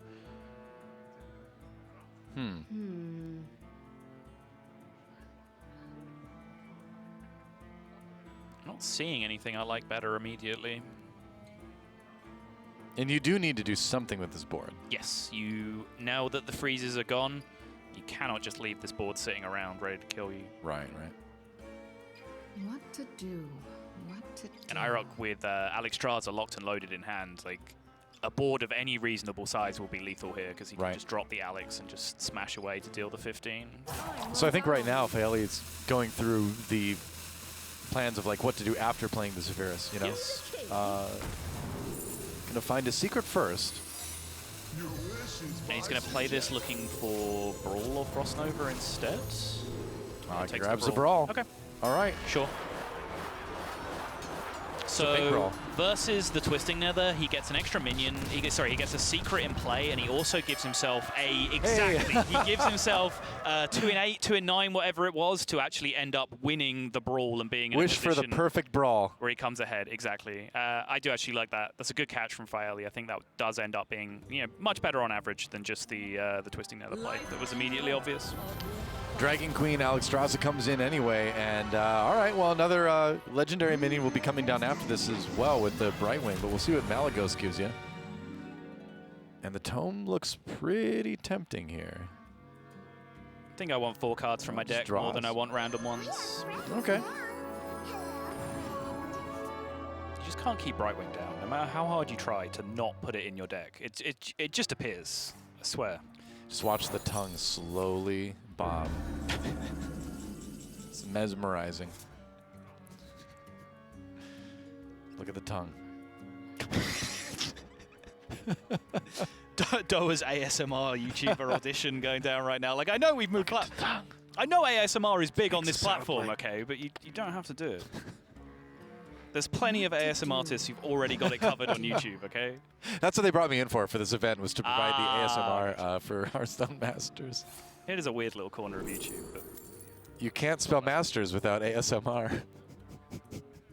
Excellent point. There you go. Reno the Reliquist. Relicologist, rather. That's a decent draw. Decent board clear. I'm assuming this is a Apparel creation that he's ripped this turn, so that doesn't end up doing anything. So the battle cry wouldn't activate. He'd just find the 4/6s, yeah. Yeah. I don't know if he was discovering some other method. Go for the blatant decoy. Just do it. Just do it. You did it. He did indeed do it.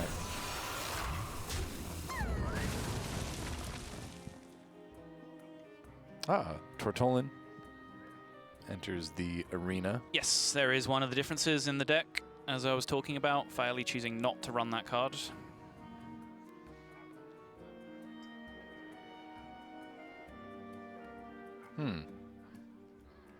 I wonder. That Bone Wraith is so annoying right now. Jeez.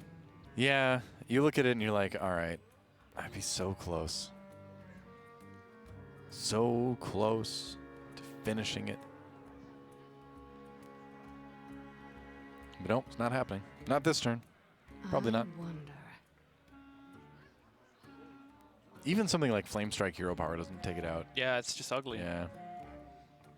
I hate everything about this turn. I don't want to look at it anymore. It just upsets me. Everything is just slightly wrong, and it's really irritating. All right, Frost Nova is a good pickup off the top on Prime list, though. It means he will just trade through the Bone Wraith. Honestly, lock out those 5/5s from having an impact and still have lethal set up on the following turn. Yep. Thinking about Flame Strike for the next turn, though, and using the minion instead. Okay. All right. And I actually do like this because next turn he has Alexstrasza set up for lethal anyway. If the board doesn't get cleared, any face damage he would have done that turn is irrelevant because he can just Alex the face, hit with the minions, that's 15, game over anyway. Exactly. So with that in mind, that's actually a really good catch just to play around the scenario where he doesn't have Alexstrasza lethal on the following turn and has to think about clearing the board instead. Really smart. Malygos Aspect of Magic still not active. No dragon. Yeah. Does at least activate the Dragon Caster, though. Yep, that is something anyway. So 0 mana Conjurer's Calling. CC needs to find a taunt here, which I believe is around 13% on a 6-drop. Finds Rush instead, which is actually really nice. Well, it takes out something at least. Yes, he can take a VT into the Mali here and then rip it again. Wow. Ooh, okay, catch a Sand Auctioneer. All right. Now it's getting exciting. Yes. And now it just is going to just be over. Almost. Yeah, 13 damage can be pushed with the Alexstrasza, so he's not quite there. He can go fishing with Kaligos for a Pyroblast. If he doesn't find anything, he can still then bail out with the Flame Strike, but then he wouldn't be able to ping at the end of the turn, which would mean that there'd still be a couple of 5/5s hanging around on the board. And with only being at 15 health, too, that's puts scary. you in a very dangerous position. Yep.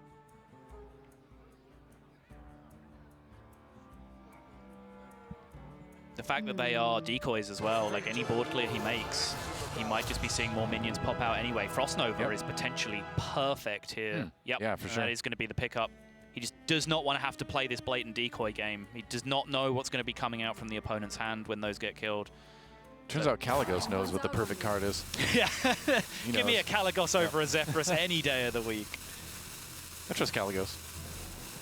For the record, Zephyrus absolutely would have driven you a Frost Nova there. He's okay. He's okay. Is Zephyrus okay, guys. though? I need to know. Confirmation, Zephyrus is okay. We're still a little bit curious, but I think he's okay. He's fine. I asked him. Okay. He's doing well. We heard from on Twitter that he's okay. Yeah. He's doing great. The wife's great. The kids are great. He's doing great. Are the wife and kids in the lamp with him? Yes. Wow. Yeah. Oh, that's it. And A-Rock takes the series 3-2. It was a close affair, but in the end, just too much damage on board for Fairley to deal with. Yes, Mage Mirror they kind of slotted into different roles there. Faeli took up the role of the aggressor with weirdly, the mulligan that he kept, which was 6-drop, 7-drop, cemented him as the aggressor, as weird as that is to say, because he had the plan of just playing a Reno for very little value early on, and then tempoing out the Luna's Pocket Galaxy, and then just being aggressive early on. As soon as that kind of whittled away, you saw that it was actually A-Rock that was in control of the late game, because he had so many more resources in hand that he hadn't committed. And then from that point, he was just able to take over. He was threatening lethal turn after turn after turn with that Alexstrasza coming down. Faeli did his best to fight it off, but he is going to fall now, I believe, Faeli to a 3-1 record, whereas IROC continues in the ranks of the undefeated players, potentially going into day 2 with a 4-0 record. Still a solid record, 3-1 on the day. That means we do, again, get to see him on day 2. So that is something, but you want to keep that perfect record. It doesn't feel quite as good. If he keeps that win ratio up, 75% win rate, then you have a very good chance of, making it through to the cut and potentially maybe on tiebreakers at the end of day number 2. So that's the target that you do want to aim for. But of course, the undefeated players are the ones that will be feeling the most comfortable as we come towards the end of day 1. Absolutely. And what a day it's been all the way. We've got a little bit more action in round number 4, but we're rapidly, kind of reaching the conclusion of day 1. A lot of Hearthstone's been played. Still going to see a good amount of games coming in as well, but it's been fun. It has. I've really, really been impressed with this tournament so far in all regards. Like, first off, this space is incredible. Yeah, it is really cool. It's great to be sat. Like, I think this is the first Masters Tour I've done where we're actually just sat in the same room with all the players. That's Normally, awesome. we just have like a back room somewhere that we're casting from, whereas here, everyone is just to our right here. You guys can't quite see it off camera, which is fantastic. Right over there. Yeah, just brings back like old DreamHack vibes. It's a phenomenal venue, phenomenal stage. But I think the tournament as well, the diversity of the meta and the decks that we've seen has led to very, very exciting rounds as well. It's great atmosphere, rather. Great set of games. And we will take a break as I recover from that and be back with more Hearthstone from Arlington here. Don't go anywhere, guys. It's the Hearthstone Masters Tour. Hearthstone Masters Tour Arlington is brought to you by T-Mobile. Rank up with America's first and only nationwide 5G network.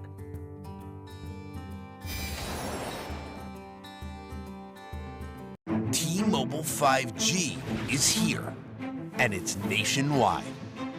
While some 5G signals go only blocks, T-Mobile 5G goes miles, beyond the big cities, to the small towns, to the people. Millions of Americans can have access to 5G on T-Mobile. This is just the beginning. T-Mobile, the first and only nationwide 5G network. You'll hear a lot about how coming out of the military means you're somehow damaged goods. I would reject that. I believe that people coming home from combat can actually have gone through post-traumatic growth. And probably the most important thing we can do is provide jobs for those who get out of the military. Together, we can get veterans back to work.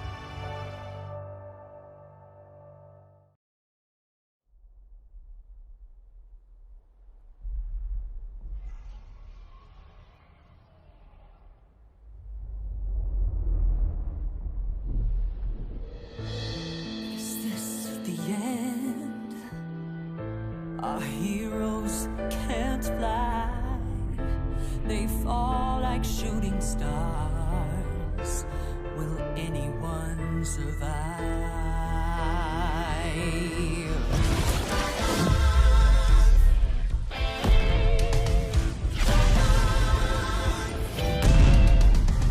Dragons take flight above the ice and snow. High in the sky where the cold wind blows. Wings feet down as the feedback foes. Flaming hot fire over frozen bones. Good unites against evil they oppose. They ride or die as the legends grow. We must don't choose sides, villains are heroes. There are no silence in this combat zone. Beats midair, yeah, it's a chiller. Life and death, yeah, it's a killer. They go round and round as the beat down pounds. Aerial thrills, yeah, it's a thriller. The sky's filled with trauma and all of this drama. Pretending and impending, yeah. Christ, yeah. It's dragons descend.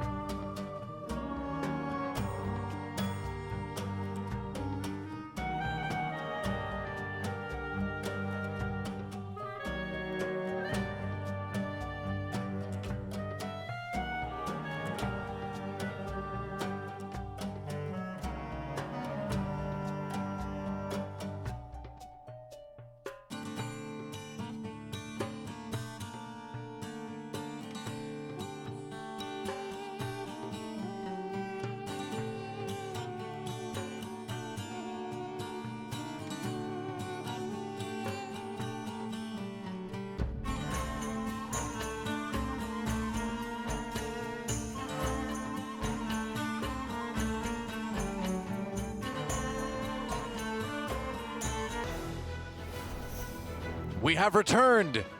It's The Hearthstone Masters Tour here in Arlington, Texas. That's right, we're deep into day number 1. Doe and Frodan here with you, and we're going to jump right in to a match already in progress. It's going to be game number 4 between Bloodyface himself and Boston. Should be a sick matchup. I believe it's Warrior versus Mage. I think I heard that correctly. Yeah, I believe that's what we're told. Yeah. And, you know, 2 Grandmasters going at it, one from Americas, one from Europe. 2 players who have historically been extremely consistent. Most people are pegging Bloodyface as 2018's true breakout star for Americas, but just kind of overshadowed by Saiyan's insane performance during the summer, and also the fact that Hunter Ace and Bunny Hopper were just a little bit better than him at almost every event that they went. But he was incredible in 2018. And going into 2019, how can we forget Bloodyface's 2nd place finish, losing to Lion at the BlizzCon Global Finals while he got swept there. So close. Nothing to be ashamed of, finishing 2nd. Yep, still a great result. Let's take a look at some of the decks that we're about to see. Boston here is his Galakron Warrior that we've seen a little bit of here today, but some of the pretty typical changes that we've seen since week 2 of the adventure coming out. We do see Bomb Wrangler in there. Yeah, Bomb Wrangler, a fun card. It's very annoying, though, to go up against, which is why I love it so much. It starts to summon a Boombot every single time it gets damage, and at a 3-mana 3/4, there's a lot of love to go around, or 2/3 rather. There's a lot of love to go around with bombs and explosions. Well, this is one of the cards, too, that just makes Bloodsworn Mercenary even better in this deck, because now you've got yet another really strong thing to copy, too. So it's a deck that I feel like is just continuously getting stronger by little increments as we see the adventures unlock the cards week by week. So I'm curious to see where it's going to go in the future, but definitely a deck that deserves a spot here today at the Masters Tour. He will be playing against Bloodyface, like we mentioned, and Bloodyface bringing his Mage to this matchup. That's right. Highlander Mage, a deck that is mainly used to stop aggression. It is kind of weak to some of the Hunter decks out there, but in my opinion, I think against things like Warlock, it seems to do just fine. And so it's much more of a deck that's supposed to beat someone else's like 3rd or 4th deck. Sure, yeah. You're kind of accepting the fact that it might struggle against some of the top dogs. Makes sense. Wow, Eternium Rover number 1, Eternium Rover number 2 gets drawn as well. You're not super worried about removal early on. What do you think? It's a little bit mana inefficient, but do you just toss out the Eternium Rover? I agree. I think you kind of have to. Yeah, so the thing about Galakron Warrior is that it's not like a control warrior, or it's a lot more of a mid-range deck that you just kind of want to curve out and hit your Galakron power spikes, and most importantly, put pressure onto the opponent. And I do feel like it does give Mage a little bit of trouble, just because sometimes it hits the power spike a little bit too quickly. He drew into the Awaken. Yeah, I mean, Awaken's pretty good. I think the best card here is most likely Snip Snap as well, because you can just magnetize and start pushing. Sure, yeah. But, you know, grab a little bit of armor, injure these guys, set up a Bloodsworn Mercenary. He's just going to play the Bloodsworn Mercenary just as a tempo play. Yeah, and that kind of makes sense to me, given that Awaken will still give him the army and also still give him the 3 attack. But he wants board presence, right? So sure. The Bloodsworn Mercenary just kind of, you know, being a little bit early to the party, which is totally okay, you know? Yeah, I mean, you know, somebody has to be the first person of the party. You know, it's inevitable. Ooh, and Bomb Wrangler. Yeah, now Bomb Wrangler gets a lot better when you have Awaken in the hand. You got to go with the Kor'kron Elite, though, because it's kind of like the most unique version of Face Warrior is really what Galakron Warrior kind of turns into, I feel like. You feel so? I feel so, because, yeah, generally you just go to Face and try to get them low enough that you can finish them off with the Galakron at the end. It's true. You know, getting that attack in early just means that Galakron becomes really effective later on. Yeah. If you're able to just go Face every single turn. All right. So here's an interesting set of choices here. Yeah, it's an interesting set of choices if you want to just play Bomb Wrangler as is. You did see Frost Nova without any Doomsayer, so that does let you feel a little bit more comfortable extending onto the board. But it is somewhat of a sticky situation, because if he gets cleared one time, I mean, he is super far behind. I mean, that kind of is yet more proof that it's a more of a face-oriented deck, and this is going to be a little bit tricky. Flame Strike coming out, Dragon Caster making that one affordable. That's oh, really gosh. rough. Yeah, so no Awakened, Bloodsword Mercenary, only one Boombot. The armor is completely useless, and Bloodyface has so much gas to keep going after this. I mean, at least he's got a Temple Berserker to clear the minion on Bloodyface's side, but still, that feels bad. Feels real bad, man. Yeah, and so the question becomes, has Boston done enough? And the answer is most likely no here. I would say it's like an 80 to 90% no. Yeah. And that's largely predicated on whether or not Boston can draw like the good parts of his deck from this point on. If he draws like the second Inner Rage, or he draws like more Galakron activators and just not Galakron himself, then he's going to be struggling. But it's not like he even got a lot invested into Galakron either, because his Awaken, I mean, that was just his first or second proc there. Yeah, I believe it was just the first, because he hasn't drawn any Ritual Choppers or anything like that yet. So I think I'm pretty sure it's just one right now for Boston. Oof, that is rough. And you know, I'm dwindling his percentages now to the single digits to pull himself out of this one. It's not over, but it's looking ugly. You get that great start with the double Eternium Rover, and you're like, all right, now I'm feeling strong. I'm going to start buffing some stuff up, getting more damage to face, and just does not work out. You're just not thinking about the Flame Strike on that turn too often, I think. Scion of Ruin not available yet, again, because there's only one activation for Galakron. Yeah, and we've all been in this position. You know, if you've played Mech Paladin, you've played Galakron Warrior, you've played Face Hunter, where you just feel like you fizzle out super hard if your first wave gets completely smashed. And that's why cards like Battle Rage are so important. To the point where some players, you know, really try to play greedy even and play a little bit slower, but then sometimes get caught with not putting enough pressure in. Sure. It's the kind of thing, too, where you almost want to run into a minion with face earlier than you would in some cases, just to get that damage on yourself, too, for the extra card draw later on. So then Boston's thinking, what are some of my outs?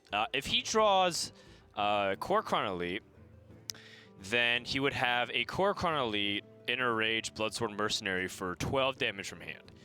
So he still has, like, in his mind, some very narrow outs if he's able to push pressure here. Like, I think in his mind he probably wants to keep Bloodsword Mercenary just because it's like his out to win the game. In that case, if he just plays Sign of Ruin, he's also kind of in a bad spot too, because he's like losing all this value that Sign of Ruin can give, because if it's just a 3-2 play on the board, the 2-2 trades into it. With no taunt or healing or anything, then Leroy Inner Rage Bloodsworn is lethal too. Fair enough. Yeah. So he's got a couple options here. Yeah, a couple options, but all very low percentage options, but still. But we've learned today, Frodan, that anything the casters say might happen will happen. Do we have that power? Have we been granted it? Seems that way. Oh, but the Vaporize, though. That's going to stop that right there. Yeah, the Vape Nation won't be stopped here. Battle Rage. Battle Rage, no. Way too late. Oh, that just feels awful. To draw that in this situation, you don't get anything out of it. You still can't play that Scion of Ruin and get the benefit.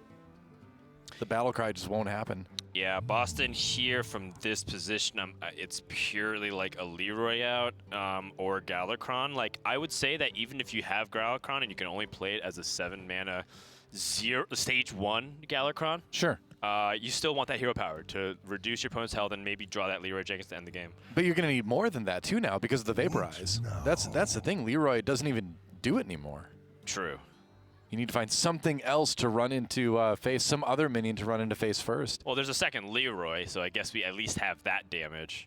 But the Vaporize, removing the second one is difficult, yeah. Because you need both Leroys to get in for lethal at 16 health with the Inner Rage, so. Yep. It's a bummer. It's a bummer for Boston. And he can't even Battle Rage. I bet he's raging in some way right now. Yeah. There's definitely rage going on. Frustration, rage, sadness, despair, doubt, anxiety, stress.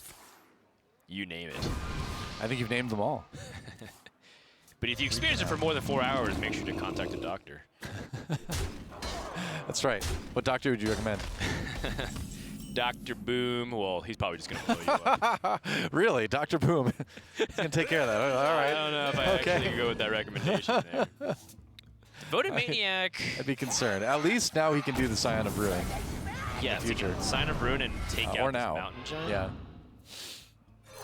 Challenge is also to make sure that he plays around the secret. He doesn't technically know if it's a splitting image, so if this is a splitting image on the 8/8. You don't want to attack that first then. Yeah. Attack the 2/4 first. So there is some order to be considered here. In a way, you're kind of happy if it's a splitting image, because then you could attack the 2/4, summon a 2-attack minion. You're still relatively high health, but with the rest, you can just take out an 8/8 and then go face with the 3 damage, and then you know that you have a top deck for lethal there. But in this case, when you do your trades, boss is going to get the bad news that it's not a splitting image or anything relevant to it. None of this is ideal. That's for sure. So he sees that, and now he has to also be mindful of things like Counterspell and Spellbender, which also would affect the inner range combos. Yep. Bloodyface has his Dragon Queen Alexstrasza to set up the board, and then has the Alexstrasza to close out the game. Finds the Fairy Dragon and not as great. Scale Lord. Scale Lord, you know, some Murlocs somewhere were maybe helped by that, but nothing in this game. Okay. Outrage for 1 draw. Oh, Ritual wow. Chopper. So that's going to bring him up to 4 invokes then, if he plays both of these. You are correct. Suddenly Galakron might be an out here. Maybe. Just because it draws the cards, but you still need to turn to activate it. It might be a little bit too slow. Yeah. Just a tad bit too slow, because Bloodyface at this point can just Alex for the win. Is that just it? Yeah, I guess that's just it. Bring the Alexstrasza and do the damage, and Bloodyface will take this series. That was fast. Yeah, the Alex back-to-back. DQ Alex into Classic Alex. And that's going to do it. Bloodyface takes the series and advances to the next round with the W. How about that? Wow, a little bit short and sweet. I thought we'd get maybe a game 5 with that, but not the case. That's okay, and you know, the Mage does struggle against a warrior that curves out really well, but that Dragon Caster into the Flame Strike is showing you why Highlander Mage still has a lot of potential as a control deck, because there's so many more powerful spells that can also be played. Their Power of Creation to get tempo. You can get Puzzle Box of Yaxron if you're in a bad spot. Or even just like Luna's Pocket Galaxy, so you can start developing really big threats. Yeah. So, you know, Bloodyface, bring Highlander Mage. That could be a deck that later on is going to show more of its power, even though early it seems to have struggled a little bit. That's what I'm really looking forward to playing a lot more on the ladder, experimenting around with it. It's because, like you said, there's a lot of really interesting decisions, interesting situations that you kind of run into with that. Let's take a moment to look at the standings, see where we're at today.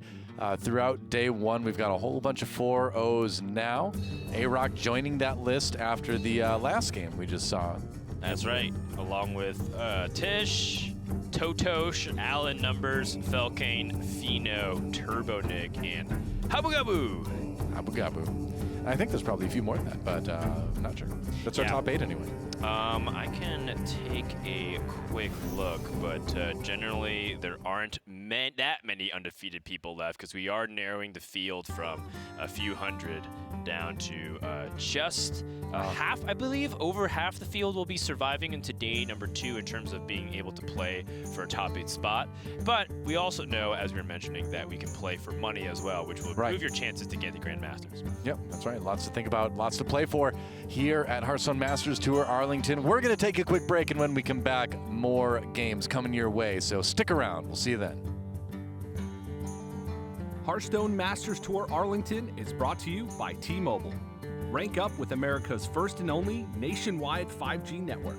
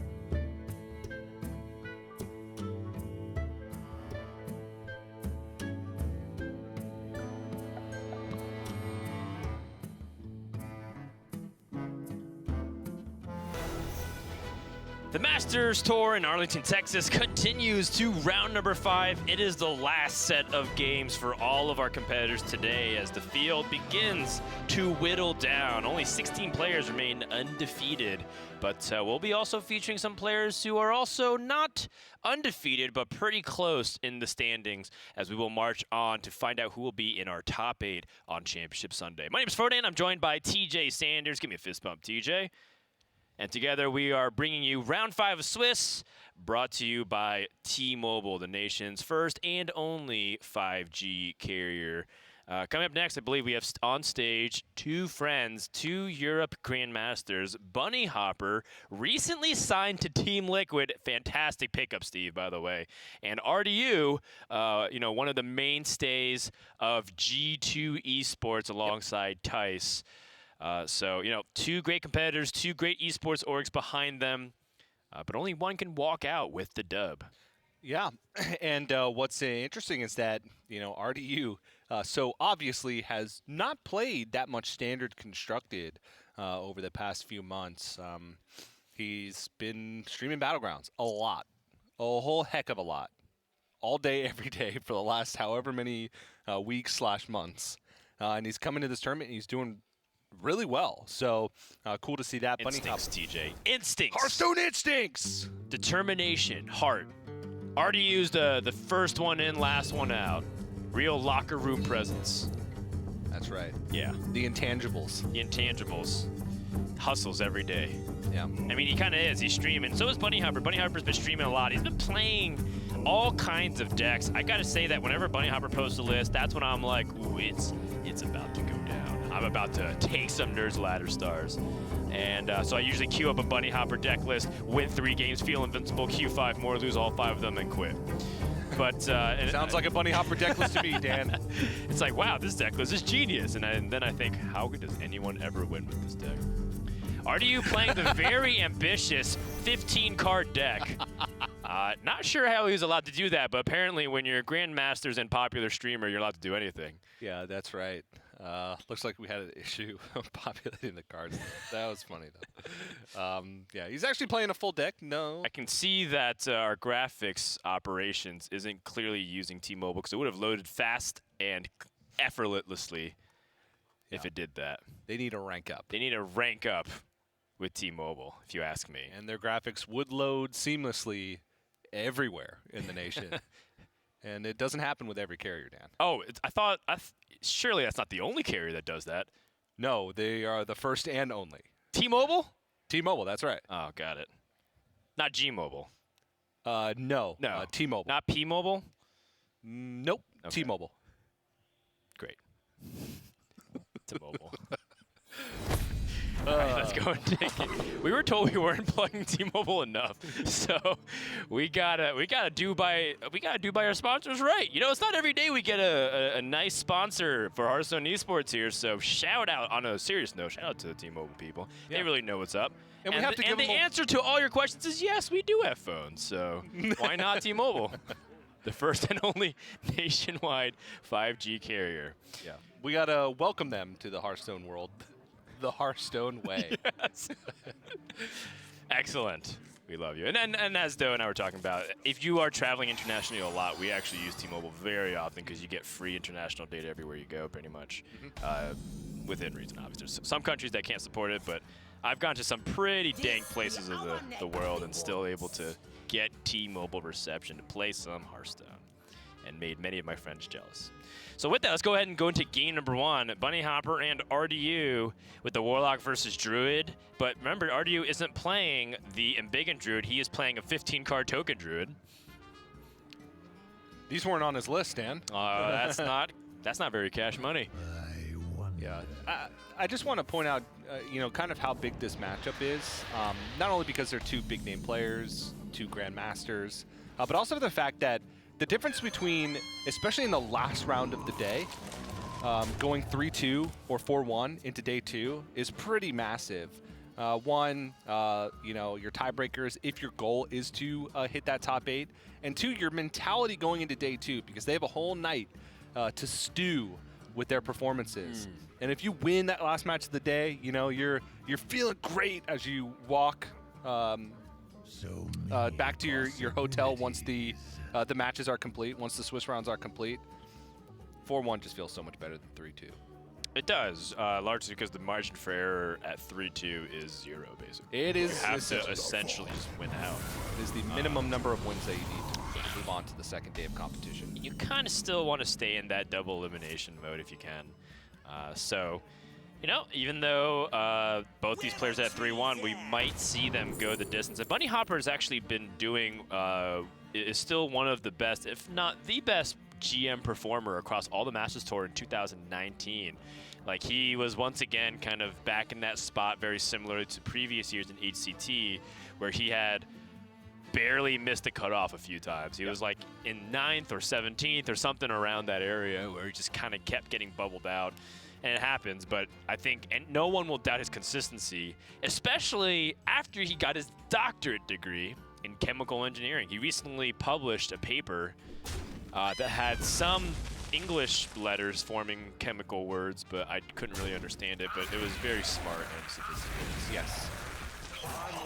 I wouldn't even begin to try understanding it. I did not even look at it. Yeah. So Hearthstone, comparatively, even though it has its own complexity, must feel a lot easier to tackle than some of the chemical bio studies he's been able to tackle recently. But either way, I highly recommend you follow his Twitter because he's been posting about it recently. It's very fascinating for all those science buffs out there. Yeah, he was one of the first players to at least, you know, post success and post deck lists for like early and big in Druid. So definitely a pioneer. That's right.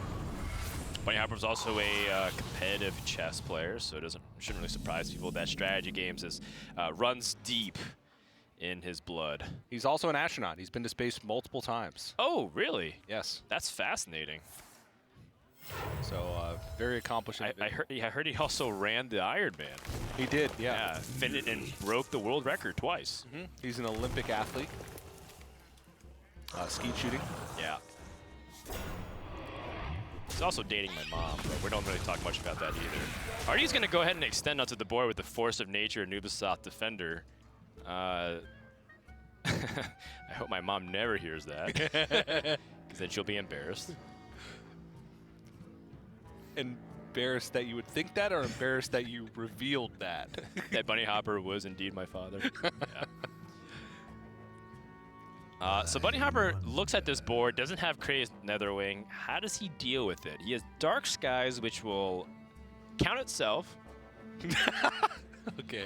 And yes, that was the dumbest thing I've said in a long time. Well, I mean, to be fair, I just assumed you were right and just misremembered it as well. On a technicality, yes, it does count itself, but that's just the card text. And most cards that you play in Hearthstone do count their own card text when you play them. One card off from the Crazed Netherwing. Yeah, I totally feel what you're saying.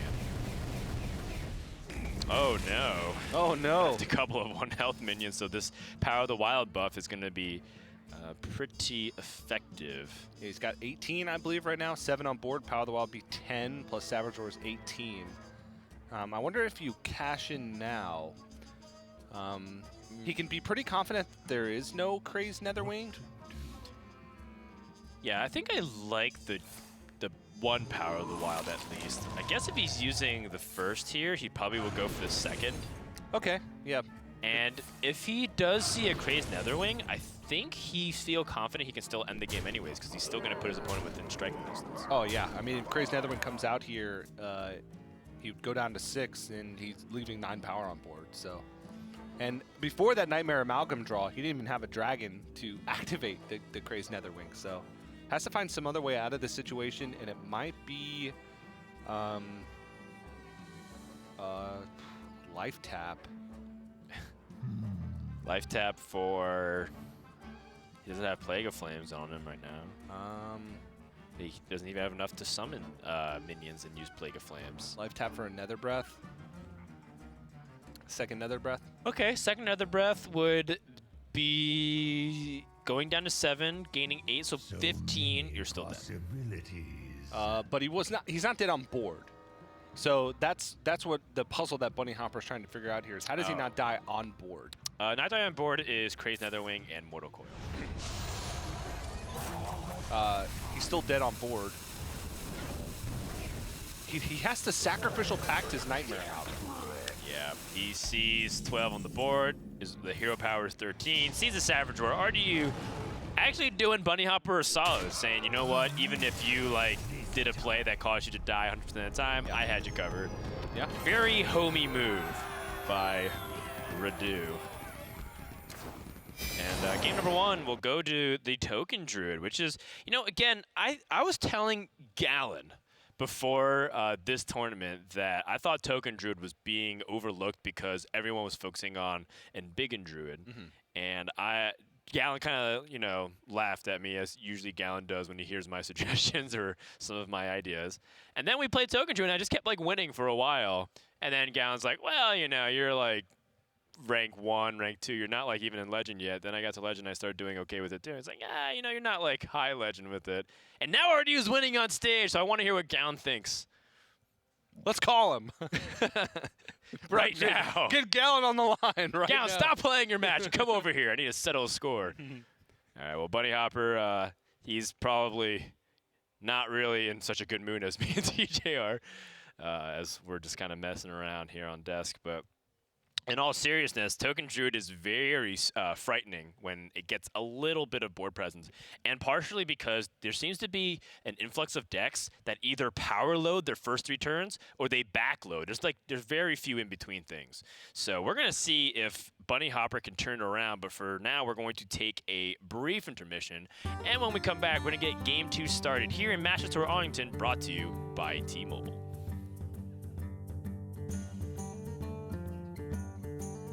Hearthstone Masters Tour Arlington is brought to you by T-Mobile.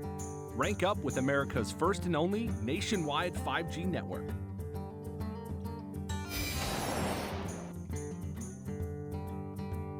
T-Mobile 5G is here, and it's nationwide. While some 5G signals go only blocks, T-Mobile 5G goes miles, beyond the big cities, to the small towns, to the people. Millions of Americans can have access to 5G on T-Mobile. This is just the beginning. T-Mobile, the first and only nationwide 5G network.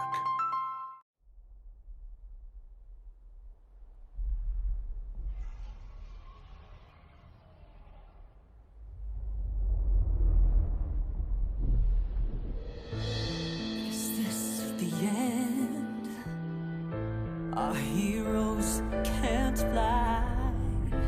They fall like shooting stars.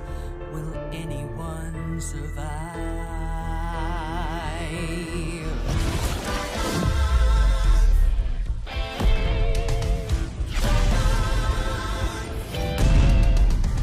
Dragons take flight above the ice and snow. High in the sky where the cold wind blows. Wings beat down as the feedback falls. Flaming hot fire over frozen bones. Good unites against evil they oppose. They ride or die as the legends grow. We must don't choose sides, villains are heroes. There are no silence in this combat zone. Beats midair, yeah, it's a chiller.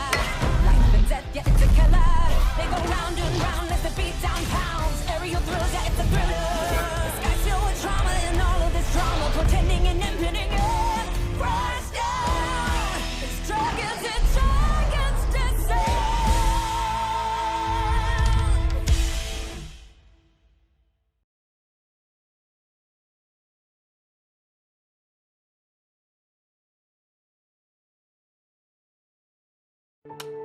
You'll hear a lot about how coming out of the military means you're somehow damaged goods.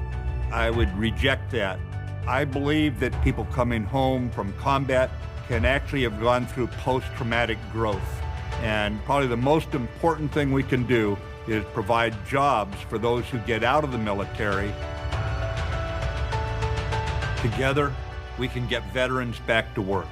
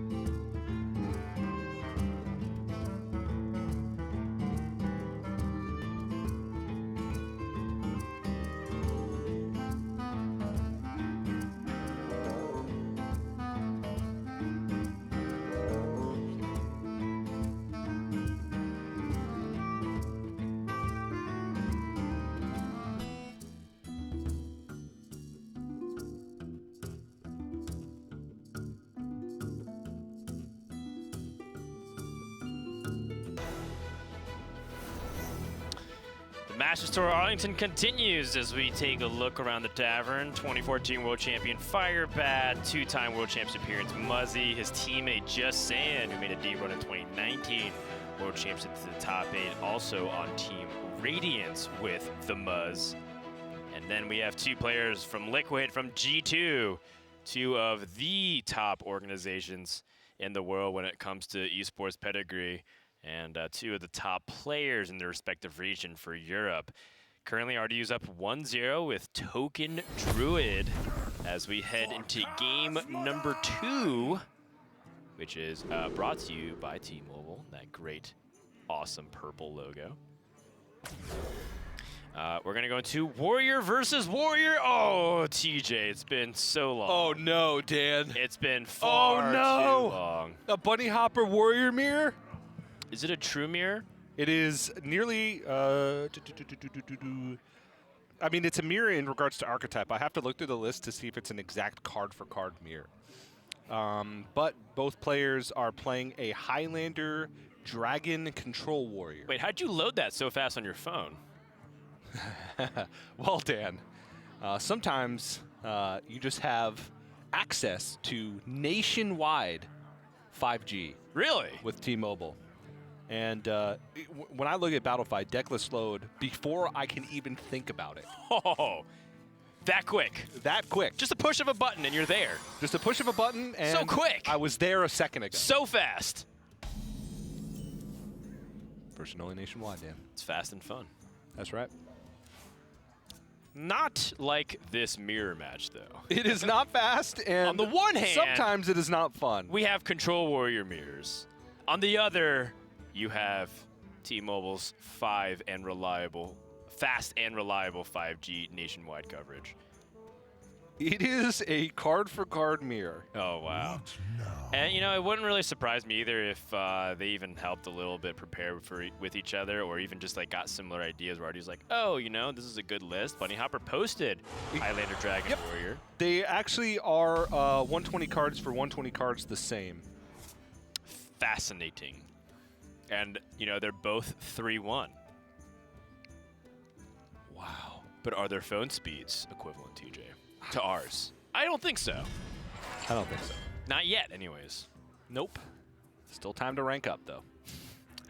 So Bunny Hopper immediately went for Dragon's Roar, and on 2, picked up Waxadread. Oh. Now, Waxadread is a rogue dragon. It's a candle wax dragon that keeps resummoning every time you draw a card that it shuffles upon its death.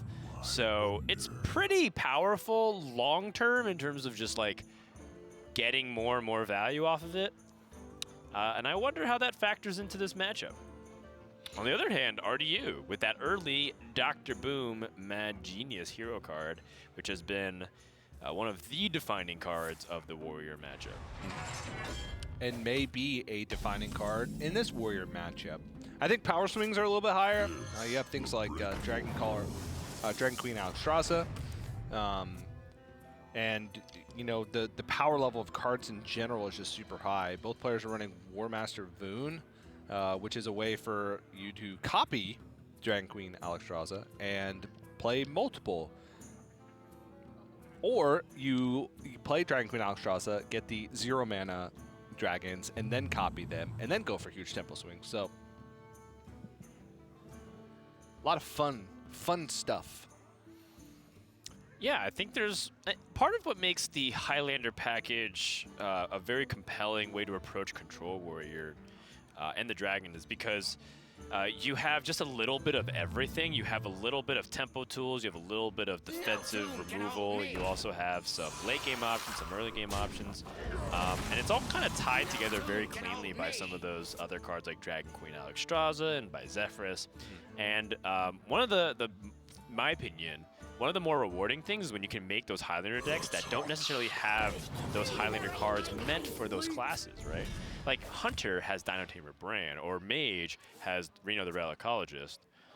But, you know, Warrior doesn't really get anything from Saviors of Uldum that's naturally supporting their class. You just have Zephyrus at the time. But yet people were still playing Highlander Warrior just for the Zephyrus effect. Now you add in Dragon King Queen Alexstrasza, and it makes Highlander Warrior a much more legitimate option as opposed to just a meme. Yeah. And, you know, as the, you know, the sets progress and as you get to later on in a rotation cycle, cards just get more powerful. So Highlander decks naturally get more powerful because you have more good stuff to choose from. So instead of struggling to find the 26th through 30th card, you're struggling to narrow down from 35 to 30, which is, you know, a better problem to have. Is that a Skyvateer, Dan? Skyvateer? Yeah, the... the draw card? Yes. Death Rattle? The Rogue. Is it? I think it's Rogue class card. 1/3 with stealth. Death Rattle draw card. Yeah, it's a useful card for Rogue. Apparently, we're just picking up Rogue cards here as the Warrior, playing the dual class Warrior / Rogue. As you can see on your screen too, top right, we have some reports coming in from Swiss round number 5 as Otsuna has taken down Rascal 3-0. That was quick. Yeah, we had a they very play quick on game and just started 5G connection or something. they must. How'd they finish the series that quickly, TJ? I don't know. It's absurd. It's a mystery to me. Wait, it's not. They must be using T-Mobile. Well, I mean, it's surely not covering the entire nation, right? Yes, Dan, and that includes right here. Oh, it is the entire nation. It's nationwide. Yeah, yes. Bunny Hopper just extending onto the board with reasonable tools. I like this. You know, I don't think there's a need to tempo out things like the Omega Devastator or the Dragon Maw Poacher. And I think there's not really a need to play Wax Grid yet either. Well, the downside here is pretty significant in that it's not really going to be able to answer cleanly unless he's able to get a little bit more armor for a Shield Slam. I think he is. He has that the Molten removal. Molten Breath. Molten Breath. It's one of the breath cards. You're right. Which is a theme. I never thought that breath would be a theme. Oh, it's definitely a theme, TJ. Uh-oh. Just wait till me to drink my morning coffee. You thought that Molten Breath was intense. Dynamatic, not the worst. Not the worst of the overdraws. In fact, I don't even know what would be the worst. Probably Dragon Queen Alexstrasza. Yeah, you don't want to burn any of your threat-generating stuff, and you don't want to burn anything that's like a crucial removal piece. I would say that like Brawl and other cards like that are fairly impactful too, because then they can extend wider onto the board and force you to have a Plague of Death, Plague of Wrath.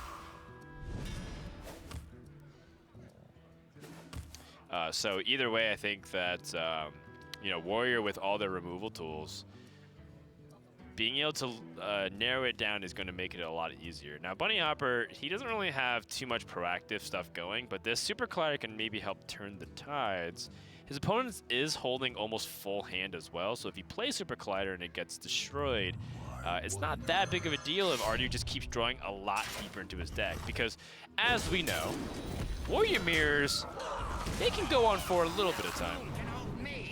And if they do keep going on, eventually they will be in fatigue. When two warriors really love each other. Very much? Very much. What happens, TJ? They draw all of their cards.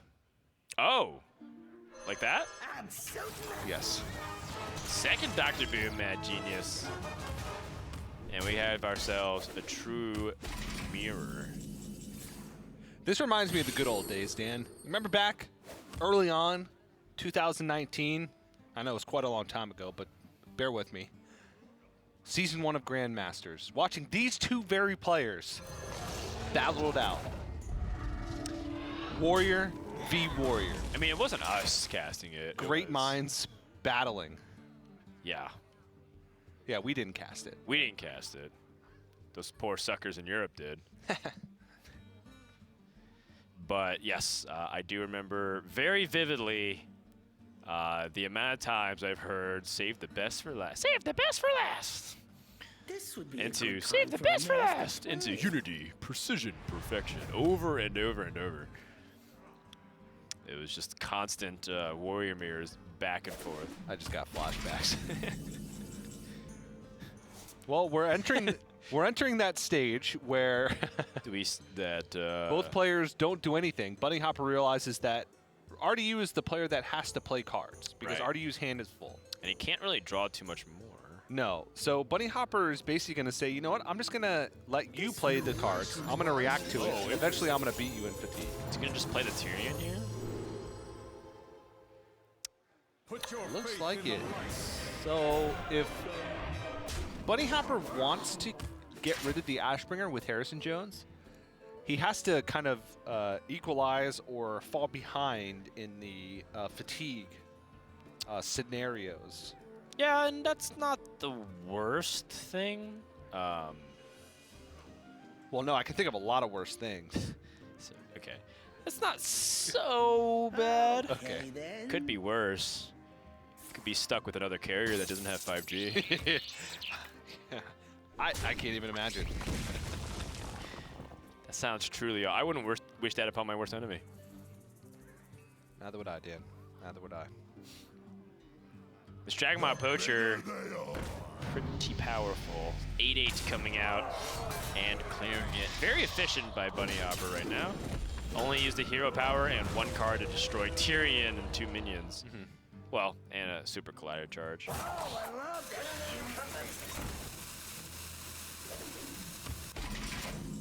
RDU with a big weapon, a big shield, queued up in his hero power, and a big hand. He's got lots of cards here. I wonder how much he values his own armor base versus just using removal, but he's got a multitude of ways to remove this. The cleanest way to do it... Is there a cleanest way to do it? There's a lot of clean ways to do it.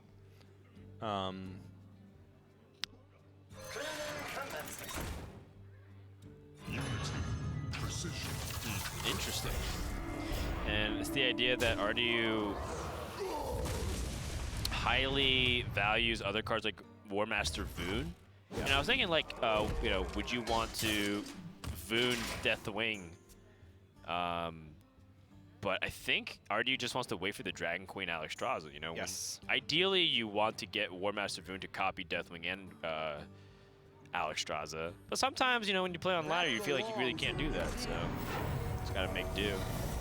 Harrison only drawing 2 cards instead of 3 keeps up relative pacing for fatigue.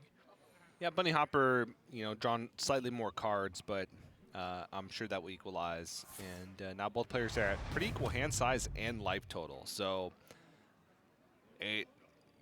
it's going to come down to, it seems like, who manages the resources as we move closer to fatigue, who manages their resources better.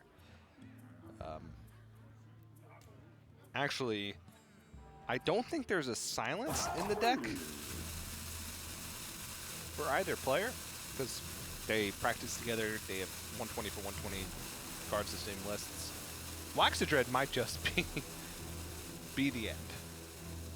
Unless RDU can pick it up for himself as well.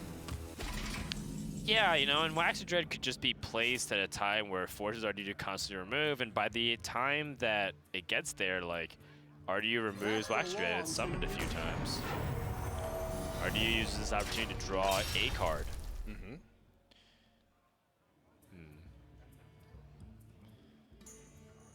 If RDU hero powers, then he's short mana to do other things.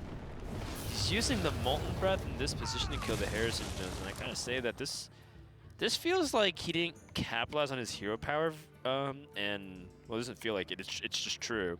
He hasn't capitalized on his hero power, and the thing about it is that you do want to hero power his Dr. Boom, otherwise you're going to start falling behind the value that your opponent's able to generate.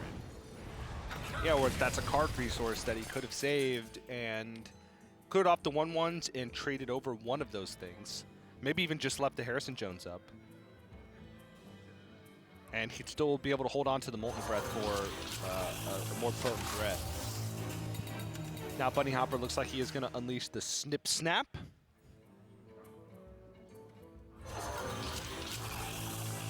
You can magnetize, it seems like good value because he gets immediate value out of the Snip Snap.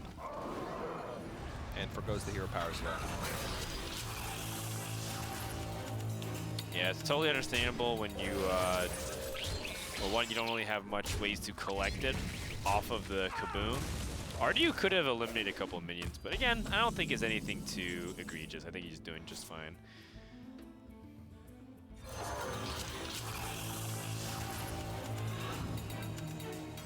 Definitely a trickier spot than usual here.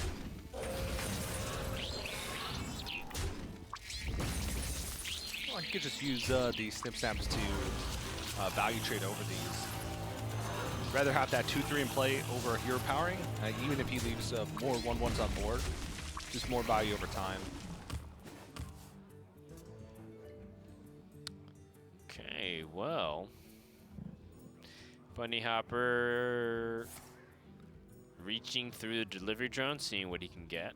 Sky Barge, new card from the set, but not really relevant here. Totally forgotten Sky Barge was even a mech. There's some interesting mechs out there right now. Yeah, in fact, there was a lot of mechs released. Don't know. There are a lot of mechs released for other classes too that like have synergy with other tribes. Yeah. My favorite mech in the set is Dragonbane. Yep. The Hunter legendary that deals 5 damage whenever you hero power. My favorite mech in the set is Hot Air Balloon, which is neutral. It's good tech. It's the second best tech I know, TJ. Dragon War coming down, seeing if we can pick up something good. Finds Nidhogg. But wait, what's the first best tech units? Well, the 5G phone technology that you can have everywhere you go. Nationwide coverage, first and only, T-Mobile. That's a good point. That's way better than a Hot Air Balloon.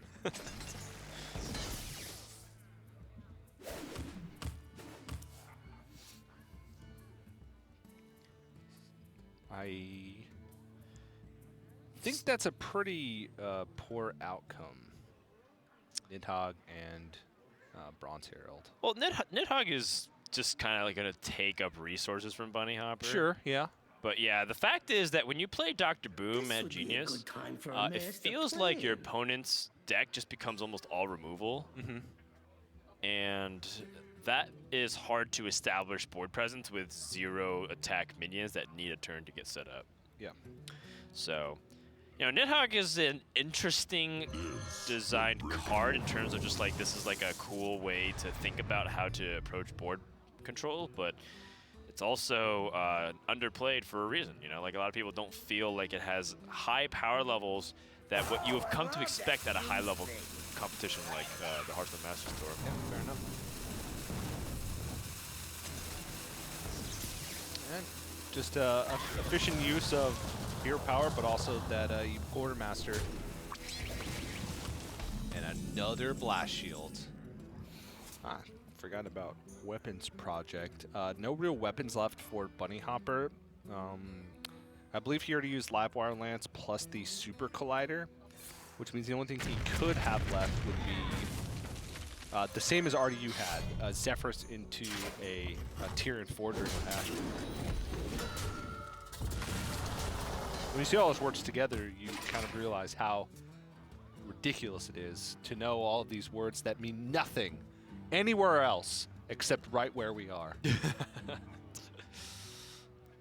Some other updates are coming in. CJ 42069 able to take the win over TMWKO XYD. And I promise you, these usernames are intentional. Who gave Doa access to the production machine again? I'm rooting for CJ, to be honest. Yeah. XX, CJ, XX. 42069. Just how many wins he has on the Warrior class. RDU trying to make space in the hand for Delivery Drone. Finds War Gear. That's really nice Dynamatic is also fun, but like not against Bomb Wrangler. That's a problem. Yes, it is. Dynamatic, you know, when we used to see more Control Warrior mirrors in the past, used to be one of the worst cards in the deck list for the mirror matchup because you were basically just going up against mechs. But now this Highlander list is more focused on dragons as the tribal synergy. Does have some mechs, but it will have more value. But the War Gear is just so much better, at least in this very scenario. But like against a dragon, kill a Dragon Queen Alexstrasza is on the board by itself. It kills an 8/8 with while it has Rush with Dr. Boom-Matt Genius. So. Speaking of, Dragon Queen Alexstrasza just kind of chilling in Bunny Hopper's hand. Still doesn't feel like the right time to play it yet. It needs to come down to the resource battle. Make sure you can time it correctly. Somewhat curious that Bunny Hopper used the shield block. I figured that he'd want to not draw deeper into fatigue. Well, he has Waxadread, so you mentioned earlier he could get to a point where it's just playing a Waxadread every turn, forcing RDU to kill it. So. That sounds intense. Well, summoning a Waxadread. I mean, it just sounds very painful to be constantly attacked by a dragon made of wax, candle wax. Well, you don't know that it's made of candle wax, Dan. It doesn't specify that anywhere. It does specify in the name. It could be any type of wax. Like beeswax. Right. But I'm pretty sure it's candle wax, because it's a candle that shuffles into your deck. And from that the candle could be made out of any type of wax. I guess that means it's still candle wax. Candle you know what, Dan? Point taken. Okay. Touche. Give it up. Ooh, a golden Kaboomba. It's going to hit twice, right? Only once. Not that it would have mattered. It was at 4 HP. Yeah, so it could have hit twice, and we just wouldn't know. That's right. So now, in all seriousness, is this time to play the Waxadread here for Bunny Hopper? Still choosing not to. Instead, going to get the value off the Weapons Project, destroying the weapon, and then passing it over. And, you know, this is, you know, basically Bunny Hopper saying, RDU, you have to present something. I have a little bit more life than you, and I have all these removal tools. Nidhogg hits the board.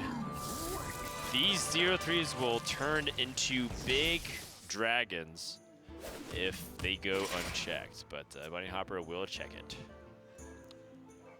I think that's what he was waiting before the Waxadread. The Nidhogg? No, the War Master Boon. Yes, okay. He was waiting for the Nidhogg. He was like, oh, I just know my opponent's going to get a Nidhogg here. And I really need Waxadread to handle it. Yeah, the War Master Boon gets the Dragon Queen Alexstrasza. 2 Waxadreads. Double the wax. Yeah. Double the dread. RDU has to be maybe slightly frightened by the fact that Bunny Hopper held on to that Dragon from Dragon's Roar for that long enough to copy it with War Master Boon. He must think it's something very high value. Not sure if Waxadread specifically is on his mind. It rarely, I would be hard pressed to figure it out that it, like, I don't think I would have ever guessed it would be Waxadread. I'd probably think the worst thing, which would be another Dragon Queen Alexstrasza. Yeah, no, that's true. I like to do that so I don't get too disappointed if it is. So then you'd have 4 Dragon Queen Alexstrasas. That'd be dope. Holy moly. Well, here comes number 1. Threat check. Oh, sorry. Here comes Waxadread. Once he realizes the implications. Just a slight smirk. Oh, there we go. The wheels are turning. Ooh. Still chances to get his own because of War Master Boon. Right. He can play War Master Boon, but he has he'll be summoning a copy of 2 dragons in his hand, including the Bronze Herald. Yep. Bronze Watcher. Either way, the Bronze Herald. You were right the first time, I think. The Dragon Queen was the only dragon there, and Bunny Hopper will receive the turn with the Waxadread still on the board. How will he choose to distribute his resources? Will he go for another Waxadread? This is interesting. interesting point of the game as well, because this comes down to like every single thing you can squeeze out of, or in terms of resources out of your opponent. So believe it or not, this is like the middle of the mid game, TJ. We're not even in the end game yet. No, there's many turns of fatigue that will come with time. I would say there's like 7 or 8 turns at least on both sides here. Yeah. Raymond speed. Interesting. And that works really well with the Kaboom.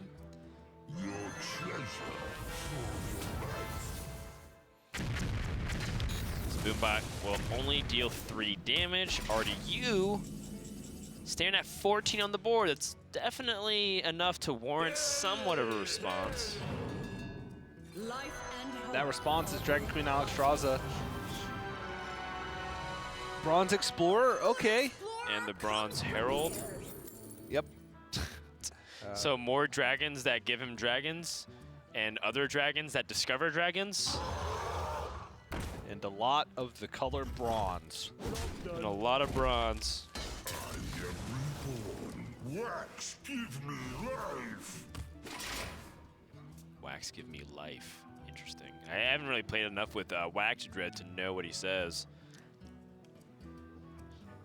Bunny Hopper picks up the Dragon Moss Scorcher. Not going to be really useful in this position. He could use it to like trade over. Yeah, he does have the Wax Dread trade in, play Dragon Moss Scorcher, and like other things like Warpath, but Dynomatic as well, and likely clear off most of the board. Like right now, if he hits into, there's still 6 health on board. Yeah, but if it's just rush into there's whatever lives, yeah. If he attacks and then plays the Dynomatic, it'll kill like most things, and then he can hero power and clean up the rest. Just the charge. Rush, rather. Oh, and Ardu's gonna burn a card here. Ooh. Has already played Zephyrs, has Dragon Queen Alexstrasza in hand. Trying to think if there's a big burn. Okay. Ember Skeledrake is not super consequential. Alexstrasza, the classic Alexstrasza, which was created by the Bronze Explorer. RDU, the king of bronze right now. Wax Dread makes his way back onto the board. And this is tricky, because I'm not really seeing a way for RDU long-term to win against Bunny Hopper unless he's able to get so far ahead in tempo, and I don't think that's going to be the case here. Yeah, I mean, he's going to have quite a few 4-mana 4/4s at his disposal. Oh my goodness. All right. That is Ysera Unleashed. With that little cards left in his deck, RDU is going to run out of removal quite quick. Yeah. Bunny Hopper will play Ysera Unleashed. That is the Druid legendary dragon for Descent of Dragons. Oh, hold on one sec. What happens if you draw all portals until your board is full and then draw a candle? It just negates it, right? Yeah, you're right. RDU, of course, smirking, kind of realizing that he's in trouble. And I think the answer to your question, TJ, is it's not going to matter because RDU will be crushed. I just want to know for future knowledge. That's right. I'm asking for a friend.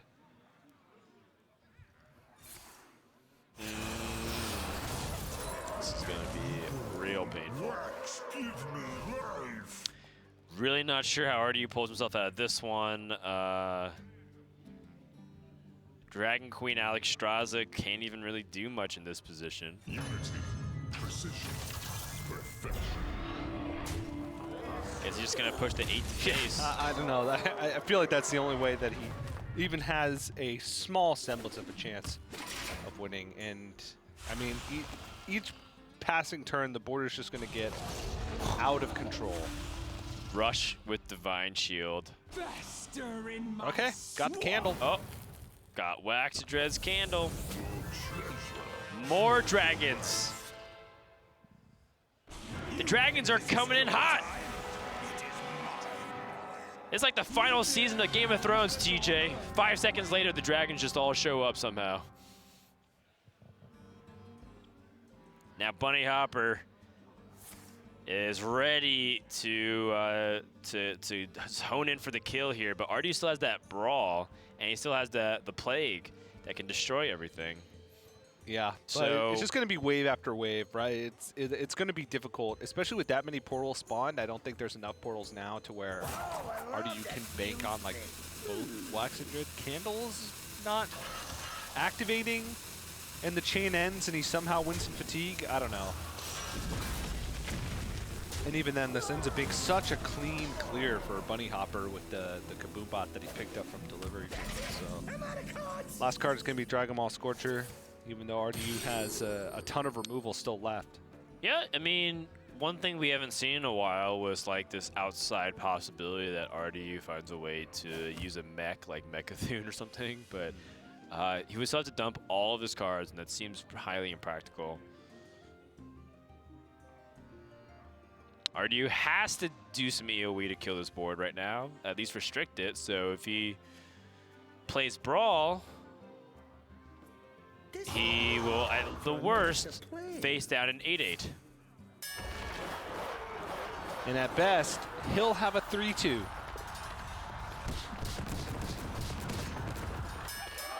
It's the worst.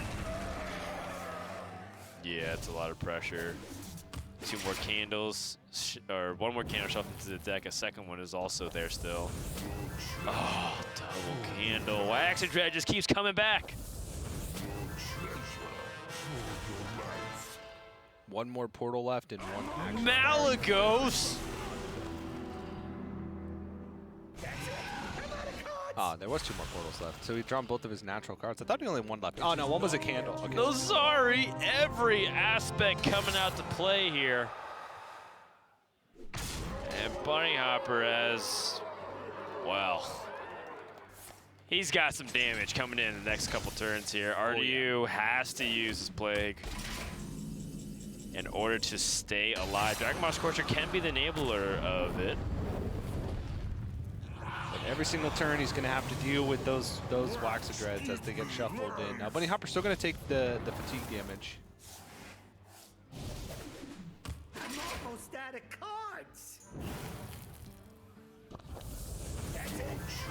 But at this point, it just doesn't feel like it matters. He's got a 14 damage lead every single turn, even though he's 1 card behind in fatigue. Right, and can constantly threaten like the follow-up with Dragon Queen Alexstrasza, and has Zephrys tucked into the back pocket. Oh, by the way, there's like another 0 mana 8/8 dragon waiting in the hand with Nose Dormu. Yeah.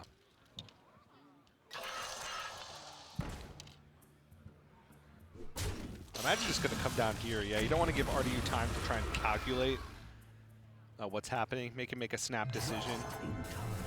Deliver Drone gone, which means he doesn't have to worry about, you know, the off chance of Omega Devastator popping out. All right, what can he get? Dragon Queen Alexstrasza.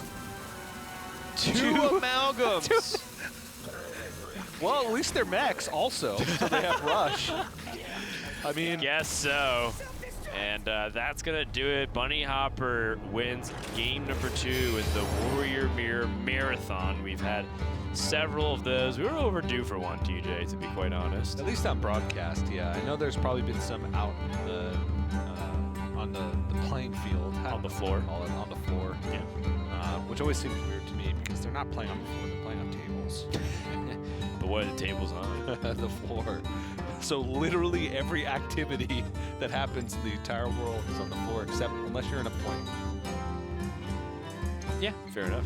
I won't argue with that. You're in a building. Where's the building? I'm on the 15th floor, but it's a floor it's already. A floor, yeah. You're on the 15th floor, TJ. I'm standing on top of 16 tables all stacked on each other. But what's the first table on? A floor. I'm technically wearing my shoes and standing in my shoes, but my shoes are on the floor. So you're always on the floor. That's right. Unless you're in a plane. And that's where the bodies hit. Yeah. Game number 3 will be a very pivotal moment, as again, if you're just tuning in halfway through, well, congratulations, you made it through the Warrior Mirror. We're going to take a break. When we come back, we're going to have that pivotal game 3 to find out who is going to get 1 step closer to going to day number 2 with a 4-1 record. Masters Tour Arlington is brought to you by T-Mobile. Rank up with America's first and only nationwide 5G network.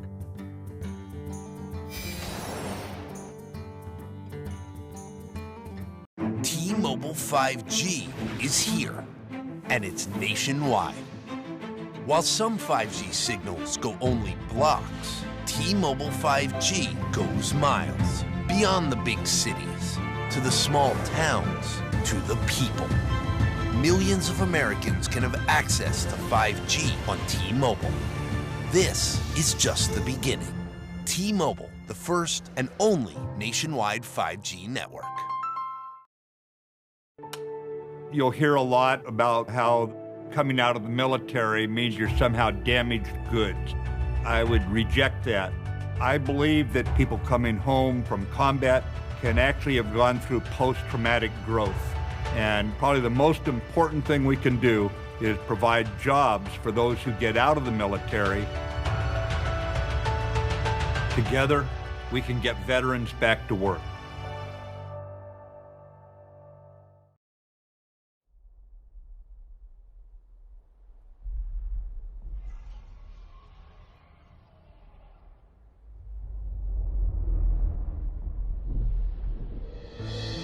Is this the end? Our heroes can't fly. They fall like shooting stars. Will anyone survive?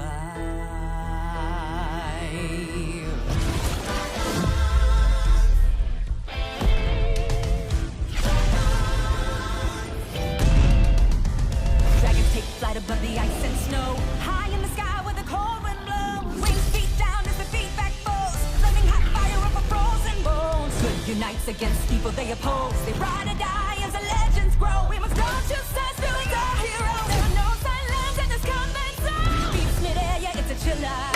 Life and death, yeah, it's a killer. They go round and round as the beat down pounds. Aerial thrills, yeah, it's a thriller. The sky's filled with trauma and all of this drama. Pretending and impending end. Crash down. It's dragons descend.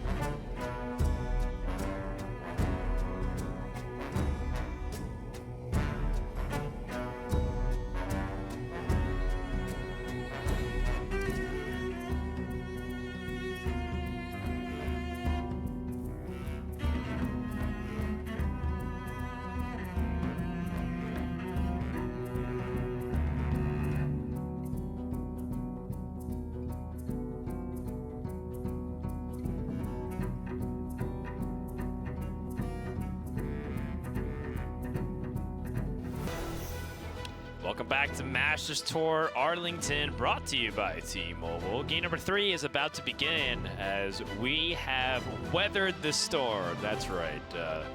The tornado known as Warrior vs. Warrior, Hurricane Garrosh, has successfully passed, and we have survived, TJ. That's right. I'm glad to have been through it with you, Dan.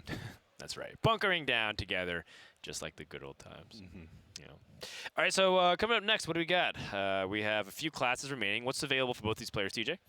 So Bunny Hopper just has his own token Druid left remaining. And RDU still has his Warlock and his Warrior. So both players ban Rogue. We mentioned earlier these guys prep together. They have... oh, wait, it's 1-1. Never mind. For some reason, I was like, oh, that was the 1-1 game. But that was just me wishfully thinking that the Warrior Mirror had already passed. But Yeah, both players have 2 decks remaining. Bunny Hopper with his Warlock and his Token Druid. RDU with Warrior and Warlock. All right, so Warlock versus whichever player wants to queue, or basically whatever the Warlock can fit in here is going to be really important. And I'm curious to see if either the players can make that work, or are we going to see a mirror, another mirror perhaps? TJ did mention that these players are playing 2 lineups, card for card, across the board. Yeah, I imagine Bunny Hopper's going to queue Warlock here because I don't think he wants to risk the Token Druid into the Warrior, but at the end of the day, he has to win with both. So even if he queues his Druid and runs into Warrior, he's still going to have to beat it with Warlock. Maybe that gets it out of the way, though. So I was correct. He does queue Warlock, and we'll see. I'm honestly not sure how this matchup pans out because, 1, there's not a huge sample size of data with Highlander Warrior. So it could be, you know, relatively inaccurate. And 2, I just am not sure the panouts of this matchup because this Warrior deck doesn't have as many, like, just straight-up control tools because it is a Highlander deck.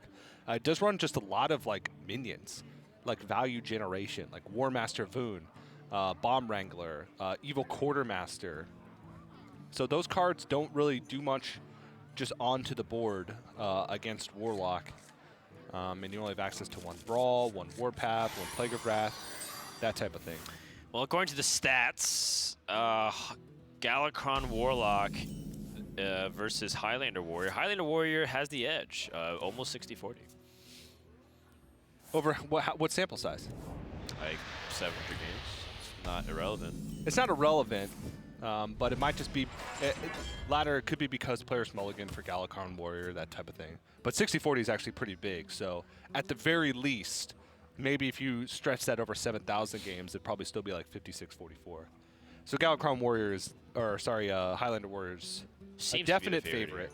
Yeah, you know, and 700 games, like, you know, it's not the most amount of games to truly say like we've kind of nailed down the general percentages of this, but it's not irrelevant either. Like, no. I mean, if me and you played all day, every day, we'd play like 100 games in a week, maybe, before we start to go insane. And so I feel like it's still relevant data out there. RDU plays just a little bit on curve here, given that he's behind on board. Bunny Hopper has reactive cards, but the Nightmare Amalgam tech. What do you think about including Nightmare Amalgam into builds like these? It's just a more consistent way for him to get Dragon activation on so many Nether Breath and the Crazed Netherwing. I'm sure that's it. That is right. the only reason why. What do you think? Well, I mean, do you like it? Do you think it's good? I'm not sure. I would need to watch a little bit more. It does have some added benefits, like you can attach Ziliax to it to get a bigger burst of healing when you need it. There's also, you know, a slight issue with that is he doesn't play Snip Snap, so whereas that's pretty much the card he's cut. So in other decks, you'd be able to play Snip Snap to magnetize on to get pretty much the same value you'd get from Nightmare Amalgam. So I kind of crossed that out as a benefit because you'd also have access to that benefit in the normal version of the deck. So seems like it's just there for the activation, and I wonder how much more consistent it makes those things because you do draw a lot of cards. Huh. It seems like maybe the primary activation is just to get Crazed Netherwing since that's the one you usually need right on time, whereas Nether Breath oftentimes used later on in the game, maybe not super crucial unless you're playing against a very fast aggro deck. Okay, that's fair. I can buy that. Sure. Like I said, it makes sense. RDU, he had the opportunity to play Weapons Project into Harrison Jones and either lay that over the course of 2 turns or perhaps save it for turn 6. But it seems like he's been saved. He wanted to save the coin for Dr. Boom Mad Genius. And, you know, I was kind of thinking about using the Weapons Project there, use life as a resource, and just finally whittle down your opponent's board with the weapon. But looks like he's going to take it even slower and play his Titanic Lackey and try to challenge 2-1s, which is fairly clever, right? Like having the 1-1 that you don't really need to get too much battle cry value off of to try and pick apart the early aggression from Warlock. Yeah, could buy him even more time. To be able to hold on quick out the gate here. Fast. And Bunny Hopper picks up Alexstrasza. I guess right now you could play the Kronks and try to curve into the Galakron. But I don't think Galakron is fully upped yet. No. And I think with this matchup, you probably need to squeeze out as much value and damage as possible. Yeah, I think so. But he's just going to play it. I mean, there's really nothing else for him to do except kill his own 2-1 with Crazed Netherwing, and I guess he evaluated the risk-reward of trying to hold on, be greedy with Kronks, essentially. And maybe from his perspective, if Galakron was in like the bottom 10 cards of his deck, and he really needed it to apply pressure before RDU had a chance to draw into all of his removal spells, maybe that's how he wins the game, right? Maybe. I feel like that's going to be the case for most of the underdog matches for Warlock. I think you have to like really make sure you curve out with the Galakron stuff, or if you can't get the curve, just make sure to apply enough pressure and then try to press in for the victory with your dragons. Kronk stuck. Veiled Worshipper. Very nice pickup here. 9 cards in hand, so he could hit Sacrificial Pact and then play the Veiled Worshipper. Hope he picks up something for 3 or less mana to play. So many possibilities.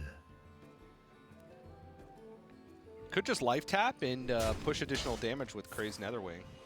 But it looks like he's going to take the opportunity while he can with the Veiled Worshipper. Yeah, he wants to get activators for Galakron. If he can find the Dragon Blight, I think that would be the last piece that he would need. But does not. Is at full cards. Nether Breath would not be enough value. But you know what? It can start chipping away at 30 life total here. And RDU taking 6. Yeah, this is not an insignificant amount of damage. He's going to take 6 more. But thankfully has armor gain in the form of Ember Scale as well. Double Ember Scales. So you can be able to gain 10 armor total. Well, now Bunny Hopper still doesn't really have that many great proactive plays. Almost everything in his hand is reactive except for the Alexstrazzas, basically.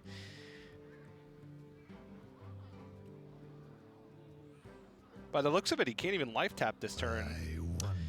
Is it just time to play Galakron? You summon 2 demons, which makes it so susceptible to the Super Collider.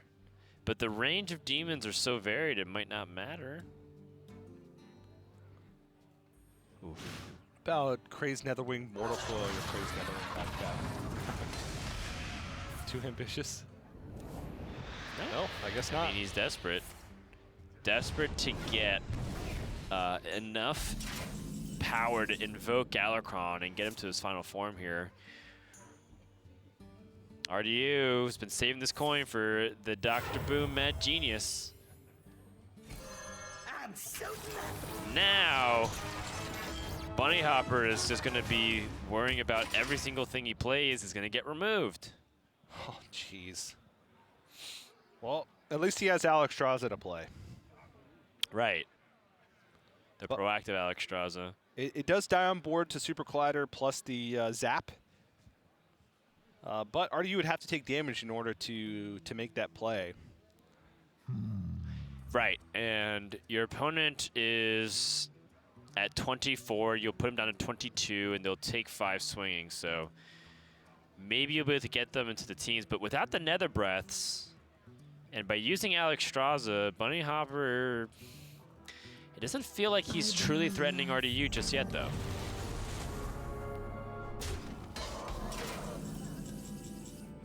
Shield Slam.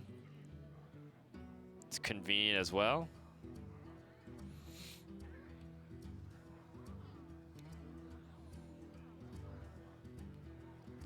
what can he do in this situation here to make his play most efficient?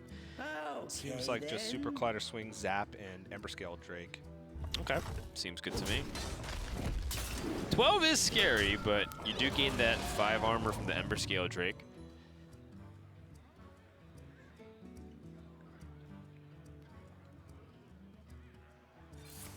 I guess RDU was thinking if he could squeeze in any other play, but that just seems to be the best. You gain life and you're a little bit more proactive onto the board. Yep. Bunny Hopper finally can use some of his other reactive cards. RDU has played a minion.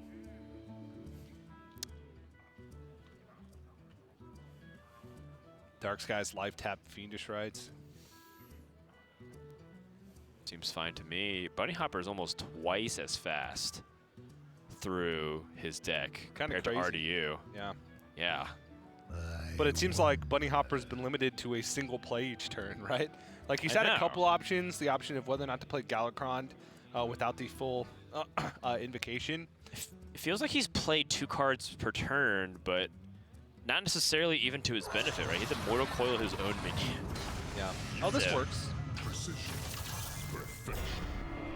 Right, and it works. It's just, you know, is it really that great? He's not even necessarily pumping the Galakrond very much.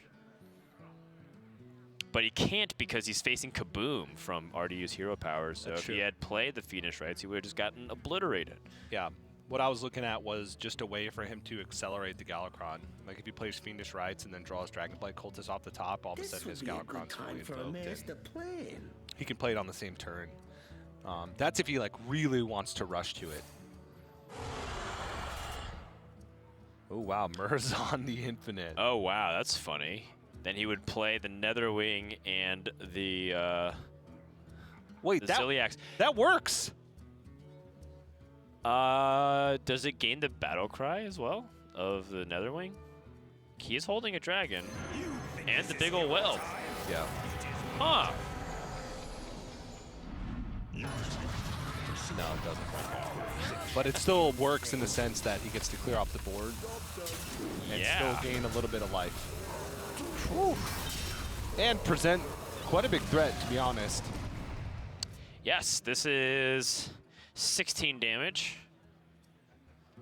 Now Bunny Hopper has to take this very seriously. His Dark Skies will deal 9, it looks like. Yeah, because it does count itself. Really? Yeah, I don't know if you knew that. I don't know if you've ever read the card text of Dark Skies, but... Fascinating. Okay, it counts itself, but surely it doesn't repeat for 1 damage for every card you have in your hand. No, actually, Dan, that's exactly what it does. Oh. I didn't know you were also a Dark Skies expert. What a coincidence, I would say that I am a Dark Skies enthusiast. Okay. Nether Breath number 2 comes out.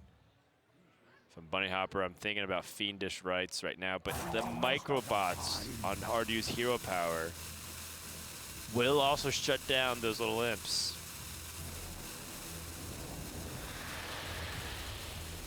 Another Dark Skies.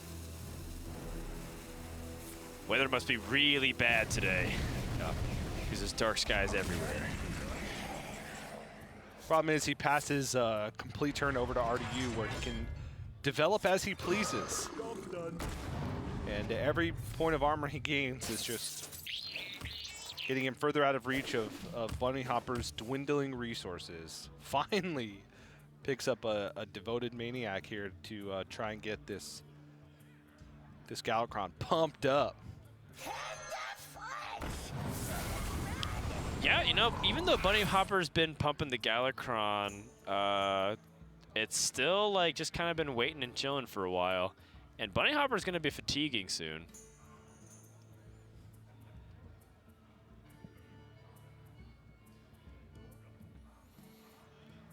Bunny Hopper is somewhat of a notorious player for also really taking his time through some of these turns.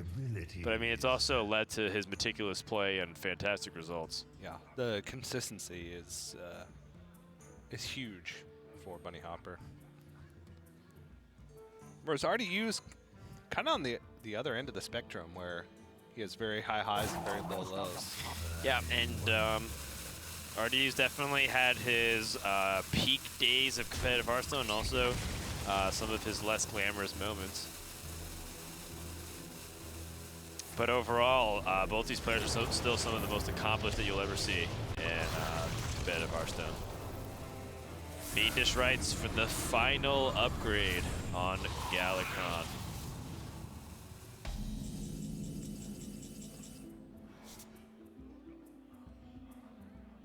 Ooh, Dragon Moss Scorcher's nice. Gets to efficiently fit in that blast shield as well. Back up to above 30 health. Okay, so now Bunny Hopper is now the time to pull the trigger. If not now, then when, DJ? I feel like it has to be. The question is, do you life tap first, or do you... I don't know. I feel like I don't want to start taking fatigue unnecessarily here. Yeah.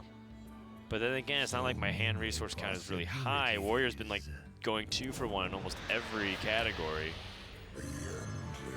Galakrond, Azeroth's End. The nuclear Galakrond. Oh my, picks up the Illidan, Pit Fiend, the Inquisitor. Pretty good stuff, to be honest. Illidan and Pit Lord are 2 of the above average size demons in the demon pool. There's a lot of crap demons, Dan. It's true, there are some junk ones out there. Not all demons were created equal. Sorry to burst all those demon fanboys bubble, but you know, the fact is there's a lot of weak demons out there. Except in Battlegrounds. There's a lot of great demons in that game mode. Yes, there is. Demons are very good at Battlegrounds. The average demon here, though, not super impressive. It's not that they're bad either. It's just not really what you really need. And most of the time when you play Galakrond for the Warlock, you're expecting your opponent to clear it.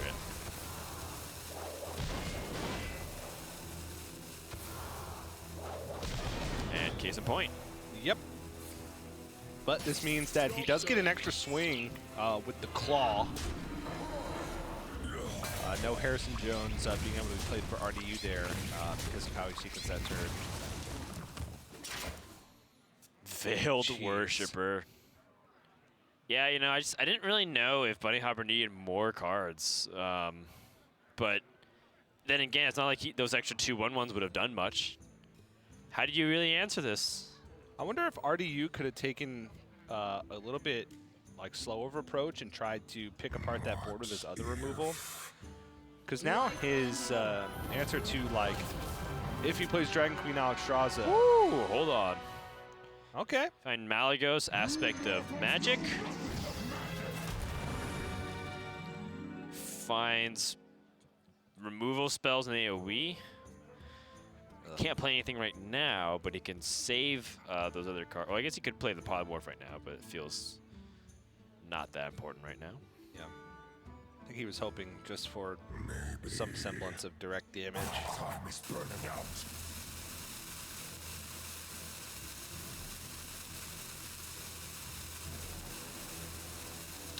Chrono Breaker.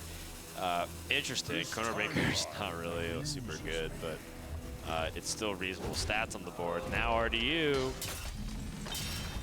can pick off the board again by using Plague of Wrath. Doesn't necessarily need to even just do that. He could still use his Omega Devastator and clean up most of this board. Yeah, pretty much all Bunny Hopper has left is the Zephyrus. Yeah. As far as ways to generate threats goes. He can make a bunch of wide boards, but RDU rolls Kaboom or the Microbots, and he's already looking good in that regard. Yep, I like it. So RDU just cleans up the board and makes sure to run Bunny Hopper at threats. At this juncture of the game, RDU can just wait for Bunny Hopper to leave, essentially. Yeah. Oh, the 1-mana Polymorph coming in handy. I will act as As your scale Legendary sheep to It's a golden sheep. It's got the legendary swoop. Oh, yeah. It's got the legendary dragon wing. That's pretty fun. RDU has the versus Mummy. He's got Dynamatic, and he also has just the hero power as well to clean it up if he so desires.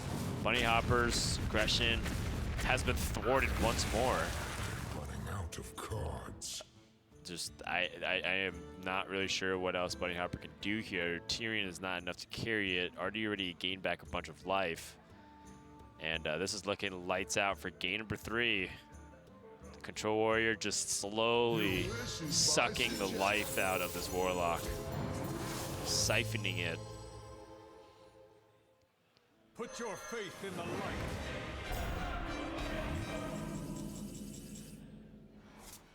Dragon Queen Alexstrasza. RDU has his own offensive lined up as well. life and hope. And he can pretty easily count how much damage is possible. Oh, that's not super duper good. Deathwing would end up hurting himself a lot of the time too here. And then Bronze Explorer. Oh, I guess he's okay with it. Oh, he got everything. Okay.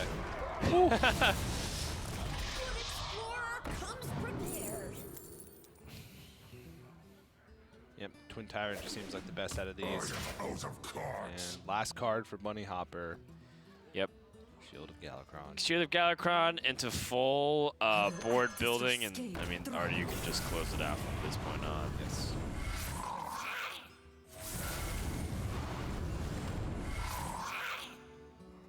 And Bunny Hopper debating if he wants to fully extend us to the board. I mean, technically, he wouldn't have enough board space for everything, so he can just save it. But yeah, doing his due diligence, trying to see if there's any ounce that he can squeeze out of value of these cards. Ends up just playing the card because I don't think he's going to get a much better Dragon Blight, and I think this should wrap it up here. Yeah, he can't even activate Nether Breath anymore, so can't activate Nether Breath, can't play Veiled Worshipper, and the other 3 cards he has are completely reactive. He's got to hope that summoning 2 1/1s each turn is enough, but it's not. I guarantee you, Dan, it's not. Bunny Hopper, I guarantee you it is not. RDU wraps up game number 3, and it's been a grueling set of games back and forth in terms of going down to the wire. But RDU is up 2-1 in prime position to close out day number 1 with a 4-1 record and put Bunny Hopper in a do-or-die situation. At the end of day number 1, we'll have 5 rounds of Swiss completed, which also means that we'll find out who is eligible still for the top 8 and who is not. If you are at 3-2, you still are eligible, but you have to win out the rest of your games, essentially. Yeah. Nobody below 7-2, I believe, with this large of a field will make it in. You have to win out the rest of your games, and then you have to hold on to hope that your tiebreakers are good enough at the end of it all. All right, well, that's going to lead us to our 3rd break this series. Will we have a 4th break? We'll just have to find out when we come back. More Masters Tour Arlington, brought to you by T-Mobile. Hearthstone Masters Tour Arlington is brought to you by T-Mobile. Rank up with America's first and only nationwide 5G network.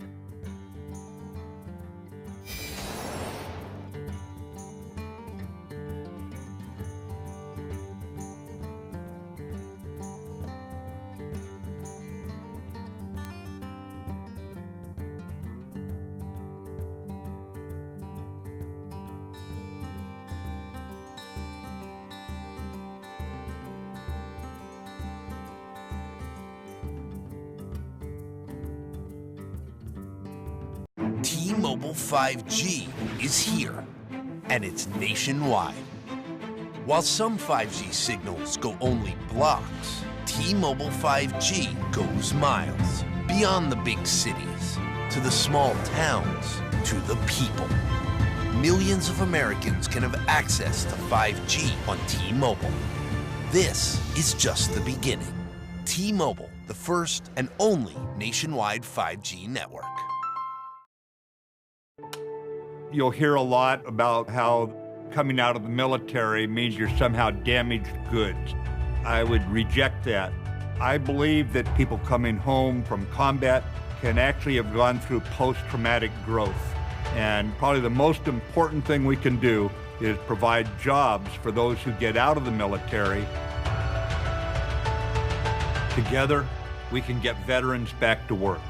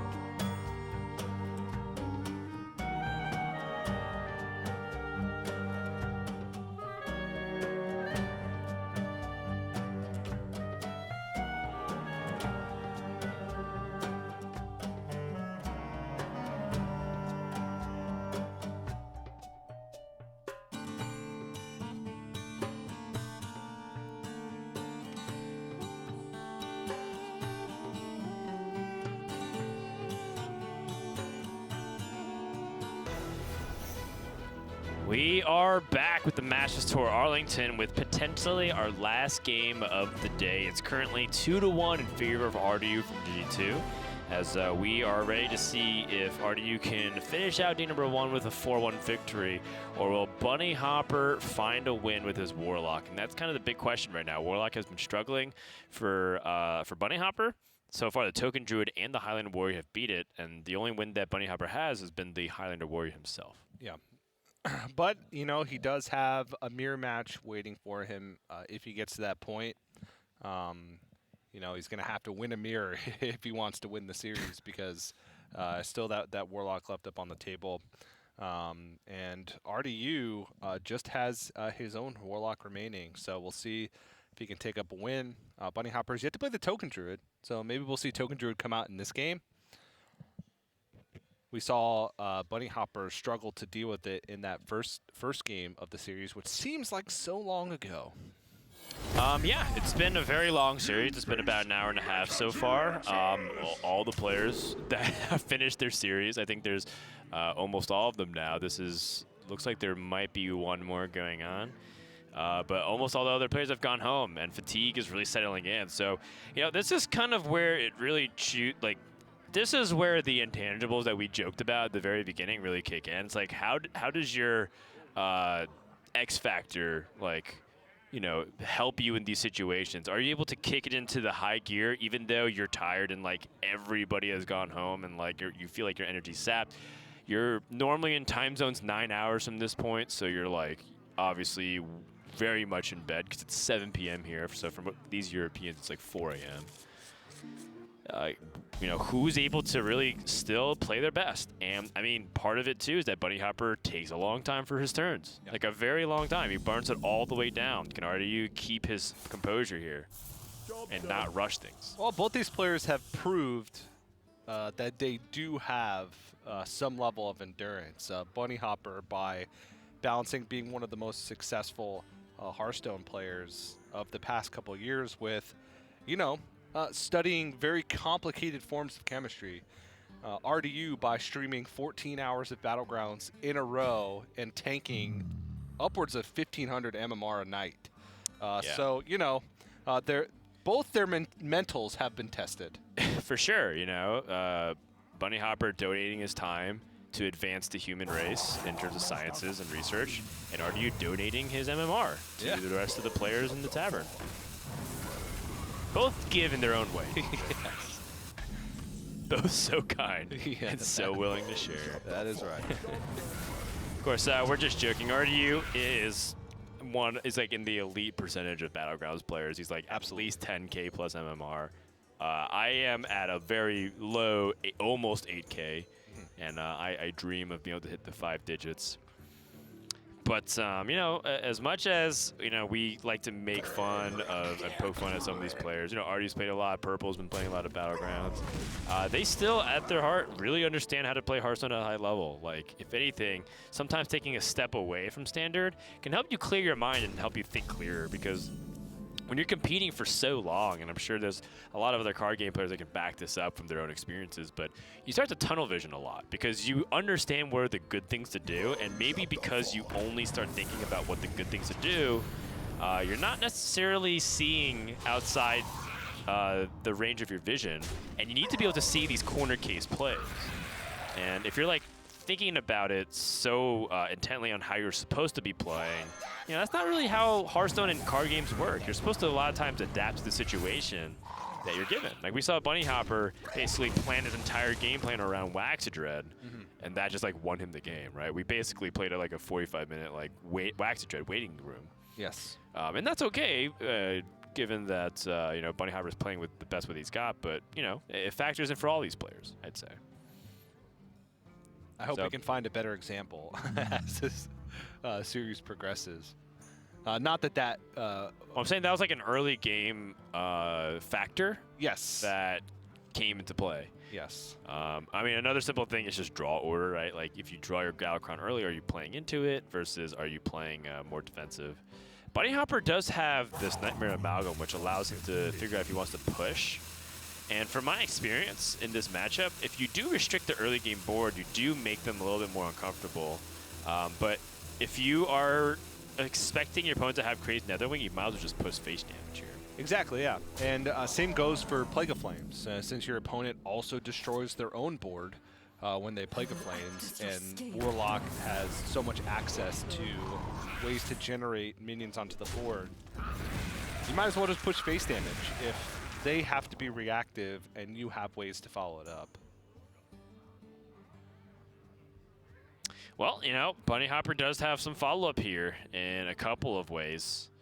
Can utilize the Devoted Maniac and try to fight back for board that way. Can utilize Ziliax. Can even justify a Veiled Worshipper play. So I'm liking a lot of Bunny Hopper's options here.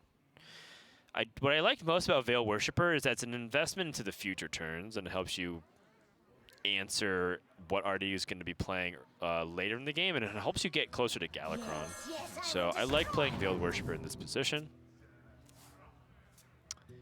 Finds Mortal Coil and Galakrond, and he has 3 activators in hand. This is looking good. Both players are going to have a fully invoked Galakrond on curve. Oh, yeah. Oh, yeah. That nuclear Galakrond will be fully stacked with his tiny T-Rex arms. That's right. Now that I think about it, I don't know. I don't remember seeing too many dragons that are like properly proportioned in the way that we expect humans to be. Well, otherwise they'd be humanoids and not dragons. I mean, we've seen dragonoids that are relatively human-like. They're like dragon humanoid hybrids. Yeah. Yeah. And they're swole. They are very swole. I want to be a dragonoid too, Jay. You're very close. Thank you. RDU trading in preemptively just to make sure that the Netherwing doesn't punish him too hard. Doesn't find the Netherwing on Bunny Hopper's side, but now he can start to invoke.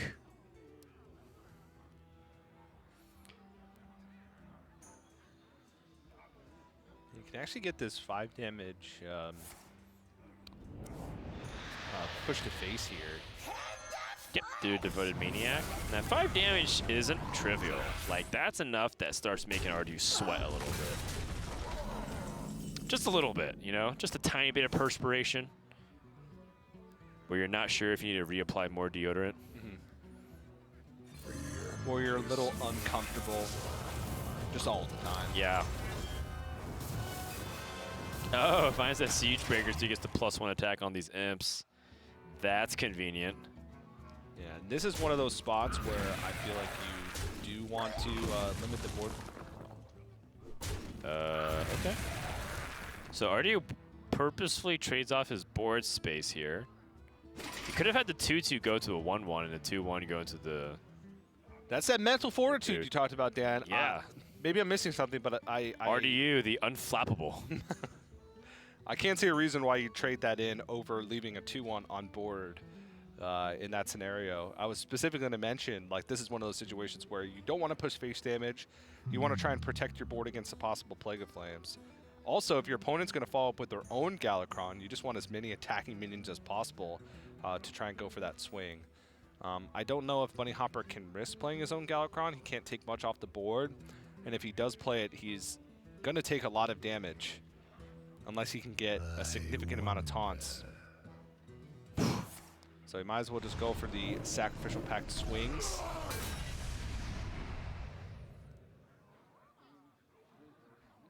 Yep, and Bunny Hopper does have one thing that is at his advantage now. The thing about Galakron's hero power is that as much as it turns you into odd Paladin by summoning 2 imps per turn and having that board presence, you're not really a deck that capitalizes onto it, right? Like, the reason why the odd Paladin comparison is somewhat faulty is that people look at the odd Paladin or they look at the Galakron Warlock and forget that there's things like level up, and there's things that like really made those imps / Silverhand recruits threatening.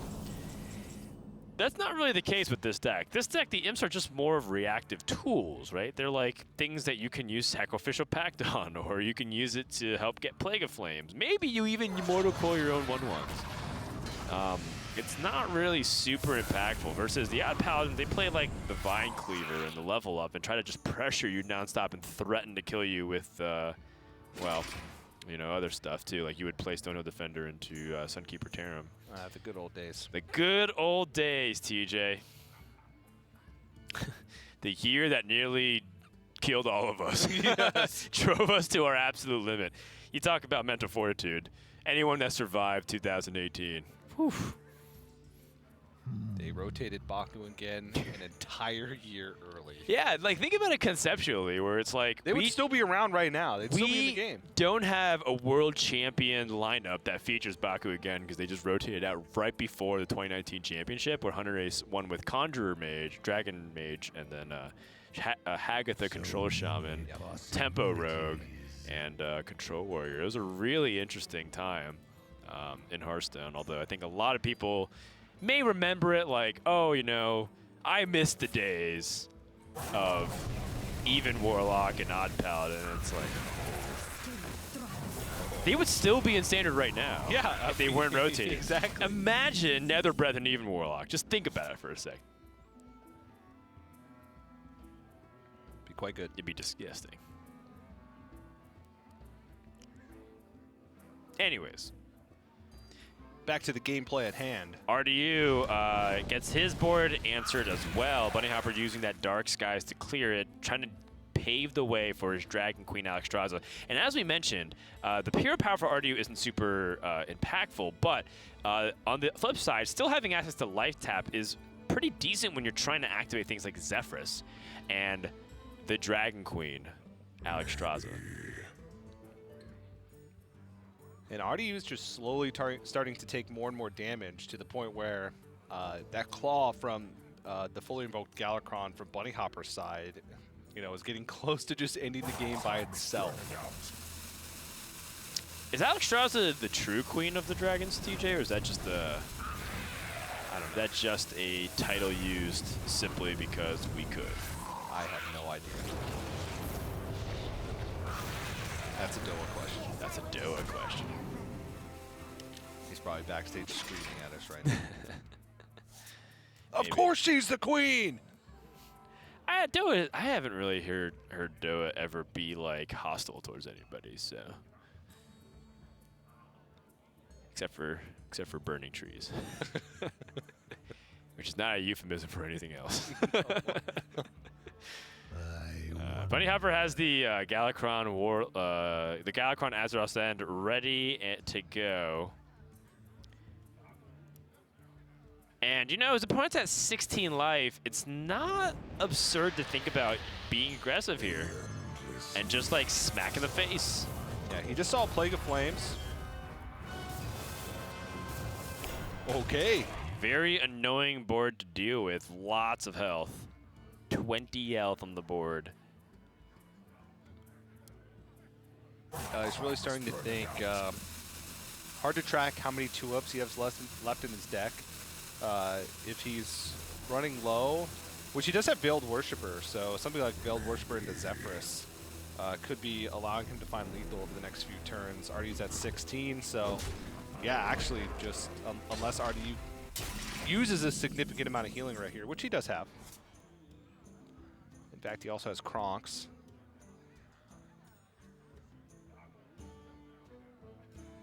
Yep, definitely a tricky position to be in here for RDU. Would very much prefer to find an easy way to survive in case his opponent has double Nether Breath. But if he uses Kronks here, what's the follow-up play? Probably Hero Power Nether Breath. Go back up to 15. That way he's not dead to his opponent's Zephyrus plays. What about?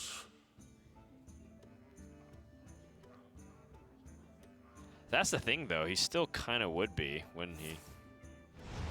Essentially. Okay, that Sacrificial Pact is pretty nifty.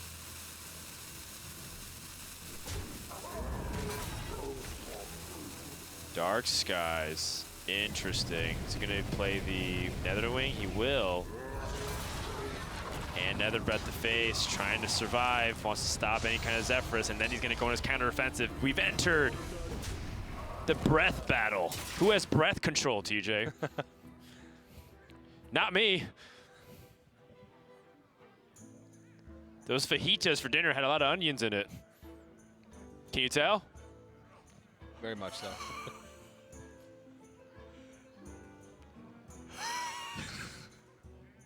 I can get some taste of that. Great. Delicious. Some breath action. Well, you know, RDU's got more breath where that came from. Dark Skies, Bunny Hopper's hovering over it. He can plant his own 8/8 onto the board. Just summon a big dragon. Although he's ended up going for the life swing instead. Interesting. And I guess that makes sense because he knows that RDU still has access to removal. But can RDU find a way to strike back here? Everything's active. What about? Everything is active. Go for Zephyrus into Tyrion. He could try his hand with Dragon Queen Alexstrasza, but that's... he's very likely dead if he goes for Dragon Queen Alexstrasza unless he picks up some big stuff. Zephyrus is his removal tool, right? He wants to wait for Bunny Hopper to have played Dragon Queen Alexstrasza instead. So if that's the case... Time is burning out. He doesn't have a good Lord Godfrey clear either. I guess he has Nether Breath and Lord Godfrey? Oh gosh, that feels so bad. Yikes. That feels so bad. Yes, it does. At least it's development, but he's going to sorely lack damage as this game goes on, and it seems like Bunny Hopper's in the position right now where he's the one that's able to play proactively. The only problem is with 8 cards left in his deck, Zephyrus, Dragon Queen, Alexstrasza is still not active. Build Worshipper, still not active. Wow. Still has duplicates in the deck. And with Godfrey being played, that has to make Bunny Hopper feel more confident about extending onto the board. Ardu has to be in a desperate situation. And we're kind of mentioning the lack of card draw, right? And how that ends up being slightly in Bunny Hopper's favor. Because he held onto the left tap just a little bit longer without having to give up the board. Funnily enough, I think it's the breaths that are interrupting his Zephyrus and his Dragon Queen. Oh, yeah? The breath control, TJ. Yeah. Bunny Hopper slacking a little bit.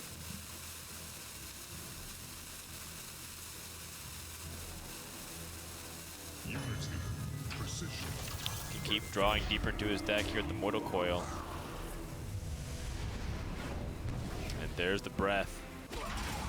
RDU looking a little shaky here in terms of just whether or not he can stabilize the board. Kind of see on his face, he's really hoping for this Dragon Queen to do something. Crazed Netherwing. Interesting. But he puts himself to 13, which will put him at critical life. Yeah, and he doesn't even deal with the Veiled Worshipper. But he does have the Emerald Explorer, which is Taunt and Discover Dragon, so even though he takes the damage, he will put a Taunt in the way. Yeah. We must stop this corruption. Yeah, I guess the Evasive Draconid. Pretty much the only choice. Deathwing is a death sentence, especially so flames. This has to be lethal, right? Yeah. If you like Nether Breath the face, like RDU will just give like the thing will just Zephyrus will give you a way to get past it. He attacks in, Crazed Netherwing, hits face, Zephyrus Lava Burst. Yeah, or I'm pretty sure Zephyrus should offer you some kind of lethal here. Yeah.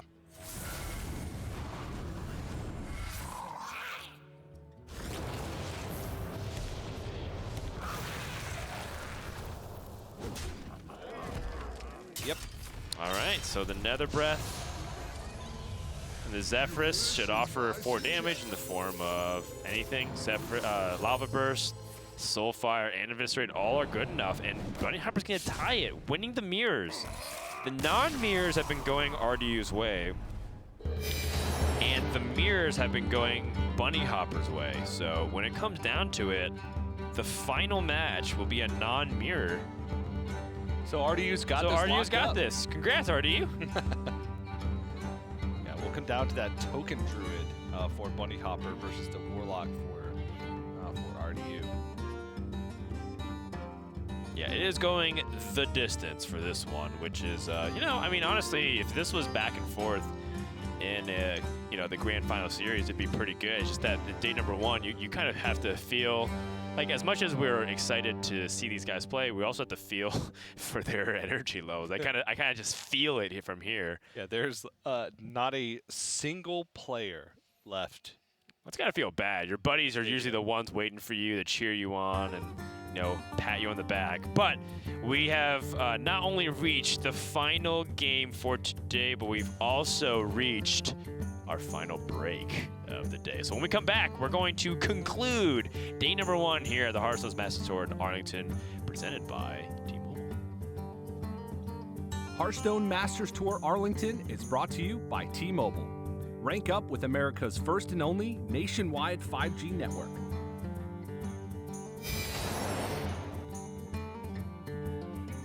T-Mobile 5G is here, and it's nationwide.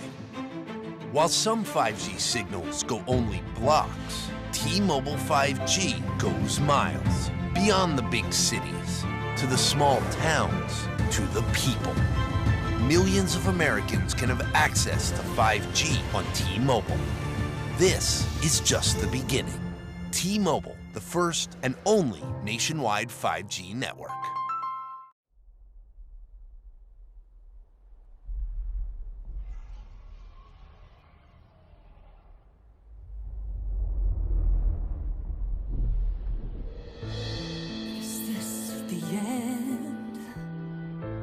Our heroes can't fly. They fall like shooting stars. Will anyone survive?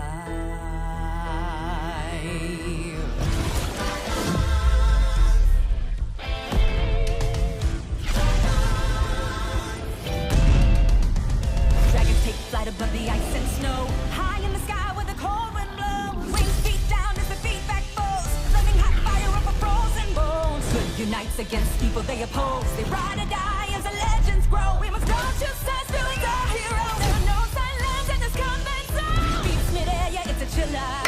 Life and death, yeah, it's a killer. They go round and round as the beat down pounds. Aerial thrills, yeah, it's a thriller.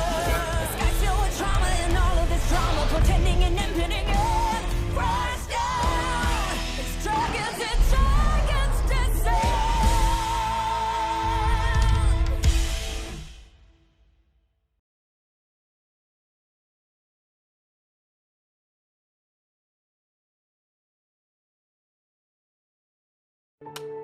You'll hear a lot about how coming out of the military means you're somehow damaged goods. I would reject that. I believe that people coming home from combat can actually have gone through post-traumatic growth. And probably the most important thing we can do is provide jobs for those who get out of the military. Together, we can get veterans back to work.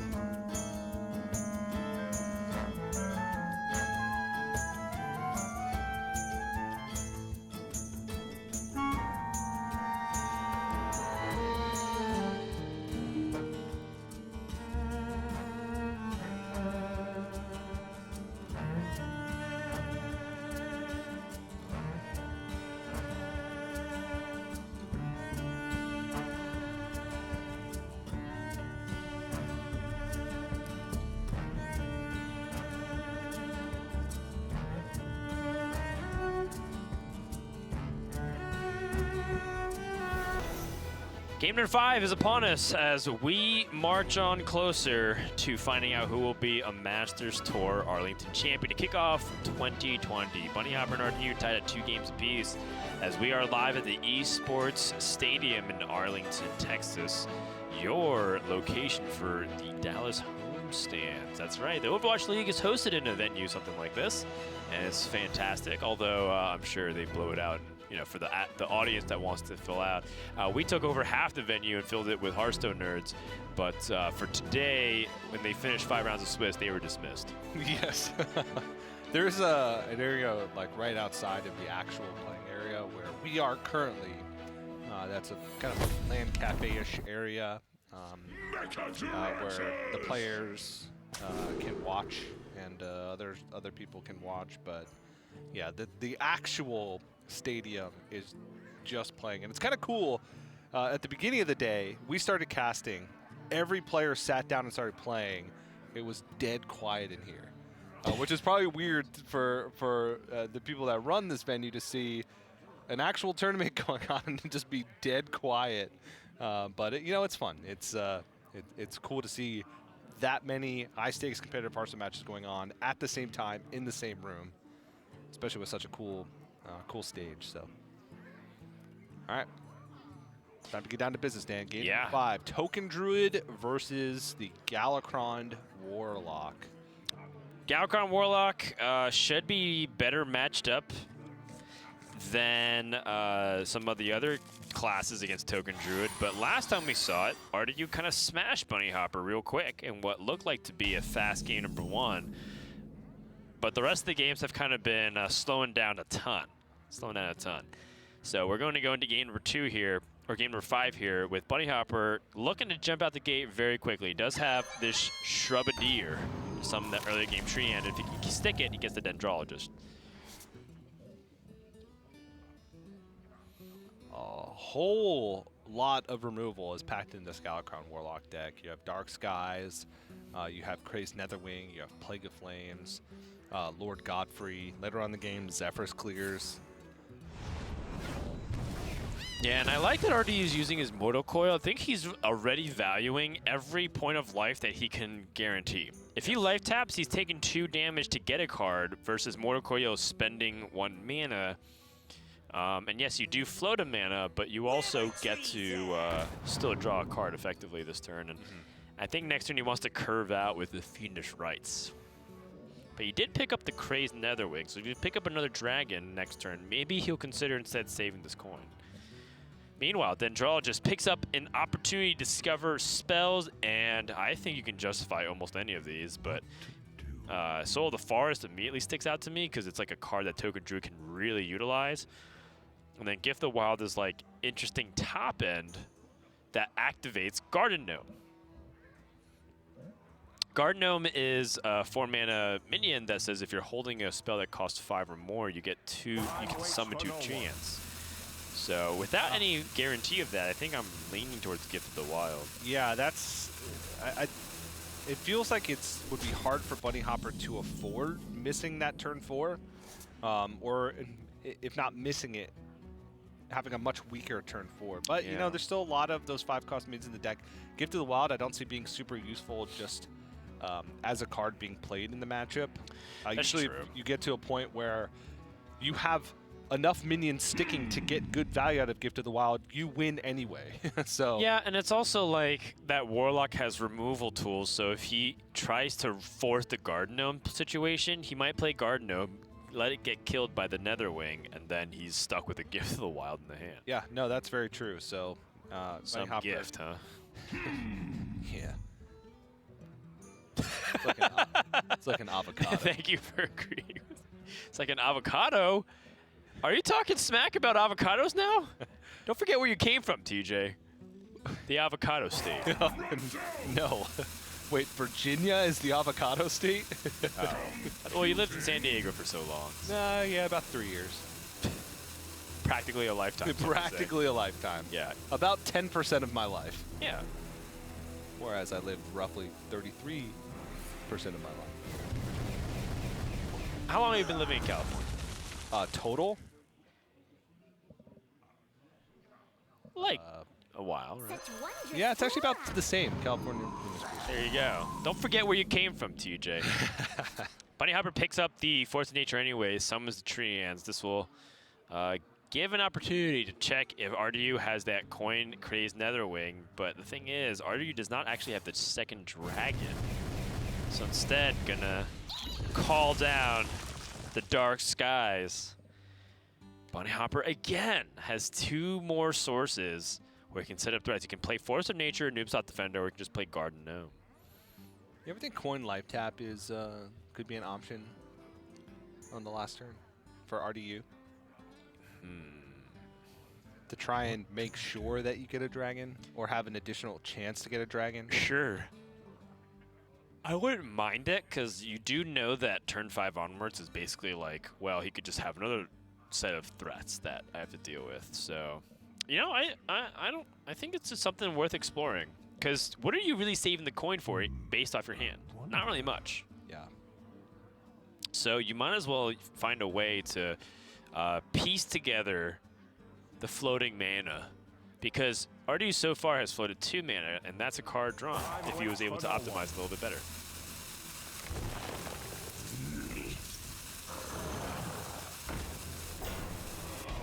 All right, Force of Nature plus a Noobsot Defender here. Still no dragon for RDU to activate this. And Bunny Hopper, again, kind of stranding his Garden Gnome, but realized that he just kind of wanted the most power on the board. Wanted to be more resilient in case Crazed Netherwing did come down this turn. At least he'd have a minion to back it up. If these 3 treants do die, Mulch Muncher's pretty cheap in the hand and go all the way down to 3.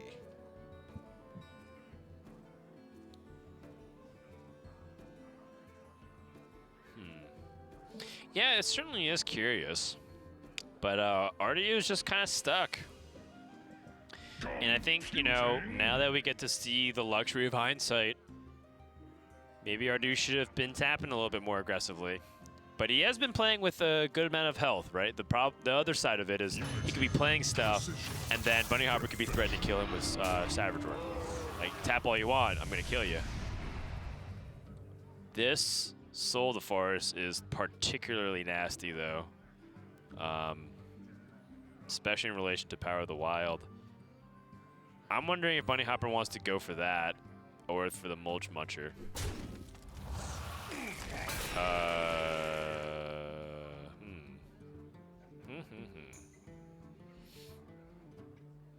Oh wait, he doesn't have a 5-mana spell, so he can't really garden him. I mean, he could, but it's just not as good. So yeah, Soul of the Forest is like the 100% thing there. I think Bunny Hopper missed like an extra tree out there. Yeah, he did. He could have Soul of the Forest first, then trade, then Power of the Wild, and had an extra 3/3 on board. Right. So. Mental fatigue, damn. I think it legitimately is. Oh, he did find the dragon. Oh, nice. Job's done. Crazy Netherwing would have not been active if he had coined Life Tap. Right, and but he wouldn't have had the coin to do this. I don't know. He did end up flowing 2 mana for an extra tap, so if he was able to be slightly more efficient, but that's like, you know, that's cherry picking in my opinion. Bunny Hopper has 2 Mulch Munches. So if he goes double Mulch Muncher here in value trades, he pushes 6. If second Crazed Netherwing would come down, RDU would just die. Because he'd deal 3 damage to himself, which put him at 6. The second Mulch Muncher would live. You'd have to have like Crazed Netherwing plus Plague of Flames. I think you just present the power.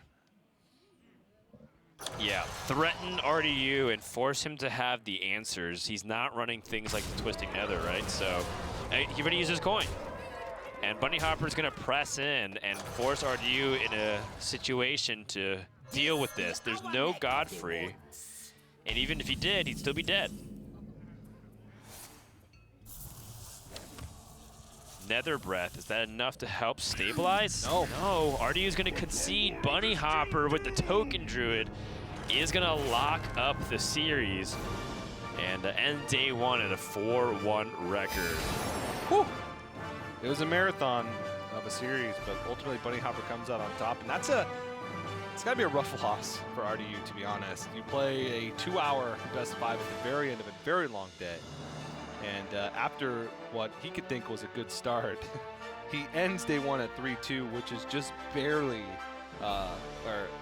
going into day 2, just barely making the cut. And really hurts his chances of a top 8 finish. So it hurts for sure, but you know, take solace in the fact that there's no shame in losing to Bunny Hopper. You had mirror matchups. It could have gone either way. It's not indicative of your play, but it does significantly hurt your chances. And you know, you can also be playing for more stuff. You can be playing for the money. You can be playing for you know, the pride, right? The idea of finishing like, you know, top 16 instead. Still really good. So neither of these players are eliminated, and we're happy to see them both come back in day number 2. Yeah, that's right. And cool to see their lineups having some success as well. Highlander, Warrior, looking at the deck list earlier. Not the most popular archetype. Galakrond Warlock is one of the more popular ones. Even Token Druid, you know, kind of snuck in there. Seems like it's just as popular, if not more, than the Embiggen Druid, which we had expected to be one of the big name decks coming into this weekend. So I'm excited to see how Bunny Hopper's going to fare with this lineup as we move forward. Because it does seem like there's decks that have some complicated decision making. People will point to Token Druid and be like, nah, you just play your stuff in Savage Roar. But maximizing that can be very difficult. That's right. Every edge matters, so you know, no room for error. We do have a couple players who have made pretty much no errors in the grand scheme of things. Some players are still undefeated. I believe 8 remain. So these are your top 8 players if we were to cut off Swiss today. But we will be playing almost a full set of rounds tomorrow as well. A-Rock sitting at the #1 with the best tiebreaker. Tiz, Felkane, Allen Numbers, Totosh, Sif from China, Impact, and Bloody Face. So some familiar faces, a couple of Grandmasters, a couple of non-GMs, about what you've come to expect. If 48 of our players are Grandmasters and we have a few hundred players, we do expect, a small percentage of them to make it to the top 8. So, good to see Felkane and Bloody Face there. Yeah, Felkane looking for another Masters Tour win, and that'd be absurd. He was right off the caster's desk when I came up to cast this series, and he told me that he was 5-0. And he said, well, I won Korea with Highlander Mage, and I brought Highlander Mage again to Arlington. So I'm going to win.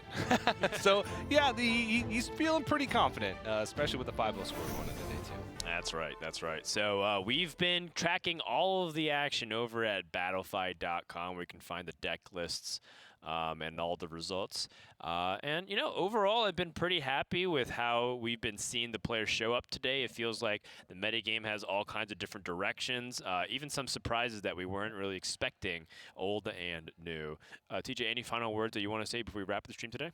No, I'm just looking forward to day 2. Again, we cut the field almost in half, with only players with 3 wins or more moving on to day 2. There was a lot of big names that I want to follow on that 5-0 sheet, so should be a great finish out to the weekend. All right, so we're going to be back here tomorrow, same time, youtube.com/Hearthstone/Play Hearthstone, whatever you like to use. Other than that, though, we're done. So from Frodan, TJ, Soddle, and Doe, and everyone else here in Arlington, Texas, thanks for watching day 1 of the Masters Tour in Arlington, Texas. We'll see you tomorrow for day number 2.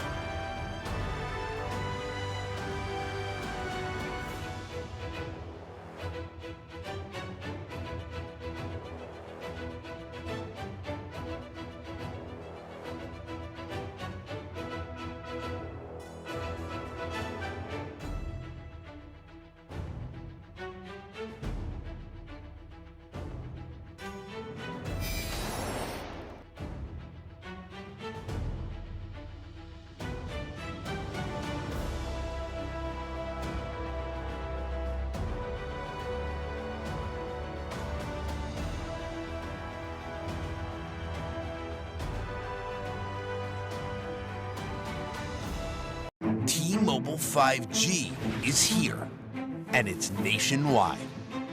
While some 5G signals go only blocks, T-Mobile 5G goes miles. Beyond the big cities, to the small towns, to the people. Millions of Americans can have access to 5G on T-Mobile. This is just the beginning. T-Mobile, the first and only nationwide 5G network.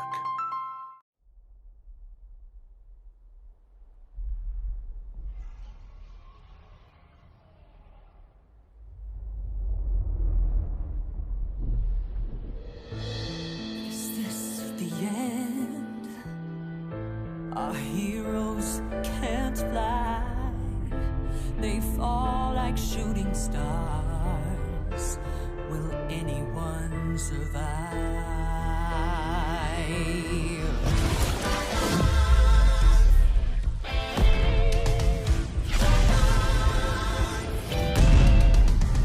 Dragons take flight above the ice and snow. High in the sky where the cold wind blows. Wings beat down as the feedback falls. Flaming hot fire over frozen bones. Good unites against people they oppose. They ride or die as the legends grow. We must go to sense, doing our heroes. There are no silence in this combat zone. Beats mid-air, yeah, it's a chiller. Life and death, yeah, it's a killer. They go round and round as the beat down pounds. Aerial thrills, yeah, it's a thriller. The sky's filled with trauma and all of this drama. Pretending and impending it. Crush down. It's dragons to say.